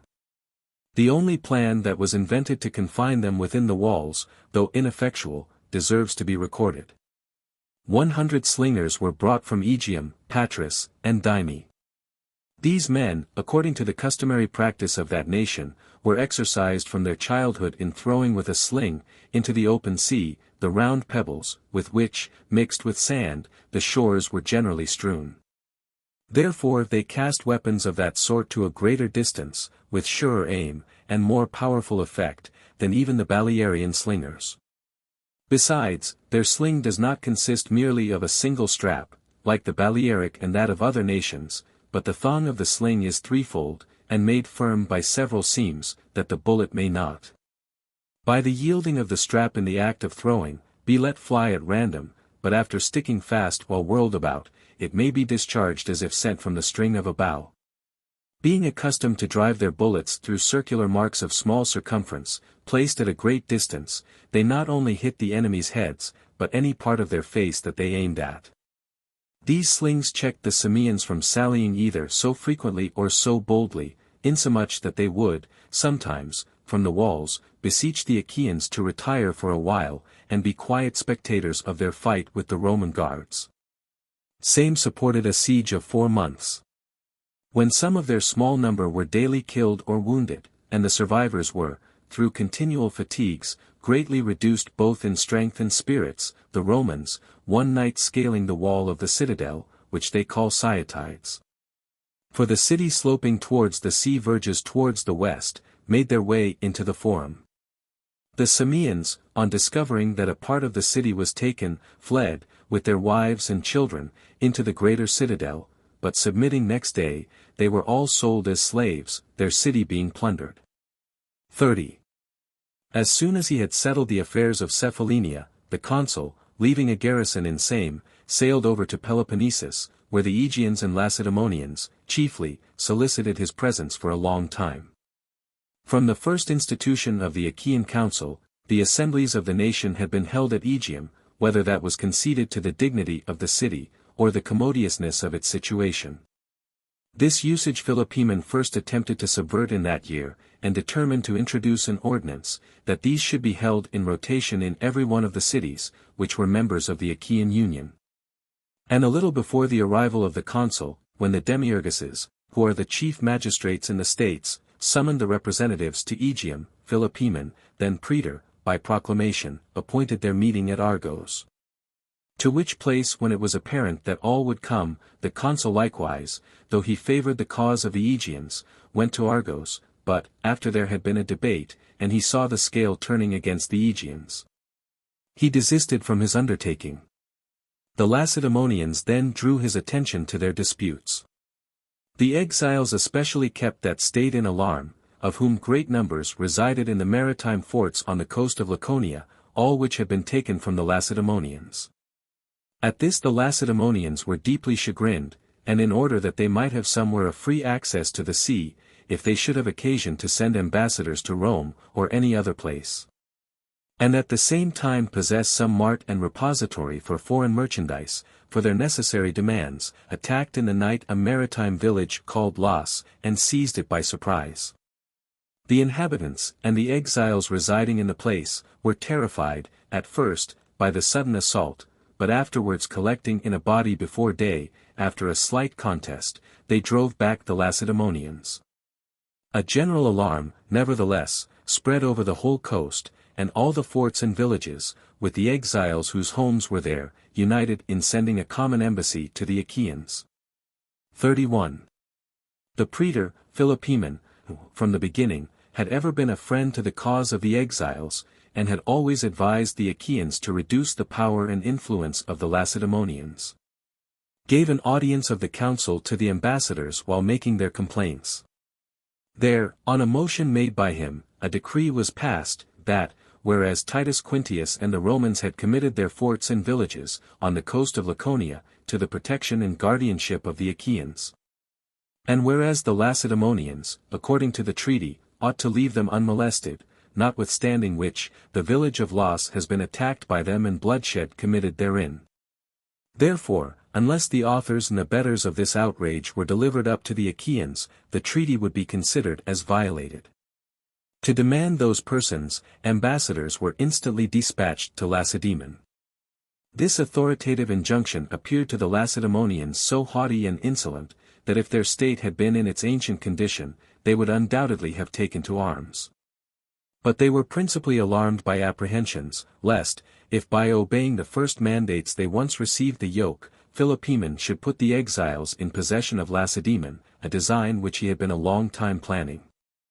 Maddened therefore with anger, they put to death 30 men of the faction which had held some correspondence with Philopoemen and the exiles, and passed a decree, that the alliance with the Achaeans should be renounced, and that ambassadors should be sent immediately to Cephallenia, to surrender Lacedaemon to the consul Marcus Fulvius and the Romans, and beseech him to come into Peloponnesus, and to receive Lacedaemon under the protection and dominion of the Roman people.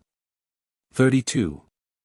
When the Achaean ambassadors returned with an account of these proceedings, war was declared against the Lacedaemonians, by a unanimous vote of all the states of the confederacy, but the winter prevented its being commenced immediately. However, the confines of the Lacedaemonians were laid waste by small expeditions, more like freebooting than a regular war, made not only by land, but also by ships at sea.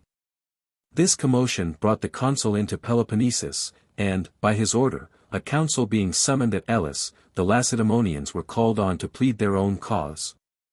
There were not only violent debates then, but even altercation.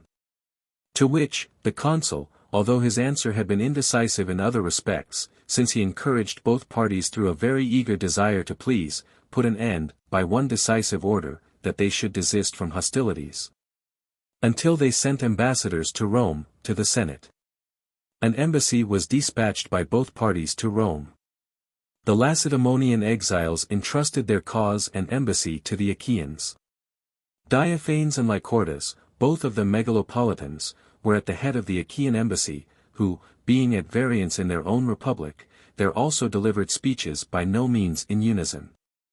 Diophanes was for leaving the determination of every point to the Senate, that they would best decide the controversies between the Achaeans and Lacedaemonians. While Lycordas, according to the instructions of Philopoemen, required, that the Senate should permit the Achaeans to execute their own decrees, made conformable to the treaty, and their own laws. And that they should concede to them, uninfringed, the liberty which they themselves had bestowed. The Achaean nation was, at that time, in high esteem with the Romans. Yet it was resolved, that no alteration should be made respecting the Lacedaemonians. But the answer given was so confused, that, while the Achaeans understood it as full permission given to them in relation to Lacedaemon, the Lacedaemonians construed it, that unlimited power was not conceded to them. 33. The Achaeans used this power in an immoderate and tyrannical manner. Philopoemen is continued in office, and he, in the beginning of spring, collecting an army, encamped in the territory of the Lacedaemonians, and then sent ambassadors to insist on their delivering up the authors of the insurrection. Promising, that if they complied, their state should remain in peace, and that those persons should not suffer any punishment, without having pleaded their cause. There was silence among the rest through fear. But the persons demanded by name, declared that they would voluntarily go, if their faith was pledged by the ambassadors, that violence would not be resorted to, until their cause were heard. Several other men, of illustrious characters, went along with them, both as supporters of those private individuals, and because they thought their cause concerned the public interest. The Achaeans had never before brought the Lacedaemonian exiles into the country, because they knew that nothing would disgust the people so much, but now, the vanguard of almost their whole army was composed of them. When the Lacedaemonians came to the gate of the camp, these men met them in a body, and, first, began to provoke them with insulting language. A wrangle then ensuing, and their passions being inflamed, the most furious of the exiles made an attack on the Lacedaemonians. While these appealed to the gods, and the faith of the ambassadors. And while the ambassadors and the praetor were driving back the crowd, and protecting the Lacedaemonians, and were keeping back some who were already binding them in chains, the multitude was increasing, owing to a tumult having been excited. The Achaeans, at first, ran thither to view the spectacle. But then the exiles, with loud clamors, complained of the sufferings that they had undergone, implored assistance, and at the same time insisted, that they would never have such an opportunity if they neglected this. That the treaties, solemnly ratified in the capital, at Olympia, and in the citadel of Athens, had been rendered void by these men, and that before they should be bound by a new treaty, the guilty ought to be punished. The multitude being inflamed by these expressions, at the voice of one who called out that they should fall on, attacked them with stones, and 17 persons, who, during the disturbance, had been put in chains, were killed. The next day, 63, whom the praetor had protected from violence, not because he wished them safe, but because he was unwilling that they should perish without a defense, being taken into custody, and brought before an enraged multitude. After addressing a few words to such prejudiced ears, were all condemned and executed. 34. After this fear had been inspired, orders were sent to the Lacedaemonians, first, that they should demolish their walls, then, that all the foreign auxiliaries, who had served for pay under the tyrants, should quit the Laconian territories. Then, that the slaves, whom the tyrants had set free, who amounted to a great multitude, should depart before a certain day, that the Achaeans should be authorized to seize, sell, and carry away those who might remain in the country. That they should abrogate the laws and customs of Lycurgus, and adopt the laws and institutions of the Achaeans, that thus all would become one body, and concord would be established among them. They obeyed none of these injunctions more willingly than that of demolishing the walls, nor suffered any with more reluctance than the restoration of the exiles. A decree for their restoration was made at Tegea, in a general council of the Achaeans. Where, an account being brought, that the foreign auxiliaries had been sent away, and that the newly registered Lacedaemonians, so they called the slaves who were enfranchised by the tyrants, had left the city and dispersed through the country. It was resolved, that, before the army was disbanded, the praetor should go with some light troops, and, seizing that description of people, sell them as spoil. Great numbers were accordingly seized, and sold, and with that money a portico at Megalopolis, which the Lacedaemonians had demolished, was rebuilt, with the approbation of the Achaeans. The lands of Belbenes, of which the Lacedaemonian tyrants had unjustly kept possession, were also restored to that state, according to an old decree of the Achaeans, made in the reign of Philip, son of Amyntas. The state of Lacedaemon having, by these means, lost the sinews of its strength, remained long in subjection to the Achaeans. But nothing hurt it so materially as the abolition of the discipline of Lycurgus, in the practice of which they had continued during 700 years. 35. After the sitting of the council, wherein the debate between the Achaeans and Lacedaemonians was held in presence of the consul, as the year was expiring, Marcus Fulvius, having gone home to Rome to hold the elections, appointed Marcus Valerius Messala and Caius Livius Salinator consuls, after having, this year, procured the rejection of his enemy, Marcus Aemilius Lepidus. Then Quintus Marcius Philippus, Marcus Claudius Marcellus, Caius Stertinius, Caius Atinius, Publius Claudius Pulcher, and Lucius Manlius Acidinus, were elected praetors. When the elections were finished, it was resolved, that the consul, Marcus Fulvius, should return into his province to the army, and to him and his colleague, Gnaeus Manlius, their command was prolonged for a year. In this year, in pursuance of directions from the Decemvirs, a statue of Hercules was set up in his temple, and a gilded chariot with 6 horses were placed in the Capitol, by Publius Cornelius. The inscription mentioned, that Publius Cornelius, the consul, 272 made the offering. Also 12 gilded shields, out of money raised by fines on corn merchants, for raising the market by hoarding the grain, were dedicated by the curule aediles, Publius Claudius Pulcher and Servius Sulpicius Galba. And Quintus Fulvius Flaccus, the plebeian aedile, having convicted one malefactor, for the aediles prosecuted separately, dedicated 2 gilded statues. His colleague, Aulus Caecilius, did not convict any one. The Roman games were exhibited thrice. The plebeian, 5 times altogether. Marcus Valerius Messala, and Caius Livius Salinator, after entering into office on the Ides of March, consulted the Senate concerning the state of the Commonwealth, the provinces, and the armies. With respect to Aetolia and Asia no alteration was made. With regard to the consuls, to the one Pice, with the Ligurians, is decreed as his province, to the other, Gaul. They were ordered to cast lots for these, or to settle the matter between themselves, to enroll new armies, 2 legions for each, and to levy off the allies of the Latin name, 15,000 foot, and 1,200 horse. Liguria fell, by lot, to Messala, Gaul, to Salinator. The praetors then cast lots, and the city jurisdiction fell to Marcus Claudius, the foreign, to Publius Claudius. Quintus Marcius obtained, by lot, Sicily, Caius Stertinius, Sardinia. Lucius Manlius, hither Spain, Caius Atinius, farther Spain. 36. Respecting the armies, they passed the following resolutions, that the legions which had served under Caius Laelius, should be removed out of Gaul into Bruttium, to Marcus Tuccius, the propraetor. That the army which was in Sicily should be disbanded, and that Marcus Sempronius, the propraetor, should bring back to Rome the fleet that was there. For the Spains were decreed the legions then in those provinces, one for each, with orders, that each of the 2 praetors should levy from among the allies, as a reinforcement, 3,000 foot and 200 horse, and bring them with them. Before the new magistrates set out for their provinces, a supplication, of 3 days' continuance, was ordered by the College of Decemvirs to be performed in every street, on account of a darkness having overspread the light of day, between the 3rd and 4th hours. And the 9 days' solemnity was proclaimed, because there had been a shower of stones on the Aventine.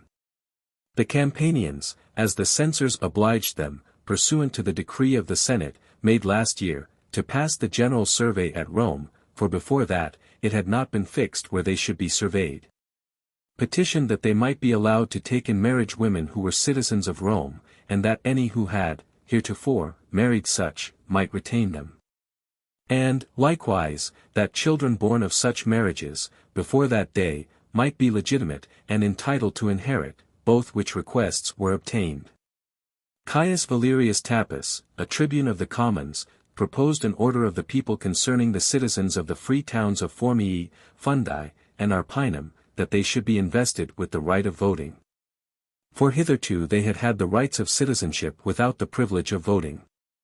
When 4 tribunes of the commons were protesting against the bill, because it was not made under the direction of the Senate, on being informed that the power of imparting the privilege of voting to any person they should choose belonged to the people, and not to the Senate, they desisted from their opposition.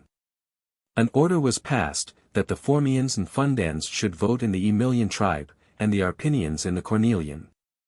And in these tribes they were then, for the first time, rated in the census, in pursuance of the order of the people proposed by Valerius. Marcus Claudius Marcellus, the censor, having got the better of Titus Quintius in the lots, closed the lustrum. 258,308 citizens were rated. When the lustrum was finished, the consuls set out for their provinces. 37. During the winter wherein these acts were performed at Rome, embassies from all the nations and states which dwelt on this side of Mount Taurus, came together on all sides to Gnaeus Manlius, at first consul, and afterwards proconsul, passing the winter in Asia.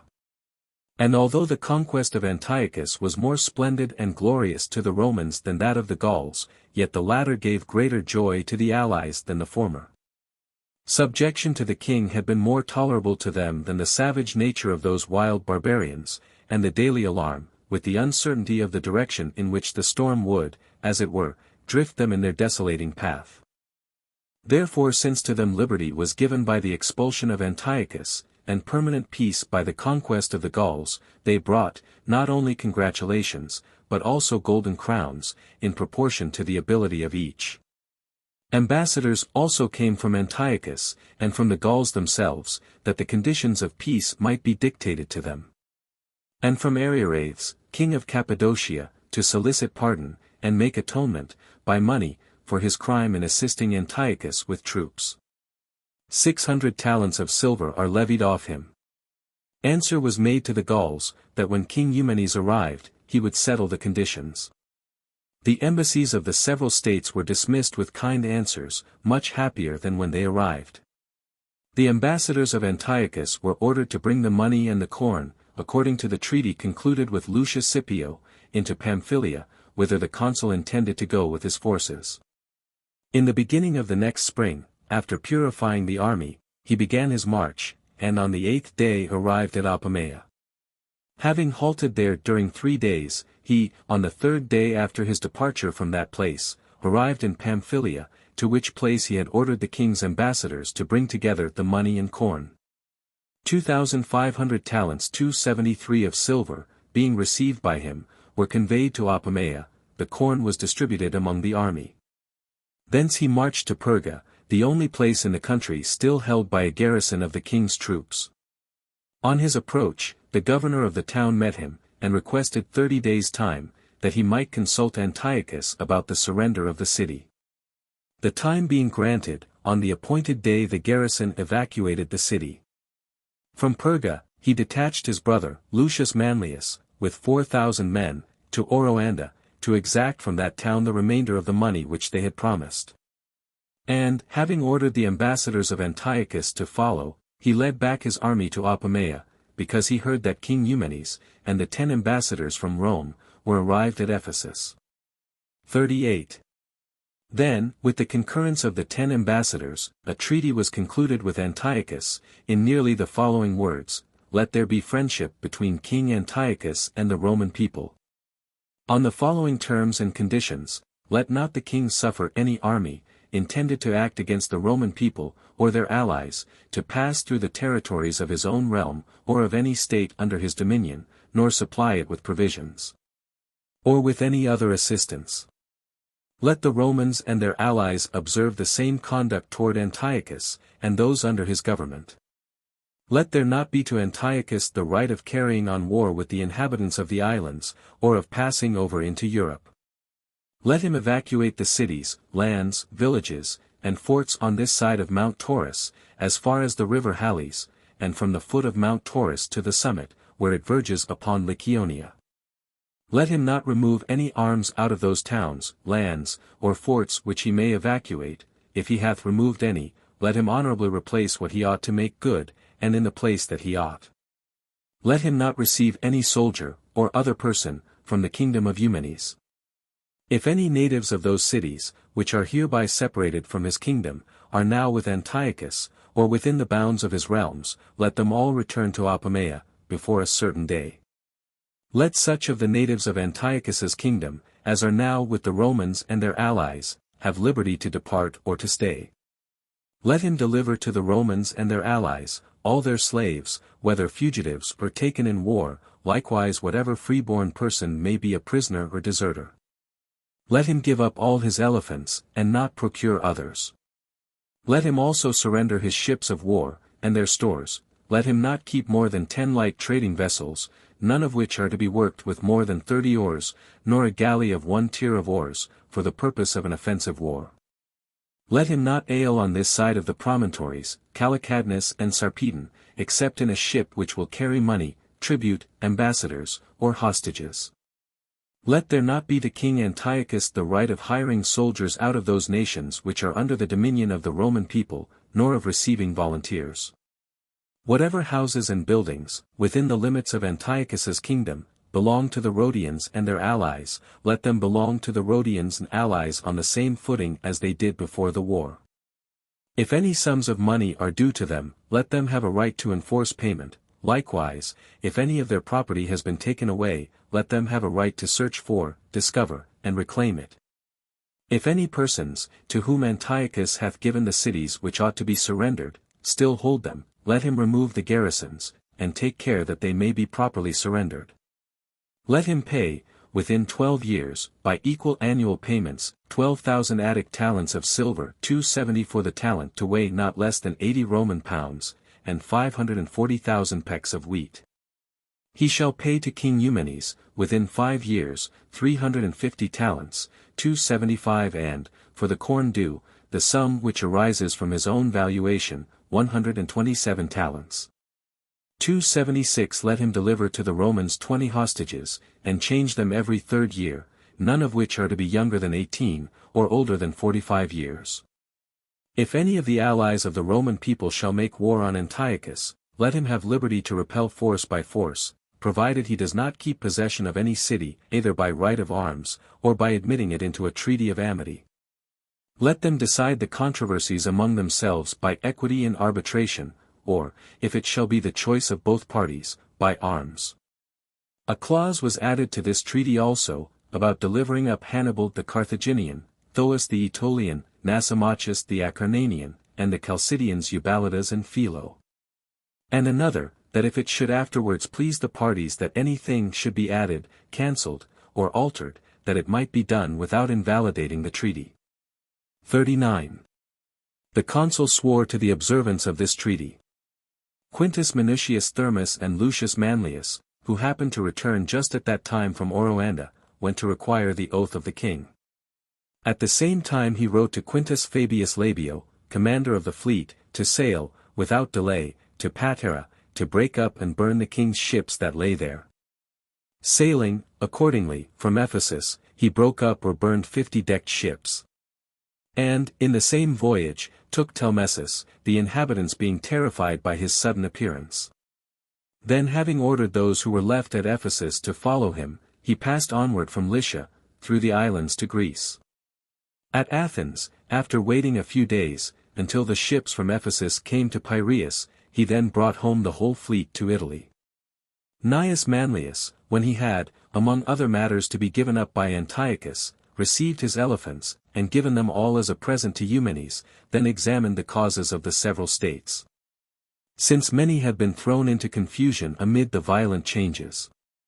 King Ariarathes, the half of the money levied on him being remitted, through the kind offices of Eumenes, to whom he had betrothed, during that time, his daughter, was received into friendship. The 10 ambassadors, after examining the causes of the respective states, made different arrangements, in different cases. They gave independence to those which had been tributary to King Antiochus and had sided with the Romans. And they ordered all such as had taken part with Antiochus, or had been tributary to King Attalus, to pay tribute to Eumenes. Besides they granted independence to the Colophonians, who live in Notium, the Cymians, and Milesinians, all of whom they specified by name. To the Clazomenians they gave, besides their independence, the island of Drymusa.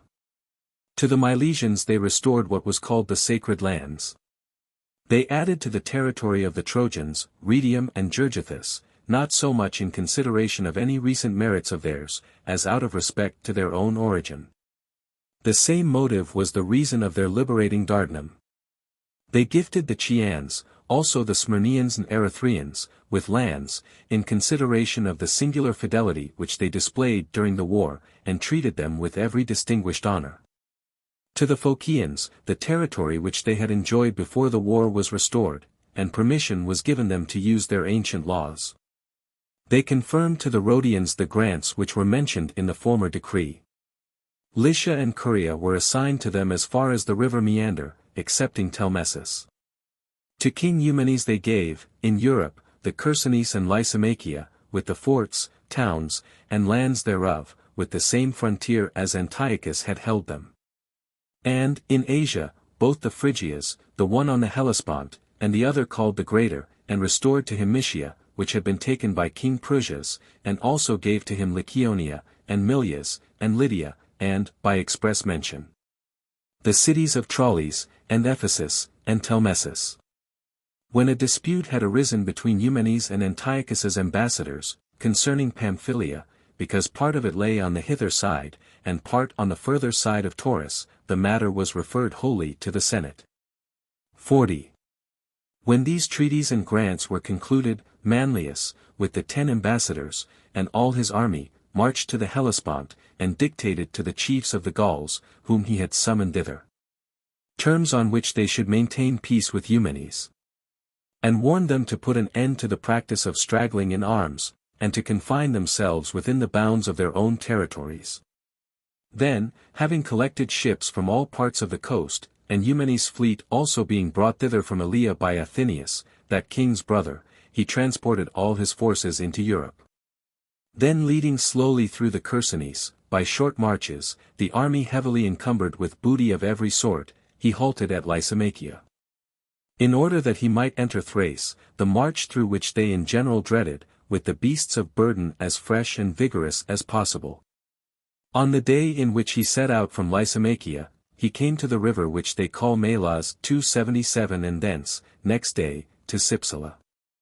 The road, about 10 miles from Cypsela, proved to be obstructed by woods, narrow and broken. On account of these difficulties he divided the army into 2 parts, and, ordering one to advance in front, and the other at a considerable distance, to cover the rear, he placed between them the baggage. It was composed of wagons with the public money, and other booty of great value. As he was marching in this order through the defile, a body of Thracians, not more in number than 10,000, composed of 4 states, the Astians, Senians, Maguatians, and Carelians, posted themselves on both sides of the road at the narrowest part. There was an opinion that this was not done without the treacherous connivance of Philip, king of Macedonia, that he knew that the Romans would return by no other route than that through Thrace, and what an immense sum they would carry with them. The general himself was in the van, anxious about the disadvantages of the ground. The Thracians did not stir until the troops passed by. But, when they saw that the foremost division had got clear of the narrow pass, and that the rear division was not yet drawing near, they rushed upon the encumbrances and the baggage, and after killing the guards, some rifled the wagons, while others led off the horses under their loads. After their shouts reached those on the rear, who were then just entering the pass, and afterwards those in the van, the Romans ran together from both extremities to the center, and an irregular sort of fight commenced, in many different places at once. The booty itself exposed the Thracians to slaughter, as they were encumbered with burdens, and most of them had thrown away their arms, that they might have their hands disengaged for plundering. The disadvantageous nature of the ground militated against the Romans, as the barbarians attacked them through well-known paths, and sometimes lurked in the ravines. The loads too, and the wagons, lying incommodiously for one party or the other, as chance directed, were great obstructions to their movements, and here the plunderer, there the defender of the booty, fell. The fortune of the fight was variable, according as the ground was favorable or unfavorable to this party or that, and according to the spirit of the combatants, and their numbers. For some had come in contact with a stronger party than themselves, others with a weaker. On both sides, however, great numbers fell. The night was now approaching, when the Thracians retired from the fight, not for the purpose of avoiding wounds or death, but because they had got enough of booty. 41. The first division of the Romans encamped beyond the pass, in open ground, round the temple of Bendis. 278. The second division remained in the middle of the defile, surrounded by a double rampart, to guard the baggage. Next day, having carefully examined the ground before they put themselves in motion, they rejoined the first. In that battle, although part of the baggage was lost, while a great part of the attendants and many of the soldiers perished, since the fight was carried on through almost the whole extent of the defile. Yet the heaviest loss sustained was in the death of Quintus Minucius Thermus, a brave and gallant officer. The army arrived that day at the Hebrus, and thence passed through the country of the Aeneans, by the temple of Apollo, whom the natives call Zerinthius. Another defile, as rugged and uneven as the former, awaits them around Tempera. This is the name of the place, but, as there were no woods near, it afforded no cover for an ambuscade. Hither assembled the Thracians, who are also a Thracian tribe, with the same hope of plunder. But because the bare valleys had this effect, that they were visible at a distance besetting the defile, there was less terror and tumult among the Romans. For, although they were obliged to fight on disadvantageous ground, yet it was in a regular battle, in an open field, and a fair encounter. Advancing in close order, with the war shout, and falling on the enemy, they soon drove them off the ground, and put them to flight. Afterwards the rout and massacre began to take place, for the narrow passes actually impeded them. The victorious Romans encamped at a village of the Maronites, called Ser. Next day, after marching through an open country, the plain of Priate received them, where they halted 3 days, to receive supplies of corn, partly from the country of the Maronites, who made a voluntary contribution, and partly from their own ships, which attended them with stores of every kind. From this post there was 1 day's march to Apollonia, whence they proceeded through the territory of Abdera to Neapolis. All this march through the Grecian colonies was performed in security. The rest of their march through the midst of the Thracians, though not harassed, was full of apprehension, by day and night, until they arrived in Macedon. This same army, when it proceeded by the same route under Scipio, had found the Thracians more peaceable, but for no other reason, than because it had then less booty, which was the object of their attack, although Claudius writes that even on that occasion, a body of 15,000 Thracians opposed Mutenes, the Numidian, who had advanced to reconnoiter the country. That the Numidians were 400 horsemen, and a few elephants.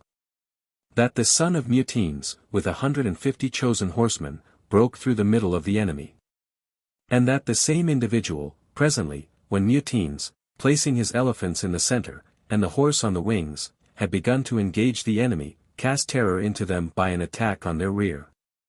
And that owing to this, the enemy, routed by the storm, as it were, of cavalry, did not come near the main body of infantry. Gnaeus Manlius conducted his army through Macedon into Thessaly. And, having proceeded, through Epirus to Apollonia, passed the winter there, as the sea in the winter was not as yet considered so little formidable that he might venture on the passage. 42. It was almost at the expiration of the year, that the consul, Marcus Valerius, came from Liguria to Rome to elect new magistrates. Although he had not performed in his province any memorable act that could afford a reasonable excuse for coming later than usual to the elections. The assembly for choosing the consuls was held on the 12th day before the calends of March. Marcus Aemilius Lepidus and Caius Flaminius were elected consuls. The following day, Appius Claudius Pulcher, Servius Sulpicius Galba, Quintus Terentius Cullio, Lucius Terentius Massa, Quintus Fulvius Flaccus, and Marcus Furius Crassipes were elected praetors. When the elections were concluded, the consul asked the Senate what were the provinces that they wished should be given to the praetors. They decreed 2 for the administration of justice in Rome, 2 out of Italy, Sicily and Sardinia. And 2 in Italy, Tarentum and Gaul. The praetors were ordered to cast lots immediately, before they entered on their office. Servius Sulpicius received by lot the city jurisdiction, Quintus Terentius, the foreign, Lucius Terentius obtained Sicily. Quintus Fulvius, Sardinia, Appius Claudius, Tarentum, and Marcus Furius, Gaul. In that year, Lucius Minucius Myrtilus and Lucius Manlius, as they were charged with having beaten the Carthaginian ambassadors, were, by order of Marcus Claudius, city praetor, delivered up by heralds to the ambassadors, and carried to Carthage. Reports prevailed of a great war, growing every day more formidable, in Liguria. The Senate, therefore, decreed Liguria as the province of both the new consuls, on the day that they made their motion in the Senate concerning the republic and the provinces. To this vote the consul, Lepidus, objected, asserting that, it would be highly indecorous to shut up the consuls among the valleys of Liguria, while Marcus Fulvius and Gnaeus Manlius reigned, a second year, one in Europe, another in Asia. As if substituted in the room of Philip and Antiochus. If it was resolved to keep armies in those countries, it was more fitting that consuls, rather than private persons, should have the command of them. That they made their circuits with all the terrors of war, among nations against whom war had not been declared, trafficking peace for money. If it was necessary to hold these provinces with armies, in the same manner as Lucius Scipio, consul, had succeeded Manius Acilius, consul, and as Marcus Fulvius and Gnaeus Manlius succeeded Lucius Scipio. So ought Caius Livius and Marcus Valerius, the consuls, to have succeeded Fulvius and Manlius. But, unquestionably, at this time, after the Aetolian War had been concluded, Asia taken from Antiochus, and the Gauls subdued, either the consuls ought to be sent to the consular armies, or the legions ought be brought home and restored to the commonwealth. The Senate, although they heard these words, persisted in their vote, that Liguria should be the province of both the consuls, but they ordered, that Manlius and Fulvius should leave their provinces, withdraw the troops, and come home to Rome. 43. There was a quarrel between Marcus Fulvius and the consul Aemilius, and in addition to other motives, Aemilius thought, that he had been made consul 2 years later, by the opposition of Marcus Fulvius. In order, therefore, to exasperate the minds of the public against him, he introduced to the Senate ambassadors from Ambracia, whom he had secretly instructed in the charges they were to make against him. These complained, that war had been made on them when they were in a state of peace, after they had executed the commands of former consuls, and were ready to show the same obedience to Marcus Fulvius, that first their lands were ravaged. And that, the terror of rapine and carnage was then cast into the city, that by that fear they might be compelled to shut their gates. They were then besieged and assaulted, and all the horrors of war were inflicted on them, murders, burnings, the sacking and demolishing of their city. Their wives and children were dragged away into slavery, their goods taken from them. And, what shocked them more than all, their temples were despoiled of their ornaments, and the images of their gods, nay, the gods themselves were torn from their mansions, and carried away. So that the Ambracians had nothing left to adore, to which they could address their prayers and supplications, but naked walls and pillars. While they were making these complaints, the consul, as had been agreed, by asking questions leading to further charges, drew them on, as if against their inclinations, to the mention of other matters. The senators being moved by these accusations, the other consul, Caius Flaminius, took up the cause of Marcus Fulvius, and he said that the Ambracians had set out in an old course, now long out of use. In this manner Marcus Marcellus had been accused by the Syracusans, and Quintus Fulvius by the Campanians. Why might not the Senate as well allow Titus Quintius to be accused by King Philip, Manius Acilius and Lucius Scipio, by Antiochus? Gnaeus Manlius, by the Gauls, and Fulvius himself, by the Aetolians and the states of Cephallenia? Do you think, conscript fathers, either that I in behalf of Marcus Fulvius, or that Marcus Fulvius himself, will deny the besieging and taking Ambracia, the removing thence the statues and ornaments, and the other proceedings, which are usual on the capture of cities? He is about to demand a triumph from you for those very services, and to carry before his chariot those statues, the removal of which is charged as criminal, together with the other spoils of that city, and hang them up on the pillars of his house. There is no kind of pretense for their separating themselves from the Aetolians, the cause of the Ambracians and of the Aetolians is the same. Let, therefore, my colleague either vent his malice in some other case. Or, if he is determined to proceed in this, let him detain his Ambracians until Fulvius comes home. I will not suffer any determination, concerning either the Ambracians or Aetolians, to pass in the absence of Marcus Fulvius. 44. When Aemilius inveighed against the artful malignity of his adversary as being notorious to all, and affirmed, that he would spin out the time by effecting delays, so as not to return to Rome while an adversary was consul. 2 days were wasted in this dispute, and it was apparent that while Flaminius was present, no decision of the cause could be procured. The opportunity was eagerly caught at by Aemilius, when Flaminius, happening to fall sick, was absent, and on his proposing the motion the Senate decreed, that, all their effects should be restored to the Ambracians, that they should enjoy liberty and the benefit of their own laws, and should levy what duties they might think proper on goods conveyed by land or sea, provided that the Romans and the allies of the Latin nation should be exempted therefrom. That with respect to the statues, and other ornaments, which they complained were carried away from their sacred buildings, their order was, that immediately on the return of Marcus Fulvius to Rome, the business should be laid before the College of Pontiffs, and that whatever they might think proper should be done. Nor was the consul content with this, but afterwards, in a badly attended meeting, he procured a clause to be added to the decree, that it did not appear that Ambracia was taken by force. A supplication of 3 days' continuance was then performed for the health of the people, because a grievous pestilence was desolating the city and country.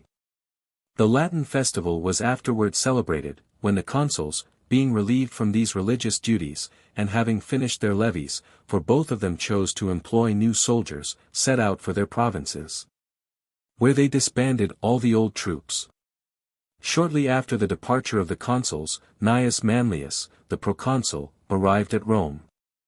And, when an audience of the Senate was granted to him in the temple of Bologna, by Servius Sulpicius, the praetor, after enumerating the services which he had performed, he demanded that, in consideration thereof, public thanks should be offered to the immortal gods, and permission be granted to himself, to ride through the city in triumph. The greater number of the 10 ambassadors, who had been in the province along with him, opposed the grant, and particularly Lucius Furius Purpurio, and Lucius Aemilius Paulus. 45. They alleged that, they had been appointed ambassadors in conjunction with Manlius, to make peace with Antiochus, and to conclude the terms of the treaty which had been entered on with Lucius Scipio. That Gnaeus Manlius labored to the utmost of his power, to confound this peace, and to seize Antiochus by treachery, if he should put his person in the consul's power. But that he, Antiochus, having discovered the treacherous designs of the consul, though frequently tempted by proposals of a conference, had not only avoided the meeting, but even the sight of him. That Manlius, desiring to cross Mount Taurus, was with difficulty restrained by the entreaties of all the ambassadors, who besought him not to brave the curse denounced in the Sibylline verses against such as should pass those fatal limits. Nevertheless, he marched his army thither, and encamped almost on the very summit where the waters take opposite directions. As he could find no sort of pretense for hostilities, the king's subjects being perfectly quiet, he led his army round to the Galligrecians, against which nation war was waged, without any decree of the Senate, or order of the people. Which did ever any general before presume to do in like manner, on his own judgment? The latest wars were those with Antiochus, with Philip, and with Hannibal and the Carthaginians. Concerning all these the Senate had passed its decrees, the people their orders, several embassies were previously sent, restitution demanded, and, finally, heralds were sent to proclaim war. Now, Gnaeus Manlius, said they, has any one of these proceedings been observed in the present case, that we should consider it a war of the Roman people, and not a predatory expedition of your own contrivance? But, were you even content with this? Did you lead your army against those whom you had chosen to consider as enemies, by the direct course? Or did you ramble through every deflection of the roads, when you stopped at every division of the way, in order that, to whatever side Eumenes' brother, Attalus, should turn his route, you the consul, as an auxiliary in his pay, might follow with a Roman army? Did you not traverse every recess and corner of Pisidia, Lycaonia, and Phrygia, levying contributions from the tyrants and peasants in those remote regions? For, what had you to do with the Oroandians, what with other states equally inoffensive? But, in what manner did you conduct this war, on the merit of which you ask a triumph? Did you fight on equal ground, and at the time of your own choosing? Indeed you with propriety require that thanks be returned to the immortal gods. First, because they did not ordain that the army should undergo the penalty deserved by the temerity of its commander, in commencing a war in accordance with no law of nations, and next, because they gave us, for antagonists, brutes, and not men. 46. Do not suppose that the name only of the Galligrecians is a mixed one, their bodies, and their minds, have undergone a similar process, and have been corrupted by the mixture. Had they been such Gauls as those whom we have 1,000 times encountered in Italy, with various success, would any one of us, considering the conduct of our commander, have returned to tell the story? 2 battles were fought.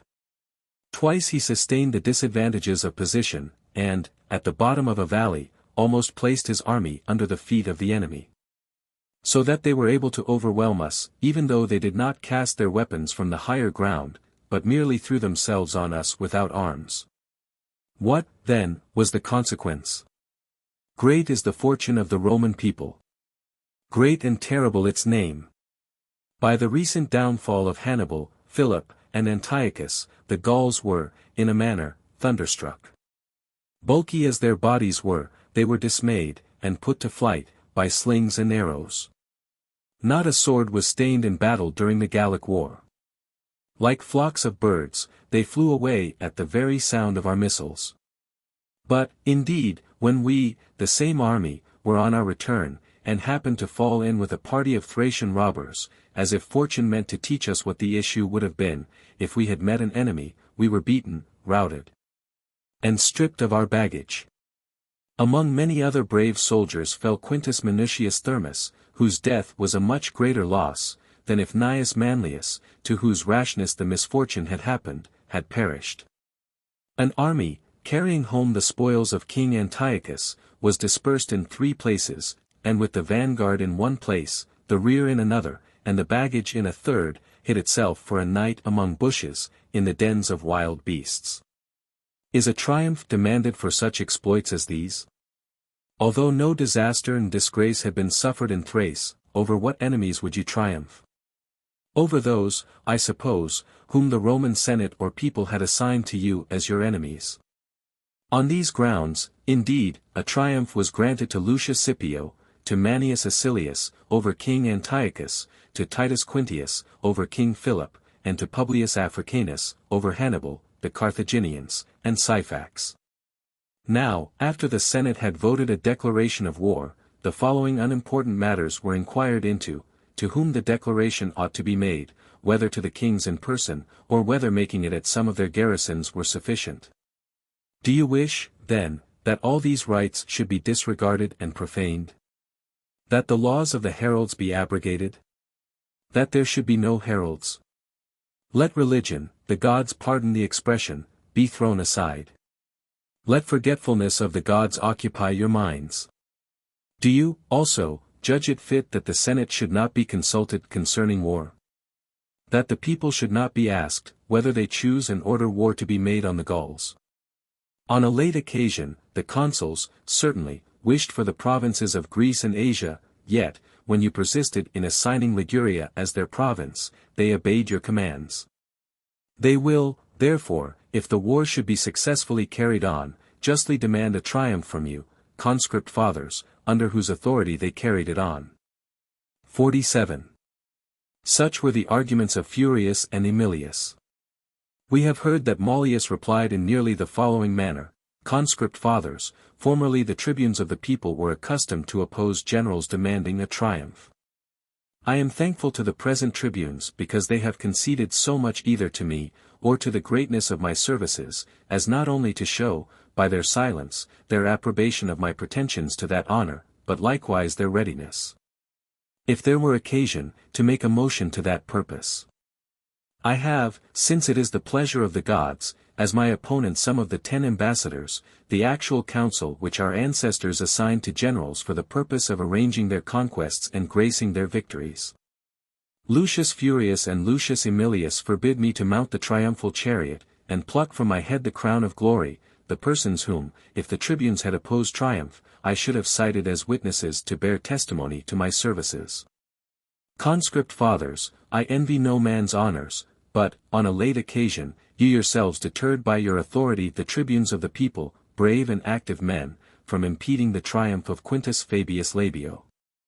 Fabius enjoyed a triumph. And yet his adversaries alleged, not that he had carried on an unjust war, but that he had not seen the enemy at all. Whereas I, who fought so many pitched battles with 100,000 of your fiercest enemies, who killed or made prisoners more than 40,000, who stormed 2 of their camps, who left all the countries on this side of the summits of Taurus in greater tranquility than is the country of Italy, am not only defrauded of a triumph, but obliged to plead my cause before you, conscript fathers, whilst my own council of ambassadors accuse me. Conscript fathers, their charge, as you perceive, is twofold, for they assert, that I ought not to have waged war with the Gauls, and besides, that the war was carried on rashly and imprudently. The Gauls were not enemies. But, you committed hostilities against them, when peaceable and obedient to your orders. I am not about to require from you, conscript fathers, that you may attribute to the Gauls who inhabit Asia, those characteristics which you are well aware belong to the Gallic race in general.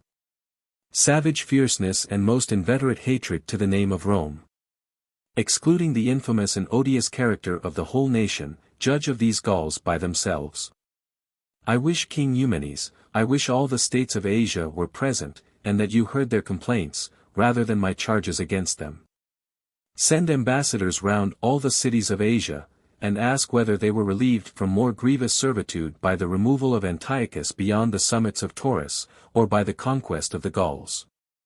Let them tell you how often their territories were ravaged, how often their property and their people were carried off as prey.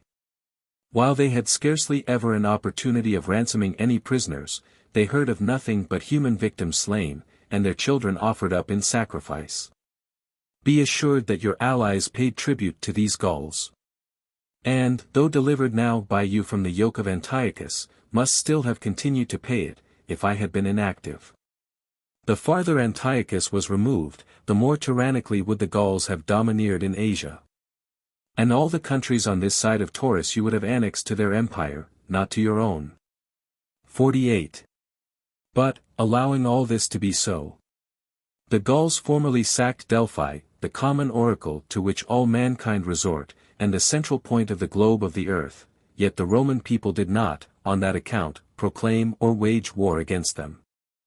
I really thought, that there was some distinction to be made between that period when Greece and Asia were not yet under your jurisdiction and dominion, and the present, when you have made Mount Taurus the boundary of the Roman Empire.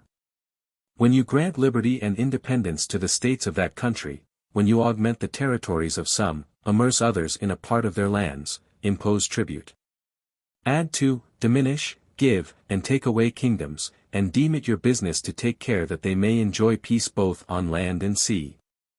Is it not the case that you would not have thought Asia liberated unless Antiochus withdrew his garrisons, which lay quiet in their citadels, if the armies of the Gauls roamed about without control?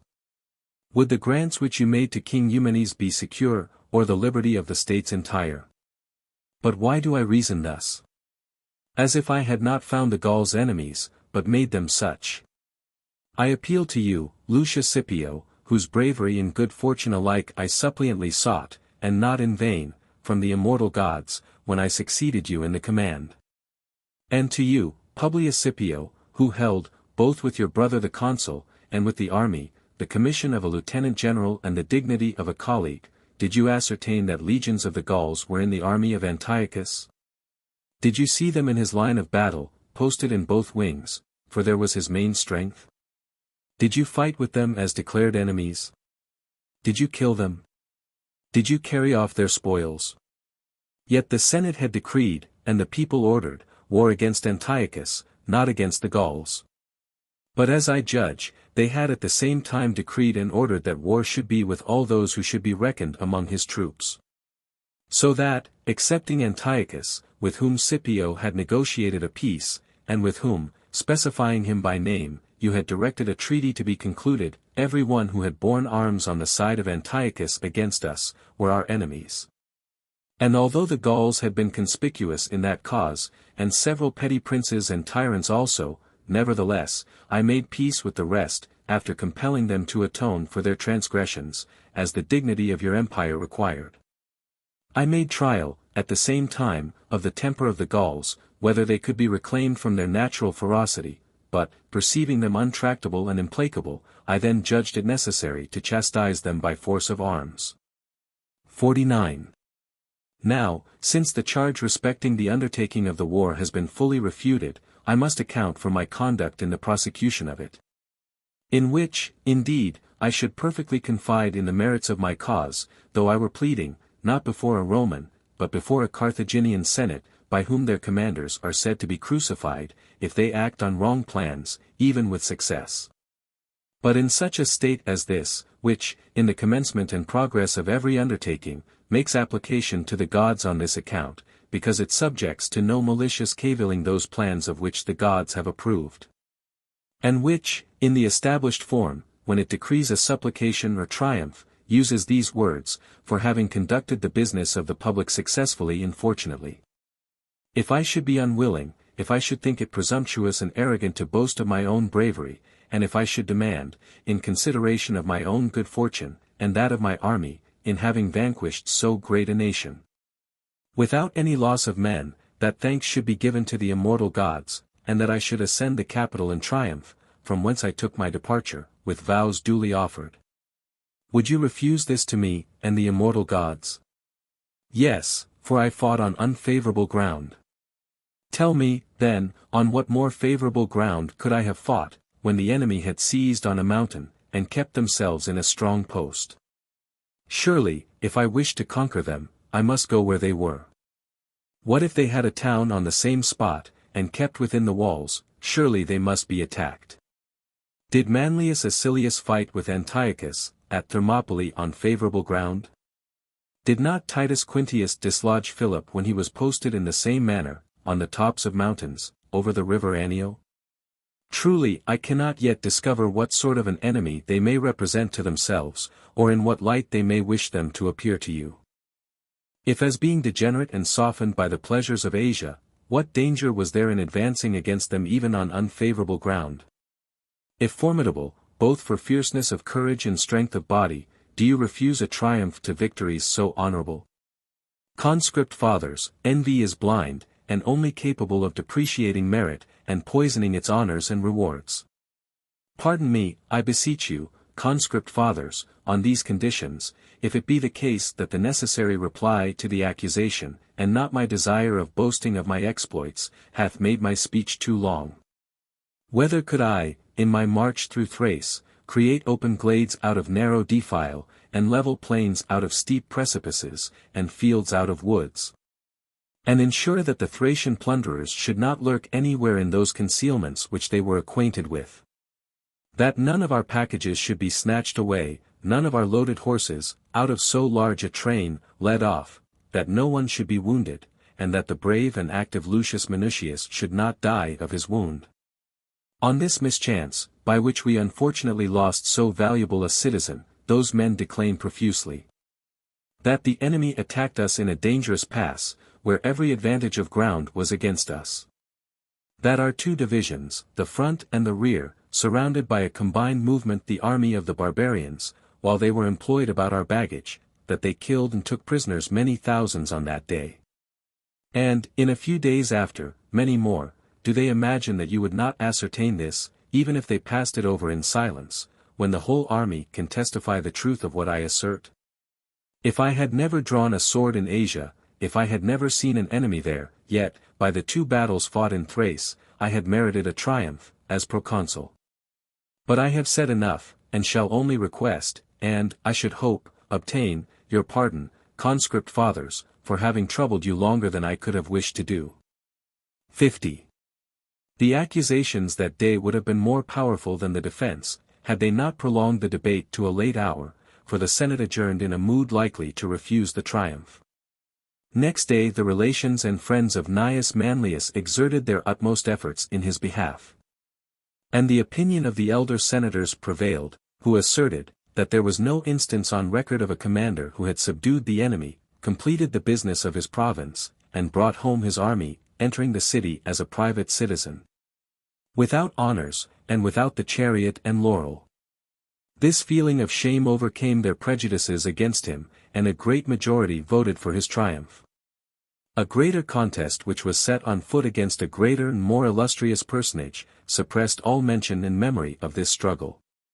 The 2 Patilii, as Valerius Antius writes, instituted a prosecution against Publius Scipio Africanus. Men construed this according to their different dispositions. Some did not blame the plebeian tribunes, but the public in general, that could suffer such a process to be carried on. They observed, that, the 2 greatest states in the world proved, nearly at the same time, ungrateful to their chief commanders. But Rome the more ungrateful of the 2, because Carthage was subdued when she sent the vanquished Hannibal into exile, whereas Rome, when victorious, was for banishing the conqueror Africanus. Others asserted, that no one citizen ought to stand so high above the rest, as not to be made answerable to the laws for his conduct, for nothing contributed so much towards the equalization of liberty, as that the most powerful might be brought to trial. For how could any charge, especially the administration of government, be safely entrusted to any man, if he were not liable to be called to an account? That force was not unjustly used against him who could not bear an equality of rights. These subjects were discussed in conversation, until the day of trial came. Never was either any other person, or Scipio himself, when consul or censor, escorted to the forum by a more numerous multitude of all kinds, than he was on that day when he appeared to answer the charge against him. When ordered to make his defense, without taking any notice of the facts laid to his charge, he delivered so magnificent a speech concerning his exploits, that it was universally agreed that no man had been ever praised either to more advantage or with more truth. For his achievements were described with the same ardent spirit and powerful genius with which they had been performed, and his auditors felt no disgust, because his acts were mentioned to meet the peril, and not for ostentation. 51.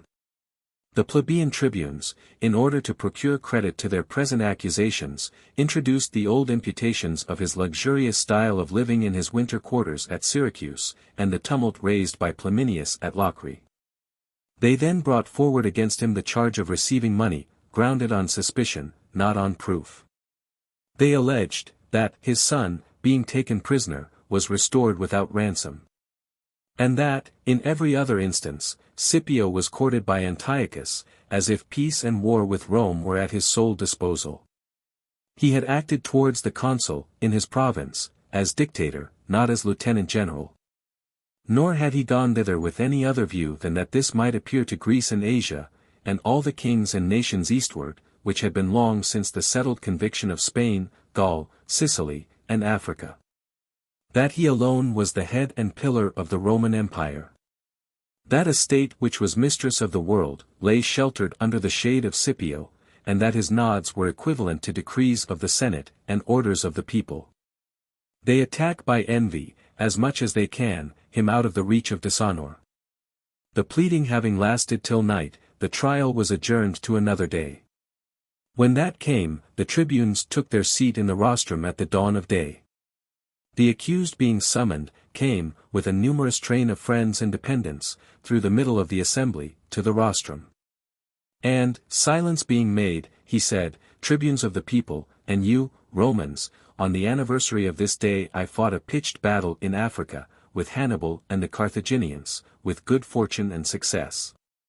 As, therefore, it is but decent that a stop be put, for this day, to litigation and wrangling, I will immediately go to the Capitol, there to return my acknowledgments to Jupiter the supremely good and great, to Juno, Minerva, and the other deities presiding over the Capitol and citadel, and will give them thanks for having, on this day, and at many other times, endowed me both with the will and ability to perform extraordinary services to the Commonwealth. Such of you also, Romans, as it suits, come with me and beseech the gods that you may have commanders like myself, since, from my 17th year to old age, you have always anticipated my years with honors, and I, your honors with services. Accordingly, he went up from the rostrum to the Capitol, and, at the same time, the whole assembly turned about and followed him. Insomuch, that at last even the clerks and messengers left the tribunes, not one remaining, except the slaves who attended them, and the crier, who was in the habit of summoning the accused from the rostrum.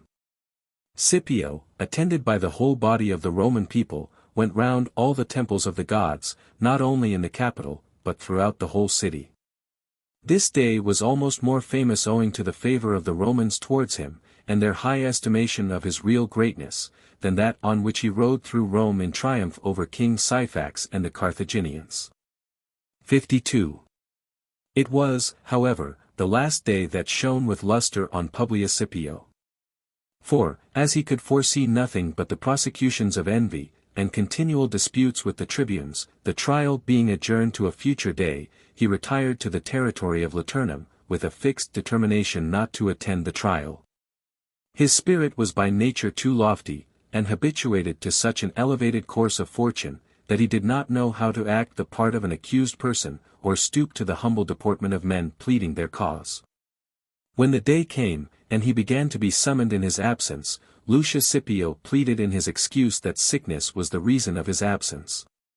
Which excuse the tribunes, who were the prosecutors, would not admit, but insisted that he did not come to plead his cause, owing to the same arrogance with which he had left the trial, the tribunes of the people, and the General Assembly. And followed by the very men whom he had robbed of the right of passing sentence on him, together with their freedom of suffrage, had exhibited a triumph over the Roman people, and made a secession, the same day, from the tribunes to the Capitol. You have therefore, said they, the due reward of that thoughtless conduct. You are, yourselves, forsaken by him under whose lead and direction you forsook us. And so much is our spirit daily on the decline, that although, 17 years ago, when he was at the head of an army and fleet, we had resolution enough to send plebeian tribunes and an aedile into Sicily to take him into custody, and bring him home to Rome. Yet we dare not now send to compel him, though a private citizen, to come from his country seat to stand his trial. The tribunes of the commons, being appealed to by Lucius Scipio, came to the following determination, that, since the excuse of sickness was pleaded, it was their judgment that this excuse should be admitted, and that the day of trial should be adjourned by their colleagues. 53. Tiberius Sempronius Gracchus was, at that time, a plebeian tribune, and between him and Publius Scipio there was an enmity subsisting. When he had forbidden his name to be subscribed to the determination of his colleague, and every one expected from him a sentence more severe, he pronounced his judgment thus, that inasmuch as Lucius Scipio had pleaded sickness in excuse for his brother, that plea appeared to him to be sufficient, that he would not suffer Publius Scipio to be accused until he should return to Rome, and even then, if he appealed to him, he would support him in refusing to abide a trial, that Publius Scipio By his great achievements, by the honors received from the Roman people, by the joint consent of gods and men, had risen to such a height of dignity, that were he to stand as a criminal, under the rostrum, and afford a hearing to the insults of young men, it would reflect more disgrace on the Romans than on him. To his decree he added the language of indignation, shall Scipio, the celebrated conqueror of Africa, stand at the feet of you, tribunes? Was it for this he defeated and routed, in Spain, 4 of the most distinguished generals of the Carthaginians, and their 4 armies? Was it for this he took Syphax prisoner, conquered Hannibal, made Carthage tributary to you, and removed Antiochus beyond Mount Taurus, for Lucius Scipio received his brother Africanus as his associate in this glory? That he should crouch under 2 Petilii? That you should gain the palm of victory over Publius Africanus? Will men of illustrious characters never, through their own merits, or through honors conferred by you, arrive at a safe and inviolable sanctuary, where their old age may repose, if not revered, at least secure from injury? Both his decree and additional discourse made a deep impression, not only on the rest of the assembly, but even on the prosecutors, who said that they would consider further what might be consistent with their rights and duties. Afterwards, as soon as the assembly of the people broke up, the Senate met, and at that meeting the warmest thanks were bestowed by the whole body, especially by the consular and elder members, on Tiberius Gracchus, for having consulted the public good in preference to private animosity. And the Petilii were assailed with severe insults, because they had endeavored to become distinguished by exciting odium against another, and were seeking spoils from a triumph over Africanus. After that there was silence concerning Africanus. He passed the remainder of his life at Liternum, without a wish to revisit the city. And it is said that when he was dying he ordered his body to be buried in the country, in that very place, and his monument to be erected there, that even his obsequies might not be performed in his ungrateful country. He was a man of eminent merit, but more conspicuous in the affairs of war than in those of peace. The former part of his life was more illustrious than the latter, because in his early years wars were constantly carried on by him. With old age his exploits faded away, as occasions did not occur to call forth the exercise of his talents. What was his second consulship to his first, even if you should add to it the censorship? What, compared with it, was his commission in Asia, rendered useless by want of health, and clouded by the misfortune of his son, and the necessity to which it subjected him after his return, of either undergoing a trial, or withdrawing himself from that and his country together?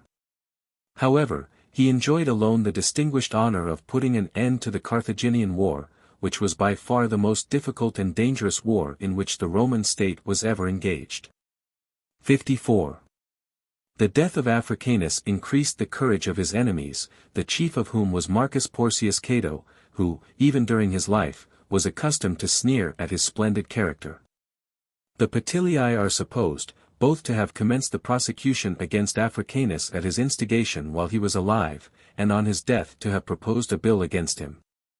The motion for the order was made in these words: Romans, is it your will and order, with respect to the money taken, carried off and collected from King Antiochus, and those under his government, and with respect to such part thereof as has not been accounted for to the public, that Servius Sulpicius, the city praetor, shall ask the Senate which of the present praetors they will appoint to hold an inquiry concerning those matters?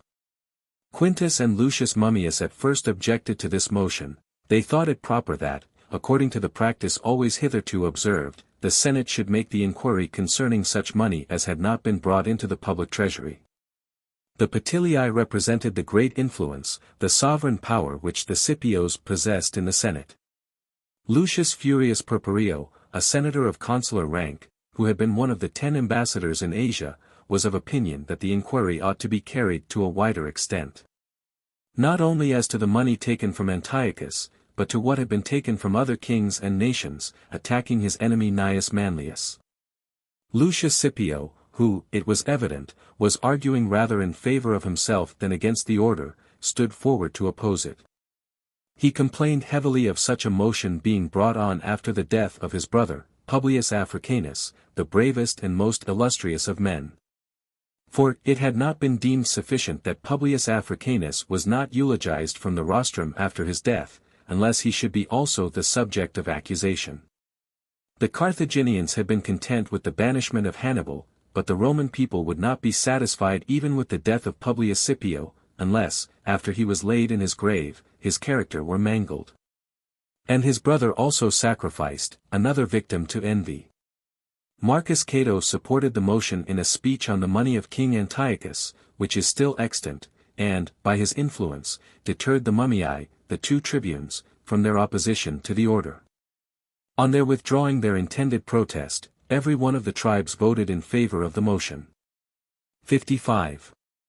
Servius Sulpicius then putting the question to the Senate, whom they would appoint, according to the Petilian order of the people, to hold the inquiry, they appointed Quintus Terentius Cullio.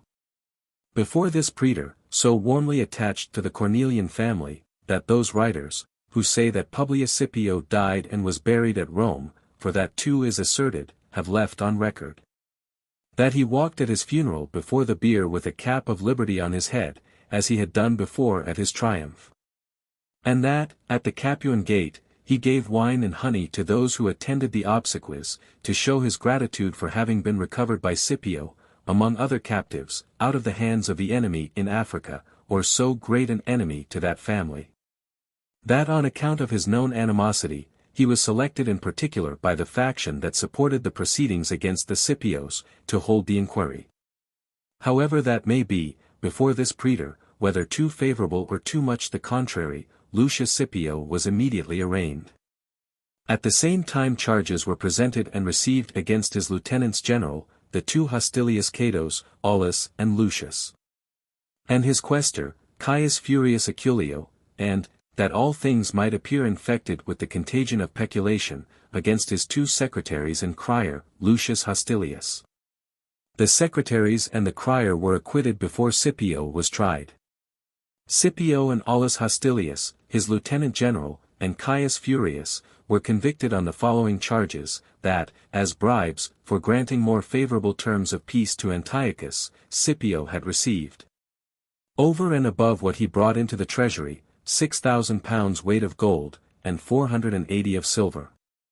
Aulus Hostilius, 80 pounds of gold, and 403 of silver, and Furius, the quaestor, 130 of gold, and 200 of silver. These sums of gold and silver I find mentioned by Antius. As to what regards Lucius Scipio, I suspect some mistake of the transcriber, rather than a falsehood of the historian, respecting the amount of the gold and silver. For it is more probable that the weight of silver was greater than that of gold, and that the fine was laid at 4,279,000 than at 24 millions of sesterces, 280 the more on this account. As they record that an account of that sum was demanded from Publius Scipio himself, in the Senate. And that when he had desired his brother Lucius to bring the book of his accounts, he tore it to pieces in the view of the Senate. At the same time expressing indignation at being called to account for 4 millions after he had brought 200,281,000 into the treasury. From the same confidence of spirit, when the quaestors would not venture to bring money out of the coffers contrary to law, he demanded the keys of the treasury, declaring that he would open it as he had caused it to be shut. 56. Many other things are at variance respecting the latter part, particularly, of Scipio's life, that is to say, his trial, death, funeral, and sepulchre, so that I cannot determine which tradition or which writings I ought to credit. Writers do not agree as to his accuser, some affirming that Marcus Naevius, others that the Petilii, instituted the prosecution, neither are they agreed as to the time when it was carried on, nor the year in which he died, nor the place, nor where he was buried. Some assert, that he died and was buried at Rome, others, at Liternum, and in both places memorials and statues of him are shown. For at Liternum there was a monument, and on it stood his statue, which we in person lately saw cast down by a storm. At Rome likewise, on a monument of the Scipios outside the Capuan gate, are 3 statues, 2 of which are said to be those of Publius and Lucius Scipio, and the third that of the poet Quintus Ennius. Nor do these differences exist between historians only, the speeches attributed to Publius Scipio and Tiberius Gracchus, if they really are theirs, differ widely from one another. The title of Publius Scipio's speech bears the name of Marcus Naevius, the tribune of the commons, the speech itself does not furnish the name of the prosecutor, it only calls him sometimes a knave, sometimes a trifler. Even the speech of Gracchus makes no mention of the Petilii accusing Africanus, or of the prosecution carried on against him. An entirely different story must be framed consistent with the speech of Gracchus. And those writers must be followed who affirm, that, at the time when Lucius Scipio was impeached, and convicted of having taken money from the king, Africanus was a lieutenant general in Etruria. Whence, on hearing of this misfortune, throwing up his commission, he hastened to Rome. And when he came straight from the gate to the Forum, because he was told that his brother was being led into confinement, he drove away the officer from his person. And, on the tribunes attempting to detain him, laid violent hands on them, showing more affection towards his brother than regard for the laws. Of these acts, Gracchus himself complained, saying, that the tribunician power was annulled by a private person. And at last, when he promises support to Lucius Scipio, he adds, that the precedent would be more tolerable, if both the tribunician authority and the state appeared to be overpowered by a tribune of the commons, than if by a private citizen. But he loaded him with reproaches for this signal instance of intemperate violence, in such a manner, that while he charged him with having degenerated so far from himself, he gave to him his long-established praises for moderation, self-control, with manifold increase, so as to make ample amends for the present reprehension. For he said, that the people were formerly severely rebuked by Scipio, because they wished to make him perpetual consul and dictator. That he hindered statues from being erected to him in the Comitium, in the Rostrum, in the Senate House, in the Capitol, in the chapel of Jupiter's temple, and that he prevented, a decree being passed, that his image, in a triumphal habit, should be brought in procession out of the temple of Jupiter the supremely good and great. Such particulars as these, which even an enemy acknowledged while censuring him, even if inserted in a professed panegyric, would demonstrate an uncommon greatness of mind, in limiting his honors conformably to his position as a citizen. 57. It is universally agreed, that the younger of Scipio's 2 daughters was married to this Gracchus, for the elder was undoubtedly disposed of by her father, to Publius Cornelius Nazica.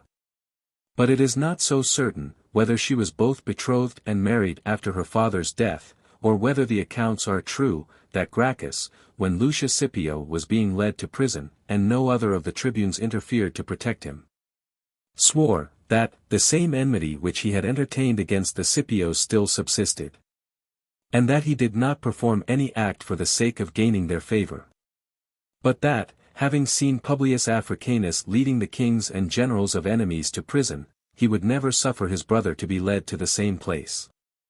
They add, that the senators, happening to sup that day in the Capitol, rose up together, and requested of Africanus, before the company departed, to betroth his daughter to Gracchus, that the contract was accordingly executed in due form, in the presence of this assembly. And that Scipio, on his return home, told his wife Emilia that he had concluded a match for her younger daughter.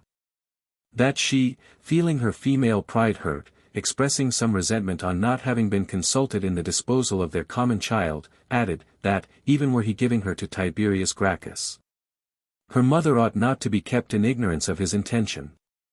To which Scipio, rejoiced at her judgment concurring so entirely with his own, replied, that she was betrothed to that very man. These circumstances respecting so great a captain, though they might vary, both in traditionary and written relation, ought to be stated. 58. On the proceedings being finished by the praetor Quintius Terentius, Hostilius and Furius, being condemned, gave securities the same day to the city quaestors. Scipio, when he insisted that all the money received by him was in the treasury, and that he had not in his possession anything whatever belonging to the public, was ordered to prison. Publius Scipio Nazica then appealed to the tribunes, and made a speech fraught with just encomiums, not only on the Cornelian family in general, but on his own branch of it in particular. His father, he said, and the father of Publius Africanus and Lucius Scipio, who was now ordered to prison, were Gnaeus and Publius Scipio, men of the most illustrious characters. That when, through a long course of years, they had highly enhanced the reputation of the Roman name in the land of Spain, against many commanders and many armies of the Carthaginians and Spaniards, not only by their military exploits, but also by exhibiting to the nations of that country brilliant examples of Roman moderation and fidelity. Both, at last, fell in the service of the Roman people. Although it ought to be sufficient to their descendants to support the glory derived from them, yet Publius Africanus so far surpassed his father's renown, as to occasion a belief that he was not sprung from the human race, but was of divine extraction. As to Lucius Scipio, concerning whom the question then was, to pass over his exploits in Spain and in Africa, while he was lieutenant general to his brother, on his being elected consul, was by the Senate considered so worthy, that the province of Asia and the war with Antiochus were assigned him, without leaving it to the decision of the lots. And by his brother, that, after 2 consulships, the censorship, and a triumph, he attended him into Asia in quality of lieutenant general. There, that the great and splendid character of the lieutenant might not eclipse the fame of the consul, it so happened, that, on the day when Lucius Scipio conquered Antiochus in a pitched battle at Magnesia, Publius Scipio was absent at the distance of several days' journey, being sick at Elea. The army of the enemy, on that occasion, was not inferior to that of Hannibal, when the battle was fought with him in Africa, and the same Hannibal, who was commander-in-chief in the Carthaginian war, was among many other generals of the king. The war indeed was so conducted, that no one could throw blame even on fortune. A ground of accusation is sought for in the peace, it is said that it was sold. The 10 ambassadors, in pursuance of whose counsel the peace was concluded, are at the same time included in this charge. Some of the 10 ambassadors had even stood forth as accusers of Gnaeus Manlius, yet their charges were so far from gaining credit that they did not produce even a delay of his triumph. 59. But truly, in the case of Scipio, the articles of the peace are suspected as being too favorable to Antiochus. For his entire kingdom has been left to him, although conquered, he retains possession of everything that belonged to him before the war. And though he had an immense quantity of gold and silver, none of it has been applied to the use of the public, all has been converted to private purposes. Now, was there not a quantity of gold and silver carried before the eyes of the public in the triumph of Lucius Scipio, so great that an equal quantity was not carried in 10 of the former triumphs, even if it was amassed together? Why need I speak of the extent of the kingdom of Antiochus, or that he held all Asia, and the adjoining parts of Europe? Everybody knows what a large portion of the surface of the earth that is, which stretches from Mount Taurus quite to the Aegean Sea, what a number, not only of cities, but of nations, it comprehends. And that this tract, as far as the summit of Mount Taurus, more than 30 days' journey in length and 10 in breadth, from one sea to the other, has been taken from Antiochus, who is thereby removed to the most distant corner of the world. Now if peace had been granted him without any pecuniary consideration, could more have been taken from him? Macedon was left to Philip after he was conquered, Lacedaemon to Nabis. Yet the grounds of an accusation were never sought against Quinctius on that account. The reason was, that he had not Africanus for a brother, whose high renown ought to have been serviceable to Lucius Scipio. But envy of his merit had done him injury. A quantity of gold and silver was mentioned in the Senate to have been conveyed to the house of Lucius Scipio, greater than could be raised from the sale of his whole property. Where, then, was all this royal treasure, where the value of so many estates received? Surely in a house, which extravagance never exhausted, this new accumulation of wealth ought to appear. But what cannot be levied out of his effects, the enemies of Lucius Scipio will exact from his person, and from his very flesh, by vexatious persecution and insult. Carried to such a degree that a man of his illustrious character would be shut up in a prison, among midnight thieves and robbers, and forced to breathe his last in a dungeon and in darkness, and his naked corpse thrown before the prison door. Such proceedings will reflect more disgrace on the city of Rome, than they will on the Cornelian family. 60. In answer to this, the praetor, Terentius, read the Petilian order of the people, the decree of the Senate, and the judgment pronounced against Lucius Scipio. And declared that unless the money adjudged were paid into the public treasury, he had no other step to take, than to order the person convicted to be taken into custody, and carried to prison. The tribunes retired to confer together, and in a short time after, Caius Fannius, according to his own opinion and that of all his colleagues, except Gracchus, declared that the tribunes would not interfere with the praetor to hinder his making use of his power. Tiberius Gracchus thus decreed, that he would not protest against the praetors levying the sum adjudged out of the effects of Lucius Scipio. But that Lucius Scipio, who had subdued the most powerful king in the world, had extended the empire of the Roman people to the utmost limits of the earth, had bound under obligations to the Roman people King Eumenes, the Rhodians, and so many other states of Asia, and had led in triumph so many generals of the enemies, and imprisoned them, should himself lie in prison among the enemies of the Roman people, and in chains, he never would suffer. And therefore he ordered him to be discharged. This decision was heard with such approbation, and the people beheld with so much pleasure the liberation of Scipio, that it could hardly appear that the sentence had been passed in the same community. The praetor then sent the quaestors to take possession of Lucius Scipio's property, for the use of the public. And not only did no trace appear of money received from the king, but not even so much was made up from the sale as the sum in which he was fined. So large a contribution was made for Lucius Scipio by his relations, friends, and clients, that, if he had accepted it, he would have been much richer than before this misfortune, but he received nothing. Such things as were necessary for his family occasions, were bought back at the sale by his nearest relations. And the public hatred which had been pointed against the Scipios, reverted on the praetor, his advisers, and the accusers.